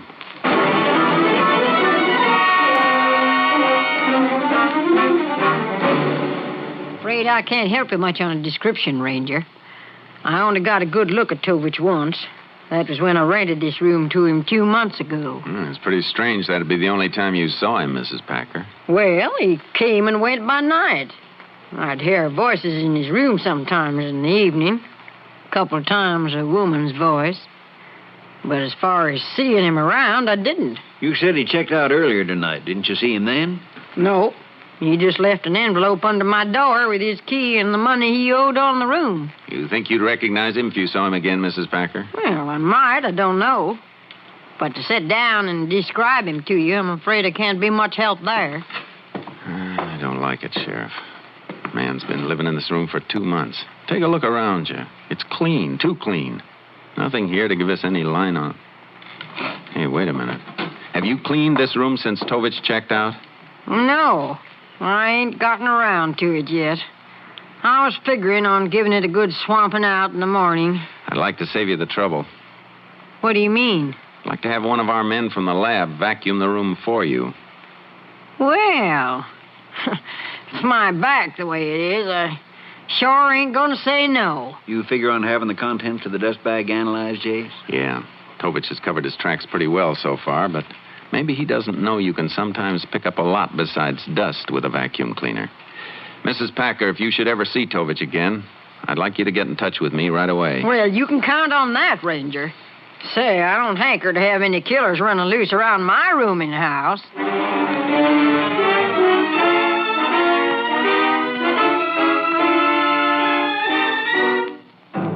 Dawn came, and the only thing new on the case was the publicity. The papers were carrying the story with pictures of Chester and Will. The sheriff and I started scouring the country in back of the Gentry Ranch on horseback. This is hunting weather, Jace, with all that frost on the ground. Yeah, so far the hunting hasn't been good. Let's see, we're right in line with the back of the ranch house now. Yeah, maybe we better split up and go around. Hey, hold it. Take a look on the ground there. Yeah, foot tracks. Coming from the back of the ranch house, too. And judging from the distance between the tracks, he was in a hurry. Come on. Heading straight north for the river, Jace. He could be trying for the New Mexico border. Could be. One thing, should be pretty easy to follow the tracks in the frost. Yeah. There's something funny about these tracks, though. What do you mean? I don't know yet. Can't just put my finger on it, but we'll keep trailing.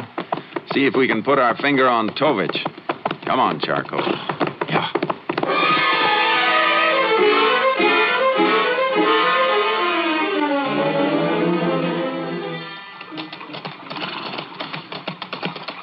Can't understand why you don't want to cross the river, Jace.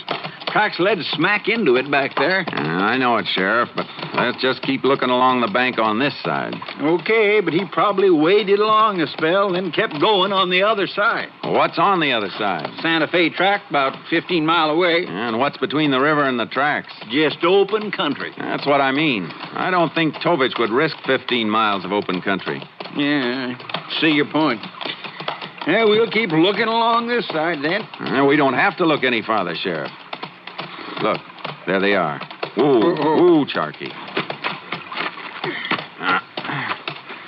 Hey, they sure are. Tracks coming up out of the river and heading back the way we came. But there's still one thing I don't understand. What's that? The shooting took place about 11:30 last night. Tovich could have been halfway across that open country on the other side of the river by dawn.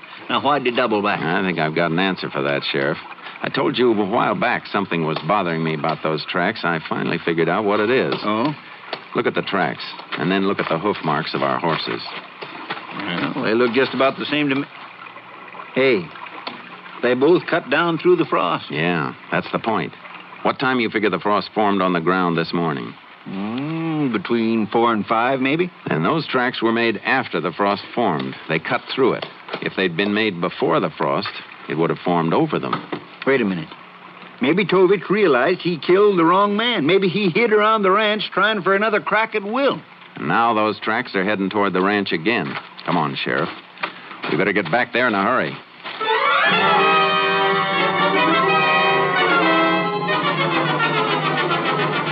We followed the tracks back to the highway a mile below the ranch and lost them there. Then we headed for the ranch house. There was no sign of life around the place. I don't see Will outside anywhere. His car's in the driveway. I hope we're not too late. Will! Oh, morning, Sheriff, Ranger. Yeah, that's a relief. Oh, come on in. Well, something the matter? We thought there might be. Can I use your phone? I want to call my office and see if there's anything new. Hey, sir. Back in the hall. Okay, thanks. Ranger, what's the sheriff mean about being relieved to see me? Will, it's possible Tovich hung around here, the ranch, last night after the shooting. What? You see or hear anything after we left? It wasn't my imagination. What do you mean? Well, after you fellas left, I locked up tight. About 3 or 4 this morning, a sound woke me up. What kind of a sound? Well, like somebody walking around outside. You think could have been Tovich? I don't know. Well, I've got Dad's gun. If Tovich ever shows up around here again, I'll handle him. Law enforcing's our business, Will. Don't try and take it into your own hands. Jace. Yes, Sheriff. Yeah, what is it? My deputy just told me that landlady, Miss Packer, phoned the office for you about an hour ago. Mrs. Packer? Yeah, they told her to call out here. Will? Yeah. Did a Mrs. Packer phone me? Oh, woman phone. Didn't leave a name, but she did leave a number. I got it written down right here. Thanks. Operator? 2734J. How long ago did she call, Will? Oh, about an hour ago, I guess. She leave any message? No. Just said to ask you to call her. You told her to get in touch with you if she ever saw Tovich again, Jace. Yeah, I know. No answer. Come on, Sheriff. We better get over to Biggerstown and find out what's on Mrs. Packer's mind.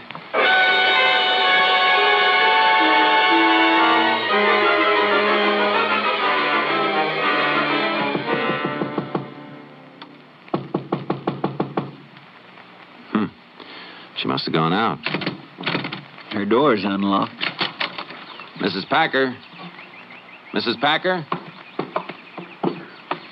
Look, Jace. On the table there by the phone. Newspaper. Folded to the story of the killing. Well, she can't have gone very far. Coffee's boiling on the hot plate. mouth's just about boiled dry. Come on, let's take a look in the next room. You know, it's funny. She'd call and then be... Jace. On the bed. Yeah. Mrs. Packer. Strangled.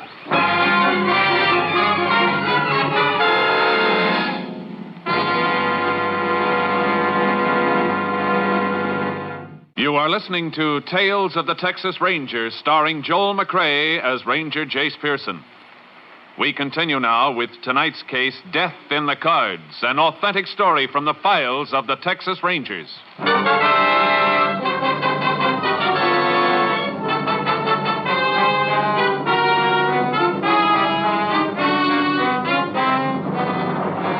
We were getting nowhere fast on this case. First Chester Gentry, then Mrs. Packer. We questioned all the roomers, but none of them had seen a thing. Then we went back to the sheriff's office. And Jace, there's no doubt about it at all. Miss Packer was trying to tell you something about Tovich, but he got to her first and killed her to shut her mouth. Yeah, we know who the killer is, all right, but the big question is, where is he? It's just like the earth opened and swallowed him up. Well, every sheriff's office in the state's been alerted. Highway patrol's on the lookout, too, so sooner or later we're bound to... Yeah. Excuse me, Jace. Sheriff Bennett speaking.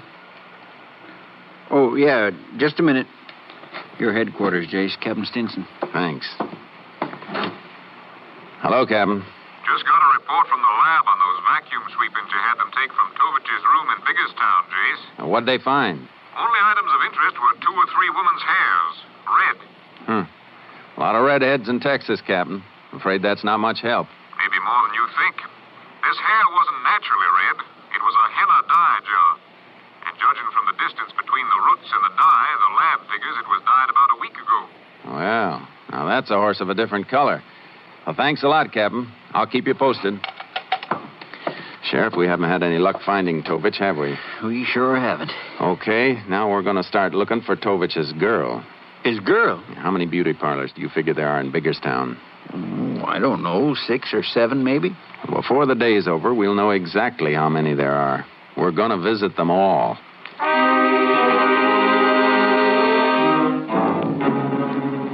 The sheriff had underestimated the town. There were 10 of them. We had no luck on the first 7, and then just at dark, we hit number 8. There we found an operator who remembered giving a henna dye job to a girl named Thelma Parrish about a week ago. We learned that Thelma was a waitress in a coffee shop, so I parked my car around the corner and we dropped in on her.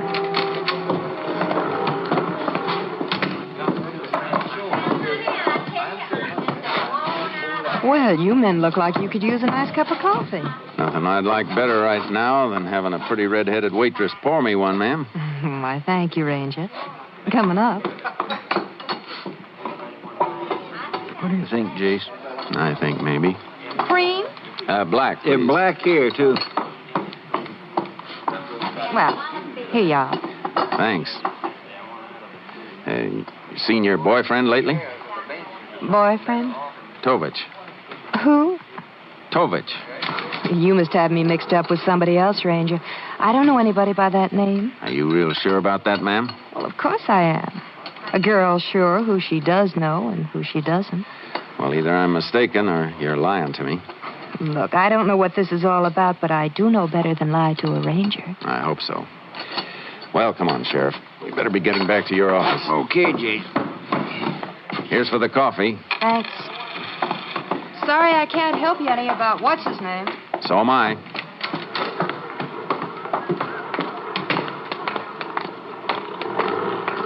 This way, Sheriff. Where are we going? Across the street. Yeah, but the car's on this side, around the corner. Keep walking. She's watching us from inside. Oh. Think she was lying? That's what I want to find out. Well, she seemed pretty sure of herself.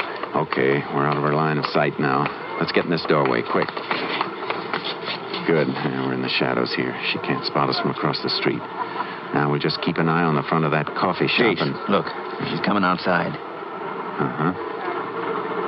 Yeah. False alarm. She's just washing the windows. Yeah? Well, that's the fastest wash job I've ever seen. She's heading inside again. She came out to make sure we'd gone. Come on. We'll work our way along the sidewalk until we can see across the street into the coffee shop. Yeah, but she may spot us. Hey, hold it. She's on the phone with her back to us. She was lying, all right. Probably calling Tovich right now. Sheriff, how about slipping into the drugstore and tracing that call? I can keep an eye on the front of the shop from my car. I'll meet you there.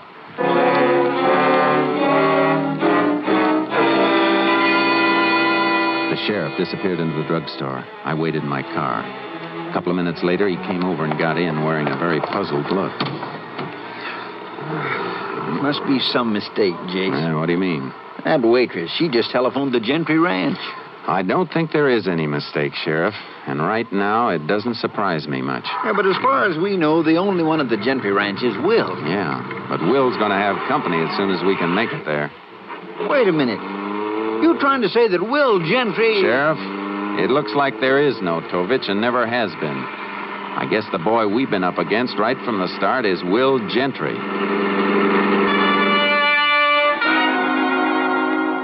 I radioed KTXA to set up a roadblock on the highway 10 miles each way from the Gentry Ranch in case Will should take off before we could get there. And I jammed the gas pedal to the floor and held it there. I'll relay information.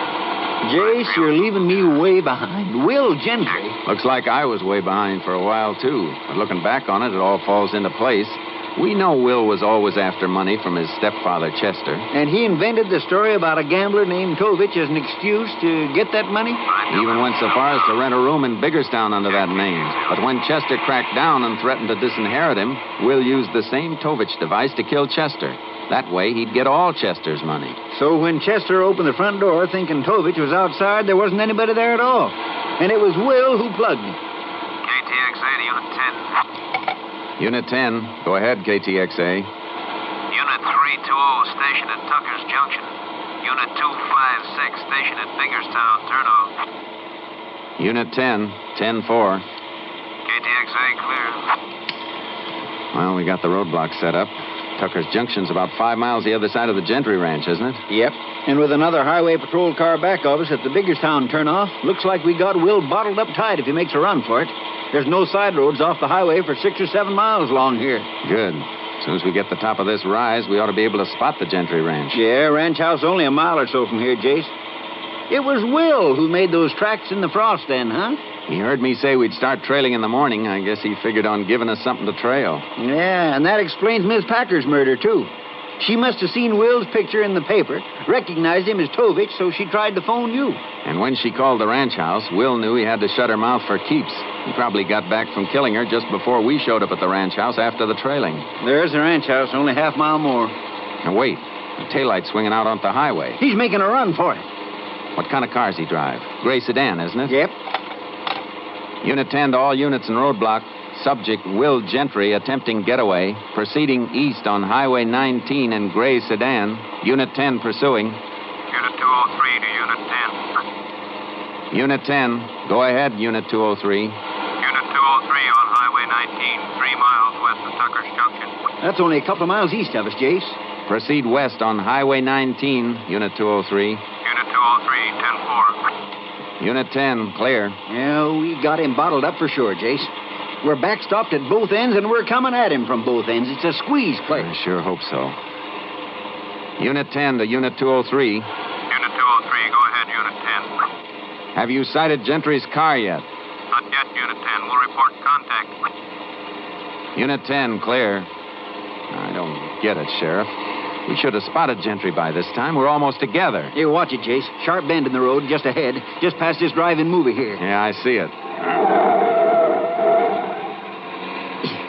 The only way Gentry could get off the highway is to ditch his car, and I don't think he'd do that. Hey, a red light coming at us. That must be Unit 203. He's stopping, too. But where's Will? No sign of Gentry? None, Jay. No, but there aren't any side roads at all. He couldn't have vanished into thin air. Hey, wait a minute. That drive-in movie we just passed. You think he turned in? It's the only place he could have turned in. Come on.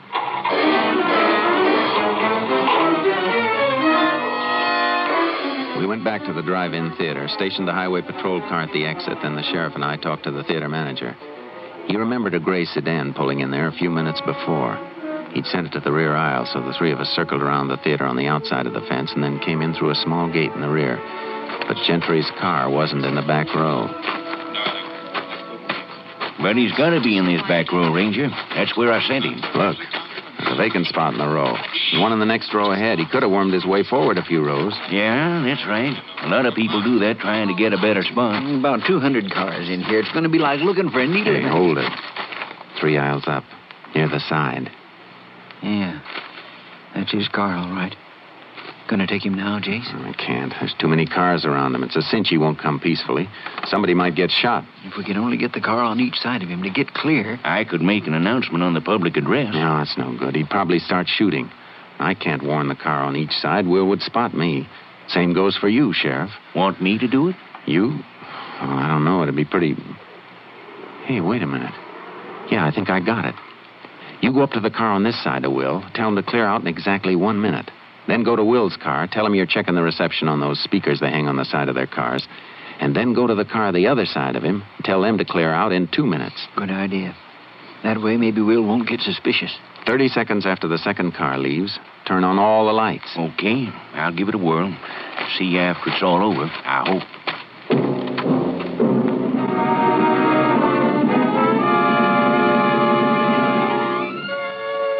We watched the manager go along the line of cars. He worked his way to Will's car, then passed it to the one beyond. Then he headed for the projection booth. So far, so good. Seconds ticked by. At the end of the first minute, the car this side of Will pulled out. Another minute went by. And the car the other side of Will got going. He's out in the open now, Jace. Yeah. 20 seconds till the lights go on. Come on. John, you came to the house.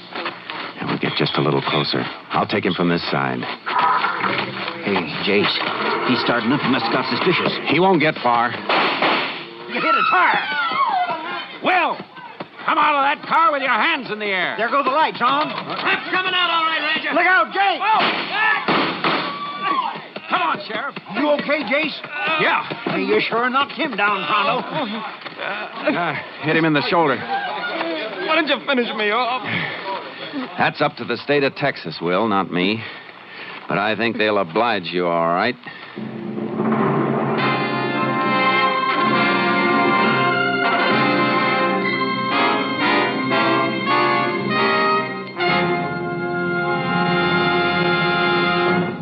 Will Gentry was tried and convicted of the murders of Chester Gentry and Leona Packer.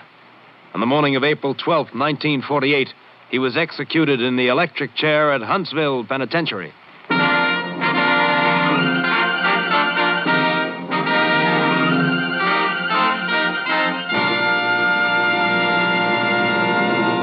And here again is the star of our show, Joel McCrea, with another interesting story about the Texas Rangers. Although the Texas Rangers is a highly organized law enforcement agency, the men themselves are rugged individualists. One ranger in particular that I know of carries his 6 shooters with only 5 shells in each gun. One day he was asked why he did this. If the hammer's resting on an empty chamber, he said, the gun can't be fired accidentally. But, said his interested friend, with only 5 bullets instead of 6 in the gun, aren't you endangering your own position? Maybe so, he said with a grin, but if you can't hit your target with 5 shells, the 6th one won't do you much good anyhow. Good night, folks. See you next week. Next week, Joel McCrea in another authentic reenactment of a case from the files of the Texas Rangers.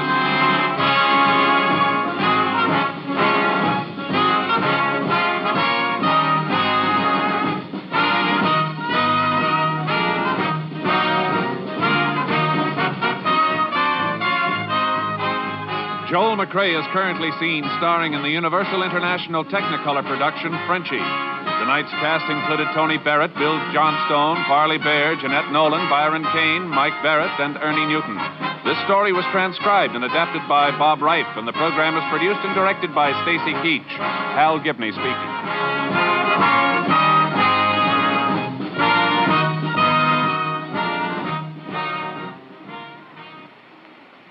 3 chimes mean good times on NBC.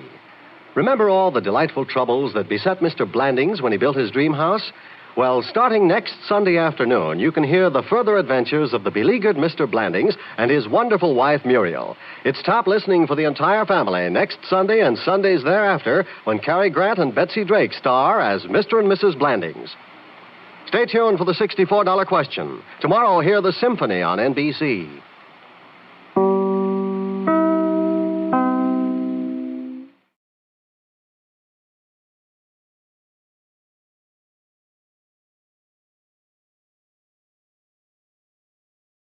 The National Broadcasting Company presents Joel McCrea in Tales of the Texas Rangers. From Hollywood, another authentic reenactment of a case transcribed from the files of the Texas Rangers.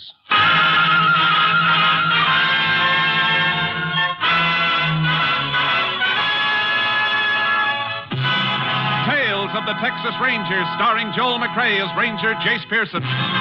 Texas, more than 260,000 square miles, and 50 men who make up the most famous and oldest law enforcement body in North America.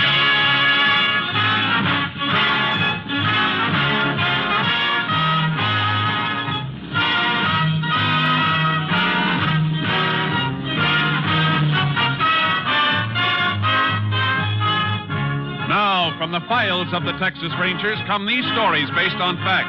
Only names, dates, and places are fictitious for obvious reasons. The events themselves are a matter of record.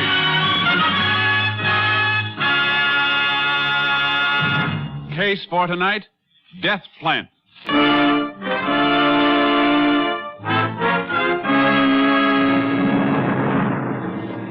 It is 11 o'clock on the night of September 18th, 1946.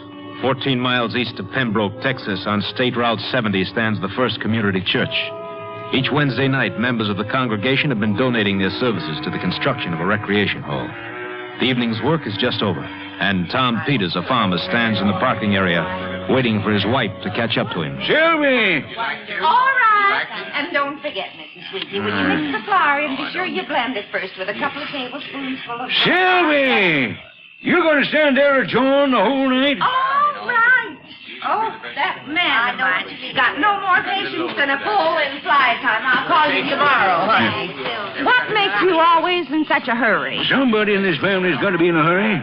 Leave it to you, we'll never get anywhere. Oh, now, Tom, you know you don't mean. Tom, you left the motor running. I sure left it running. Told you I was going to. Battery's almost dead. Oh, yes, I forgot. That no good, Will Fenton. Sell me a heap like this and call it a pickup truck. It's getting so a man can't trust nobody nowadays. You know what I'm going to do, Sylvie? I'm going to take him to law, just like I told him tonight. You'll do no such thing, Tom Peters. Will, too. Man still got some rights around here. Gotta let people like Will Fenton Wasn't that know... a pretty dress she had on tonight? Who? Will Fenton's wife. Oh, she's such a pretty little thing anyhow. He sure is good to her. Why, I bet that's the third new dress she's had in 4 months. There, you see what I mean? Goes around cheating on his people so he can buy dresses for his wife. Tom, now, don't take on so. You know how hard trucks are to get, and we waited a Not long... for this piece of junk. I tell you, Sylvie, I'm going to take him to court.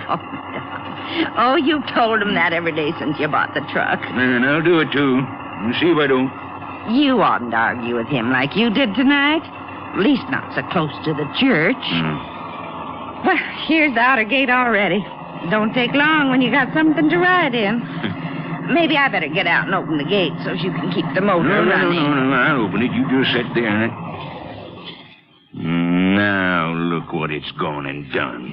Died on me. I told you. You didn't tell me no such thing. Well, I reckon maybe you did. Oh, you get it started again. Oh, that no good, Will Fenton. Well, reckon I better get out and open the gate. If I can push over that little rise, we can coast down the slope and maybe she'll catch. Now, you be careful, Tom Peters, pushing trucks at your age. Just don't you worry about me. Tom? Yeah, what? There's a funny sound in here, like something ticking. Oh, it's just the engine cooling off. You women. You never understand nothing. I got to get me a bumper gate one of these days. Business getting out every time you want to open. This chicken don't sound like no engine cooling off. Now, Sylvie, I told you it was just... Sylvie!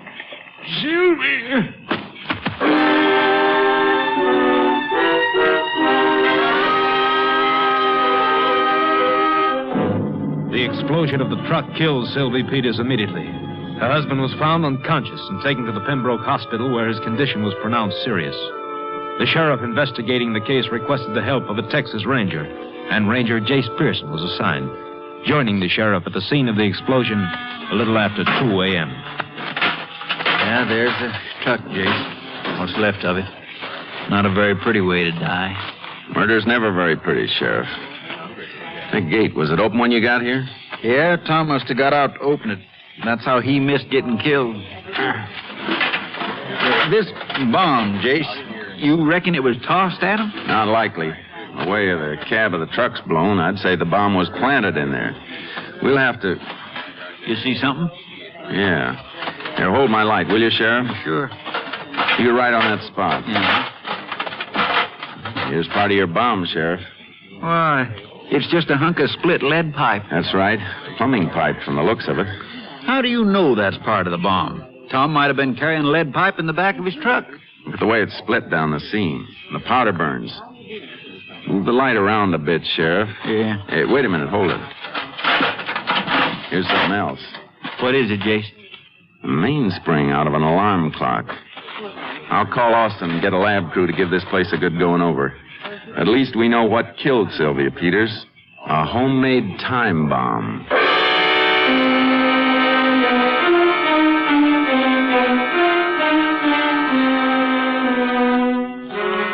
We went to the hospital and waited. A little after 7 that morning, Tom Peters was conscious and strong enough to answer questions.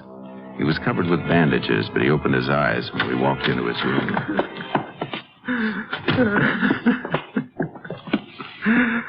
Hello, Tom.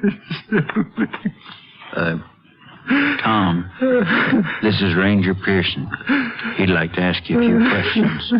Mr. Peters. Oh, now easy, Tom. Sometimes when I'd be working out in the fields and it was hot, she'd come all the way out just to bring me a pitcher of lemonade.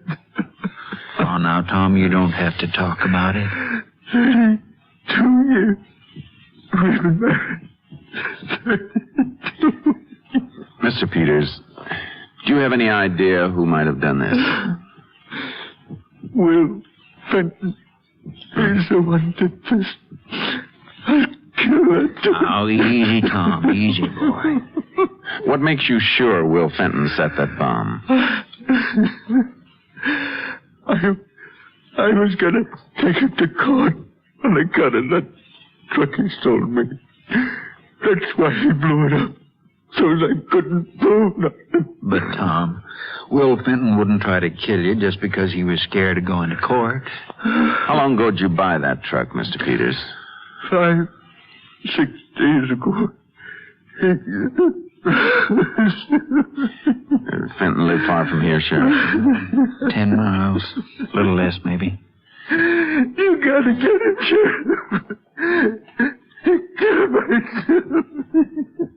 Don't worry, Mr. Peters. If Will Fenton set that bomb, we'll get him.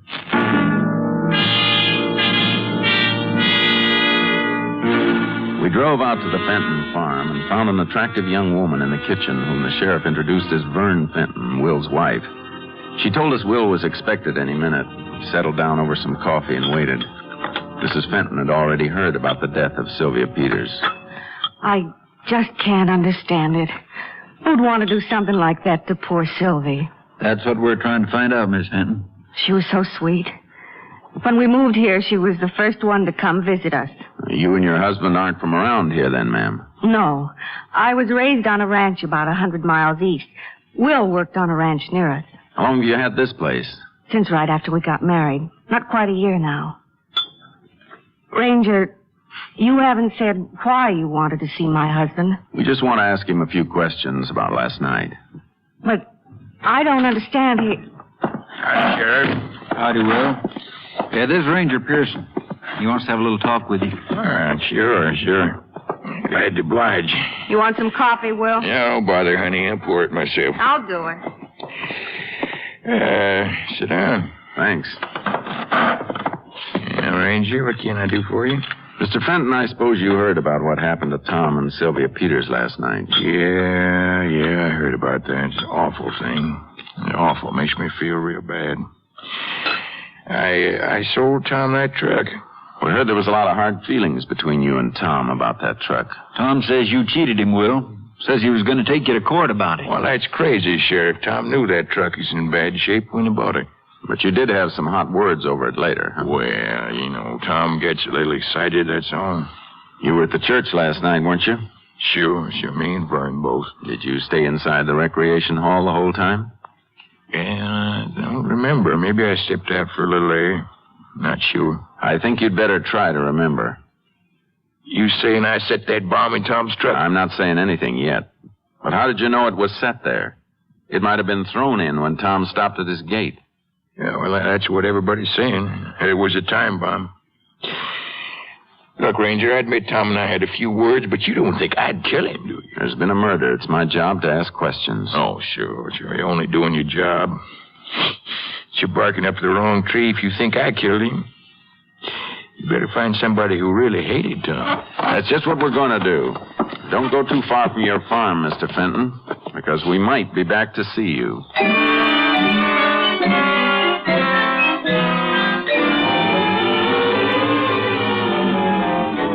We spent the rest of that day and half the night checking on people who knew Tom Peters and his wife. It was about 2:30 the next morning when we decided to turn in. The sheriff suggested a cup of coffee at the diner across from the courthouse. Man, I know one thing, Jace. I sure am tired. Yeah, I could use a little sleep myself. Howdy, Sheriff. Ranger, what'll it be? Coffee for me, Eddie. Ranger? Same. 2 coffees. You fellas up pretty late tonight. Working on that Peters bombing? That's right. Well, it shouldn't be too hard to find the fellow that did that. How do you mean? Well, now, I don't want to be talking behind nobody's back, but appears like everybody in town knew old Tom was feuding with Will Fenton about the pickup truck Will sold him. I wouldn't want Will to be sore at me. Excuse me a minute, Jen. Yeah, looks like everywhere we turn, we get the story about the fight between Will Fenton and Tom. Must have heard it 20 times already. Yeah, we'll head out there again in the morning. Have another talk with Okay, I'll Fenton. get him for you. The phone operator wants you, Sheriff. Says it's right important. Oh, thanks, Eddie. How's old Tom, Ranger? Heard he was hurt pretty bad. Well, he'll pull through all right. The doc said tonight he was out of danger. Yeah, I'm sure glad to hear it. Old Tom, you know, he blows off a mite of steam, but... What? She don't mean nothing. We'll be right out. He's sure gonna miss Sylvie, though. Right. Jace, come on. We're not gonna get to sleep yet. What's the matter? That was Will Fenton. He just found a bomb under his house.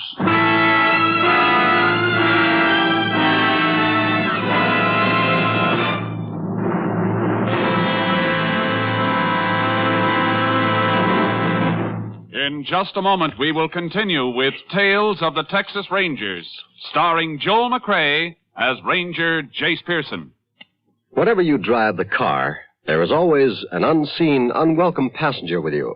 That passenger is danger. The danger of a traffic accident. Unfortunately, every person seems to have the absurd notion that he bears a charmed life, that no traffic accident can happen to him. But it can, and too often it does. So when you're behind that wheel, don't take chances. Obey all traffic rules. Drive safely for life, your life, and the lives of others. We continue now with Tales of the Texas Rangers, and tonight's case, Death Plant, an authentic story from the files of the Texas Rangers.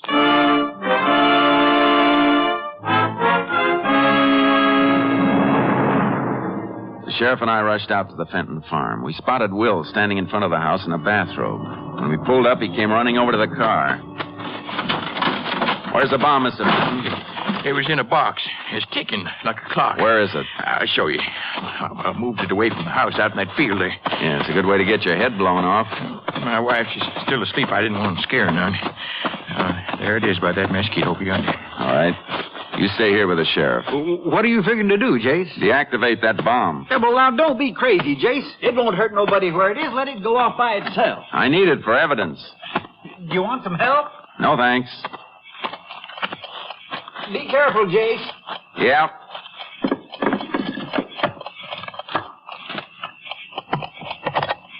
How are you making out? It's all right now, Sheriff.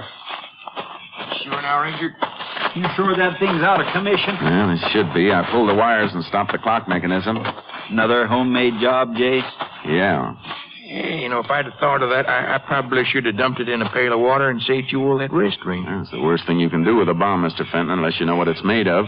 Might have chemicals in it that get set off by water. How'd you happen to find it?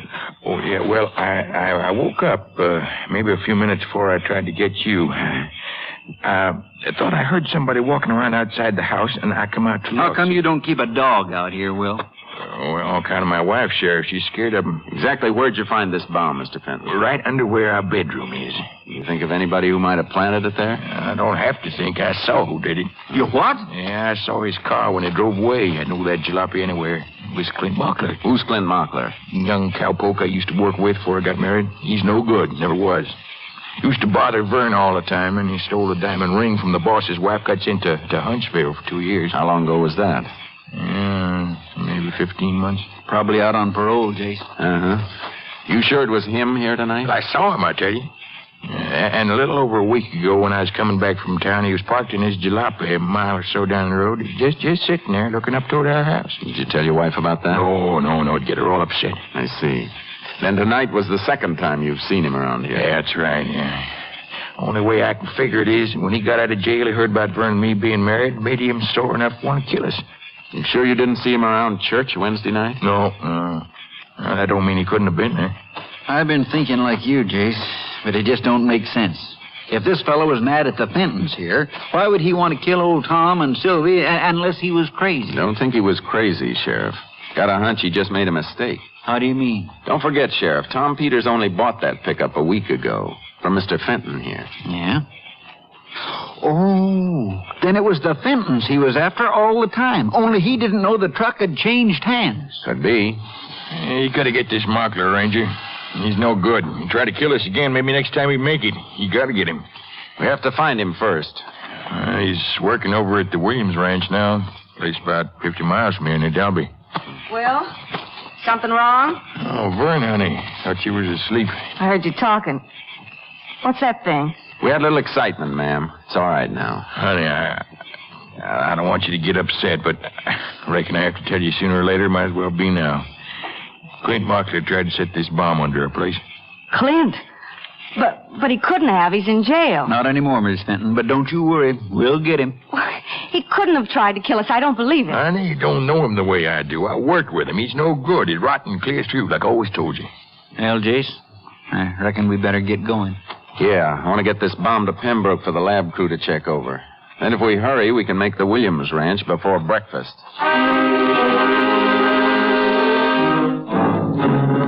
At the ranch, they told us our best bet for finding Clint Mockler was to take horses and look for the foreman, Hank Snyder.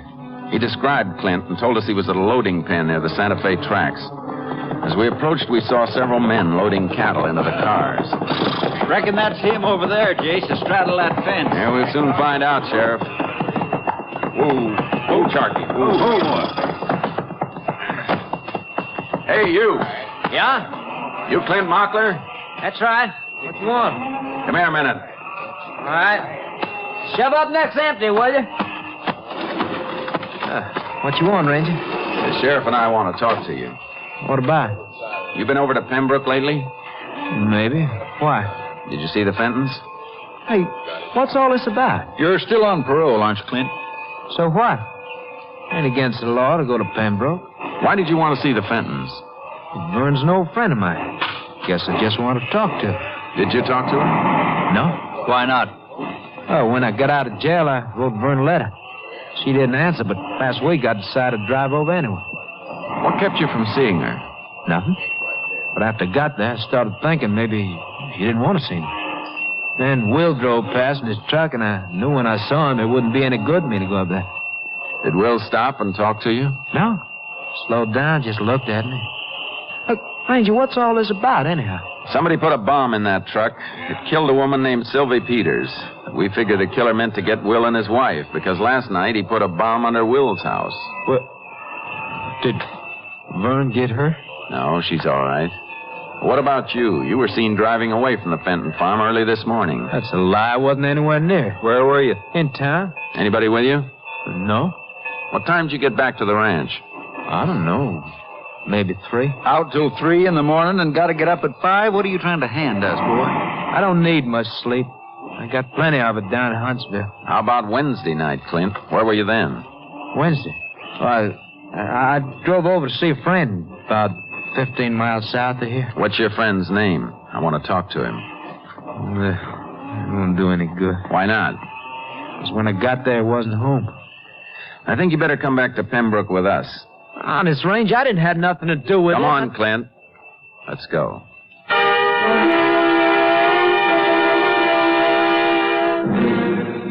Look, Ranger, how long I gotta stay here? I told you everything I know. I'm afraid it's not enough. Unless you can prove where you were the last 2 nights. Well, how can I prove it? Nobody saw me. You know why, don't you? Because you're lying. The first night you were over at the church, planting a bomb in the Peters truck. I don't even know the Peters. Of course you don't, but you know Will and Vern Fenton, and it was them you were trying to kill. That ain't so. Why would I want to kill Vern? How long have you known Vern, Clint? Going on 4 years. You know her pretty well, didn't you? I was crazy about it. We're going to get married. Would have, too, if you hadn't gone to jail. Yeah. I don't blame her, though. Not wanting to wait for a jailbird. Sure, I got a little sore when I heard she married Will, but I wouldn't kill her. You gotta believe that. Are you still in love with her, Clint? Yeah, I guess I am. And you didn't try to kill her? No, somebody's trying to put the finger on me, just like last time when they said I stole a diamond ring. What about the ring? I never took it. Somebody must put it in my pocket. Didn't even know it was there till they searched me. Now you're trying to put me away again for something I didn't do. You were seen driving away from the Fenton farm just after the bomb was planted. Who saw me? Will Fenton. Oh, I did. Wait a minute. Now I'm beginning to get it. What?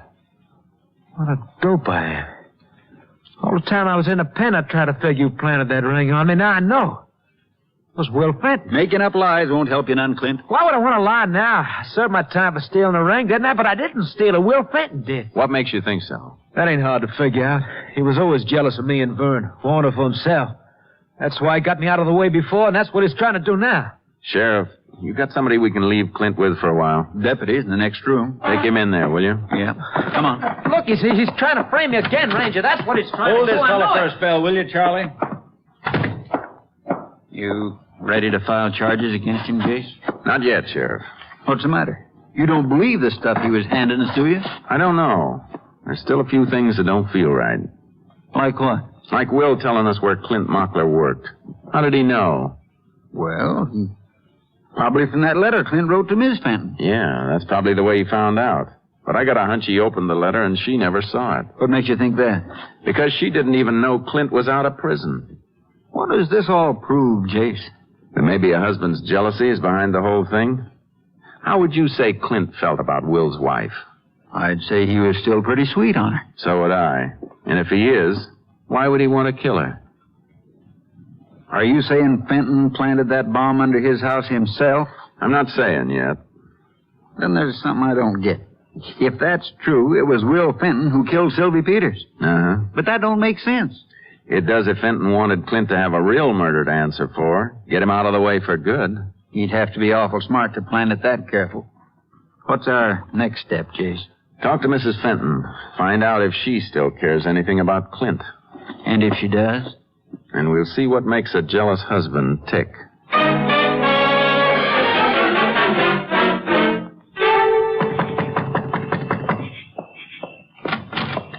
Oh, howdy, Ranger. Sheriff. Will?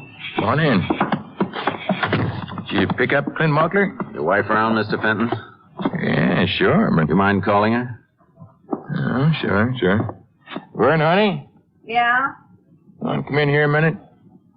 I still don't see why you want her. What is it? Oh. I'll answer your question now, Mr. Fenton. We picked up Clint Mockler today over at the Williams Ranch. Oh, that's fine, Ranger. Yeah, we can all breathe easier knowing he's behind bars now. You mean he did it?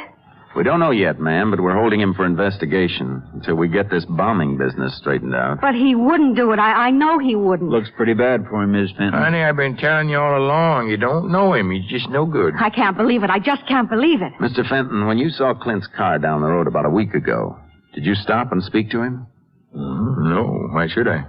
Then how did you know he was working over at the Williams Ranch? Well, I don't know. I could have heard it in town.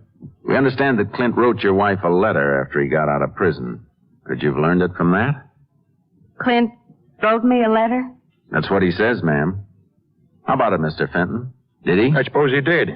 I suppose I opened it. Nothing wrong with a husband protecting his wife against a criminal, is he? What do you mean, opening my letter? He's no good, honey. I tried to tell you.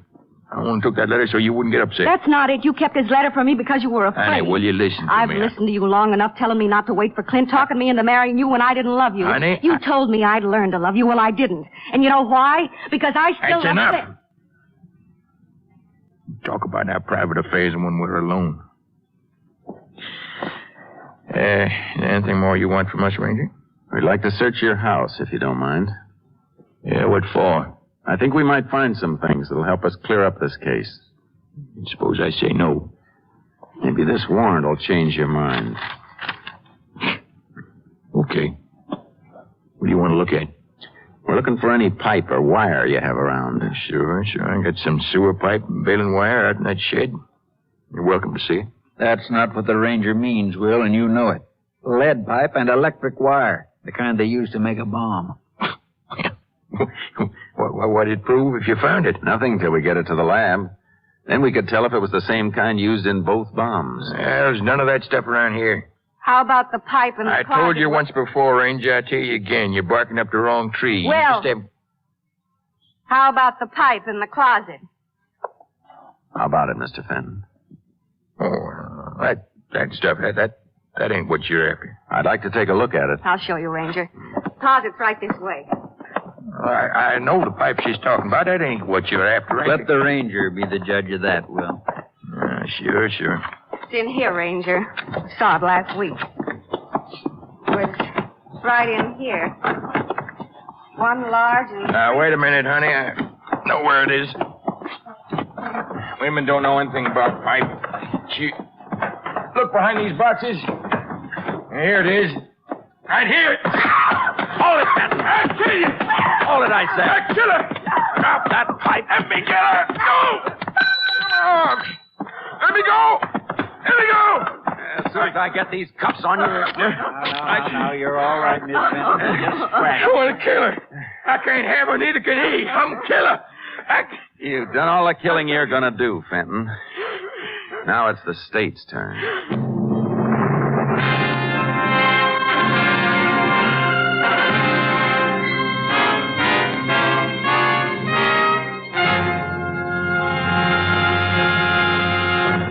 Faced with the laboratory evidence against him, Will Fenton made a full confession to the murder of Sylvie Peters. On October 16, 1946, he was tried and convicted. On November 22, 1947, at Huntsville Penitentiary, he died in the electric chair. Next week, Joel McCrea in another authentic reenactment of a case from the files of the Texas Rangers.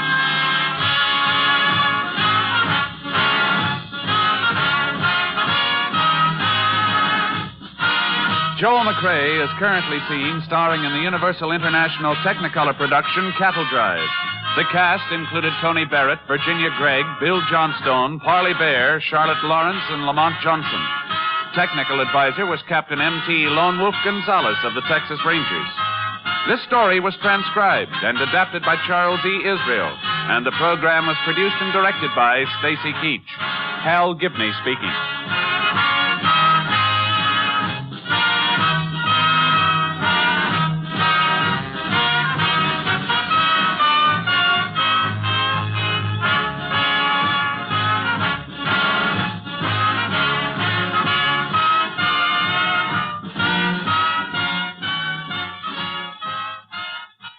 It's the Silver Jubilee on NBC.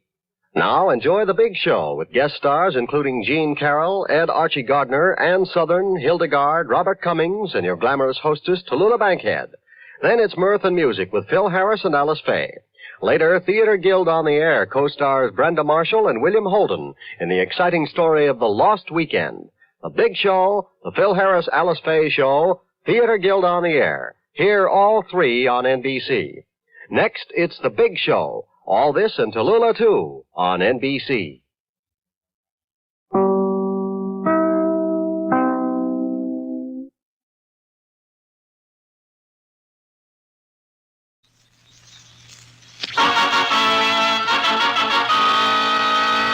From Hollywood, another authentic reenactment of a case transcribed from the files of the Texas Rangers. Tales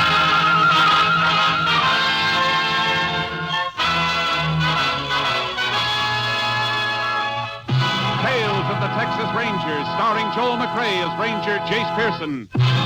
Texas, more than 260,000 square miles, and 50 men who make up the most famous and oldest law enforcement body in North America.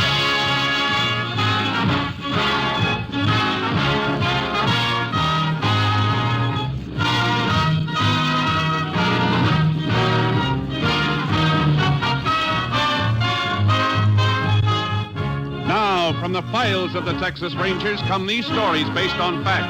Names, dates, and places are fictitious for obvious reasons. The events themselves are a matter of record.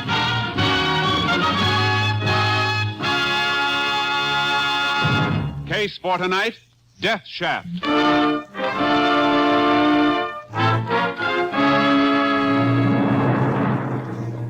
It is 9:30 a.m., November 18th, 1941, in the Big Bend country of West Texas. J.C. Wilford of the Bureau of Mines and Fred Blaisdell are winding up a narrow dirt road toward Blaisdell's abandoned mine in Black Hawk Canyon. How long did you say it's been since you operated your mine, Mr. Blaisdell? I never have operated, Wilford. It was left me by my brother when he passed on. Oh, I see. I always understood there was ore here if you had the money to get it out, but I didn't. So I just let her sit here. Haven't even been near the place for, 2 years anyway. But lately I've been reading that the government's anxious to get some of these mines going again. Mm-hmm. So I got in touch with you at the Bureau of Mines to see if you think it's a worthwhile proposition. Well, if it looks promising at all, we can make a thorough survey, do a little diamond drilling, and see what we've got. Well, then if it looks good, you think the government will loan the money to operate it? Well, that's something I can't answer. All we at the Bureau do is make the recommendation. Hey, pretty desolate country around here, isn't it? Yeah, I see. Yeah, here we are. Oh, is that the entrance to the mine ahead? Yeah, that's it. All boarded up. And padlocked. Guess my brother put that door on the entrance to the shaft when he quit working the mine. Yeah, I got my key. That's funny. What's the matter, Blaze? Key doesn't seem to fit. Well, you sure it's the right one? Yeah. Hey, this isn't the same lock on here. What? Well, there was a master padlock on here before. Now it's just a cheap one from a dime store, looks like. That's strange. Who'd want to switch locks? Why? I don't know. Somebody must have been snooping around up here. Wait. Piece of iron bar line over here. See if I can pry that lock off. It's a fairly new lock by the look of it. Yeah. Okay, let's open her up. Yeah, I got the flashlight. I better go first. Okay, Wilford.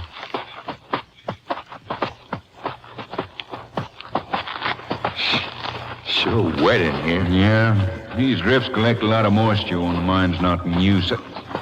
Blaisdell. What's the matter, Wilford? Look, there on the ground in front of us. Holy smoke, a skeleton. Clothes just about all rotted away. And a different padlock on the entrance. Looks like somebody didn't want this skeleton found, Wilford. Yeah, and if you'll take a look at the skull, you'll see why. Hey, it's all bashed in. It sure is. The club or a rock by the look of it. Yeah. Whoever that was, looks like he was murdered. The two men notified Sheriff Benson, who requested help from the Texas Rangers. Ranger Jace Pearson was assigned to the case, joining the sheriff and two men at Blaisdell's mine. Pretty damp, Sheriff. Sure is.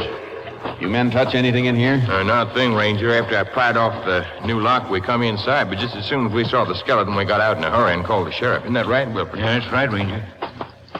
Well, there it is, Jace. Yeah. Skull sure is bashed in. It's pretty hard to tell how long he's been dead, Jace. Yeah, remains would deteriorate pretty fast in this dampness. And as far as telling who it is, clothes are all rotted away, so the same would go for any papers he might have been carrying. Just a minute, Sheriff. Look, These loose rocks on the side here. Right. Looks like a leather wallet. It is. Pretty well preserved, too. Sure. It was a little higher than the skeleton up out of the wet. Yeah, pretty lucky for us. Looks that way. Any money in it? No. Just some papers. Might have been robbery. Killer took the money, then tossed the billfold away. Can you make out the writing on any of the papers? Gilbert W. Madden. Madden? Name mean anything to you, Blaisdell? I was just trying to think. No, I don't remember ever hearing it before. How about you, Mr. Wilford? Being from the Bureau of Mines, you probably spend a lot of time around this part of the state. You ever hear the name before? Madden. It sounds a little familiar, but I can't seem to place it, Ranger. I'm sorry. Okay. I guess that'll be all for now. Let's get back outside. We want signed statements from you. You can drop around the sheriff's office and make them. I'll be in this afternoon, if that's okay. Sure. See you then, Blaisdell. Come on, Wilfred. I'll give you a lift back to town. Right. You through here, Jess? Not quite. Take this broken padlock along. I want to look at this hasp on the door. I doubt if you can tell much from that. It's all scratched up where Blaisdell pried off that padlock. Yeah, I know. There's one thing sort of puzzles me a little, Sheriff. What is it? This new lock isn't rusty enough to have been out here in the open for very long. What do you figure that means? I won't know until I can get some idea of the approximate time of death. Come on, let's get back to town and start checking on Gilbert Madden.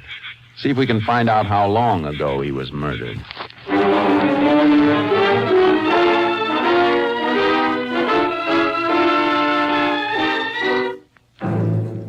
Back at the sheriff's office, I checked through the missing persons reports and found one on Gilbert Madden filed by his wife 8 months before.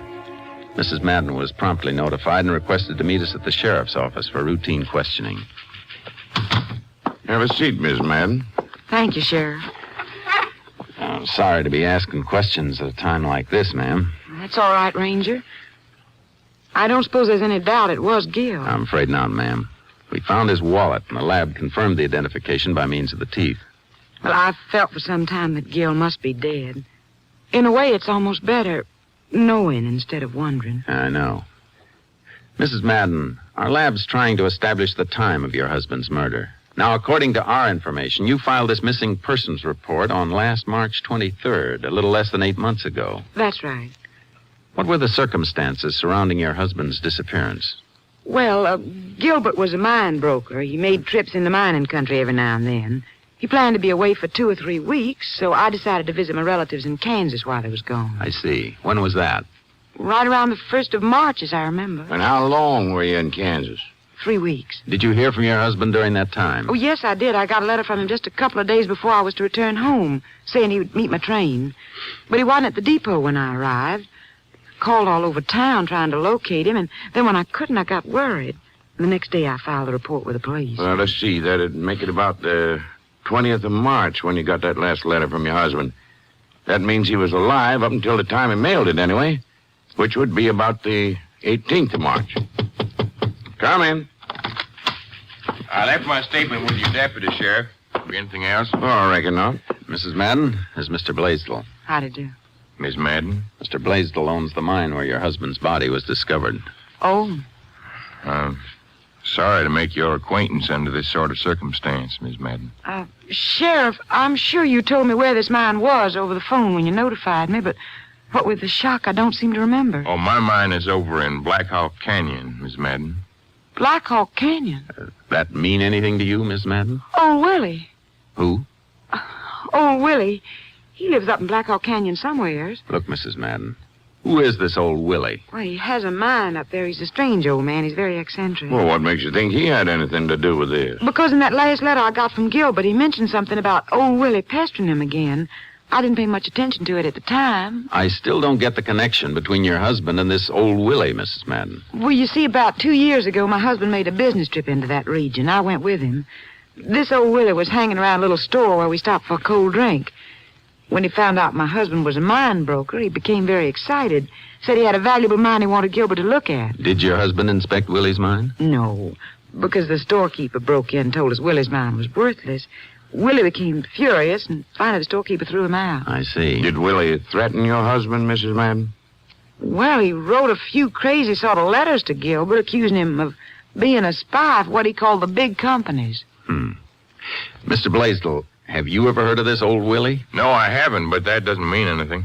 I'm not acquainted with anybody in that area. Jace, I sure think this old Willie is worth questioning. So do I, Sheriff. We'll head back to Black Hawk Canyon and see if we can find him. Right now, he sounds like a first-class murder suspect.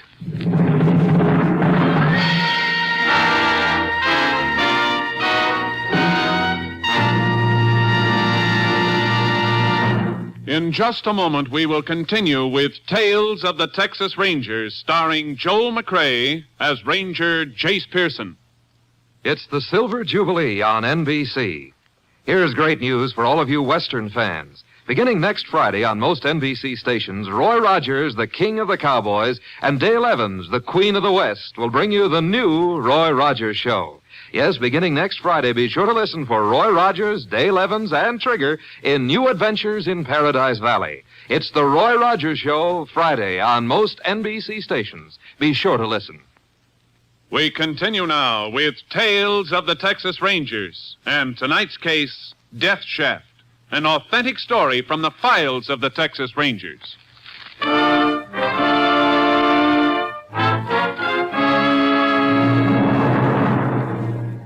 As a matter of routine, I checked up on Mrs. Madden's story of her visit to relatives in Kansas and quickly confirmed the fact that she was there during the period she had stated.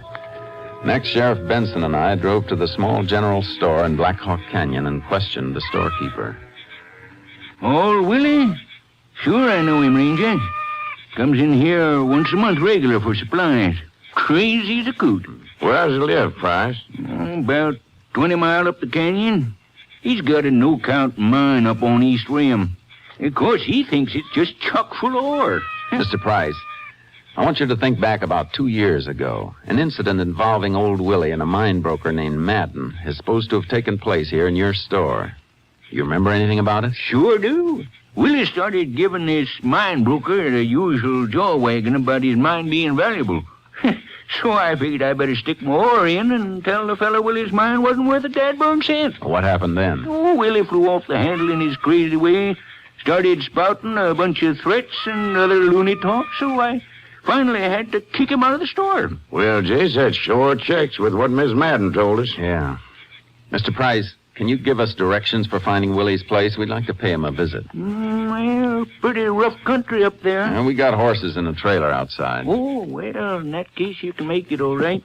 You'll find the trail leading north off the road up ahead about 5 miles. Stick to the trail until they cross a dry creek. Then you'll see another trail taking off up the side of the canyon. And the second trail leads us to Willie's mine, huh? Yep. Of course, may not find him there. Why not? He's pretty skitterish about visitors. That's just why I want to pay him a visit. See if he's got anything to be skitterish about.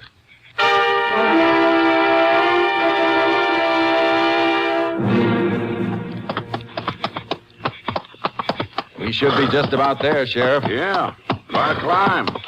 Looks like we're directly across the canyon from Blaisdell's mine. Listen. Burro. Must be Willie's. We're close, all right. Once we get around this bend in the trail, yeah. It looks like some diggings up ahead there. And just take a look at that shack there. Someplace. Galvanized iron, tar paper, cardboard. I wonder what keeps it up. Probably that stovepipe sticking up through the center of the roof. Yeah, it's smoking, too. Willie must be home, all right. Ooh, charcoal. Oh, boy. Would you look at the junk he's got hanging on the outside walls? Pieces of barbed wire, tin cans, keys, bottles. Looks like Willie's part pack rat. The door's open. Nobody inside. Inside looks like the outside, only more so. Wonder where... Hold it. Look, over there in the bushes. Yeah, something moved, all right. Willie, come out of there. Willie! Hey, somebody's coming out all right. Sure don't look very friendly with that rifle. What do you fellas want? You throw that rifle down and we'll tell you. You got no call to come poking around my property. You're wrong there, Willie. This is Sheriff Benson, and I'm Ranger Pearson. We want to ask you a few questions. Now, drop that rifle and come over here. You think I'm going to tell you about my mind, don't you? Yeah, and I'm not. Now, just a minute, Willie. You want to get it away from me just like all the rest. You're spies for him, that's what you are. You come poking around here trying What are to you get talking about, Willie? Spies for whom? for the big companies. They all want my mine because they know it's right smack dab on the biggest vein in the county. That's why they send spies snooping around here, like you two. I don't know, Jace. Willie, have you ever been near the Blaisdell mine across the canyon from here? Yeah, it ain't as good as this one is. Answer my question. Have you ever been near there? Yeah, maybe. How long ago? Oh, a couple of days. What were you doing over there? Patrolling. What do you mean, patrolling? Oh, I patrol all over. Gotta watch for the spies. Ever hear the name Gilbert Madden? He ain't gonna never get my mine. All I need's a little money to operate. I asked you now. a question, Willie. Have you ever hear of Gilbert Madden? You heard him, Willie. Yeah, maybe I have and maybe I ain't. You fellas come up here spying just like heat. Just like who? Madden? Think you're pretty smart, don't you? But you're not going to trap me. He had his chance to get me money for the mine, but he wouldn't. That why you killed him? Yeah, you think you're going to get me confused with your smart talk, don't you? Well, you ain't. I ain't got too much on my mind patrolling to worry about killing anybody. Yeah? I wonder. We got a witness that you had a fight with Madden. And furthermore... Just a minute, Sheriff. What is it? Just happened to notice something hanging on the outside wall here. Just a bunch of old rusty keys. Yeah. But this one isn't as rusty as the rest. Well, let me see. Jace, that key's the same make as the lock Blaisdell pried off the entrance to his mine. That's right, Sheriff. Come here, Willie. Hey, what you want? Where'd you get this key? Say, that's a good one. You want to trade some? Where'd you get it? I save keys. Quit stalling, Willie. Where'd you get it? Coming around here asking me all kinds of questions. You got no call I got that padlock back in my office, Jace. I'm sure interested to see whether this key fits it. So am I. Come on, Willie. Get your burro. We're going to take a ride.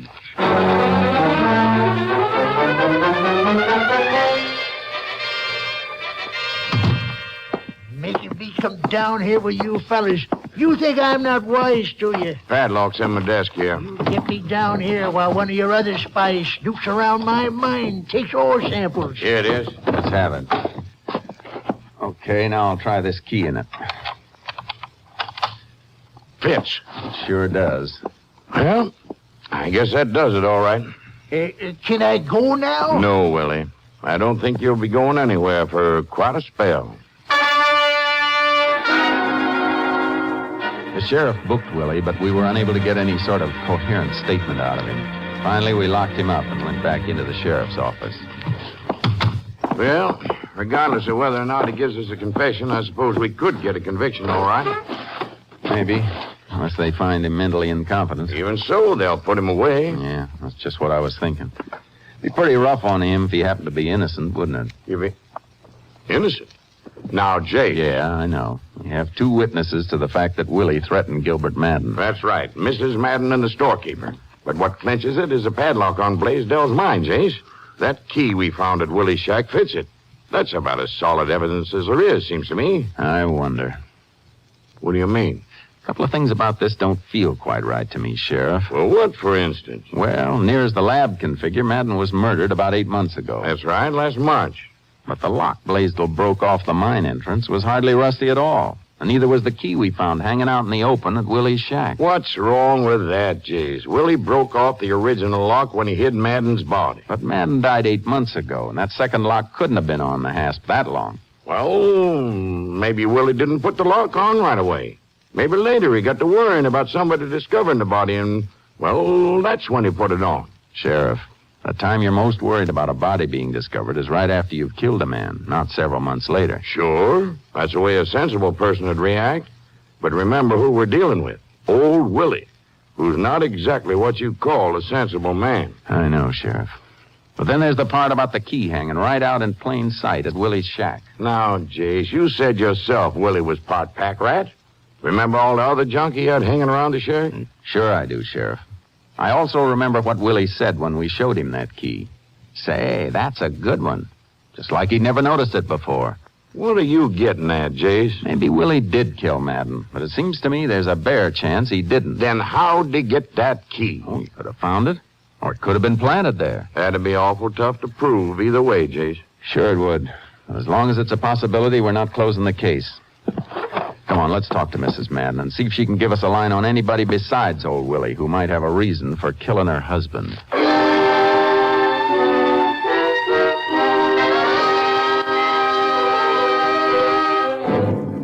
We drove out to the Madden house, but Mrs. Madden was unable to give us any new information. She suggested we go through her husband's business records, which were in a spare room he'd used for an office. So the sheriff and I started in. But an hour later, the only things we found just made it look all the worse for Willie. What do you got, Jace? A bunch of letters written on wrapping paper, addressed to Madden. Crazy, threatening letters. Who wrote them? You guess. Willie? Yeah, Willie. Listen, you better watch out. I ain't going to let you steal my mind. That's Willie, all right. Rest of them like that? Yeah. All 6 of them. Yeah, Jace, it looks all the worse for Willie now. We've been through just about all Madden's records and papers, and these threatening letters are all we come up with. Yeah, and from the looks of it, Madden kept records of just about everything. Well, we might as well put these papers back, I guess. Okay. What do you got there? A pile of canceled checks. Hand them over, and I'll stick them here in the drawer. Okay, just thumbing through them. I guess there's nothing here. Hey. What is it? Sheriff, look at this check. It's dated 2 years ago. Let's see. Well, what about it? It's just made out to cash and signed by Madden. Yeah, but take a look at this pencil writing up in the corner. Pencil writing? Well, I'll be. So will I. Come on. Gonna make an arrest? Not yet. I need more proof, and I think I know a way to get it. Just go along with whatever I say. Sure, Jace. Did you find anything that's any help in Gilbert's papers, Ranger Pearson? I think we did, Mrs. Madden. You said you accompanied your husband on his business trip into the Black Hawk Canyon area 2 years ago. That's right. Why'd he go there? Well, just to size up the situation, find out what mines were for sale. I see. He didn't actually transact any business, though. No. Of course, this Willie wanted him to come up and see his mine, but when the storekeeper told us the mine was no good... Yeah. And you stayed right with your husband the whole trip? Yes. Okay. Thanks, ma'am. You say you found something in Gilbert's papers? We don't know for sure, so I'd like to give you a receipt for these canceled checks. I want more time to examine them. Here you are. Canceled checks? Yeah. It looks like one of them's going to take the wrong man out of jail and put the right man in. Come on, Sheriff. I see. Well, I'm glad to hear it. If there's anything more I can do... We'll let you know, Mrs. Madden. Goodbye. She's lying, Jace. Like a trooper. What now? We'll watch her. Have one of your deputies keep an eye on him. We don't want him to get away, but we don't want to pick him up yet either. Okay, I'll call my office from the drugstore. I'll wait in my car around the corner. Meet me there.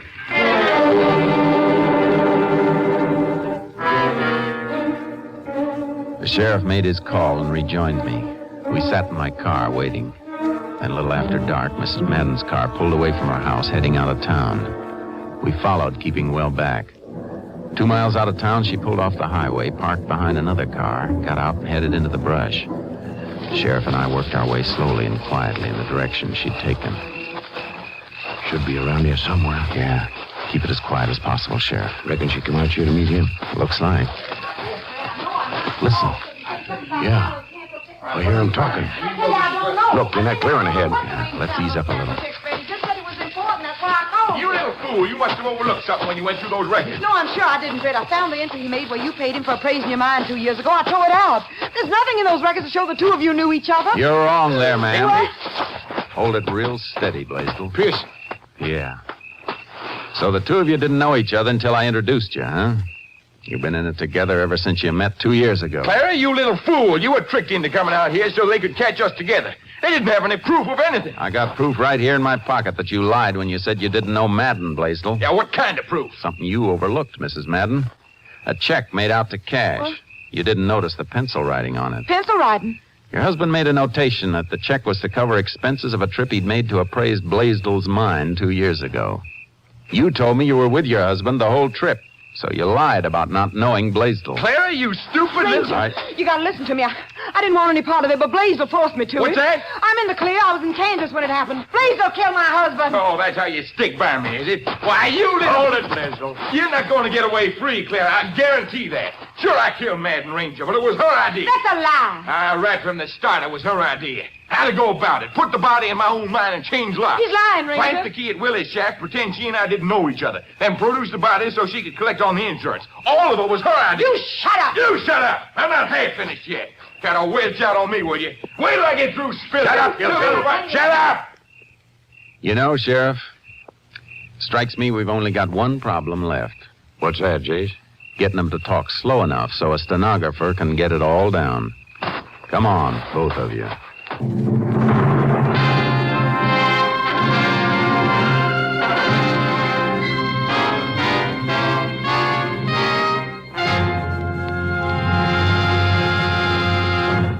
Fred Blaisdell and Clara Madden were indicted and placed on trial for the brutal murder of Gilbert Madden.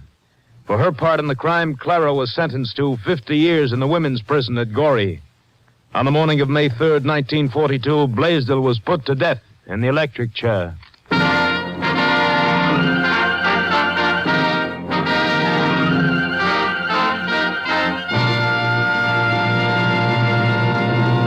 And now, here's the star of our show, Joel McCrea. Hello, folks. First of all, we want to thank you kindly for the many wonderful letters and cards we received during the summer months. It's mighty heartwarming to know we have so many good friends. As a matter of fact, the Rangers themselves have received quite a few of your letters, too. And like us, they certainly appreciated hearing from you. I'm sure that most of you will recall reading about a great Texas Ranger captain who retired from active duty on July 31st of this year. Some of our stories have been based on his exploits. He's the famous Captain M.T. Lone Wolf Gonzalez, whose favorite guns are engraved with the code he has always lived by in his colorful career. Never draw me without cause, nor shield me without dishonor. Tomorrow, it'll be exactly 31 years since Lone Wolf was sworn in as a Texas Ranger. And as in the past year, so in the years to come, we are proud to have him as our technical advisor. Congratulations, Cap. See you next week, folks. Next week, Joel McCrea in another authentic reenactment of a case from the files of the Texas Rangers.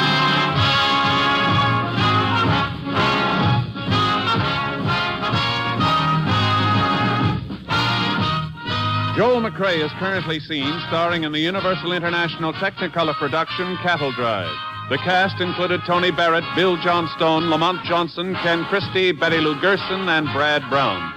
Technical advisor was Captain M.T. Lone Wolf Gonzalez of the Texas Rangers. This story was transcribed and adapted by Bob Reif, and the program is produced and directed by Stacy Keach. Hal Gibney speaking.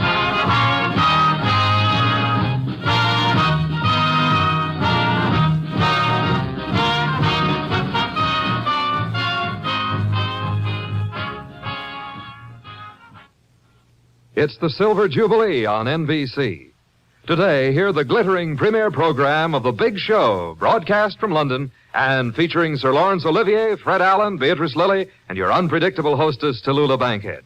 Then join in the fun with the Phil Harris-Alice Faye Show as they launch their new comedy season.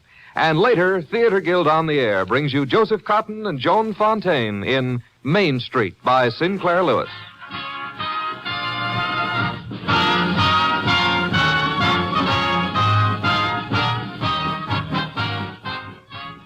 Ladies and gentlemen, the program You Can't Take It With You, starring Walter Brennan, is now heard at a new time and day. That's Friday on most NBC stations. Stay tuned for The Big Show and Tallulah on NBC, the national broadcasting company.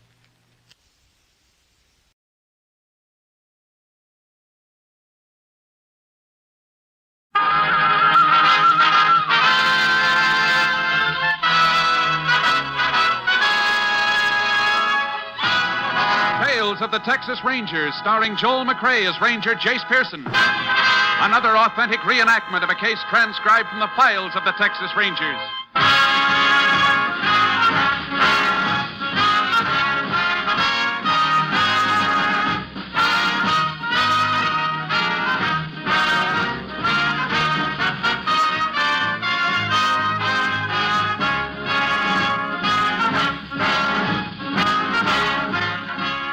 Names, dates, and places in the following story are fictitious for obvious reasons.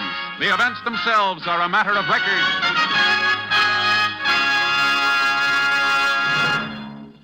I'd like to talk to the ladies for a moment. We can't eliminate your work for you. I wish we could. But if your job is keeping a home in order, we'll try to lighten the load with a series of wonderful weekday radio shows on this same NBC station. Walter O'Keefe is your genial host on Double or Nothing, and O'Keefe's okay. Set your dial to Double or Nothing, and the laughter will add a bit of brightness to your day. Another friend of yours is radio's Warren Hull, who daily presides over Strike It Rich, the program with a heart. The program that can give you a lift while bringing financial happiness to a contestant. Dave Garroway is another gloom chaser in NBC's daytime schedule. And Bob and Ray, this year's Peabody Award-winning comics, make subtle fun of radio in a rib-tickling way. So be sure to include them in your listening, too. Yes, as I said before, I wish we could eliminate your housework, but since we can't, maybe listening to these fine NBC shows will help to pass the time more quickly. Why don't you try it out, tomorrow and every day this week? Now, Tales of the Texas Rangers.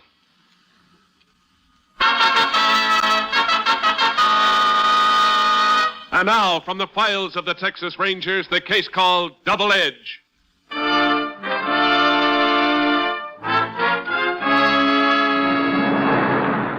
It is 11:30 on a Monday morning in June during the early 1920s. In the town of Holden, Texas, an elderly woman puts through a telephone call to the bank. That's right, operator. 423J. Now, you be quiet, baby. You know your mother doesn't like you to cry. Hello? Mr. Vance? Yeah? This is Agatha Winford. How are you today? Oh, just fine, thanks, Miss Winford. Say, would you hold on a second, please? Just a minute. Here's your bank book, Miss Agatha. Fine. Now, what can I do for you, Miss Winford? Oh, well, I'm over here at Miss Johnson's minding her baby while she's marking, and I thought she wouldn't mind if I used her phone to call you. Yes, ma'am. Well, I just got a notice from you this morning, and I want to tell you the bank's made an awful mistake in my account. What is the mistake, Mrs. Winford? Well, I know I've got $43 left in my checking account, but that notice you sent said I've only got 23. Now, that's just not so. Now, we're very careful here, ma'am. Maybe you made some kind of mistake in your dishing. No, I didn't. Would you please excuse me, Miss Winford? Can you hold on while I take care of a customer here? Well, all right. Thank you. Yes, sir. What can I do for you? I'll be with you in a minute, baby. Baby, oh, well. Now, baby, don't you cry. That's a good baby. Now, you just be nice while I finish talking to Mr. Vance here. Mr. Vance? Now, look, mister. Give me all the money you got. Still busy. Put it in this paper bag. All right, now, wait a minute. Here. Give me the rest. In the back of the drawer. I don't have any more. You want your brains blown out? Give me that money. Oh! All right. Here you are, mister. Mr. Vance? People quiet back Mr. there. Vance. When he talking. Oh. That's all I got, mister. Who are you kidding? Go with that other drawer and clean it out. Huh? Yes, sir. What am I going to do? What's his phone doing off the hook? I don't know. Oh. Hang it up. Yes, sir. Oh, this is awful. Operator. Oh, why don't you answer? Operator.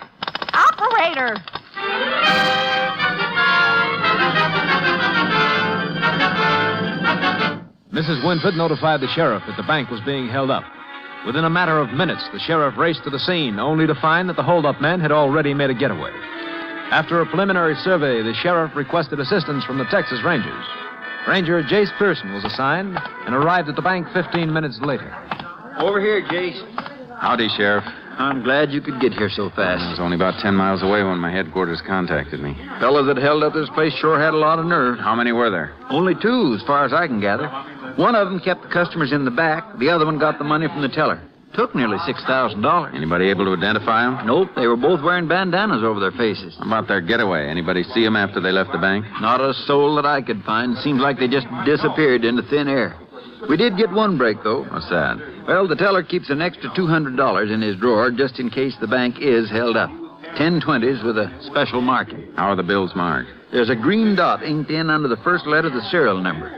Naturally, the bank's got a record of the numbers. That'll help us some. We'll get out a circular. By tomorrow morning, every bank and police officer in Texas will have a copy. It beats me how these fellas had so much nerve. Had it planned right down to the last move. They even took into Oh, there's Jim Vance coming out of that office. He's a teller. Reckon he's bringing that list of serial numbers. Got that list of numbers for us, Jim? Yes, sir. Right here.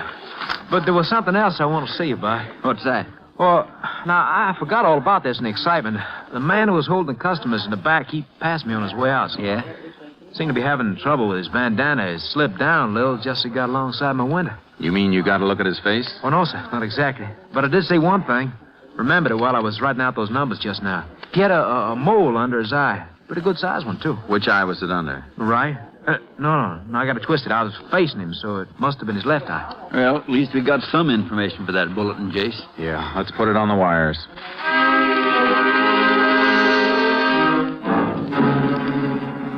We broadcast the list of serial numbers and a vague description of the bank robbers. The first day brought no results. On the morning of the second day, I received a call from Sam Crane, constable in the town of Compton, 30 miles from the scene of the robbery. He told me the bank in Compton had reported receiving one of the marked bills the day before. The sheriff wasn't free at the moment, so I went to Compton alone. 10 that morning, I entered the constable's office. Well, Jay. Howdy, Crane. Good to see you again. Real good. It's been a long time since we worked together. Over a year. What about that marked bill? Bank tell you who brought it in? It took the bank a little while to find out. Had to go through all their deposit slips from yesterday.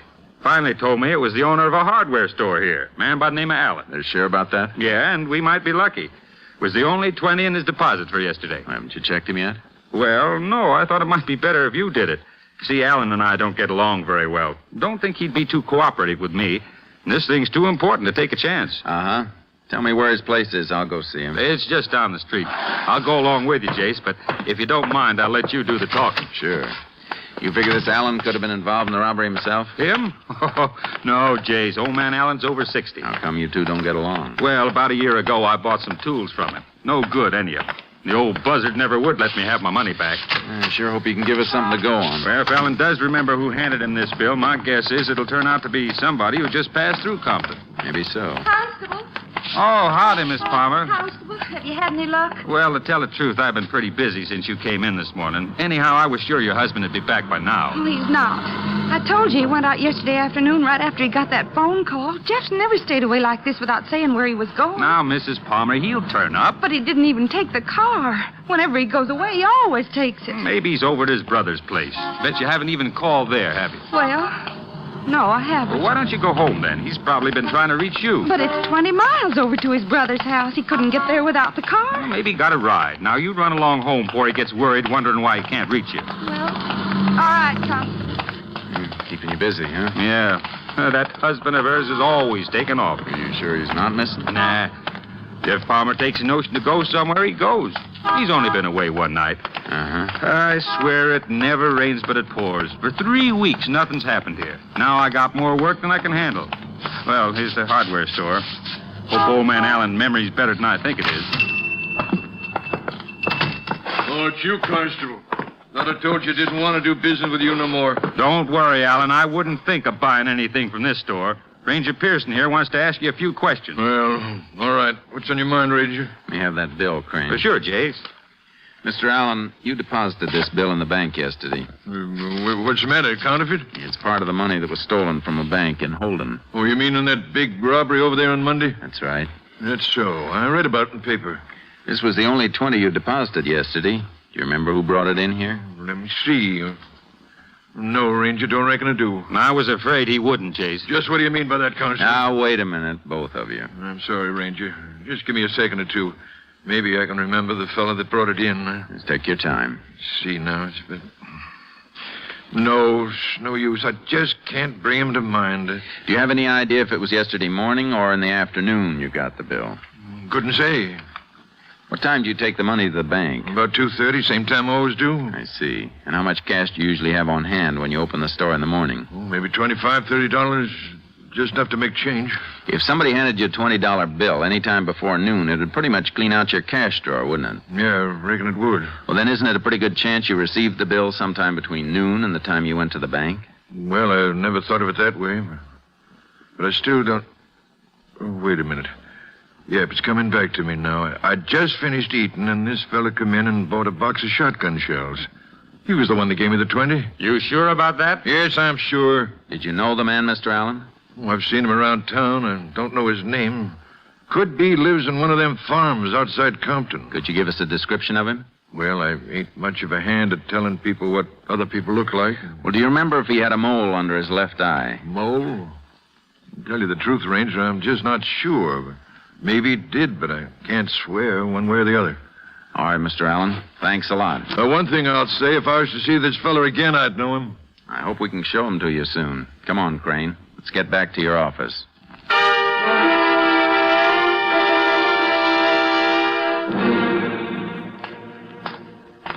I still think the old man made a mistake, Jace. That bank job wasn't pulled by any local boys. Maybe not. There's no doubt one of the men we're after was around here. We've got to see if he's still around. Oh, Miss Palmer, what are you doing here? I'm sorry to make a pass to myself, Constable. That's all right. I called Jeff's brother, and he isn't over there. I don't know where he is. No, he'll turn up. Something's happened to him. I know it. Ranger, maybe you can help me. Isn't there anything I can do to find my husband? Well, you could have the constable file a missing persons report. That way all the police in the state would be on the lookout for him. Will you do that, Constable? Oh, sure, Miss Palmer, but I think before you do that, you ought to give Jeff a little longer to show up. I can't wait any longer. I couldn't sleep all last night. I know something's happened to him. All right, I'll file a report. It's so long since I filled one out, I'm not even sure I've got the form. I got some in the car if you need them. Oh, here's one. Now, Mrs. Palmer, you're all upset. Why don't you go on home? I'll fill this out myself. Don't forget, Crane. Mrs. Palmer has to sign the form. Oh, yeah. Probably be better if she fills in the description anyhow. What kind of a description do you need, Ranger? Well, the usual description: height, weight, color of hair, and eyes. Anything we can use to identify him.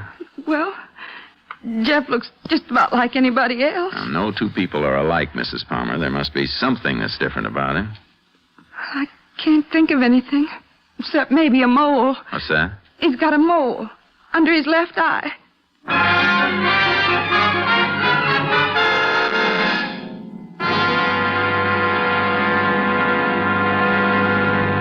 In just a moment, we will continue with Tales of the Texas Rangers, starring Joel McCrea as Ranger Jace Pearson.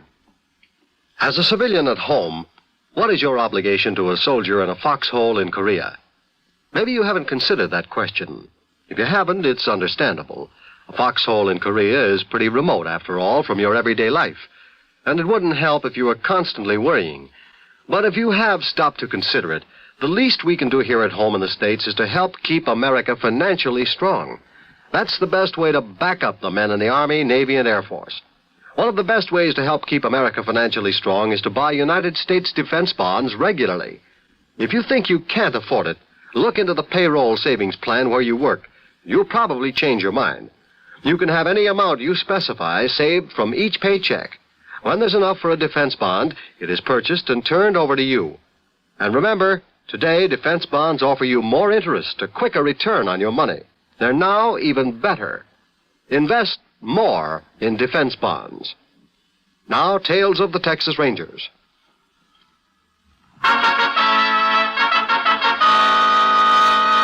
We continue now with Tales of the Texas Rangers and our authentic story, Double Edge.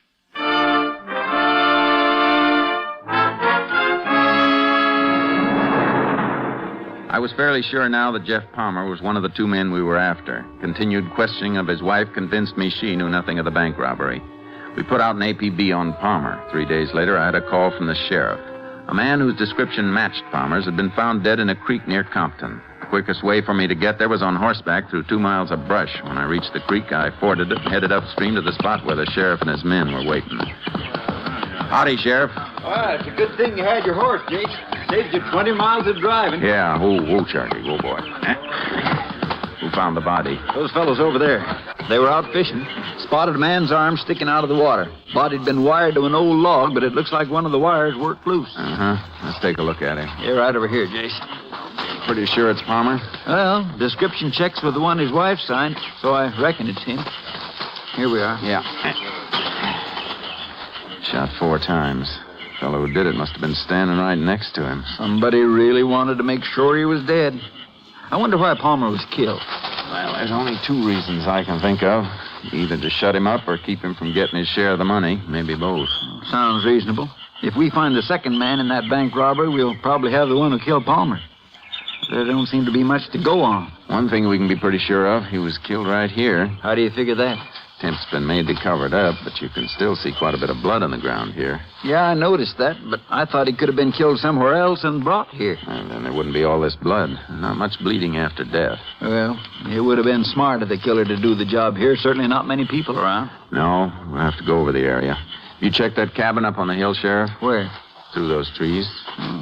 No, I didn't notice it before. The person who lives there could have heard the shots. We'd better talk to him. Okay. Opening in the brush. We can go up through here. It's pretty much trampled from here on up the hill. Somebody's come down almost to the spot where Palmer was killed. In the past few days, too, from the look of it. You think whoever lives in that cabin had something to do with this business? Could be. Yeah, they might have been hiding out here together and then... Hey, Jace, a man just ducked behind that tree up there. Yeah. Look, he's starting up the hill. Hold it right where you are. Hold it, I said. Please, Mr. Ranger. I ain't done nothing. Nobody's saying you have. What's your name? Dan Bolton, sir. You live in that cabin up there? Yes, sir. Stay around there pretty much, do you? Most of the time. Except about once a week, I take my mule and go into town. You heard any shooting around here in the last couple of days? Yes, sir, I have. When was this? Reckon it's about 4 days ago. I was smoking some meat back at the cabin, and I hear some shooting. Did you come down the hill to see what it was? Mr. Ranger, please don't ask me no more questions. Dan, it's very important we find out what happened. You could help us. Well, all right, sir. As soon as I hear the shots, I come about halfway down the hill. Could you see anybody? I seen a man bending over another man on the ground. I ducked down quick here in here's brush. I was scared if he'd see me, he'd shoot me, too. Did you see his face? Yes, sir. You know who he was? No, sir. I don't think you're telling us the truth, Dan. Mr. Ranger, I just live here in my cabin, and I don't hurt nobody, and I don't want nobody hurting me. Dan, tell us who the man was you saw down here the other day. I can't, Mr. Ranger. I'm scared. Nothing's going to happen to you. I can promise you that. Well, like I said, I was hiding here in the brush. I didn't see this man's face good till he picked the other man up and carried him over to the creek. Then I seen him real plain. Who was it, Dan? The constable in the Compton, Mr. Sam Crane. We questioned the old man further. He was absolutely sure it was Constable Sam Crane he had seen. We took Dan back into town with us. When we arrived at the mortuary where the dead man's body had been taken, we put Dan in an office next to the morgue. Then I phoned the constable and asked him to come over as quickly as possible. The sheriff and I stayed in the room with Palmer's body. 5 minutes later, Crane walked in. I got here as quick as I could, Jace. What's this all... Oh, Sheriff. Howdy, Crane. You wanted me for something? I found the body of a man. It could be Palmer. I'd like you to identify him. Well, sure, but why me? Why didn't you get Miss Palmer? Wanted to be sure we were right before we call her down here. There's no use getting her any more upset than we have to. Well, I didn't know him very well, Jace. Didn't you? Funny, I got the idea you did. That the body over there? Yeah, better take a look. Where'd you find him? In a creek about 10 miles from here. Pull the sheet back, will you, Sheriff? Sure, Jace. Well, Crane? Oh. You can cover him up again. It's Jeff Palmer. Who killed him? I thought maybe you could tell us that. Me? Where were you at 11:30 Monday morning? Monday? Uh-huh. Where were you? Well, I don't know, Jace. Reckon I was in my office working. I reckon you weren't, Crane. Look, How about Tuesday? The day after the bank was robbed in Holden, the afternoon that Jeff Palmer disappeared. Jace, why are you asking me all these questions? Because we think you and Palmer robbed that bank in Holden. What? The morning after the stick-up, you got the circular saying some of the money was hot. Now, wait a minute, Jace. You went out to warn Palmer, and when you found out he'd already spent some of the money and would probably be traced, you had to shut him up. You took him out the creek and killed him. You're crazy, Jace. If I did that, you think I'd have reported finding one of the stolen bills? You had to do that. If you hadn't reported it, the bank would, and you knew it. That's a pretty serious accusation you're making, Jace. I wouldn't be making it unless I was pretty sure of what I was saying. How can you be so sure? Come into the next room with us, Crane. What for? You'll find out. Better take his gun, Sheriff. Look, you. Hold still. That's better. Now, come on. Fine friend you turned out to be. You think I like doing this? Dan? Yes, sir. Who's this? Dan, take a look at this man. Yes, sir. Do you know him? Yes, sir. You sure you know him? Yes, sir. He's Mr. Sam Crane. Where'd you see him last? Mr. Ranger. Just tell us where you saw him, Dan. Out the creek at my place. You lie. Hold it, Crane. Dan, when you saw him out at the creek, what was he doing? He takes some man off the ground and put him in the creek. That's a lie. Jace, I've known you for 10 years. You're going to take his word against mine? Yes, I am. Without giving me a chance? You had your chance when Palmer's wife came in and reported him missing. You tried to brush her off. You're a liar. I didn't know why you were so lax then, but I do now. You were afraid we'd find your partner's body. Why, What, Jace? I'll kill you, you liar. I don't think you will. Don't try that again, Crane. You can't railroad me like this. I'm still a police officer. That's something I've been ashamed of for the past 3 hours. Come on.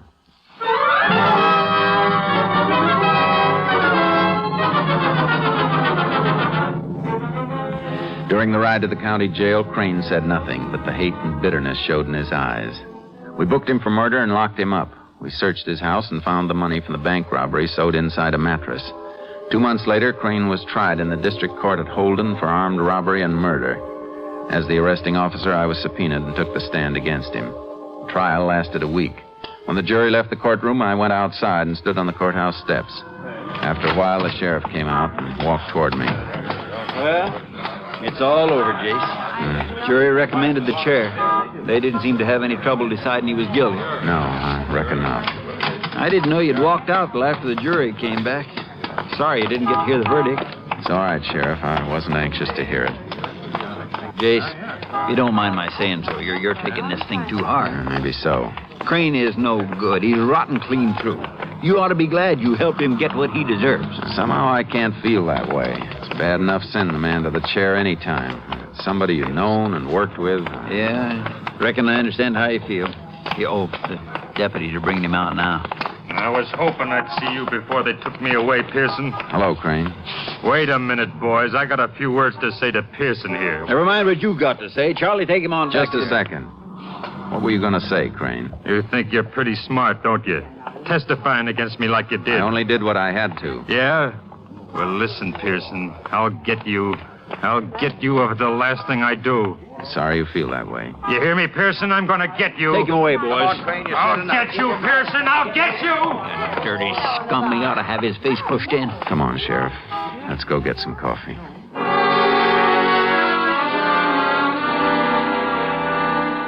I went back to headquarters. A week later, on the day Crane was to be taken from the county jail to the penitentiary, I received a message saying the sheriff wanted to see me. I drove to Holden and went to the sheriff's office.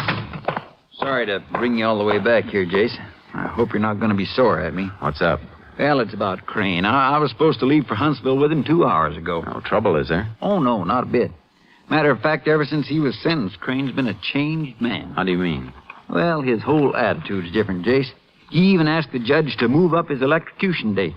Said he wanted to get it over with as quick as possible. Then he asked to see you, Jace. What for?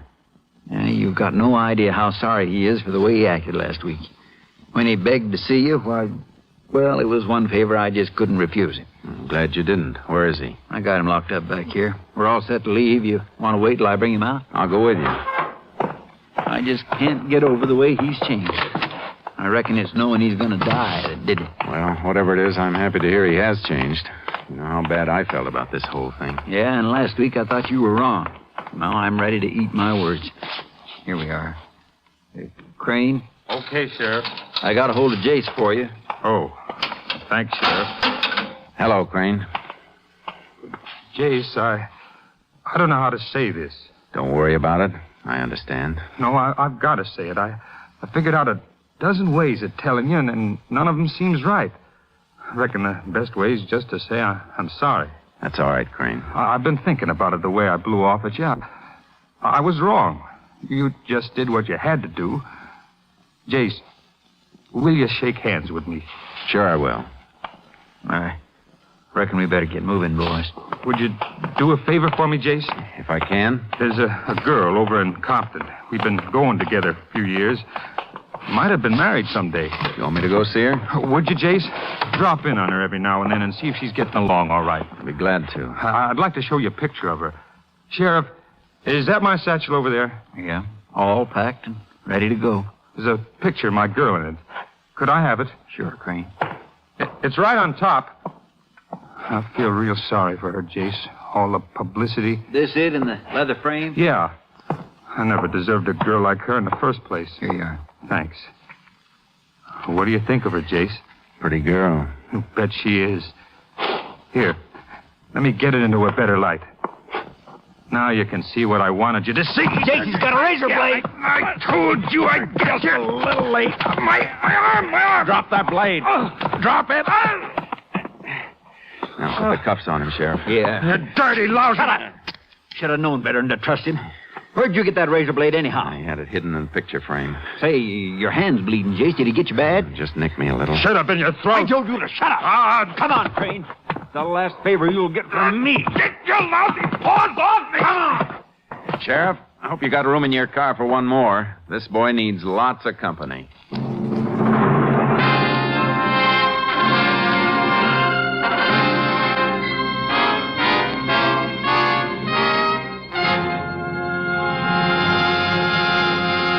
In just a moment, we will tell you the results of the case you have just heard.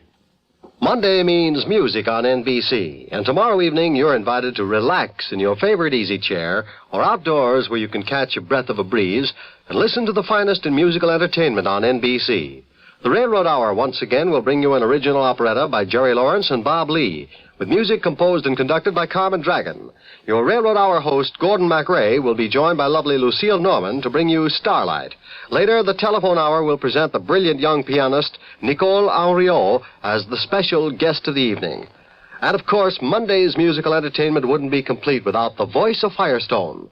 Tomorrow evening, the Voice of Firestone presents soprano Roberta Peters and the music of Howard Barlow and the Firestone Orchestra and Chorus. Yes, Monday night is truly a night to relax and beat the heat by finding the coolest spot available and listening to NBC's great musical programs. Be sure to hear them all tomorrow. Now, the conclusion of Tales of the Texas Rangers.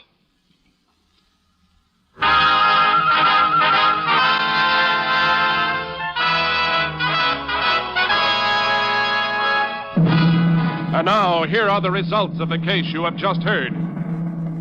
Sam Crane was taken to Huntsville Penitentiary and confined in the special cell block set aside for condemned prisoners. 93 days later, still defiant, he died in the electric chair. Next week, Joel McCrea in another authentic reenactment of a case from the files of the Texas Rangers.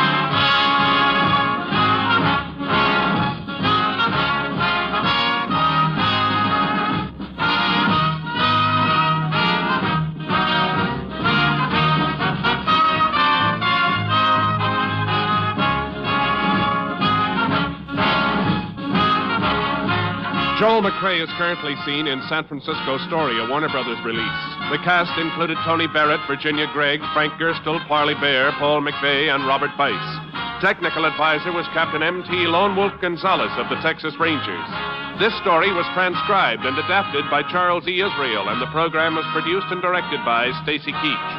Tales of the Texas Rangers is heard each week overseas through the worldwide facilities of the Armed Forces Radio Service. Hal Gibley speaking.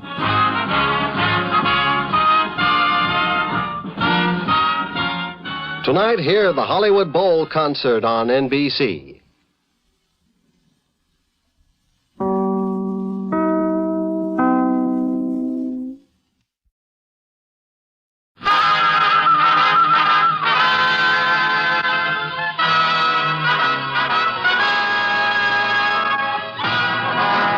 of the Texas Rangers, starring Joel McRae as Ranger Jace Pearson. Another authentic reenactment of a case transcribed from the files of the Texas Rangers.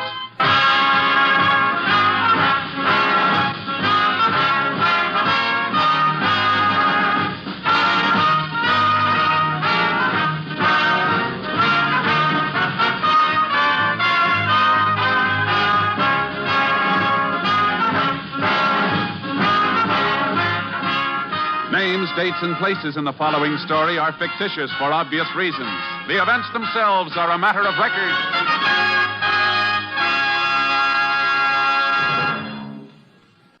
Before we bring you today's Tales of the Texas Rangers, let's turn on our microphones down the hall in Studio A here at NBC's Hollywood Radio City, where rehearsal for the Phil Harris Alice Faye show is in progress. Yeah. Now, that's the way we'll do it on the show. It sounded great, fellas. Phil, would you like to talk to the listeners during this break in rehearsal? Yeah, Bill, I'd love to. Folks, I'd just like to take a few seconds here to remind you about part of the fine lineup of entertainment for the rest of the evening right here on NBC. Right after Tales of the Texas Rangers, listen to The Big Show with Tallulah Bankhead and all of her darling guest stars. I know you'll want to hear the music and comedy. The Big Show is lined up for you today. And then we come on to keep you entertained with our show, starring Alice Faye, Frankie Remley, Julius Abruzio, and some band leader, Phil, what's his name? Well, please, will you slow up a minute? It's the Phil Harris Alice Faye show, right after The Big Show today, and I hope you'll listen, folks. And now, let's return to Tales of the Texas Rangers. And now, from the files of the Texas Rangers, the case called Dream Farm.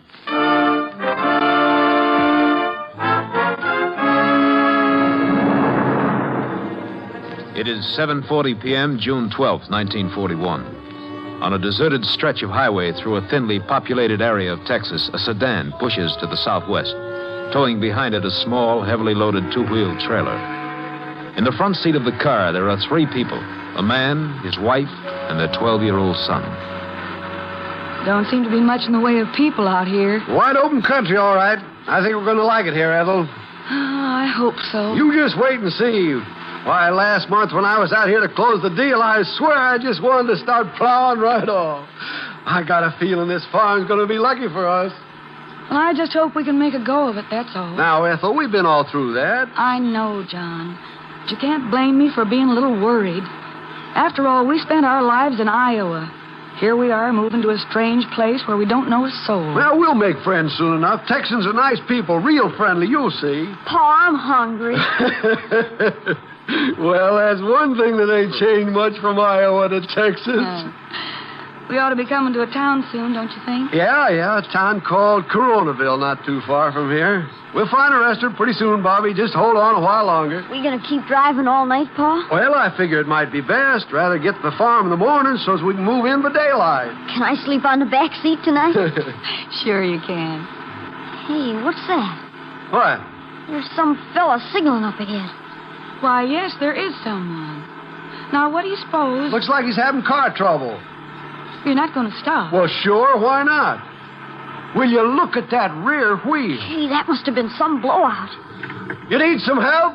Yeah. John, I'd just as soon you kept going. Now, Ethel, where's your Texas hospitality? Sure, it's all right, Ma. How about a ride in the next gas station? Sure, glad to take you. Get in the back. Never mind that. What? Get out. What'd you say? You heard me. Get out of the car, Holly. Hey, that a real gun? Bobby, be quiet. Yeah, Bobby, be quiet. You won't get hurt. All right, out you go. No. Get out on this side, you. Oh, we're getting out. Be careful with that thing. Yeah, I'll be real careful. What are you going to do? Shut up. You. Empty out your pockets. Me? I'm talking to no one else. Well, I don't get you, mister. What are you going to do with us? Ain't you figured it out yet? Come on, lady, give me a purse. Now, you. Throw everything you got in your pockets on the front seat. Hurry it up. John, do what he tells you. Well, that's more like it. All right, now back away from the car. You're just leaving us out here? What do you think? You ain't going nowhere with my car. John, be quiet. I won't. Everything we got in the world's in there. Be quiet, John, please. Yeah, do what the lady tells you. I'll show you what I'll do. You can't get away with this crazy. Take our car, will you? Oh, look out, Pa! You should listen to her. You shot my Pa. You kill him. You didn't have to kill him. I said he should have listened. Now I gotta kill you, too. No, please. Ma!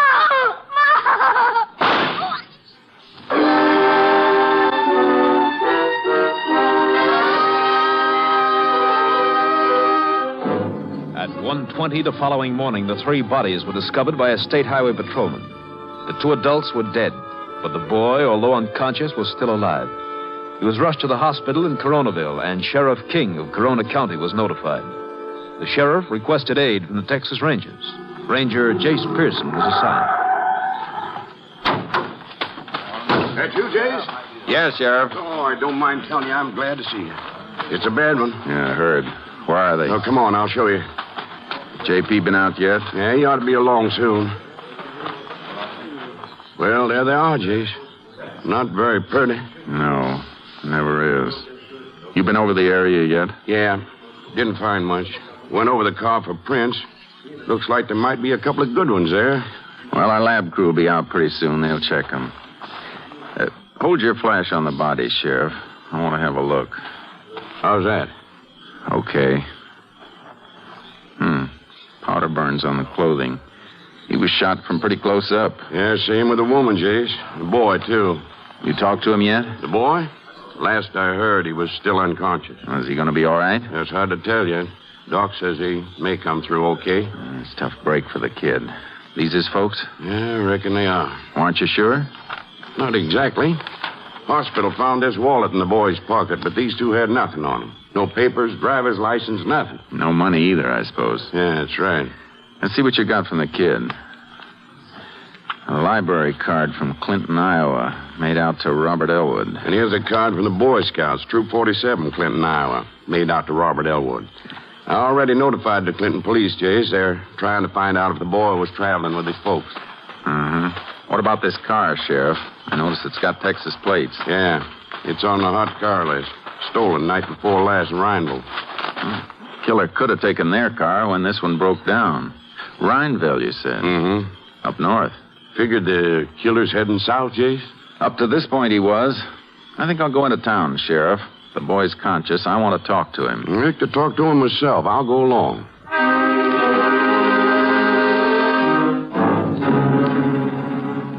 On the way to the hospital, Austin radioed that the murder victims were probably the Elwoods. The Clinton police had learned from a former neighbor that the family was moving to Texas. The Iowa Division of Motor Vehicle Registration supplied the make and license number of the Elwood car and trailer. We relayed this information to all Texas law enforcement agencies. It was 3:40 a.m. when the sheriff and I arrived at the hospital. Robert Elwood was out of his coma, but was still very weak.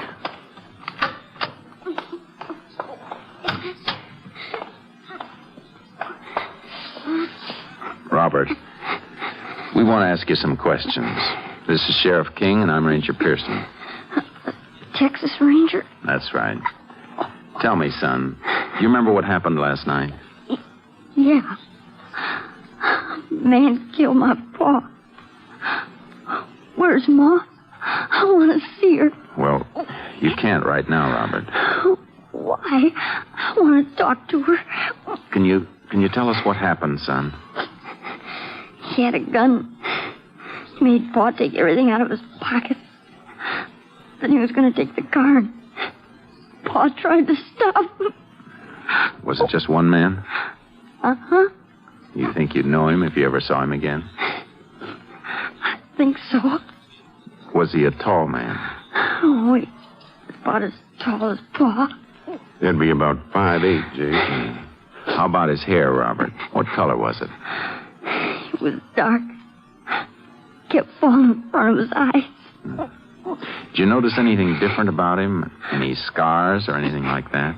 No, I don't remember any. Do you remember what he was wearing? Uh-uh. Well, there's just one more thing, Robert. What about his voice? Was it high or low? I don't know. Kind of in between. He was real mean. I want my mom.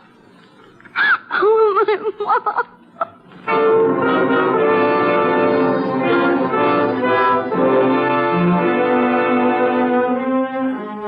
I reported Robert Elwood's description of the killer to headquarters and then turned in for some sleep.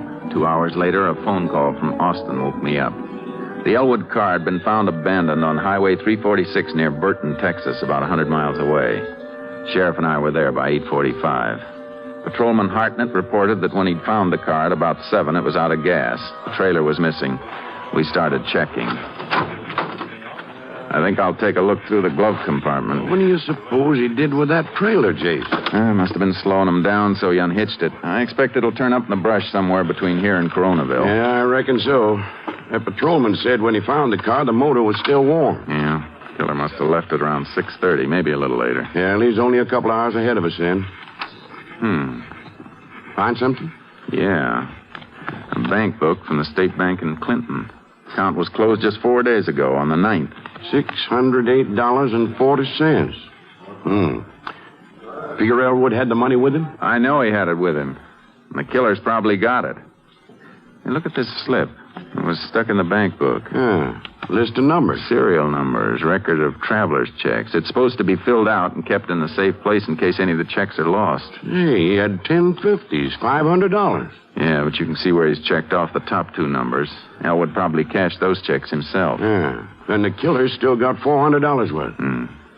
Jace, you don't think he'd take a chance and try to cash him? He might. $400.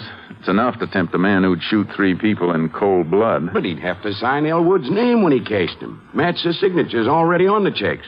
Well, might even need identification. He's got identification. Don't forget the killer took Elwood's wallet. As for the signatures, well, a lot of people can be fooled. Yeah.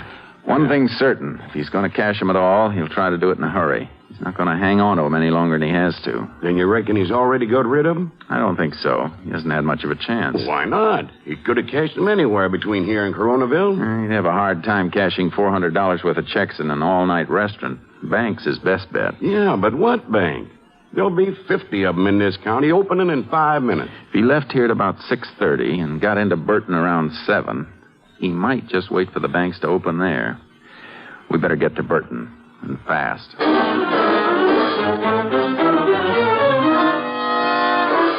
There were 2 banks in Burton. At approximately 9:10, I dropped the sheriff at the Burton National and headed for the Burton Loan and Savings Bank a block away. The cashier there told me the checks hadn't come in, so I left instructions for him to contact me if any turned up. And I went back to the Burton National for the sheriff. Sheriff? Hey, Chase, come here. Find anything? I sure did. That was a mighty good hunch you had. The checks turn up? Cashier's getting them for me now. She says a fella came in at 9 o'clock as soon as the door opened. He had the checks all right, all $400 worth. Could she give you a description of the man? Description? She knows him. Fella named Al Walker. Says we can find him at the sales barn a couple of blocks away.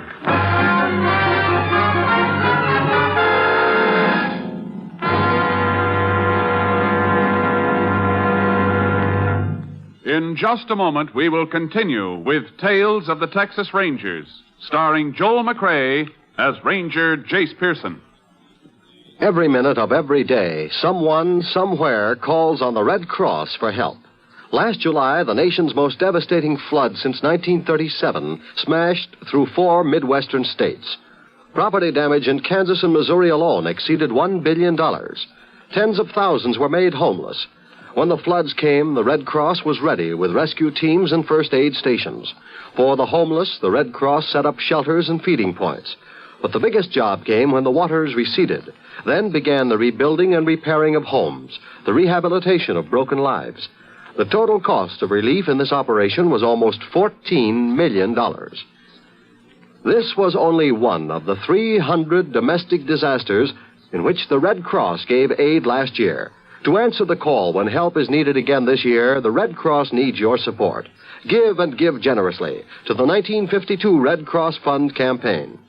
And now back to tonight's adventure with the Texas Rangers.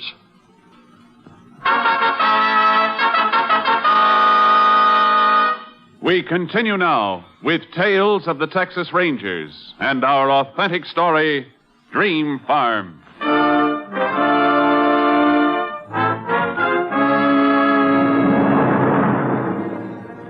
We found Al Walker at the sales barn a couple of blocks away. Sign over the entrance read Al Walker, proprietor. There was no loft, and all the feed was neatly stacked at one end of the building. A small glassed-in office was at the other end. Walker was watering a couple of horses in the corral at the rear. Howdy, gents. Be right with you. All right. Blonde hair, Sheriff. He doesn't fit the description Robert Elwood gave us. No, but he had the checks. And he was in an all-fired hurry to cash them. Might be best not to mention the killing, Sheriff. Well, that's what I was thinking. Now then, gents. You're Al Walker? It's me, all right. Can I help you? You can answer some questions. All right. This is Sheriff King. I'm Ranger Pearson. Oh, right pleased to meet you. Come on in the office, gents. What kind of questions? You cashed some traveler's checks at the Burton National Bank a little while ago. Yeah, that's right. $400 worth. Something wrong? Where'd you get them? Oh, a fellow brought them in this morning. He come in about 8 o'clock, just as I was opening up. Have a seat, Ranger, Sheriff. No, thanks. Did he say his name was John Elwood? Well, yeah, that's what he said. Can you describe the man, Mr. Walker? Well, I reckon so. He's a big fella. Big? About your height, anyway. He's kind of heavy, too. What color was his hair? Oh, he had, well, let me see now. He had light hair. Would you say it was as light as yours? Yeah, come to think of it, it was. Uh-huh. What time did you say he came in, Mr. Walker? Just about 8. You always open that early? Oh, I generally open at 6. Sell a lot of feed to the farmers around here, and they do business pretty early. Went to a lodge meeting last night, though wife's out of town. Stayed out late, so I kind of overslept this morning. What time do you leave here? Oh, it was 8:30 or so. I closed up about 20 minutes later so as I could go down to the bank and cash the checks. He was here about a half an hour then. That's right. It take you that long to cash the checks for him? Well, he bought something. He come in here to buy a horse. To keep a little stock, you know. Sold him a saddle and bridle, too. What does his bill come to? Was $150. You got a record of the sale, Mr. Walker? Why, no. As a matter of fact, I didn't have time to enter it in my book. What about the rest of the checks? Well, after he paid me for the stuff he bought, he asked me to cash them other checks. I give him $250 in cash. You had that much cash at 8 o'clock in the morning? No, I always keep a few $100s overnight on account of opening up before the bank does. Mr. Walker, did he sign those checks in front of you? Well, sure. He signed them in front of me. Uh-huh. Let me see the checks, Sheriff. Yeah. Here you are, Jace. See the 2 signatures on this check, Mr. Walker? Yeah? They don't match very well. They don't? What's wrong with them? Well, take a look. You see the difference here and here? Well, it look all right to me. I couldn't tell the difference. You mean it ain't his right signature? The checks were stolen, Mr. Walker. This isn't John Elwood's signature at all. Stolen? How tall did you say that fellow was? What? Oh, he was a big fella. Well, how big? I don't know. He's 6 feet, maybe taller. You mean these checks are no good? I ain't going to lose my $400, am I? Reckon you will unless we catch up to the fellow who's got it. What color hair did you say he had? It was light-colored, blonde. How was I to know they were stolen? You should have checked the signatures. He did sign them in front of you, you said. Well, yeah, sure he did. Oh, excuse me, Ranger. Hello, Walkers. What? Oh, yeah, he's here. Just a minute. It's for you, Ranger. Pearson speaking. What time did they come in? All right, we'll be right over. Thanks. Mr. Walker, we'll have to pick up our conversation a little later. You stick around. Well, sure, I ain't going nowhere. Come on, Sheriff. What's up, Jace? It was the highway patrol. Austin identified a fingerprint from the car found at the scene of the killing. Yeah? Whose was it? A fellow named Sam Bradley. I got his mug shots at the patrol office.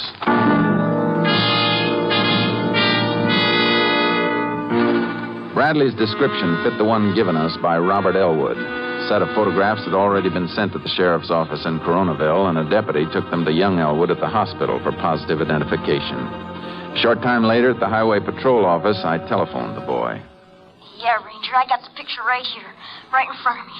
All right, Robert. Do you recognize any of the men in the pictures? Yeah, this is the man who did it. This is the man who killed Pa. Which one is it, Robert? This one. The name on the back. It says Sam Bradley. Thanks, Robert. You've been a big help. What'd he say? It's Bradley, all right. The boy picked his picture out of half a dozen the deputy brought up to the hospital. Well, that settles it then, but what about Walker? The description he gave us sure doesn't fit Bradley. In case you know he was lying. Yeah, but I can't figure out why. His only stake in this is $400 worth of traveler's checks. He tried to cash them openly, so it's a cinch he figured they wouldn't bounce.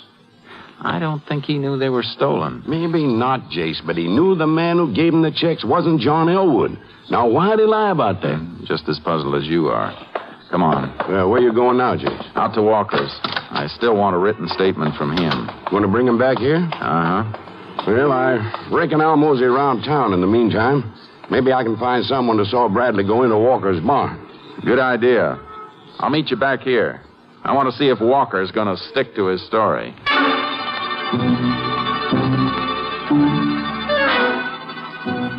When I got to Walker's, the barn was closed up tight. I got his home address from a telephone book in a store nearby and walked back to the barn. By the time I got to my car, Walker was just driving up.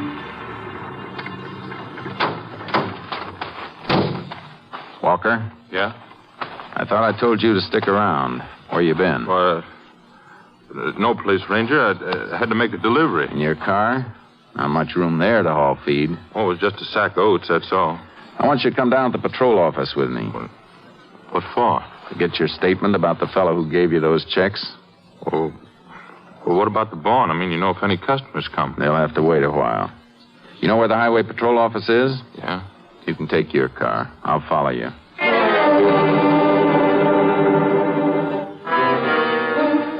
At the station, Walker's story began to change slightly.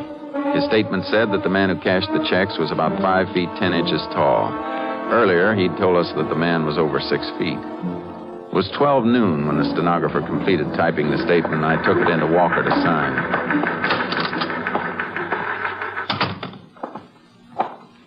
Here's the statement, Mr. Walker. You sure you don't want to make any changes before you sign it? No, I've been telling you the truth, Ranger. Uh-huh. Oh, one more thing. Before you sign it, I want to show you some pictures. Pictures? Yeah. Look at them carefully, Mr. Walker. Here are pictures of 3 men. Was one of these the man who cashed the checks? No. No, it wasn't any of these fellas. How about this one? Could he be the man? No. The fellow who cashed the checks was an altogether different kind of man. This ain't him. Mr. Walker, this man's already been identified by one person as the man who killed John Elwood and his wife. What'd you say, Ranger? Elwood was the man the checks belonged to. He was killed last night. Killed? First stealing, now killing. You didn't say nothing before about a murder? 2 murders. This man Bradley killed 2 people and wounded a 12-year-old boy. He stole 2 cars that we know of. Well, I didn't know about all them things. Uh-huh. What about the picture? Is this the man who cashed the checks? No, that ain't him. I'm sure it ain't. All right, Mr. Walker. Sign the statement.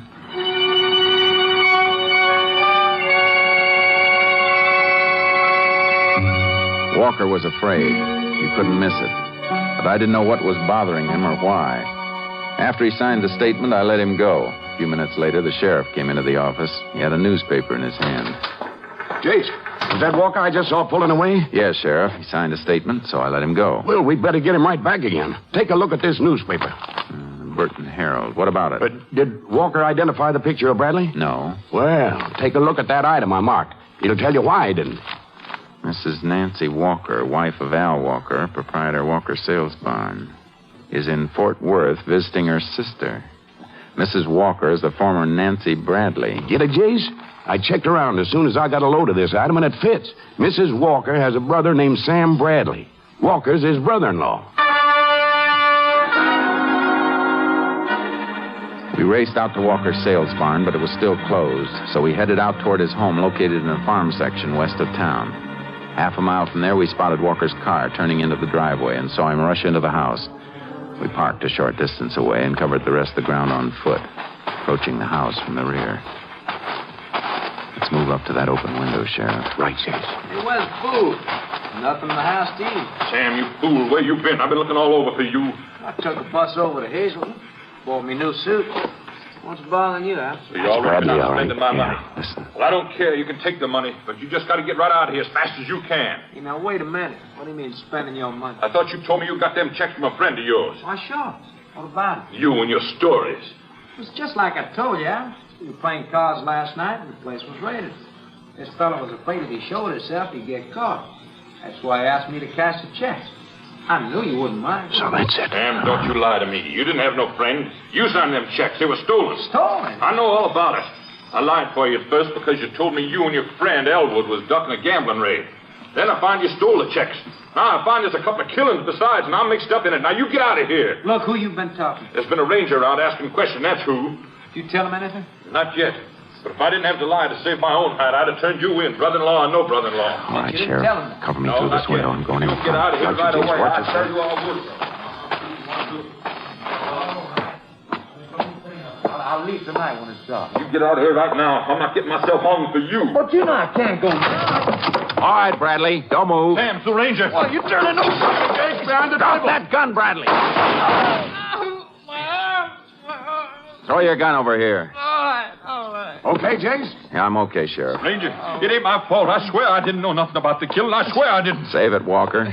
The jury will want to know why you didn't tell us where he was. Come on, get up, Bradley. You better have some of that $400 left for a good lawyer. You'll need one.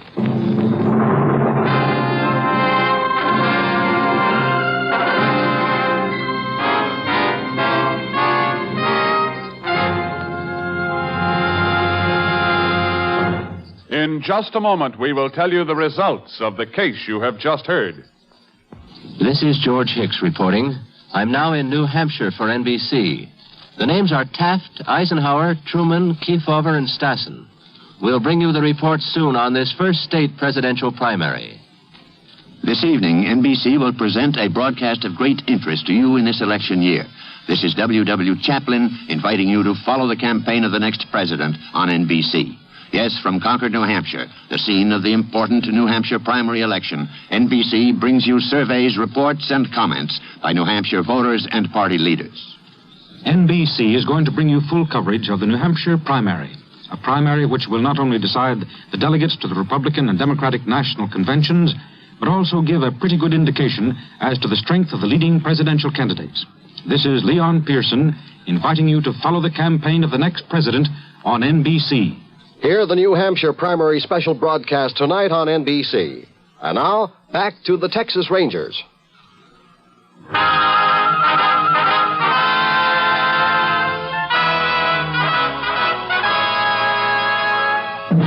And now, here are the results of the case you have just heard.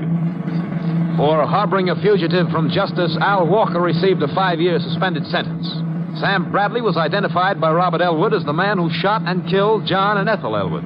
Ballistics confirmed that Bradley's gun was the murder weapon. He was convicted of murder in the first degree, and on August 4th, 1942, was electrocuted at Huntsville Penitentiary.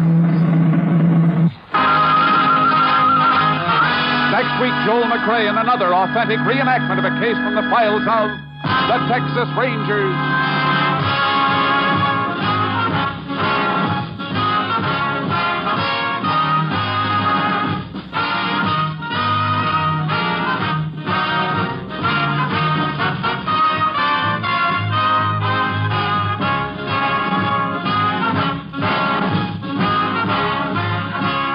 Joel McRae will soon be seen in San Francisco Story, a Warner Brothers release.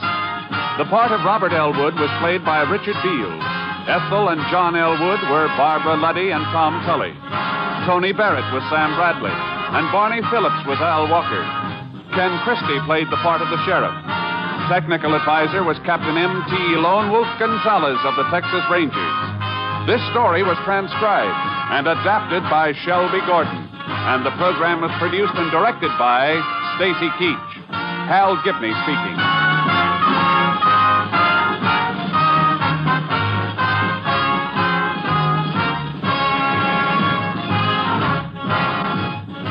Next, The Big Show brings you 90 minutes of drama, comedy, and music on NBC.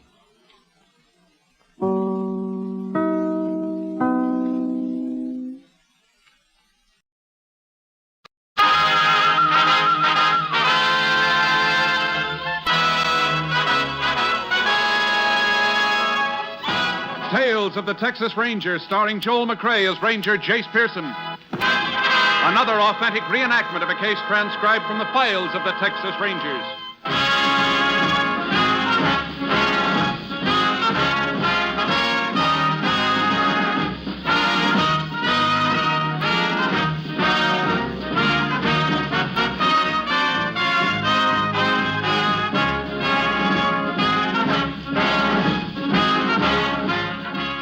names, dates, and places in the following story are fictitious for obvious reasons. The events themselves are a matter of record.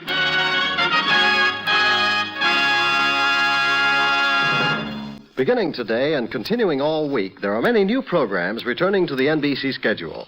And you'll find a couple of your old favorites in new time periods as well. Today, Theater Guild on the Air returns for the fall season on NBC with a special dramatization of The Wisteria Trees, co-starring Helen Hayes and Joseph Cotton. Later, Dragnet, the authentic stories of your police force in action, begins a new series of Sunday evening broadcasts. On Tuesday, NBC's own Red Skelton returns to the fold to bring you 30 minutes of his hilarious antics. And the same day, Tuesday, Dean Martin and Jerry Lewis also begin a new series on the NBC radio network. Thursday evening, you'll find Truth or Consequences on a new day at a new time, too. So better check your local newspaper for the correct time of all these wonderful programs on this NBC station. Remember, today, hear both Theater Guild on the Air, co-starring Helen Hayes and Joseph Cotton, and Dragnet for action-packed listening on NBC. Now, today's Tales of the Texas Rangers.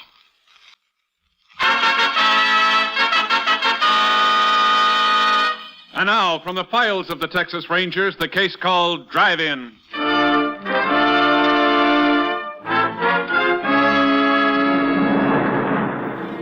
It is 9:45 on a Saturday night in July 1947.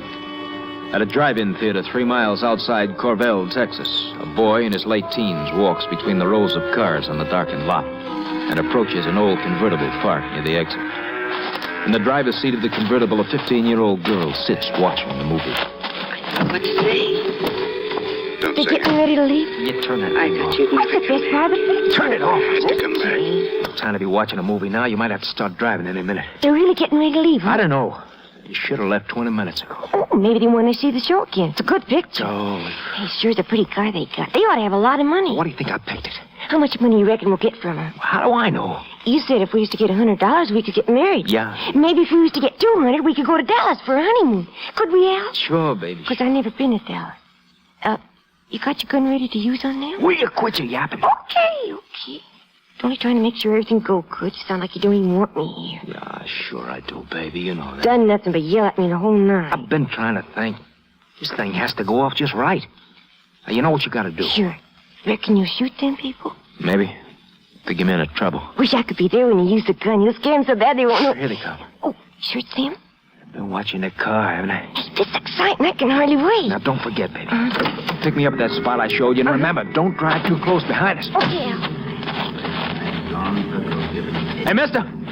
Mister! What's the trouble? My car's out of gas. Can you give me a ride to the nearest filling station? Well, I reckon we can. All right with you, Ruth? Oh, sure, Jim. Yeah, hop in the back, son. We'll take you. Oh, thanks a lot, mister. Well, sure glad you stopped me. My girl and me, we've been waiting 20 minutes for someone to come out. Oh. Did you like the picture? What? Oh, yes, ma'am. Real good. We thought so, too. We almost stayed to see you a second time. Reckon I could turn on my headlights now. Way they make you keep your parking lights on these drive-ins, I almost miss seeing you standing there. Sure lucky for me you didn't. My girl's supposed to be home early. Gosh, I feel like kicking myself letting the car run out of gas. Maybe we can bring you back to the filling station. Might be a long time before you get a ride otherwise. Oh, you don't have to do that, mister. Oh, we'll be happy to do it. Oh, we, honey? Oh, of course we will. I remember how it was when my wife's folks were always reading the riot act to me for bringing her home late. We didn't have driving movies then. Shut up, mister. What? Why? When you get to the crossroad, turn left, away from town. What? Do like I say. You don't, I'm going to put a bullet right in your head. Oh, Jim. Now, Jimmy. look here, Quit son. that talking. Now, turn left. Oh. Just so you know I ain't fooling, I'm clicking his hammer back. You hear it, mister? What is it you want? You find out. You won't get away with this, son. I told you to quit talking. You're making a big mistake. Why don't you... Shut up! Jim, don't argue with him. Do what he says, please. He's right. You want to live, you do just what I say. Now drive faster. I said faster.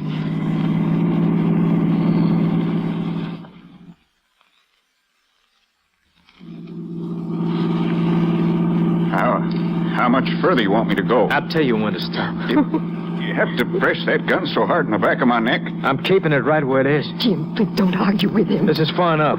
Stop. Now we're all getting out. Out this side, lady. I still got this gun cocked, mister. Now throw your wallet and purse into the car, both of them. Throw them in, I said. Okay. Now start walking down the road. You look back once and I'll plug you. Jim, I think I'm going to... Now, just hold on my arm, honey. You'll be all right. Keep walking.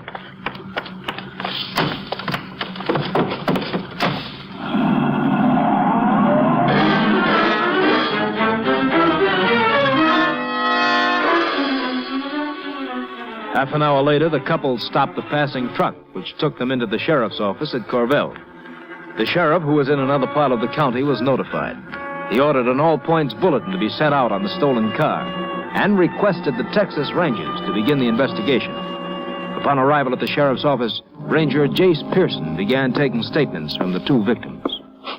Now, I'd just like to go over a few things to make sure we have them straight. Mr. Harper, you say you had $37 in your wallet? That's right, Ranger. And Ruth had $5 in her purse. Oh, 5 and some change, Jim. It was closer to 6. The boy who robbed you, all you remember about him is that he was heavy-set and not too tall. Well, I know he was shorter than Ruth, and she's 5'8". Wish we could tell you more, but it was pretty dark the whole time he was with us. Couldn't get a good look at his face. Ranger, I just remembered something about him I forgot to tell you before. Don't know if it'll help. Anything will help, Mrs. Harper. Well, I did notice that he had his sleeves rolled up right to his shoulders like he was trying to show off his muscles. I see. Now about this girl the fella said he was with. Did you... Oh, hello, Sheriff. Well, howdy, Jace. Folks, I'm sorry I wasn't here sooner, but at least I got some good news for you. Oh, what's that, Sheriff? They found your car just a few minutes ago. Oh, that's a relief. Where'd they find it, Sheriff? A couple of miles from where the holdup took place. Just got it on the radio as I was driving up. I told them I'd relay the message on to you. Well, can someone take us out there? Well, that won't be necessary, Mr. Harper. They're towing it in right now. Towing it in? Yes, ma'am, so they won't destroy any evidence. Well, I'm sure glad we've got it back.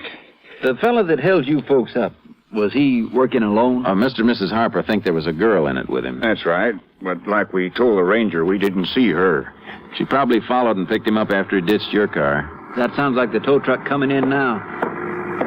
Yeah, that's Sam. I expect we better get out there. I sure hope that little rat didn't get my typewriter. Typewriter? Yeah. I was bringing it home to do some work over Sunday. Put it in the back seat of the car when Ruth picked me up at the office. Well, it won't be long before we know if he took it. That boy seems so nice at first.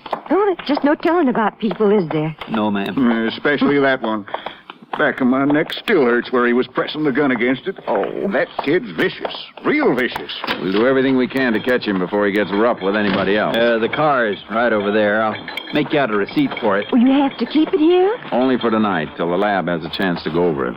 We'll see that you get a ride home, folks. Thanks, Sheriff. Let me see. Oh, wait a minute, Mr. Harper. Don't touch the door handle. It hasn't been gone over for prints yet. Oh, sorry, Ranger. It's all right. I'll just shine my light through the window here. Oh, just what I was afraid of. Typewriter's gone. Oh, Jim. I don't suppose you know the serial number. No, but I reckon I've got it at home with a guarantee. We'll alert dealers in second-hand stores in case he tries to sell it someplace. Honey, didn't you have a package in there, too?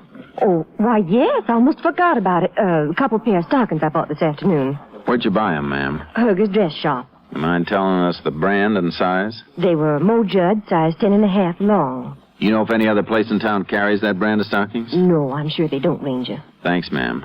I reckon we can let you folks go home now. Mr. Harper, will you phone us as soon as you find out that typewriter number? Sure will, Ranger. I'll get my deputy to give you a ride. Sandy? Yeah? Would you take Mr. and Ms. Harper home in your car? Right. Thanks.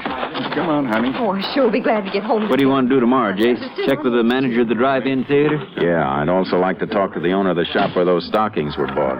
Jace, I can understand why you wanted that typewriter number, but why did you want to know all about the stockings? It's just possible that the girl in that hold-up team will come in and try and exchange the stolen stockings for a different size. She wouldn't have to change them if she wears the same size as Mrs. Harper. I don't think she does. The boy who robbed the Harpers is short. From what they said about him, I doubt if he's the type who'd go with a girl taller than he is. Certainly not one as tall as Mrs. Harper. Well, suppose the girl is short. She could still take a large stocking size. Yeah, but the ones Mrs. Harper bought were 10.5 long.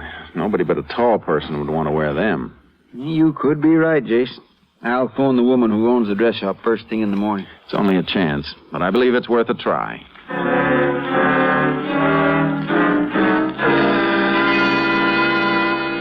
The following morning was Sunday. The lab crew had completed its work and found nothing that would help us. At 10 a.m., the sheriff called Mrs. Herger, the owner of the dress shop, and asked her to come down and open up her store. She agreed to meet us in 15 minutes. We went there and waited. Main Street sure is quiet Sunday mornings. Uh-huh.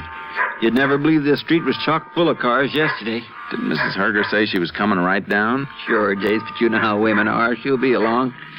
Sure hope she'll be able to locate the sales slip on those stockings. Yeah, we're lucky today's Sunday. If the girl does try to exchange them, she won't be able to do it till tomorrow. Believe that's Mrs. Herger's car now, coming around the corner. Yep, that's her. Hello, Sheriff. Well, howdy, Miss Herger. Oh, excuse me for being late. But Emery took off in the car, and I had to wait till he got back. That's all right, ma'am. That Emery. Every time I need the car, he's got it. Sorry we had to trouble you in the first place.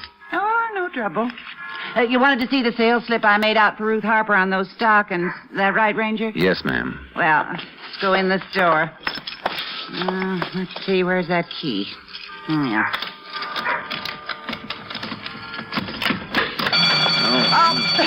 I always forget that burglar alarm.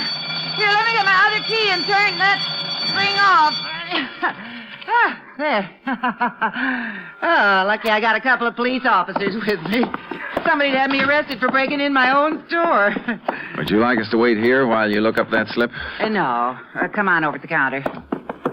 It might take me a while to find it, seeing as how Mrs. Harper doesn't have a charge account. I'll just get my sales book.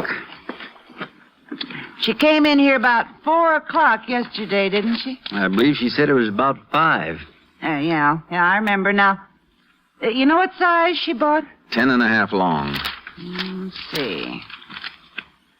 No, that's medium length. Here it is. 2 pairs of 10.5 long. She gave me a $10 bill.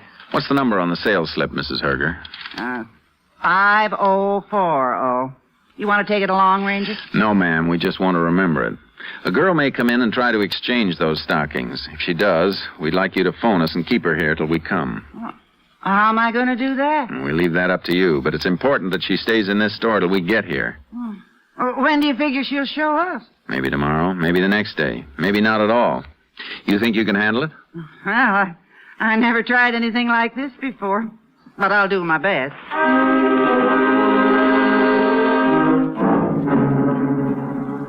When we left Mrs. Herger's store, we went to see the manager of the drive-in theater. He didn't recall seeing anyone who answered the vague description of the boy which the Harpers had given us. But he did tell us the names of a number of people who had been at the theater the night before. We questioned them, and several remembered seeing a boy with his sleeves rolled up to the shoulders. He'd been with a young girl in a convertible. We took statements from these witnesses. Around 2 o'clock on Monday afternoon, we had them come into the sheriff's office to sign their statements. Here you are, Mr. Hammer. Thank you. Sign all 6 copies, please. Miss Lindsay, here's your statement. Would you show her where to sign it, Sheriff? Sure, Jace. I'll get it.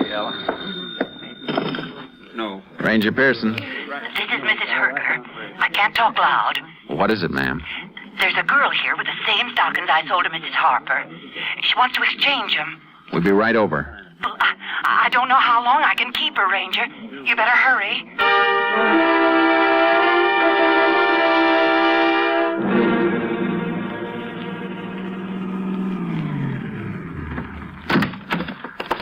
2 or 3 girls in there, Jace. Any of them could be the one we're after. Yeah. I don't see Miss Herger. There she is now, coming toward the front of the store. Ranger. Where is she, ma'am? Look over my shoulder, straight down the counter. See the one at the end with the mousy hair? Uh-huh. Where are the stockings she brought in? On the counter, right next to where she's standing. Sales slip is there, too. Thanks, Mrs. Herger. Hey, you were right about her not being tall. I think she's got an idea we're coming after her. Yeah, looks nervous, all right. Don't think she'll try to run for it, do you, Jace? In one direction she can go, right out this way. Excuse me, miss. Hey! We'd like to see those stockings. They're mine. If you don't mind, we'll take a look at the sales slip. Now, there it is on the counter, Jace. I'll get it. You leave them stockings alone. Sales slip checks out 5040. Give me them stockings. Just a minute, young lady. Where'd you get them? They're mine. We think they were stolen. Well, I didn't steal them. Maybe not, but we'd like to hear all about how you did get them. Come on, miss.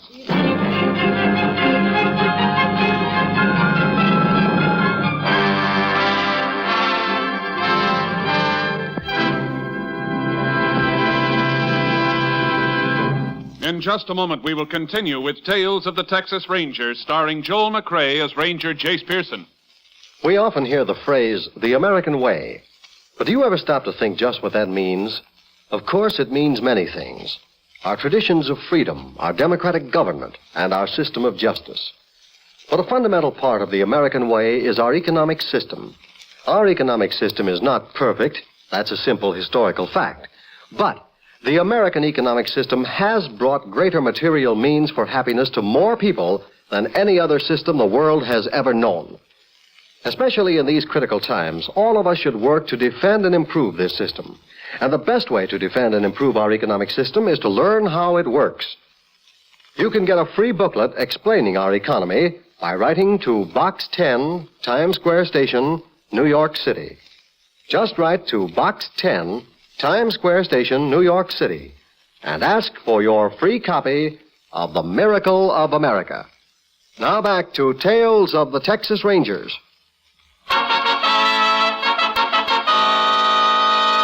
We continue now with Tales of the Texas Rangers and our authentic story, Drive-In.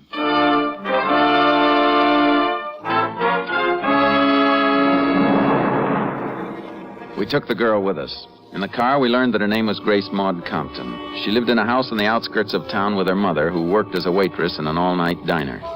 When we questioned Grace Maud about Saturday night's robbery, she was sullen and denied knowing anything about it. We decided to take her out and discuss the matter with her mother. On the way, we tried to talk to her some more. Her sullenness changed to hysteria. I didn't steal no stockings, and I didn't rob nothing from no people in the car. Your boyfriend did, and you helped. I ain't got a boyfriend. Where were you Saturday night, Grace Maud? I keep telling you I was home. But you can't prove it. Why do I have to prove it? Why do you keep picking on Nobody's me? picking on you. You are so. Everybody's always picking on me. Your mother's not going to be very happy when she finds out you're in trouble. I ain't in trouble. Besides, you can't talk to Ma. She's sleeping. I'm afraid we'll have to wake her up. Ma don't like to be woke up. She gets sore when she's woke up before getting up time. That's your place up ahead? Yeah, Nice little house. that dump. Bet your ma works hard to keep it up that nice. Don't start preaching on me. Everybody's always preaching at me. Go ahead, Grace Maud. I ain't going in there. I ain't. Come on. No. She'll start yelling at me. She'll pick on me just like you're doing. Come on, let's go. No. Oh. Now, look, Grace Maud. If you haven't done anything, you don't have to be afraid. I ain't afraid. Well, then we'll just have a little talk with you and your mother. Ain't nothing she can tell you. We'll see about that. Come on. Told you I couldn't do nothing. I ain't afraid of you or her. All right to go in? Yeah. Door's unlocked. All right, go get your mother. I didn't know she... That's you, Grace Maud? Yeah? Who's out there with you? Hey, I want to talk to you. Who is it? Police officers, ma'am. I'll be right out. You see, I'll catch you. You woke her up and I'm going to catch you. Do you have anything you want to tell us before your mother comes out? There you go picking on me again. Why you want to... All right, Grace Maud. She's the way I love her. I worked all night and I was sleeping. I'm sorry we had to wake you up, Now, ma'am. what's this all about? I didn't do nothing. Be Ma. quiet, Grace Maud. What's the trouble, Ranger? We think your daughter might have had something to do with a holdup on Saturday night. I didn't. I tell you, I didn't. Hold up. What makes you think Grace Maud's mixed up in anything like that? She tried to exchange a couple of pairs of stockings in a store in town today. They were stolen along with some money and a typewriter. But I didn't steal them. Don't let him tell you I stole them, Ma. You be quiet. Are you sure they were stolen? There's no doubt about it, ma'am. Oh, I've tried to bring her up right. Haven't been with her as much as I should be, working like I do nights. But I can't believe she'd do anything real bad. I didn't, Ma. We think she helped her boyfriend in the robbery. Boyfriend? You've been going out with that Al again? No, Ma. I thought I told you to stay away from him. I ain't seen him in a long time. I swear I ain't. What's Al's last name, Mrs. Compton? I don't know. He works on one of the ranches near here. I didn't like the way he acted with Grace Maud. He's too old for her, been around too much. Why, she's just a kid. I ain't a kid. I'm already grown up. You're too young to be running around with men. Well, you go around with men, don't you? Why, you... If I ever hear you talk to me like that again, I'll slap your head off. You hear me? You hear? There you go. You're picking on me again. What's Al's last name, Grace Maud? You're lying. I'm not. I don't know his last name, and I ain't been out with him. Maybe not, but you're not going out of this house again at night until I tell you. Oh, that ain't fair. You promised me I could go to the double feature I don't tonight. care what I promised. You're not going. Oh. I'm sorry, Ranger. You wanted to ask me some questions. Mrs. Compton, we don't want to hold your daughter if she's innocent. But she hasn't told us where she got those stockings. We hoped you'd make her understand how serious this is. Grace Maud, I want you to tell me the truth. Where'd you get those stockings? You wouldn't believe Where did you get them? I want the truth. I found them Where'd you find them, Grace Maud? on the street outside the drugstore. Why didn't you tell us this before? Because I know you'd think I stole them. Are you telling the truth? Sure, I'm telling the truth. That's what I get for trying to be nice. Nice. What you talking about? I was going to give them to you for your birthday. I found the stockings. They're so big for you, so I was trying to change them for your size. I'm sure you weren't getting them for yourself. No, I wasn't. I was just trying to surprise you. I never had no money to buy you a decent present. Well, you might if you got a job once in a while. All I was trying to do was give you something nice for your birthday, and nobody believes me. Grace Maud, were you really going to give me those stockings? Sure I was. And something else you don't know. I've been looking for a job. All last week I was looking. Grace Maud, Ever since I found them stockings this morning, I've been thinking how you were going to like them. You don't have no pretty stockings. You don't even believe me. No. I don't know, Ranger. I think she's telling the truth. I am. I think she is too, Mrs. Compton. Looks like we could have made a mistake. Well, you had no way of knowing. We didn't mean to cause either of you any embarrassment. Forget it, Ranger. Grace Maud, I'm sorry I yelled at you before. I appreciate you thinking about my birthday. I'll get you something real nice. You just wait. Ma? Yeah? Can I go to that double feature tonight? I promise I won't ask you to go again until I get a job. Can I, Ma? Well, all right. I'll drop you on my way to work. Oh, gee, thanks, Ma. I reckon we'll be going, ma'am. Come on, Sheriff. Bye, Ranger. Bye, Grace Maud.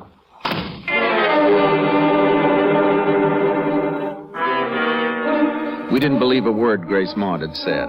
She'd fooled her mother, and we wanted her to think she'd fooled us. We're pretty sure her plans went beyond seeing a movie that night, and we hoped sooner or later she'd lead us to her boyfriend. We waited near the house in our car till a little after 7 that evening. Grace Maud and her mother came out and got into an old jalopy. We followed them into town. Mrs. Compton let Grace Maud out in front of the theater. We parked half a block down the street and waited. I reckon we got ourselves a lot of time to kill before she comes out of that picture show. Uh-huh. What if she doesn't try to get in touch with her boyfriend tonight? We just keep watching her until she does. Maybe I could get a couple of deputies to stay. Jace, she didn't go in that movie house after all. No, she's starting down the street. Yeah, right toward us. If she sees us, we're Get finished. down in the seat as far as you can. Yeah. Lucky you haven't got your horse trailer hooked on back, or she'd spot us sure. Yeah, let's just hope she doesn't see the radio aerials. I can hear her now. Sounds like she's still heading this way. Yeah. Keep it low, Sheriff. Boy, I was sure she'd notice us. Where's she going? She just turned the corner into a side street. Come on. You reckon she's going someplace to meet him now? It's hard to say. I've been thinking about this Al fella Grace Maud's mother mentioned today. Wondering if he's the one we're after. So have I. Didn't want to ask too many questions about him. Watch it going around the corner, Sheriff. Hey, Jace. With that fellow in the convertible, it's her. They're pulling away. Stay here and watch where they go. I'll get the car and pick you up in a few seconds.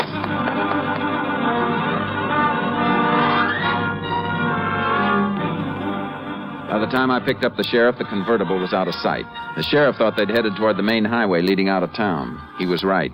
We spotted them just past the town limits. After 3 miles of hard driving, we began to gain on them.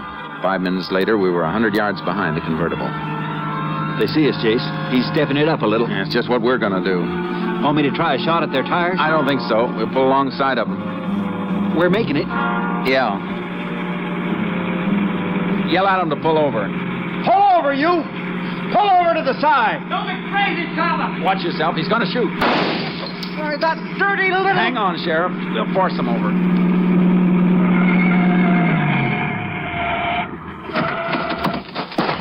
He's making a break for that brush. Stay with the girl. I'll get him. Watch out, Al! Watch out! You keep quiet, Grace Maud.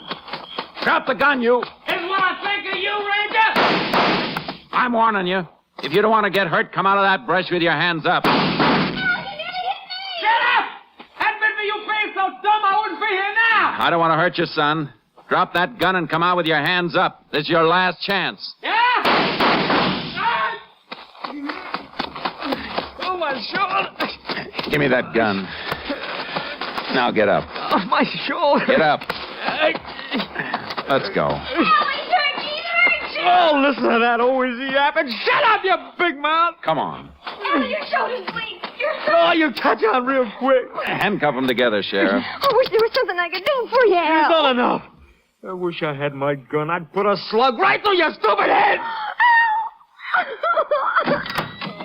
Come on, Sheriff. Let's get these two back to town.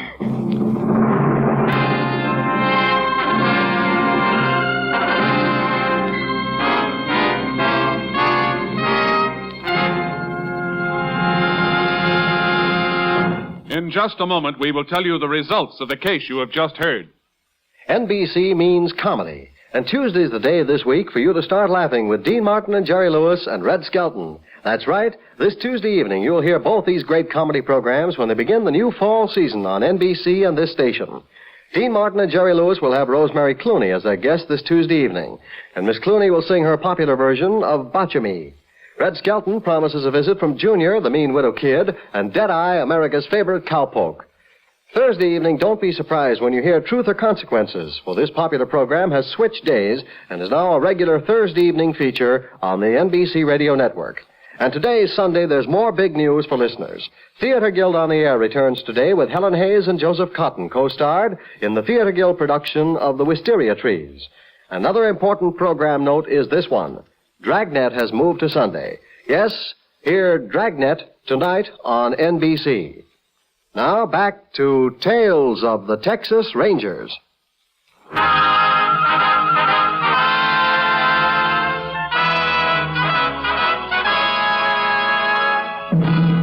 And now, here are the results of the case you have just heard. A typewriter identified as the one stolen from Jim Harper was found among Al Bennett's possessions. Bennett confessed to the robbing of Harper and his wife, naming Grace Maud Compton as his accomplice. Grace Maud was sent to the state school for girls at Gainesville. Al Bennett was convicted of armed robbery and is now serving a 25-year term at Huntsville Penitentiary. Now, here is an important announcement from the star of our show, Joel McRae. Folks, tonight marks the concluding performance, for a while at least, of Tales of the Texas Rangers. We've really enjoyed bringing these stories to you and hope that someday we'll be back with you again. To NBC and its affiliated stations, to Colonel Homer Garrison, Jr., Chief of the Texas Rangers, to Captain M.T. Lone Wolf Gonzalez, our technical advisor, and to all the Texas Rangers and members of the Department of Public Safety, our grateful thanks. And we're particularly grateful to those of you who've taken the time to send us your cards and letters. After all, they are the only sure way of telling that you liked our show. Thanks, folks. Thanks a lot. Good night. You have just heard Joel McRae in another authentic reenactment of a case from the files of the Texas Rangers.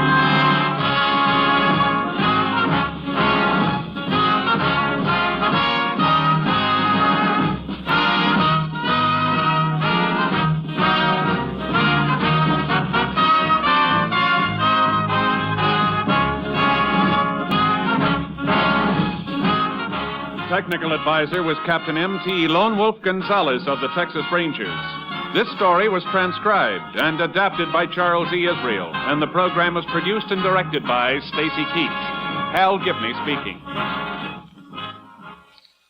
Tonight, attend the premiere of Theater Guild on the Air over NBC.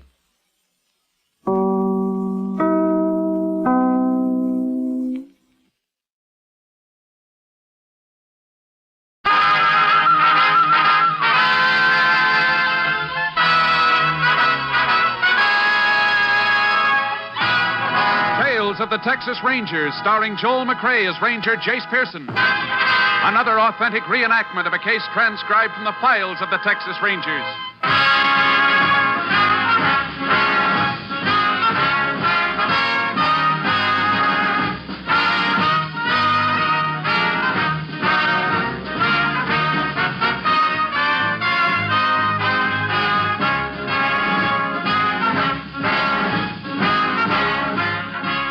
Names, dates, and places in the following story are fictitious for obvious reasons. The events themselves are a matter of record.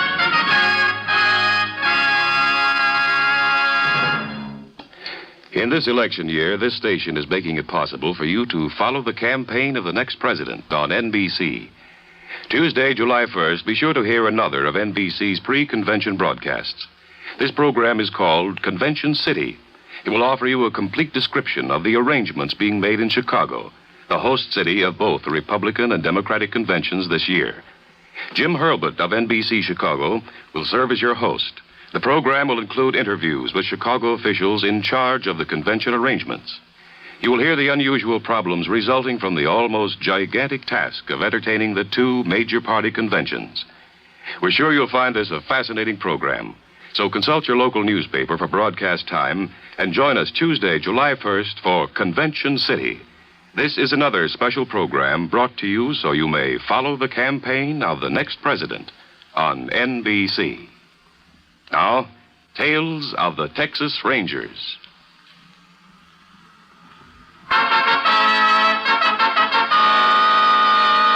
And now, from the files of the Texas Rangers, the case called Ex-Con.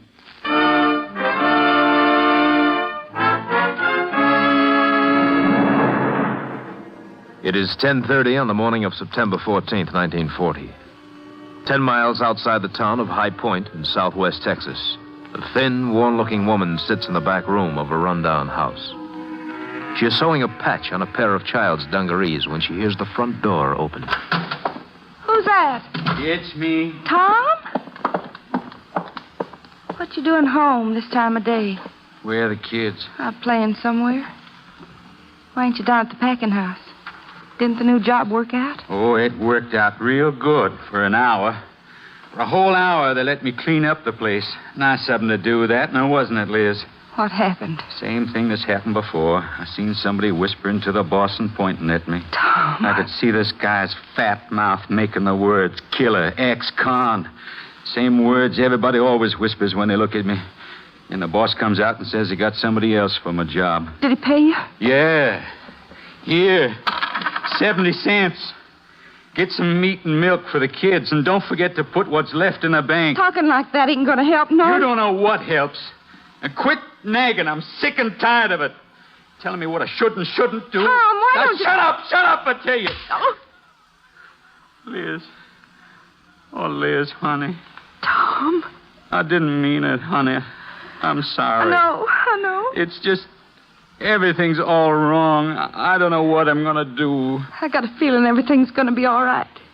But there was even a man here looking for you this morning. What kind of man? He had real good clothes on and a pretty car.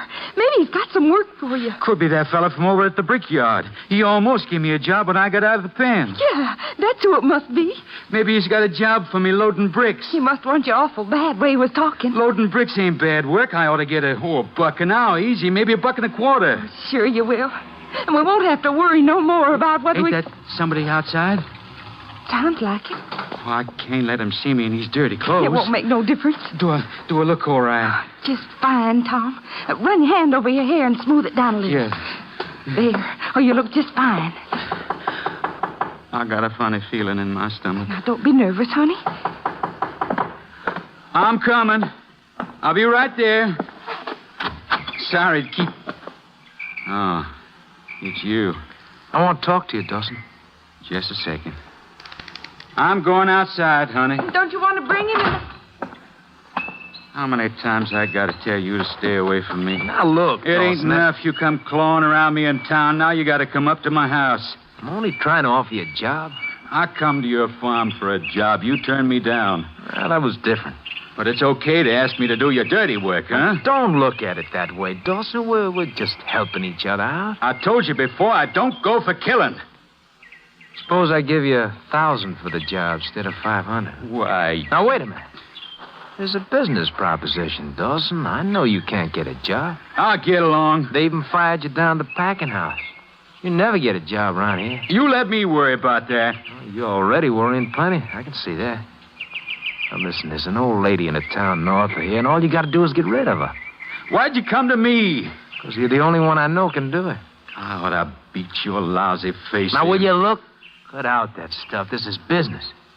$1,000 for easy job. How about it, Dawson? All right. That's more like it. Now, look. Here's a name and address on a slip of paper, and here's a gun. I don't care how you do it, but try and make it look like robbery. What about the money? Here's $100 now. Get the rest when I read about it in the papers. Where are you going to be? Away with friends for a few days. I'll need money to get up there and back. All right. Here, there's another 100. Now, don't waste any time getting started. I want to be reading good news in the papers soon, yeah? Dirty, lousy. Did you get the job? Here's some money. 100? You ain't even started work yet. How come he give you Never mind. I take the money. Will you shut up? I gotta go up north for a day, so. Not gonna work at the brickyard? No. And quit asking questions. What'd you just put in that sack? Nothing. I want to see Now keep away from here, Liz. Keep. What are you gonna do with that gun? I told you to keep away. You're gonna do something bad. You're gonna get in trouble again. Get out of the way. Don't do it. You'll go back to the pen, and this time they won't let you out. I'm in a hurry, Liz. Think about the kids. You want them to grow up knowing their fathers are... Yeah, go ahead. Say it. Knowing their father's a con. Well, they're right. 3 years in the pen and you get the name for life anyhow. That ain't so. We'll make out. We will, Tom. I'll see you as soon as I get back. No, Tom, please. Leave me alone. Tom, don't do it. Come back, please.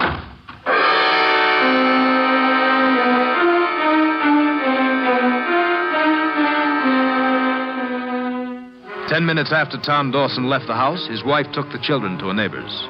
At noon, she appeared at a Texas Ranger Company headquarters. The distressed woman told her story to Ranger Jace Pearson. I'm sorry, Ranger. I don't mean to keep bawling like this. That's all right, man. Tom ain't bad. Nobody knows that better than me. I didn't want to come here. But I gotta keep him from getting locked up again. We'll do everything we can to help. Now, about this man who came to your place this morning. You say you never saw him before? This morning was the first time. And you don't know what he paid your husband to do? No. But it must have been something bad. Else he wouldn't have given Tom a gun. You sure your husband said he was heading north? I'm sure of that. Tom never fooled with a gun before. He wouldn't hurt nobody on purpose, but he's got an awful bad temper. I'm afraid we already know that from his record, ma'am. The trouble he got into before, that was an accident. He didn't mean to kill Bob Peters. Bob wouldn't give him his wages, and Tom got mad and hit him. He served his time for that, Mrs. Dawson. Our problem is to keep him from getting into any more trouble. I don't know what I'll do if he has to go to jail again. It was so awful the last time. Oh, Ranger, you gotta stop Tom from doing something bad. You got to. We will, ma'am, if we can find him.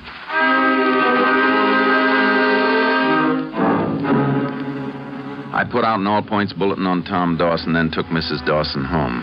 Sheriff Sims in High Point agreed to help me in the search. We decided on the bus station as the first likely place to check. At 2:15 that afternoon, we entered the Trailways bus depot and walked toward the ticket window. Yeah, you'd think a fellow like Dawson would have learned enough to keep out of trouble. What do you figure he's up to now? Yeah, might be anything, Sheriff. Burglary, stick-up, even killing. Whatever it is, I hope we can get to him before it's too late. I sure hope we can get a lead here. Can I help you, Ranger? Sheriff and I'd like to ask you a few questions, miss. Sure.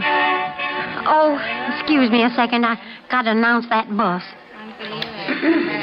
Bus now leaving for San Antonio, Houston, and Galveston. That's my bus. Goodbye. All aboard. Goodbye. Oh, sure am glad when that 2:30 bus leaves. Means I only got another half hour to work. Uh-huh. You mind taking a look at that photo? You seen this man in here today? Well, I think I have, yeah. He was in here, bought a ticket from me. Where to? See now, it was somewhere up north. I'm sorry, Sheriff, but I don't remember just where. You're sure he was here, though? Oh, I'm sure of that, all right. The reason I'm so positive, he gave me a $100 bill. When I gave him change, it pretty near cleaned out my cash drawer. What time was this? Well, I know it was sometime afternoon, but I'm not too sure when.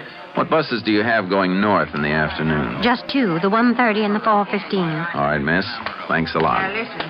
Well, if he bought his ticket before that 1:30 northbound left, he could be on it, Jace. Yeah, I figure it's going to take us just about 2 hours to find out if he is.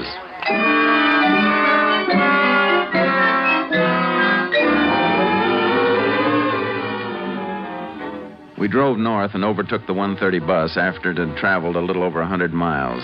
Dawson was not aboard. We checked the 4:15 bus. He wasn't on it either. By 11 the next morning, we'd combed all of the towns where he could have stopped off. Still no trace of him. We gave up the search and headed back toward High Point.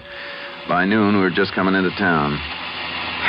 I'm really beat, Jason. When I get to bed, I'm not going to move for 2 days. It's sure been a long night. Worst part of it is we didn't accomplish a thing. We can be pretty sure whatever Dawson got paid to do, he's probably done it by now. I sure feel sorry for that wife of his. If Dawson gets sent up now, it's going to be for a long, long time. What are you stopping here for? Over there, Sheriff. Coming out of that feed store. Well, Dawson. Right on Main Street. Let's go. He must see us, but it don't seem to bother him. He's just standing there. He could be playing it cagey. Watch yourself. Yeah. JC's starting to move. Hold it, Dawson. What do you want? We'd like to talk to you. What about? About a bus ride you took yesterday. You crazy? I ain't been on a bus in months. Frisk him, Sheriff. Put your hands over your head. Why can't you guys leave me alone just because I spent a few years in the pen? No gun, Jace. What are you talking about, gun? I never had no gun. Here's his wallet. Nothing. Not even $1 bill. That's right, and you know why? Because you guys won't leave me alone so as I can get a job. Like just now in that feed Wait store. a minute. There's something in this inside pocket. Yeah, slip of paper. What'd it say? Bella Ross, RFD 12, Odessa. Give me that. Who's Bella Ross? That's my business. Odessa's north of here, Jace. It's only 200 miles. Dawson could have made it up and back since yesterday. Were you in Odessa last night, Dawson? No. Then where were you? Where I always am nights. Home. Can you prove it? Sure. Go talk to my wife. She'll tell you I was home. The whole night.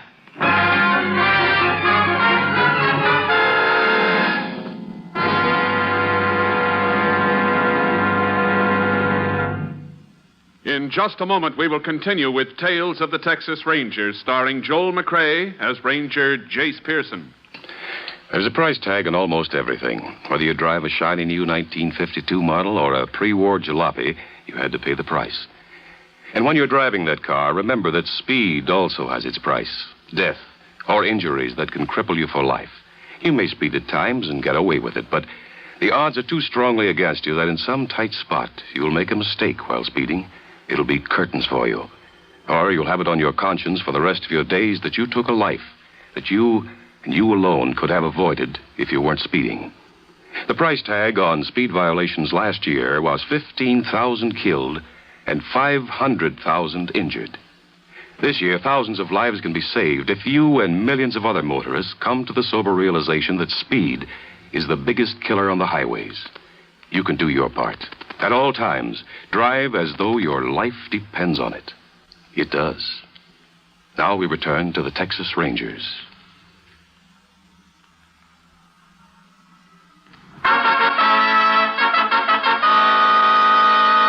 We continue now with Tales of the Texas Rangers and our authentic story, Ex-Con.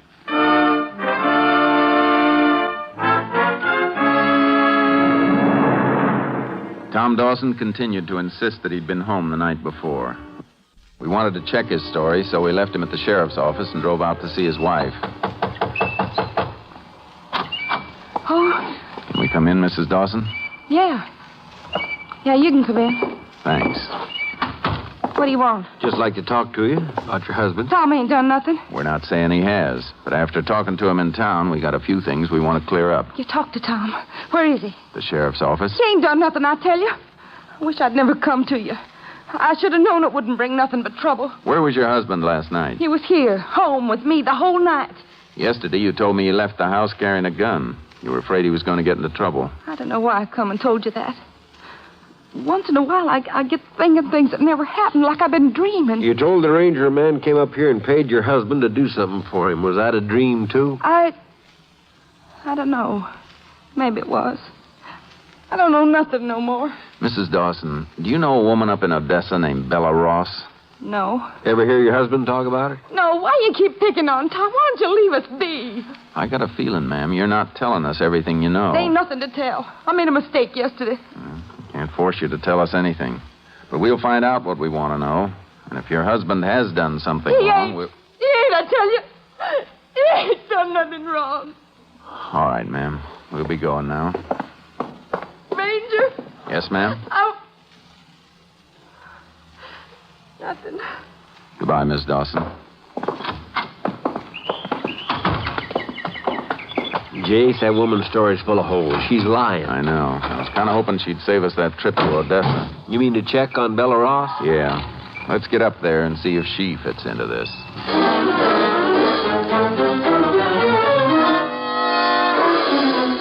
When we arrived in Odessa, we made inquiries about Bella Ross. We learned she was a widow who lived alone on her ranch 10 miles out of town.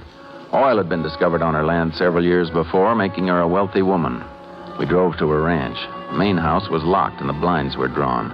We began to suspect that Dawson's connection with her might have been robbery or even murder. Just as we were about to return to town and get a warrant to enter the house, we spotted a cloud of dust a few miles away. We took the car and headed across the range. As we approached, we saw that the dust was made by a group of men branding calves in a makeshift corral. Jace, I think we're just wasting time coming out here. I don't think any of these boys would have a key to the house. Yeah, if the foreman's out here, he might.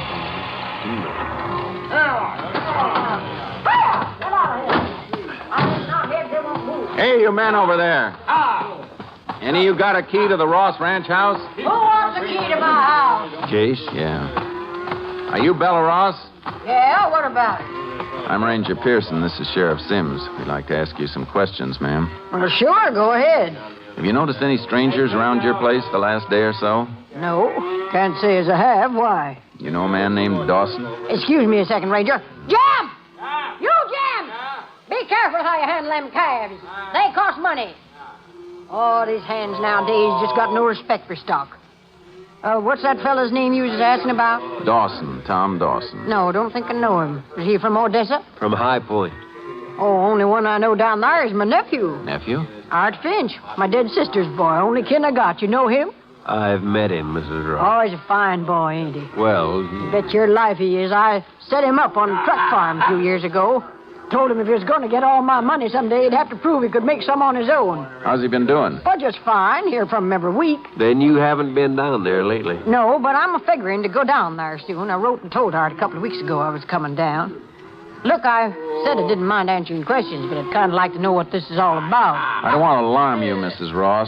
I may be wrong, but we think someone's trying to make trouble for you. Make trouble? Who'd want to do anything to me? That's something we can't say till we do a little more checking. But in the meantime, we'd like you to stay in your house till we can get you a police guard. Police guard? Why, that's downright crazy, Ranger. I can take care of myself. I'm afraid we'll have to insist on it. If you don't mind, we'll take you back to the house with us right now. Well, you probably know what you're doing, but I still think it's crazy. Wait till I talk to my foreman, then I'll be right back with you. That nephew of hers, Jace. If he's made a success of his farm, the bank sure don't know about it. How do you mean? Finch has got the farm mortgaged up to the hilt. Bank's about ready to take it over. You ever been out there? Once. Place is in a shambles. I don't believe he's ever worked it. Well, maybe he's got other interests. I know he has. He's got a reputation around town for being a no-good playboy. We've had him up on drunk charges a couple of times. He sure managed to fool his aunt. Yeah. Jace, you starting to think the same as me, that maybe it's Finch who's trying to get his aunt out of the way? Maybe. He's got everything to gain from it. And then you reckon maybe we better pick him up and talk to it? We need something on him first. The only person who can help us with that is Tom Dawson.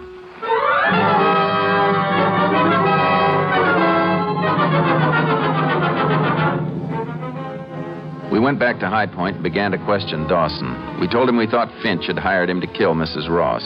He continued to deny he had been hired to kill anyone. I saw we were getting nowhere and figured Mrs. Dawson might be able to help us make her husband talk. I drove out to pick her up. On the way into town, I told her our suspicions. From her reaction, I was convinced she still didn't know the nature of the job her husband had been paid for. She told me she was sure Dawson had changed his mind on his own accord. He had returned home just before supper and had stayed there the whole night. When we reached the sheriff's office, I asked Mrs. Dawson to wait in the corridor. Then I joined the sheriff, who was still questioning her husband and getting nowhere.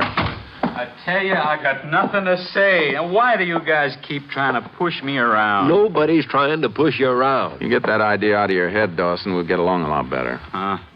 Me getting along with cops. Look, we know you didn't kill Bella Ross. We're pretty sure you didn't even try.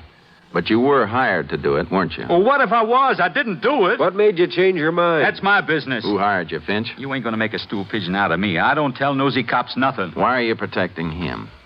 Don't you know you'll be convicted right along with him? For what? I didn't go through with it. No, but you were in on the plans, and that makes you guilty. With your record, you could get 10 years just for that.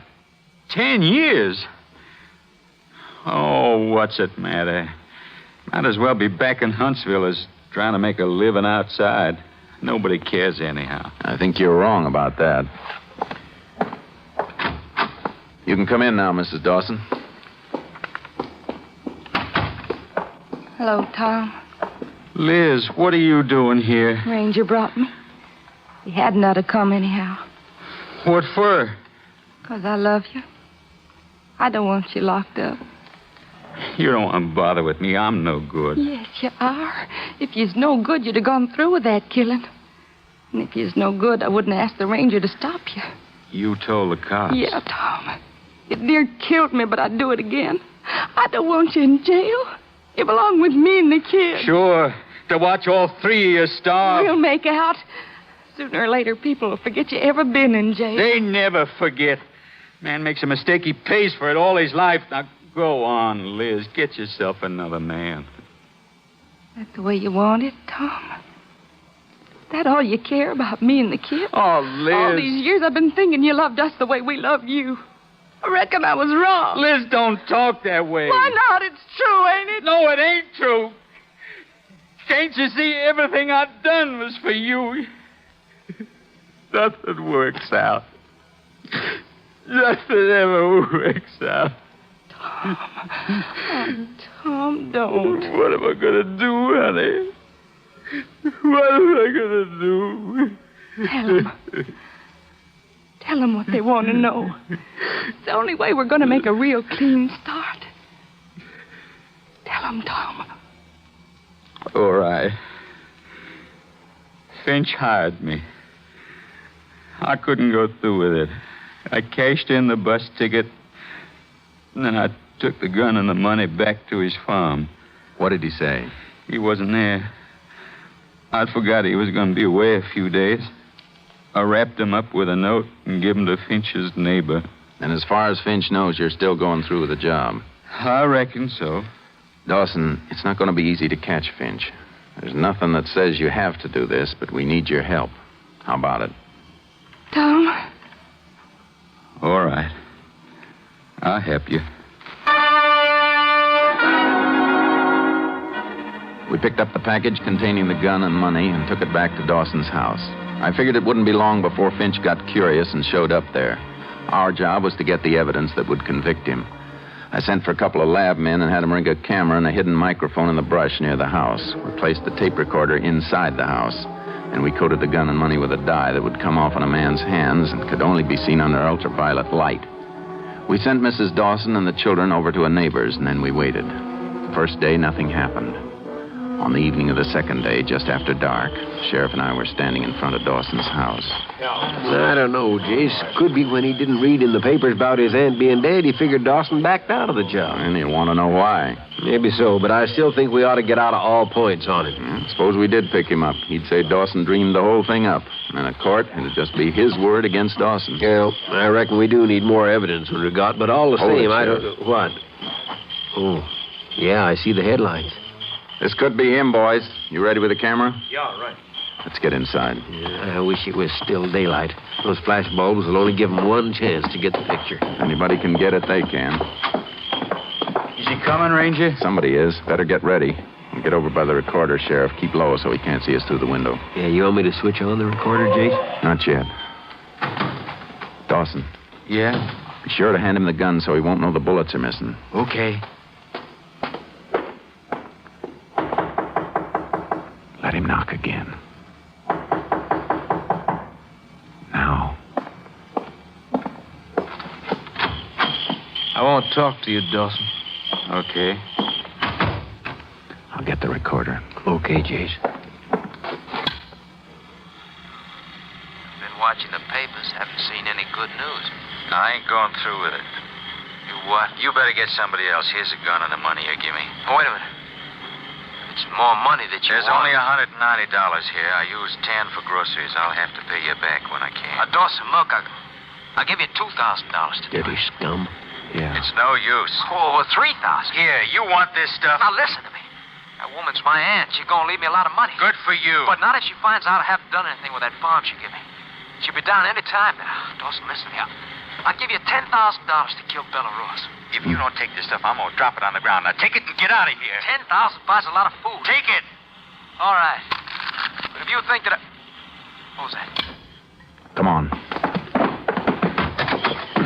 What was that light? What's going on here? You just had your picture taken, Finch. And now you're coming with us. Oh, what? For trying to murder your aunt. You're not gonna get me. Grab him, Jake. Come back here. I'll kill you. Not with that gun. Put out your hand. Let me alone. Let me go. Now we're going to town and see how that picture turns out. I got an idea. It's one your aunt won't be proud to have in her family album.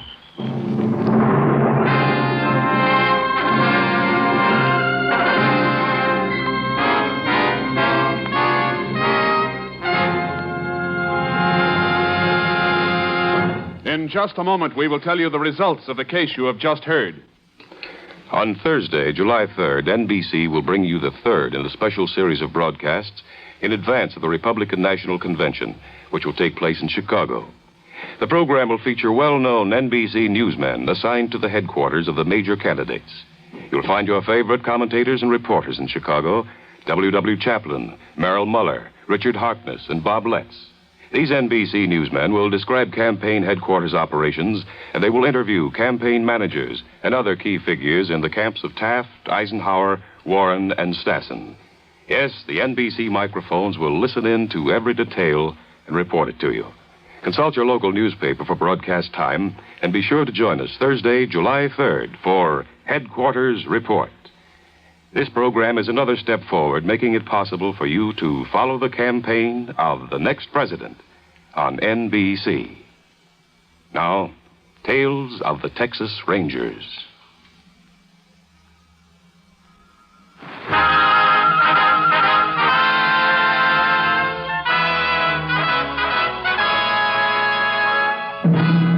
And now, here are the results of the case you have just heard.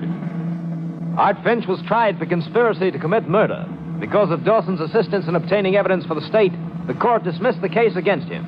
The judge convinced a local farmer to give Dawson a probationary job. He was later taken on permanently. Art Finch was sentenced to 10 years in Huntsville Penitentiary. Next week, Joel McCrea in another authentic reenactment of a case from the files of the Texas Rangers.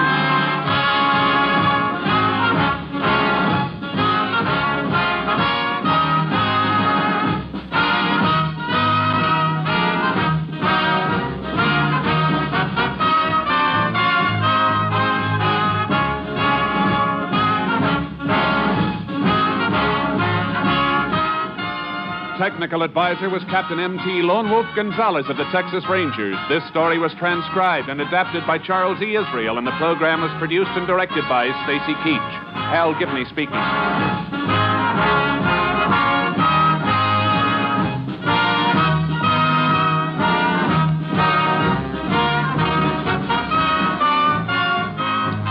Wednesdays, hear the best of Groucho on NBC.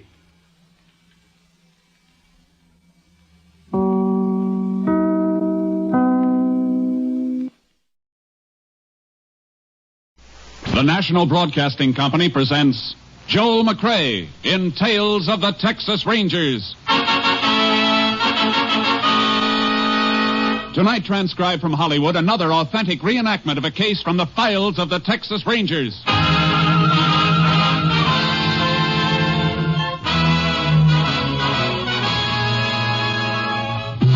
Tales of the Texas Rangers, starring Joel McCrea as Ranger Jace Pearson.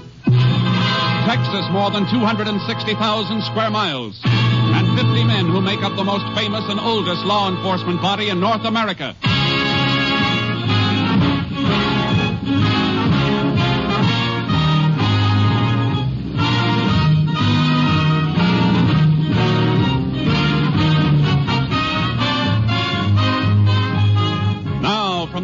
files of the Texas Rangers come these stories based on fact. Only names, dates, and places are fictitious for obvious reasons. The events themselves are a matter of record.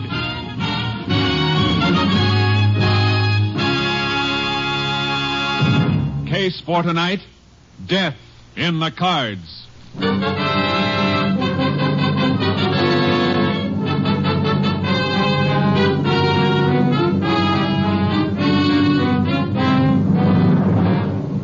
It is 11:30 p.m. on the night of January 26, 1947, at the ranch house of Chester Gentry in Reeves County, Texas. Chester is on the telephone as his stepson, Will, enters. No sign of him, huh? All right. Call me when you find him. Thanks, Sheriff. Where you been, Will? Just out having a beer. That Sheriff Bennett you were talking to? Yeah. Your friend Tovich telephoned you a while ago. Tovich? Oh, you didn't tell the sheriff about Tovich. I sure did. Sheriff just called to say he located Tovich's rooming house over in Biggerstown, but Tovich wasn't there. But I've told you 100 times it's the worst thing in the world you could do. Tovich finds out he'd kill me. Will, Maybe he has found out you told the sheriff. Maybe he's on his way here right now to get me. Look, you got to give me the money to pay him off now. No, Will.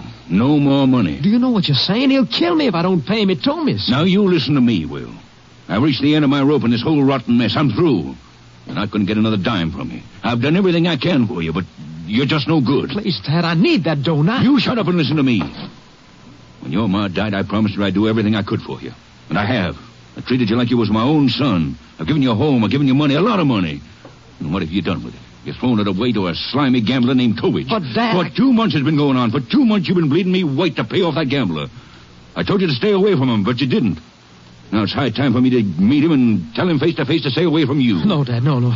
If you just give me the money this once more, I'll straighten out. I promise you. Your promises ain't worth a bale of straw. That's what you said last week. You'd straighten out. I told you then I'd give you just 1 week to do it, and if you didn't, you'd get no more money from me now or ever. Dad, you don't mean... Oh, don't I? You got yourself into this mess, you get yourself out of it. Tovich can bluff you, but he can't bluff me. Dad. Huh? What's the matter? Window. Tovich, I just saw him at the window. What? Now he's gone. He's probably heading for the front door. All right, let him.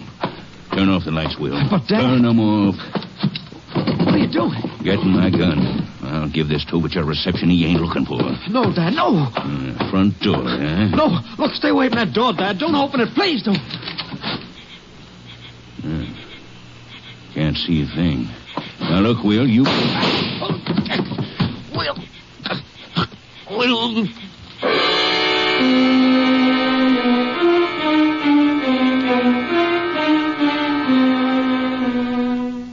Chester Gentry lay dead at his own front door. Will immediately notified Sheriff Bennett's office. Sheriff requested help from the Texas Rangers. Ranger Jace Pearson was assigned to the case. He joined Sheriff Bennett at the Gentry Ranch. Looks like an open and shut case, Jace. Tovich came here to get Will, but it was Chester who opened the door and collected the slugs instead. Where was the body, Sheriff? Lying right across the front doorway here. How long ago did the shooting take place? A couple of hours ago. Chester notified me earlier in the evening he'd gotten a call from this Tovich. The call came from Biggerstown, so I went over there to see if I could find him. I located his rooming house, but he'd checked out. Looks like while I was there, he was here. You say Tovich had been bleeding Will and Chester for some time, huh? Yeah, about 2 months, according to what Chester told me on the phone. Well, let's talk to Will.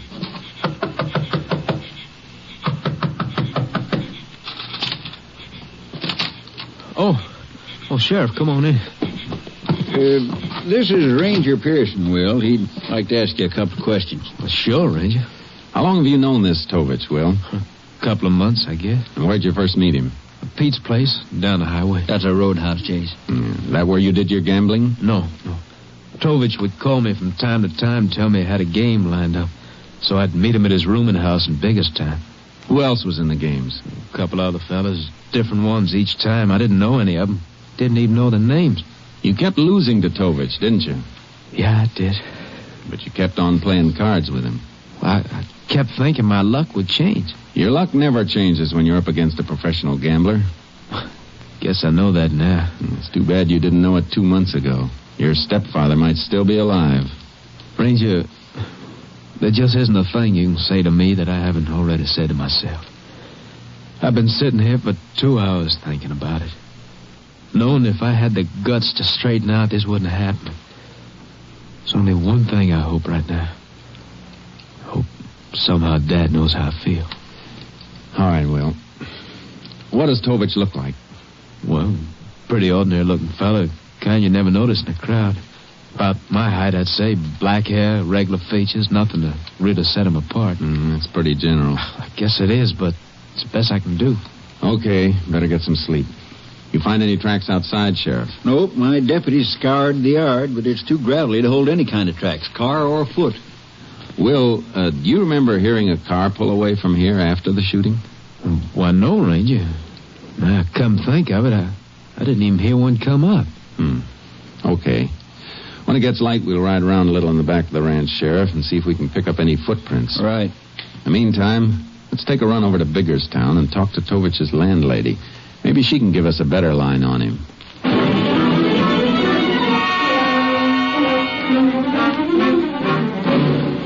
Afraid I can't help you much on a description, Ranger.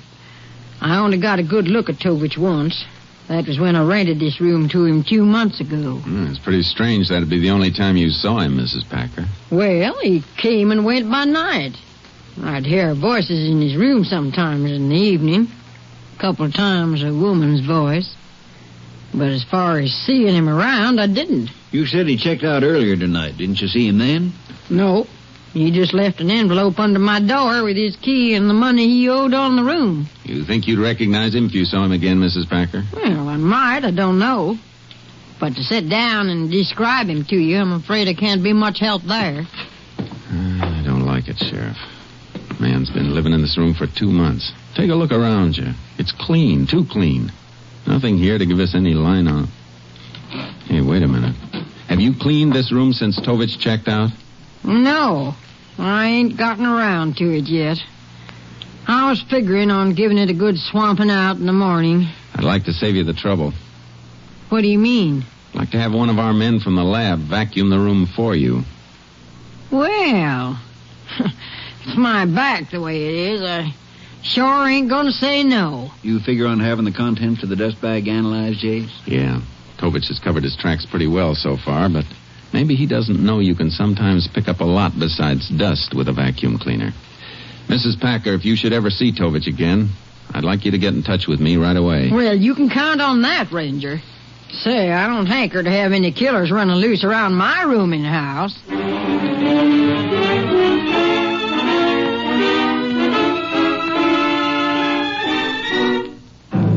Dawn came, and the only thing new on the case was the publicity. The papers were carrying the story with pictures of Chester and Will. The sheriff and I started scouring the country in back of the Gentry Ranch on horseback. This is hunting weather, Jace, with all that frost on the ground. Yeah, so far the hunting hasn't been good. Let's see, we're right in line with the back of the ranch house now. Yeah, maybe we better split up and go around. Hey, hold it. Oh. Take a look on the ground there. Yeah, foot tracks. Coming from the back of the ranch house, too. And judging from the distance between the tracks, he was in a hurry. Come on. Heading straight north for the river, Jace. He could be trying for the New Mexico border. Could be. You know, one thing, it should be pretty easy to follow the tracks in the frost. Yeah. There's something funny about these tracks, though. What do you mean? I don't know yet. Can't just put my finger on it, but we'll keep trailing. See if we can put our finger on Tovich. Come on, Charcoal. Yeah.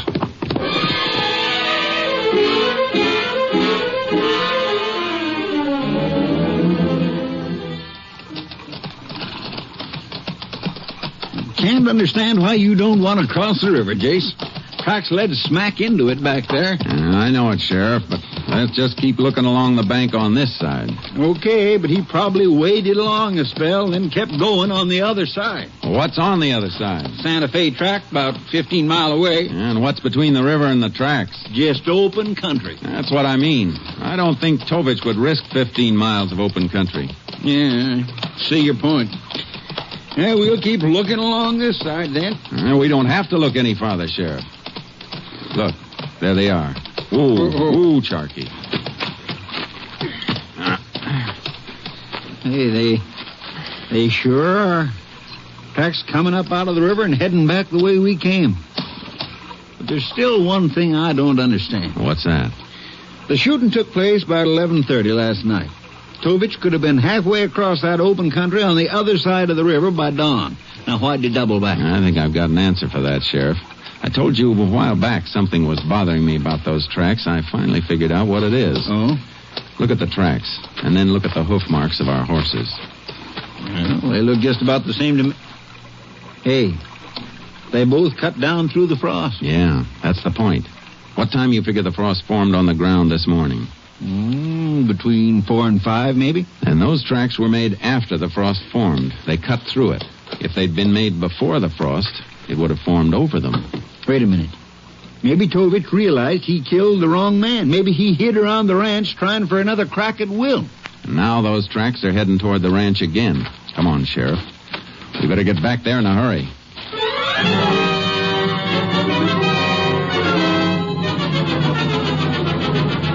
We followed the tracks back to the highway a mile below the ranch and lost them there. Then we headed for the ranch house. There was no sign of life around the place. I don't see Will outside anywhere. His car's in the driveway. I hope we're not too late. Will! Oh, morning, Sheriff, Ranger. Yeah, that's a relief. Oh, come on in. Well, something the matter? We thought there might be. Can I use your phone? I want to call my office and see if there's anything new. Help yourself. Back in the hall. Okay, thanks. Ranger, what's the sheriff mean about being relieved to see me? Will, it's possible Tovich hung around here, the ranch, last night after the shooting. What? You see or hear anything after we left? It wasn't my imagination. What do you mean? Well, after you fellas left, I locked up tight. About 3 or 4 this morning, a sound woke me up. What kind of a sound? Well, like somebody walking around outside. You think could have been Tovich? I don't know. Well, I've got Dad's gun. If Tovich ever shows up around here again, I'll handle him. Law enforcing's our business, Will. Don't try and take it into your own hands. Jace. Yes, Sheriff. Now, what is it? My deputy just told me that landlady, Miss Packer, phoned the office for you about an hour ago. Mrs. Packer? Yeah, they told her to call out here. Will? Yeah. Did a Mrs. Packer phone me?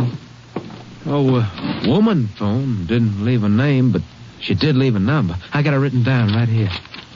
Thanks. Operator? 2734J. How long ago did she call, Will? Oh, about an hour ago, I guess. She leave any message? No.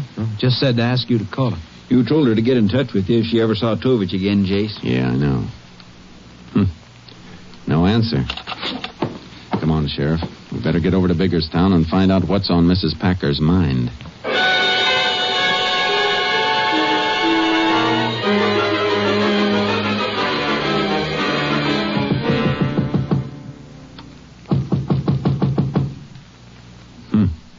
She must have gone out. Her door's unlocked. Mrs. Packer? Mrs. Packer? Look, Jace. On the table there by the phone. Newspaper. Folded to the story of the killing. Well, she can't have gone very far. Coffee's boiling on the hot plate. Pot's just about boiled dry. Come on, let's take a look in the next room. You know, it's funny. She'd call and then be... Jace. On the bed. Yeah. Mrs. Packer. Strangled.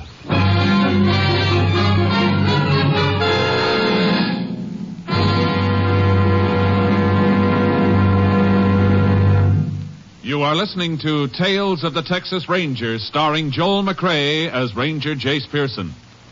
We continue now with tonight's case, Death in the Cards, an authentic story from the files of the Texas Rangers.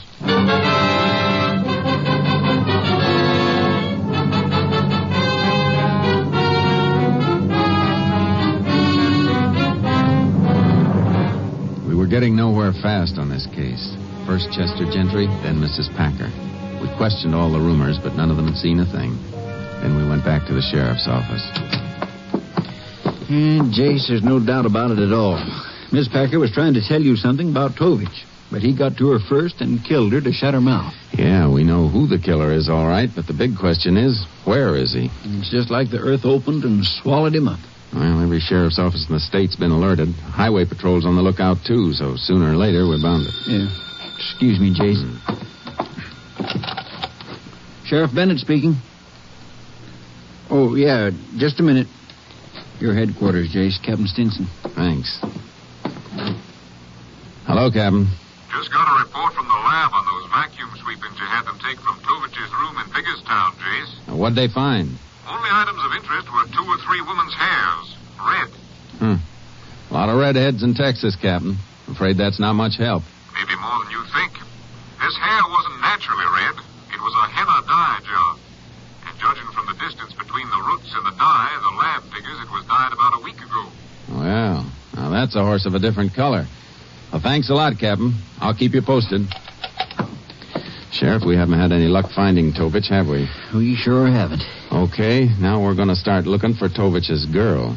His girl? How many beauty parlors do you figure there are in Biggerstown? Oh, I don't know, 6 or 7 maybe. Before the day's over, we'll know exactly how many there are. We're going to visit them all.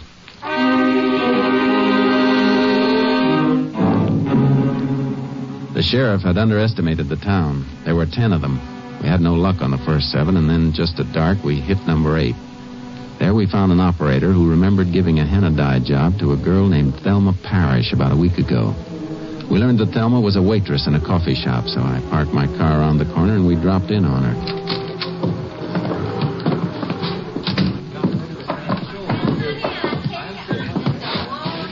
Well, you men look like you could use a nice cup of coffee. Nothing I'd like better right now than having a pretty red-headed waitress pour me one, ma'am. Why, thank you, Ranger. Coming up. What do you think, Jace? I think maybe. Cream? Black, Yeah, please. black here, too. Well, here you are. Thanks. Seen your boyfriend lately? Boyfriend? Tovich. Who? Tovich. You must have me mixed up with somebody else, Ranger. I don't know anybody by that name. Are you real sure about that, ma'am? Well, of course I am. A girl's sure who she does know and who she doesn't. Well, either I'm mistaken or you're lying to me. Look, I don't know what this is all about, but I do know better than lie to a ranger. I hope so. Well, come on, Sheriff. We better be getting back to your office. Okay, Jace. Here's for the coffee. Thanks.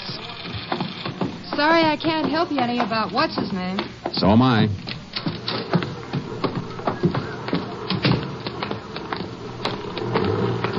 This way, Sheriff. Where are we going? Across the street. Yeah, but the car's on this side, around the corner. Keep walking. She's watching us from inside. Oh. Think she was lying? That's what I want to find out. Well, she seemed pretty sure of herself. Okay, we're out of her line of sight now. Let's get in this doorway, quick. Good. Yeah, we're in the shadows here. She can't spot us from across the street. Now we'll just keep an eye on the front of that coffee shop. Jace, and... look. She's coming outside. Uh-huh. Yeah. False alarm. She's just washing the windows. Yeah? Well, that's the fastest wash job I've ever seen. She's heading inside again. She came out to make sure we'd gone. Come on. We'll work our way along the sidewalk until we can see across the street into the coffee shop. Yeah, but she may spot us. Hey, hold it. She's on the phone with her back to us. She was lying, all right. Probably calling Tovich right now. Sheriff, how about slipping into the drugstore and tracing that call? Mm-hmm. I can keep an eye on the front of the shop from my car. I'll meet you there.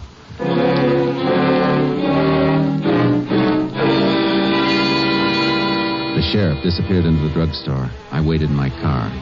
A couple of minutes later, he came over and got in wearing a very puzzled look.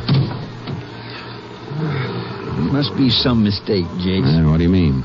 That waitress, she just telephoned the Gentry Ranch. I don't think there is any mistake, Sheriff. And right now, it doesn't surprise me much. Yeah, but as far as we know, the only one at the Gentry Ranch is Will. Yeah, but Will's going to have company as soon as we can make it there. Wait a minute. You trying to say that Will Gentry... Sheriff, it looks like there is no Tovich and never has been. I guess the boy we've been up against right from the start is Will Gentry.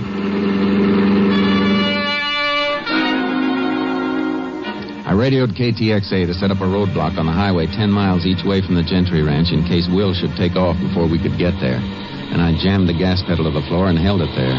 We'll relay information. Jace, you're leaving me way behind. Will Gentry. Looks like I was way behind for a while, too. But looking back on it, it all falls into place. We know Will was always after money from his stepfather, Chester. And he invented the story about a gambler named Tovich as an excuse to get that money? He even went so far as to rent a room in Biggerstown under that name. But when Chester cracked down and threatened to disinherit him, Will used the same Tovich device to kill Chester. That way, he'd get all Chester's money. So when Chester opened the front door thinking Tovich was outside, there wasn't anybody there at all. And it was Will who plugged him. KTXA to Unit 10. Unit 10, go ahead, KTXA. Unit 320, stationed at Tucker's Junction. Unit 256, stationed at Biggerstown, turn off. Unit 10, 10-4. KTXA clear. Well, we got the roadblock set up. Tucker's Junction's about 5 miles the other side of the Gentry Ranch, isn't it? Yep. And with another highway patrol car back of us at the Biggerstown turnoff, looks like we got Will bottled up tight if he makes a run for it. There's no side roads off the highway for 6 or 7 miles along here. Good. As soon as we get the top of this rise, we ought to be able to spot the Gentry Ranch. Yeah, ranch house only a mile or so from here, Jace. It was Will who made those tracks in the frost then, huh? He heard me say we'd start trailing in the morning. I guess he figured on giving us something to trail. Yeah, and that explains Miss Packer's murder, too. She must have seen Will's picture in the paper, recognized him as Tovich, so she tried to phone you. And when she called the ranch house, Will knew he had to shut her mouth for keeps. He probably got back from killing her just before we showed up at the ranch house after the trailing. There's the ranch house, only half mile more. And wait, the taillight's swinging out onto the highway. He's making a run for it. What kind of cars he drive? Gray sedan, isn't it? Yep. Unit 10 to all units in roadblock.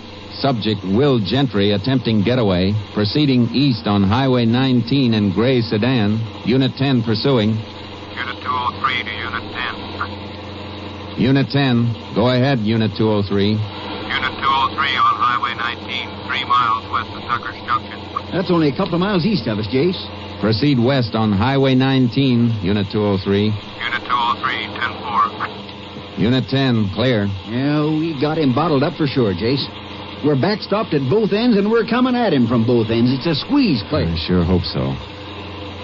Unit 10 to Unit 203. Unit 203, go ahead, Unit 10. Have you sighted Gentry's car yet? Not yet, Unit 10. We'll report contact. Unit 10, clear. I don't get it, Sheriff. We should have spotted Gentry by this time. We're almost together. Here, watch it, Jace. Sharp bend in the road just ahead, just past this drive-in movie here. Yeah, I see it. Only way Gentry could get off the highway is to ditch his car, and I don't think he'd do that. Hey, a red light coming at us. That must be Unit 203.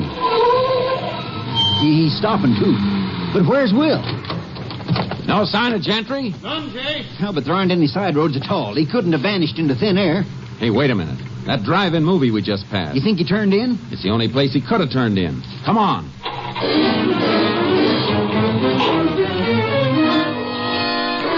We went back to the drive-in theater, stationed the highway patrol car at the exit, then the sheriff and I talked to the theater manager. He remembered a gray sedan pulling in there a few minutes before.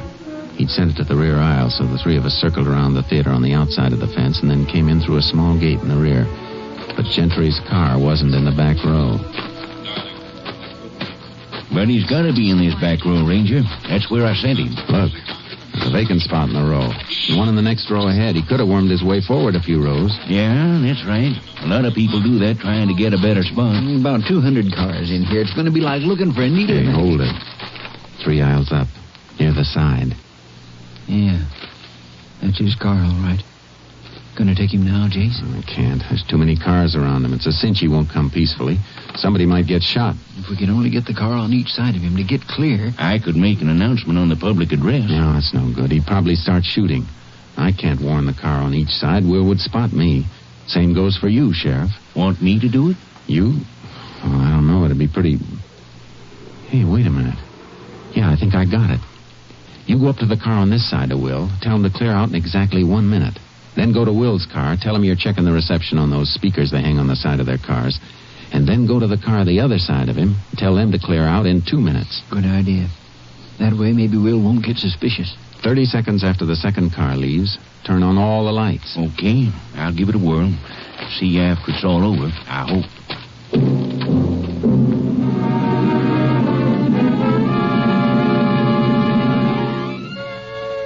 We watched the manager go along the line of cars. He worked his way to Will's car, then passed it to the one beyond.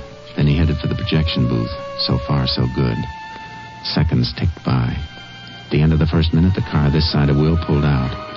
Another minute went by, and the car the other side of Will got going. He's out in the open now, Jace. Yeah. 20 seconds till the lights go on. Come on. John, you came to the hospital. And we'll get just a little closer. I'll take him from this side. Hey, Jace. He's starting up. He must have got suspicious. He won't get far. You hit a tire. Will! Come out of that car with your hands in the air. There go the lights, John. It's coming out all right, Ranger. Look out, Jace! Come on, Sheriff. You okay, Jace? Yeah. Hey, you sure knocked him down, Pronto. Hit him in the shoulder. Why didn't you finish me off? That's up to the state of Texas, Will, not me. But I think they'll oblige you all right.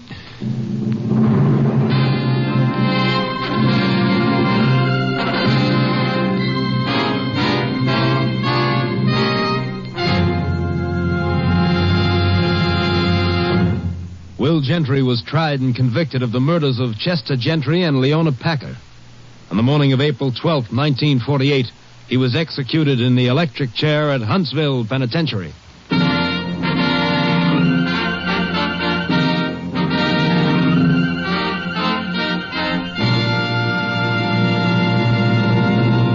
And here again is the star of our show, Joel McCrea, with another interesting story about the Texas Rangers. Although the Texas Rangers is a highly organized law enforcement agency, the men themselves are rugged individualists. One ranger in particular that I know of carries his 6-shooters with only 5 shells in each gun. One day he was asked why he did this. If the hammer's resting on an empty chamber, he said, the gun can't be fired accidentally.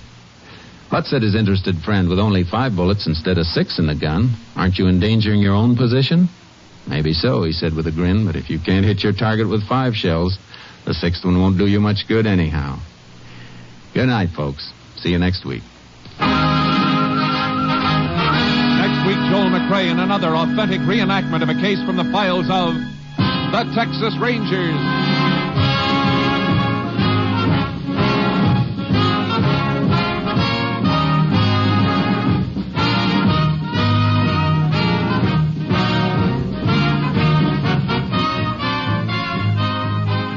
Joel McCrea is currently seen starring in the Universal International Technicolor production, Frenchie. Tonight's cast included Tony Barrett, Bill Johnstone, Parley Bear, Jeanette Nolan, Byron Kane, Mike Barrett, and Ernie Newton. This story was transcribed and adapted by Bob Reif, and the program was produced and directed by Stacy Keach. Hal Gibney speaking.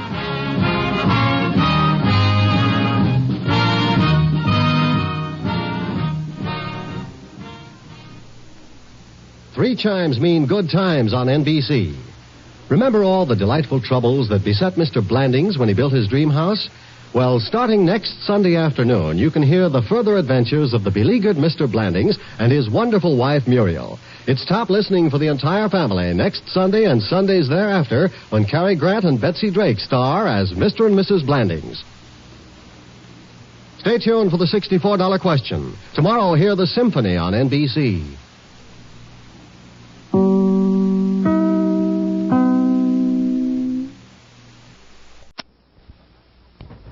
The National Broadcasting Company presents Joel McCrea in Tales of the Texas Rangers. Tonight, transcribed from Hollywood, another authentic reenactment of a case from the files of the Texas Rangers.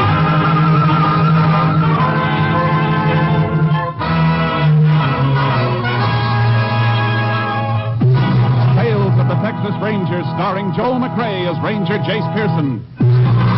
Texas, more than 260,000 square miles. And 60 men who make up the most famous and oldest law enforcement body in North America.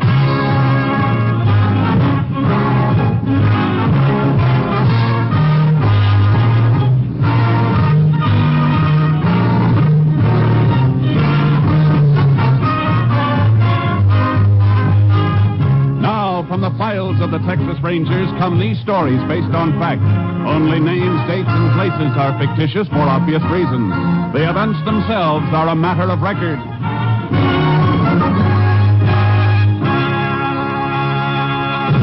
Case for tonight, the Hatchet.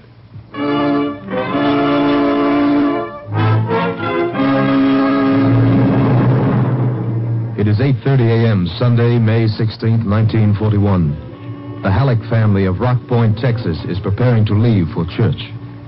You want any more toast, Jim? Nope. All I want's another cup of coffee. I'll get it myself. Why don't you sit down and eat? Well, I would if I could get that boy to the table. Robert? Robert! I'm coming, Ma. You've been saying that for half an hour. Your eggs are getting cold and we'll be late for church. All right. And never mind that all right business. When your mother calls you, you just come a-running. Gee whiz, Pa, I gotta wash my face, don't I? I'll be right there. Well, see that you are, you'll go without your breakfast. Now, you come sit down, Hattie. No need of your stomach being empty. Just coffee will do for me. Seems like the older a boy gets, the harder it is to get him out of bed in the morning. What time did he get in last night? After 11. Him and Sadie Lewis went to the picture show. I told him I wanted him home at 10 o'clock nights. Oh, Jim, it was Saturday night. He goes to school all week. Well, school will soon be over. He'll be working with me in the store all summer. Maybe he won't feel much like staying out half the night when he's been on his feet all day. Look at the time. Robert! I'm here, Pa. I'm here. Well, it's about time. Well, get your breakfast, but the eggs will be like rubber. I don't want anything to eat. I'm not hungry. Well, why didn't you say so before your ma wasted her time and the food? You gotta eat something. I'll have breakfast when we get back from church. Sure, that'll be fine. You can make more work for your ma that way. Gee, Pa, I just don't feel hungry now. Oh, leave him alone, Jim. I'll get him something later. I just put the dishes in to soak. You two want to get out of my way. Why don't you go next door and tell Mr. Driscoll we're about ready to leave? Is he riding with us again? Yes, he's riding with us again, so stop sulking about it. Come on. You ought to be glad to have your teacher for a neighbor. You wouldn't be at the head of your graduating class if it weren't for his helping you. I see enough of him in school without seeing him Sunday, too. Yeah. Well, when you get away to college in the fall, you might be wishing you had somebody like him close by to give you a hand. Ring the bell.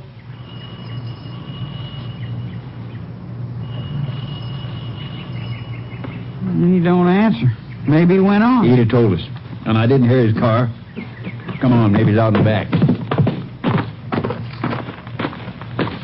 Mr. Driscoll! That's funny. Run up the back steps and take a look in the kitchen window. Oh, why don't we just go without him? Will you do like I tell you? Okay.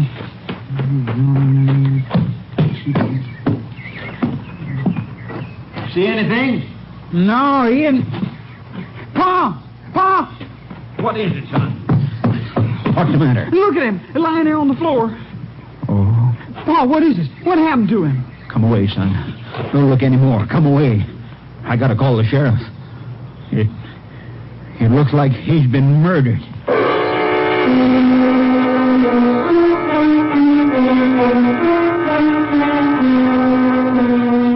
Sheriff Alvin Jeffers took one look at the scene of the crime and put in a call for the assistance of the Texas Rangers.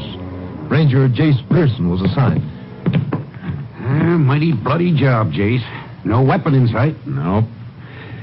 Judging by the marks, though, it was something with two edges, one blunt and one sharp. Probably a hatchet, Sheriff. Either that or two weapons. It's possible, but not likely. You say the JP's been here? Mm-hmm. Soon as we're finished, the body will be moved into the funeral home for autopsy. Establish time of death. That'll help. Where'd your call come from? Neighbors next door, the Hallecks. Man, wife, and son. Man and boy spotted Driscoll through the window when they come to get him for a lift to church. I'd like to talk to him. Sure, I told him to stick to home. We can go out back and hop the fence. Avoid that crowd out front. Good. The front room looked like Driscoll went in big for books. Yeah, he was an English teacher at the high school. Halleck's boy Robert was in one of his classes, I think. Does Driscoll live alone? Mm-hmm. A widower. Here, step on this box and hop the fence. You go ahead. I can get over without it. Okay. Well, Halleck saw us coming. There he is at the back door. Howdy, Sheriff. Ranger. Come on in. Thanks. Ranger Pearson, Jim Hallett. Howdy. Oh, my wife Hattie and my boy Robert. Howdy. Howdy, Ranger. You found Driscoll's body this morning? Me and Robert. Saw it through the window. What time? Oh, about 8:45. That's when we always leave for services. Oh, Jace, I ought to call my office. Have the funeral home come for the body now. All right, go ahead. Mind if I use your phone, Hallett? Help yourself. I'll show you where it is, Sheriff. Oh, you better stay, Robert. You and your dad found the body. Would you mind, Mrs. Halleck? Not at all. In here, Sheriff. Thank you. Either of you see Driscoll yesterday or last night? We both saw him outside last night, a little after 6. I was coming home from the store. I sell groceries. Robert was outside waiting for me so he could take the car. Big date, huh? Yeah. What was Driscoll doing? Digging a flower border on his lawn. You talked to him? Just called to him after Robert took the car and drove off. Asked if he planned on riding to church with us. No sense taking 2 cars when neighbors are going to the same place. I see. That all? That's all. You didn't hear anything during the evening or the night? Nope. Me and Hattie turned in a little after 9. How about you, Robert? What time did you get home? What time did you get home? You can tell him. I know you was late. Your mother heard you come in. A little after 11. Where were you? To a picture show with Sadie Lewis. What did you see? I don't remember the name of it. Bing Crosby's in it. Jace, you going to be much longer? Oh, no, Sheriff. Why? I spoke to my office. One of my deputies got a report. Rancher named Finney chased somebody off his place with a shotgun last night. Doorbell, Hattie. I'm going. Did the deputy think the report might have anything to do with the Driscoll's murder? Who knows?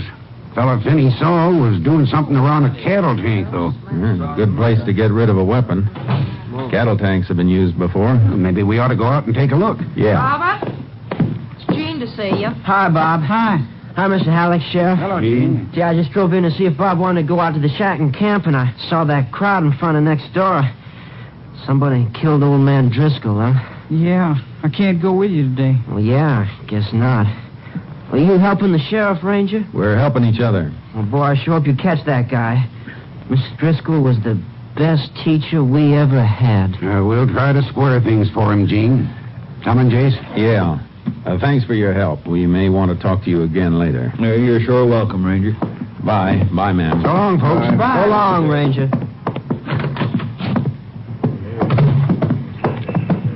Who was that kid, the one who just came in? You mean Gene? No, name's Gene McCready. Pal of Robert's. They go to school together. Why? Just wondering. Robert Halleck ever give any of you any trouble around here? Yeah, we'll take my car. No, he's a good kid. Why?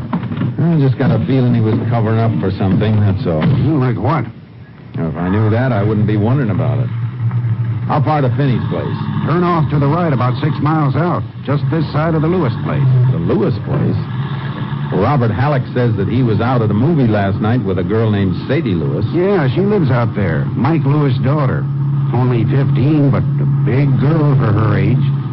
Lewis watches her like a hawk. I'd like to stop by the Lewis place and talk to that girl. Okay, we can go out there after we check at Finney's.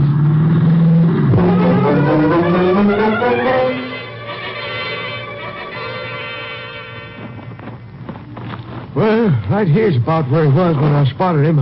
I called, but he started to run. I threw a load of buckshot after him. You didn't see who it was? No, I didn't. I was too far off, about 300 feet back toward the house. What time was that, Finney? Oh, just before 11 o'clock last night. Wasn't that kind of late for you to be out here? Well, I've been visiting. I was cutting across the ranch, walking home. From where? Mike Lewis's place. We get together Saturday nights, play cards. Oh, no, not for money, just passing time. You always carry a shotgun when you're passing time? Well, matter of fact, I do. Bag a jackrabbit once in a while, going, coming between here and Mike's place. So I always stowed a gun just in case. I see. I see better than you do, Jace. I've eaten out here. Mrs. Finney can do more things with a jackrabbit in a pot than most women can do with a chicken. Okay, I was just checking. Now, about the fellow you saw. Oh, yeah. Well, like I said, when he didn't answer my call, I flushed him with a shot. Don't think I hit him, though. A little too far. Barely saw him as it was. Which way did he take off? Well, that way. Highway's about a mile across country there. You chase him? Yep, sure did. But I reckon he was a lot younger than me. Well, what makes you say that? Well, after 2 minutes of running, I was pumping like an engine in a tunnel. He was pulling away with every jump. Is there anything around here he might have been trying to steal? No, not a thing. Unless he was trying to make off with a cow, and that'd be nothing to try on foot. Well, Sheriff, guess we'd better chuck our boots and hop in there. Hey, into my cattle tank. That's right, Finney. But what for?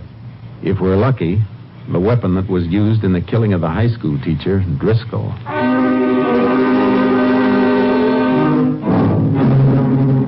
The cattle tank was big.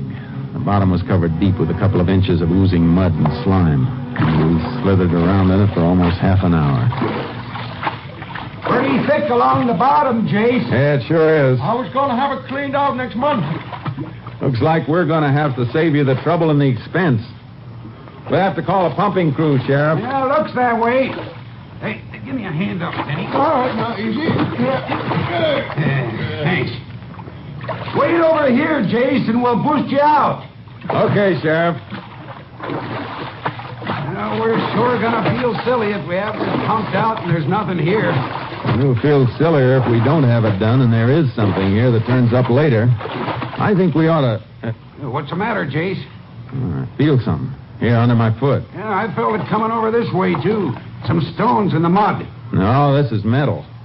Wait, I'll get it. What is it, Jace? Look for yourself, Sheriff. Just about what we're looking for. A hatchet.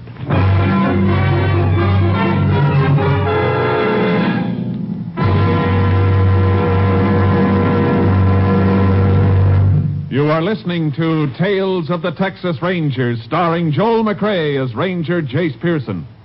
We continue now with tonight's case, The Hatchet, an authentic story from the files of the Texas Rangers.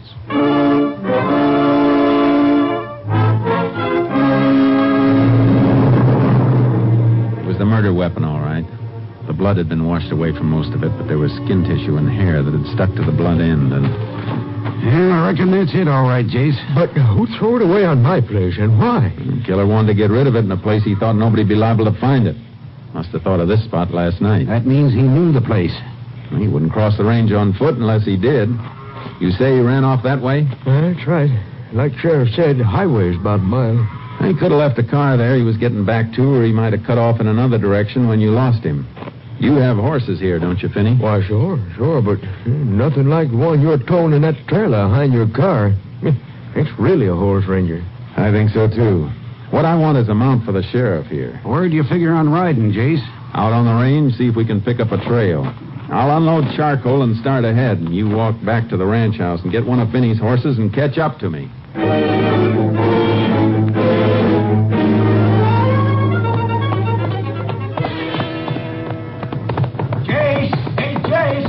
I'll wait for you, Sheriff. Easy, boy. Find anything? Track's all right. Not too heavy on this ground, though. They're easy to lose. Yeah, but this is a straight shot from the ridge. Looks like he was sure going for the road, all right. No doubt about it. If he left a car there, we might be able to find some tire marks where he parked. Afraid you're going to be stymied there, Jace. Why? County just worked the roads over. Shoulders are all fresh gravel. Oh? What's the shortest way to the Lewis Ranch? Go back for the car or keep riding? Yeah, we'd save a little time going back for the car, not much. Well, charcoal's full of run. Let's give him a chance for a workout. Come on. Yeah.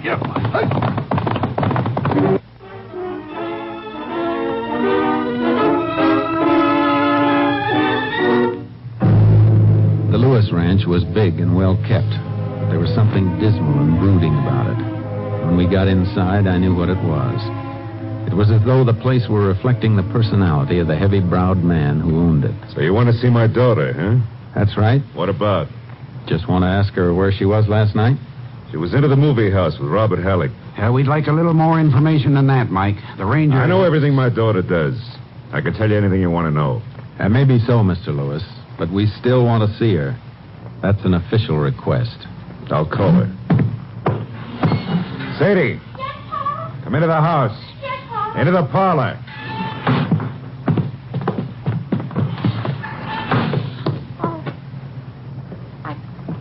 Didn't know anybody was here. Sheriff and the ranger want to talk to you. I don't think you and Robert was at the show last night. Nobody said that. You don't have to say it. Look, if you can't keep out of this, you can take your mind-reading act into another room until we're finished. It'd be better if you didn't interfere, Mike. Go ahead, ask. Maybe I'll be interested in the answers, too. Sadie, don't be nervous. Just tell the truth. Were you with Robert Halleck last night? Yes. Where'd you go? We went... Where did you go? To the movie. Remember the name of the picture? The new one with Bing Crosby. You saw that with me a month ago when I took you to Sweetwater. Oh, I saw it again. There's no other show to see in town, is there? Robbie brought you the ticket stubs, didn't he, Pa? Brought you the ticket stubs? That's right, Ranger. Brought me the stubs. When my daughter's supposed to be someplace, I want to make sure she's there. I'm not gambling on being fed any lies. No, I can see that. You're not gambling that your girl might tell you the truth either, given the chance. Reckon the law's got nothing to say about that. I reckon not. Let me have that package, Sheriff. Yeah, here. What's in it? Just something I want you to look at. Hatchet. Yeah. You ever see this before? No. How about you, Sadie? You ever see this before? No, sir, I never. Why are you asking us about it? Just routine. This is the weapon used to kill Driscoll, the high school teacher. All right, Sheriff. Wrap it up again. Let's go. Sorry to have bothered you, Mr. Lewis. Yeah. You ready, Sheriff? Yeah. Goodbye, Mike. Sadie. Bye. Sadie, you been lying to me? Answer me! Looks like Sadie's in for a rough time, Jace.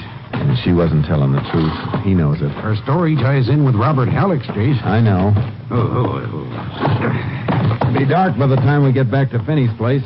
Movie house open tonight? Sure. Why? I want to talk to the manager.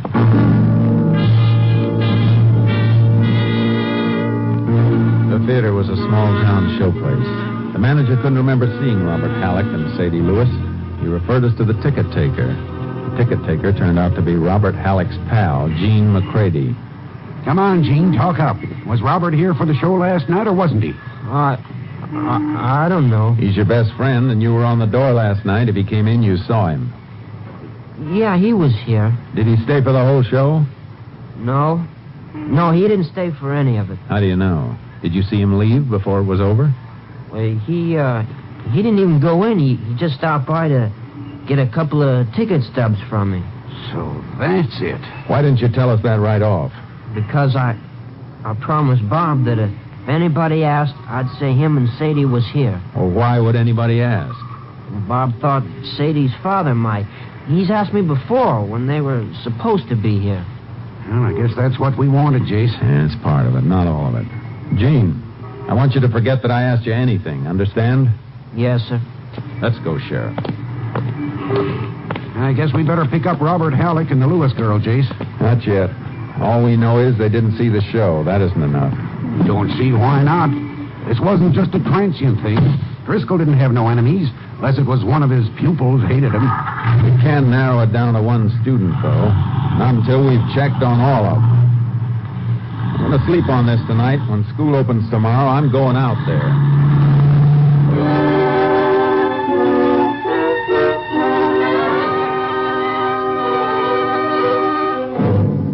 Driscoll had been a popular teacher at Rock Point High, but he had an iron-bound code of ethics where honesty was concerned, and that was the key I needed. I found the answer in a batch of test papers he'd been grading. I took the papers back to the sheriff's office. Morning, Jace. Morning. Find anything out the school? Plenty. Look at these. What are they? English class test papers of Robert Halleck and Gene McCready. I see. Halleck's mark's pretty high, 94. Yeah. Hey, only half the answers on McCready's paper have been checked. His isn't graded. Compare them and you'll see why. His answer to every single question is exactly the same as Halleck's, all the way down the line. Driscoll must have noticed it while he was marking. You think McCready was cribbing his answers from Bob Halleck's paper? Halleck was at the head of the class. McCready was just barely hanging on. Those papers were clipped together in the drawer of Driscoll's desk with this slip of paper. A few notes scribbled on it in Driscoll's handwriting. Here, read what it says. An obvious case of cheating. Flunk McCready. If Halleck knew of this, Advise principal neither should be permitted to graduate. Well, The test was on Friday. Driscoll must have been grading those papers after school let out. Halleck came home, but Gene McCready was sitting out a punishment in another class for being late. that means Driscoll might have run into Gene Friday afternoon and asked him about it. That's what I figured. Of course, Gene could have told Bob later. Yeah, he could have. Robert Halleck's the boy, all right, Jace. He lied about where he was Saturday night, and Gene was working at the theater. Maybe yes and maybe no. You get the autopsy report yet? Oh, yeah. Came in this morning. What time did Driscoll die? Between 9:30 and 10:30 Saturday night. Then we can't eliminate Gene McCready. Why not? He starts taking theater tickets at 6:30, but the box office closes at 9 when the main feature goes on again. He's got nothing to do after that. His work's finished. Well, I didn't think of that. You better give me the hatchet, Sheriff. I'll need it. Sure. Got it locked in the drawer here. What's your plan? You go out to the school, get Bob Halleck, and bring him to his father's store. I'll meet you there. Would you want Gene McCready, too? He's not in school. He's supposed to be home sick. We can pick him up later. I don't want him and Robert together.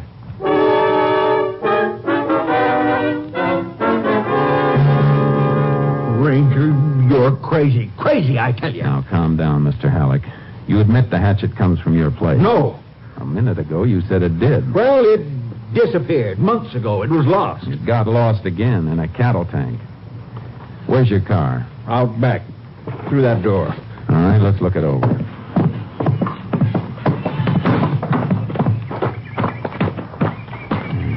Your son was using this car Saturday night. Yes. Why? What are you looking for? Hatchet had to be carted away from Driscoll's, and there was blood on it. I'm looking for a stain. Well, you don't see any, do you? No. I see a spot on the front seat that's cleaner than the rest. You smell that? It's been rubbed with gasoline. Ranger, you're wrong. You've got to be wrong. My kid wouldn't do a thing like that. Out here, Robert. Now, here we are, Chase. Oh, what's the matter? Why'd they take me out of school? Son, whatever you've done, me and your ma will stand by you. Now, tell them the truth. You were at the show Saturday. Tell them you were. How about it, Robert? Gene said you just dropped by to pick up ticket stubs. I wasn't at the show. Why didn't you tell me? Why? I couldn't. Because of Sadie's father. He'd kill her. You better tell us what happened, boy. Why, I picked up Sadie in the car at 6:30. We went into the moving house to leave the car with Gene and get the stubs. You left the car with Gene? Yes. So it'd be around the theater in case Sadie's pa came by. Well, then what happened? Then we arranged for Gene to meet us out at the crossroads between the Lewis place and Finney's at 11 o'clock. So I'd have the car to take Sadie home. See, Ranger, he didn't have the car all the time. Go ahead, Robert. Where did you and Sadie go? We went for a ride with somebody who picked us up behind the theater. What do you mean by somebody? Who? Sadie's mother. What? Why, Sadie Lewis's mother is dead. No, she isn't. That's what Mr. Lewis tells everybody. They were divorced before he moved here with Sadie. Could that be true, Sheriff? Well, Jace, I don't know. Mike Lewis always said his wife died. She didn't. He just hated her, that's all. And, well, if he finds out Sadie's been seeing her, he'll beat her up. All right, Robert. I think you're telling the truth. There's something I want you to identify. This. Why, that's our old kindling hatchet. Where'd you see it last? Well, the shack. Me and Gene built a shack up in the woods last fall. We go camping up there. I built most of it because Gene, he was working part-time after school at Finney's ranch. That's right, Jace. Gene did work for Finney for a while. Come on, Sheriff. We'd better go pick him up.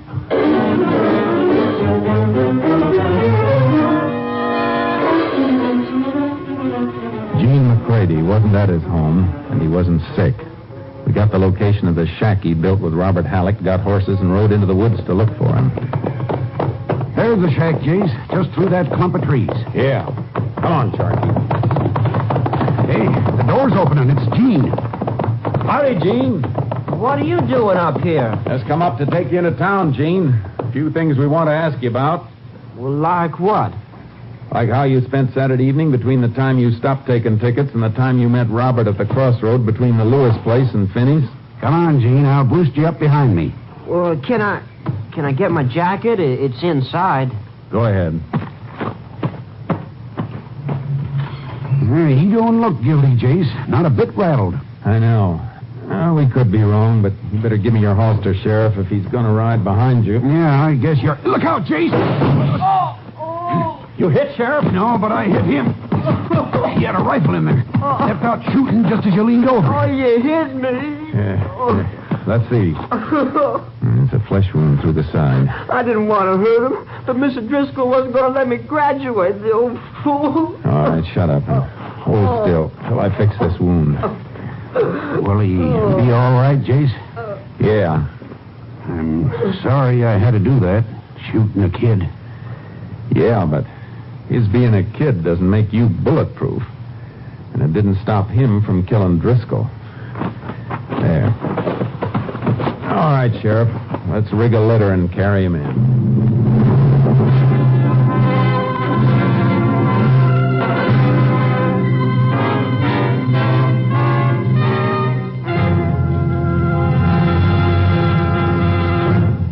McCready was just old enough to stand formal trial for the murder of his high school instructor. On September 20th, 1941, he was taken to the state penitentiary at Huntsville to serve out a sentence of 25 years.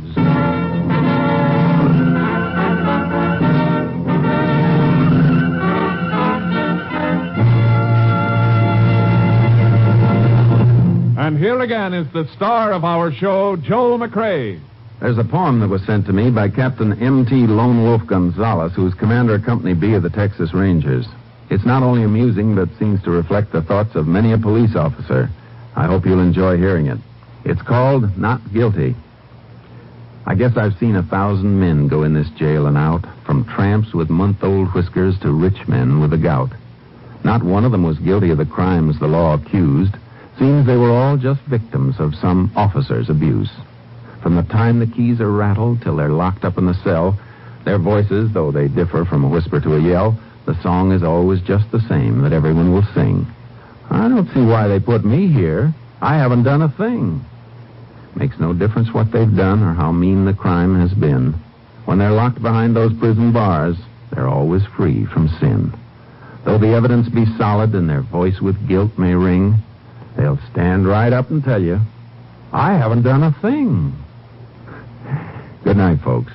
See you again next week. Good night. Next week, Joel McCrea in another authentic reenactment of a case from the files of the Texas Rangers.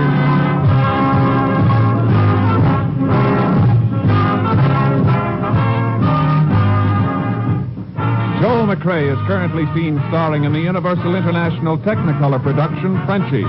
Tonight's cast included Tony Barrett, Parley Bear, Mike Barrett, Sam Edwards, Joe Duvall, Tom Cook, and Gerald Moore.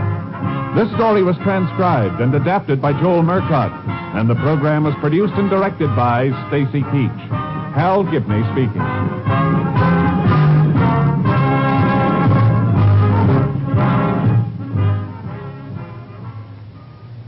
Three chimes mean good times on NBC. There's music, fun, and prizes Monday through Friday on NBC to help your busy morning along. Tommy Bartlett brings you Welcome Travelers. Walter O'Keefe MC's Double or Nothing. Clever quizmaster Bud Collier asks the questions on Break the Bank.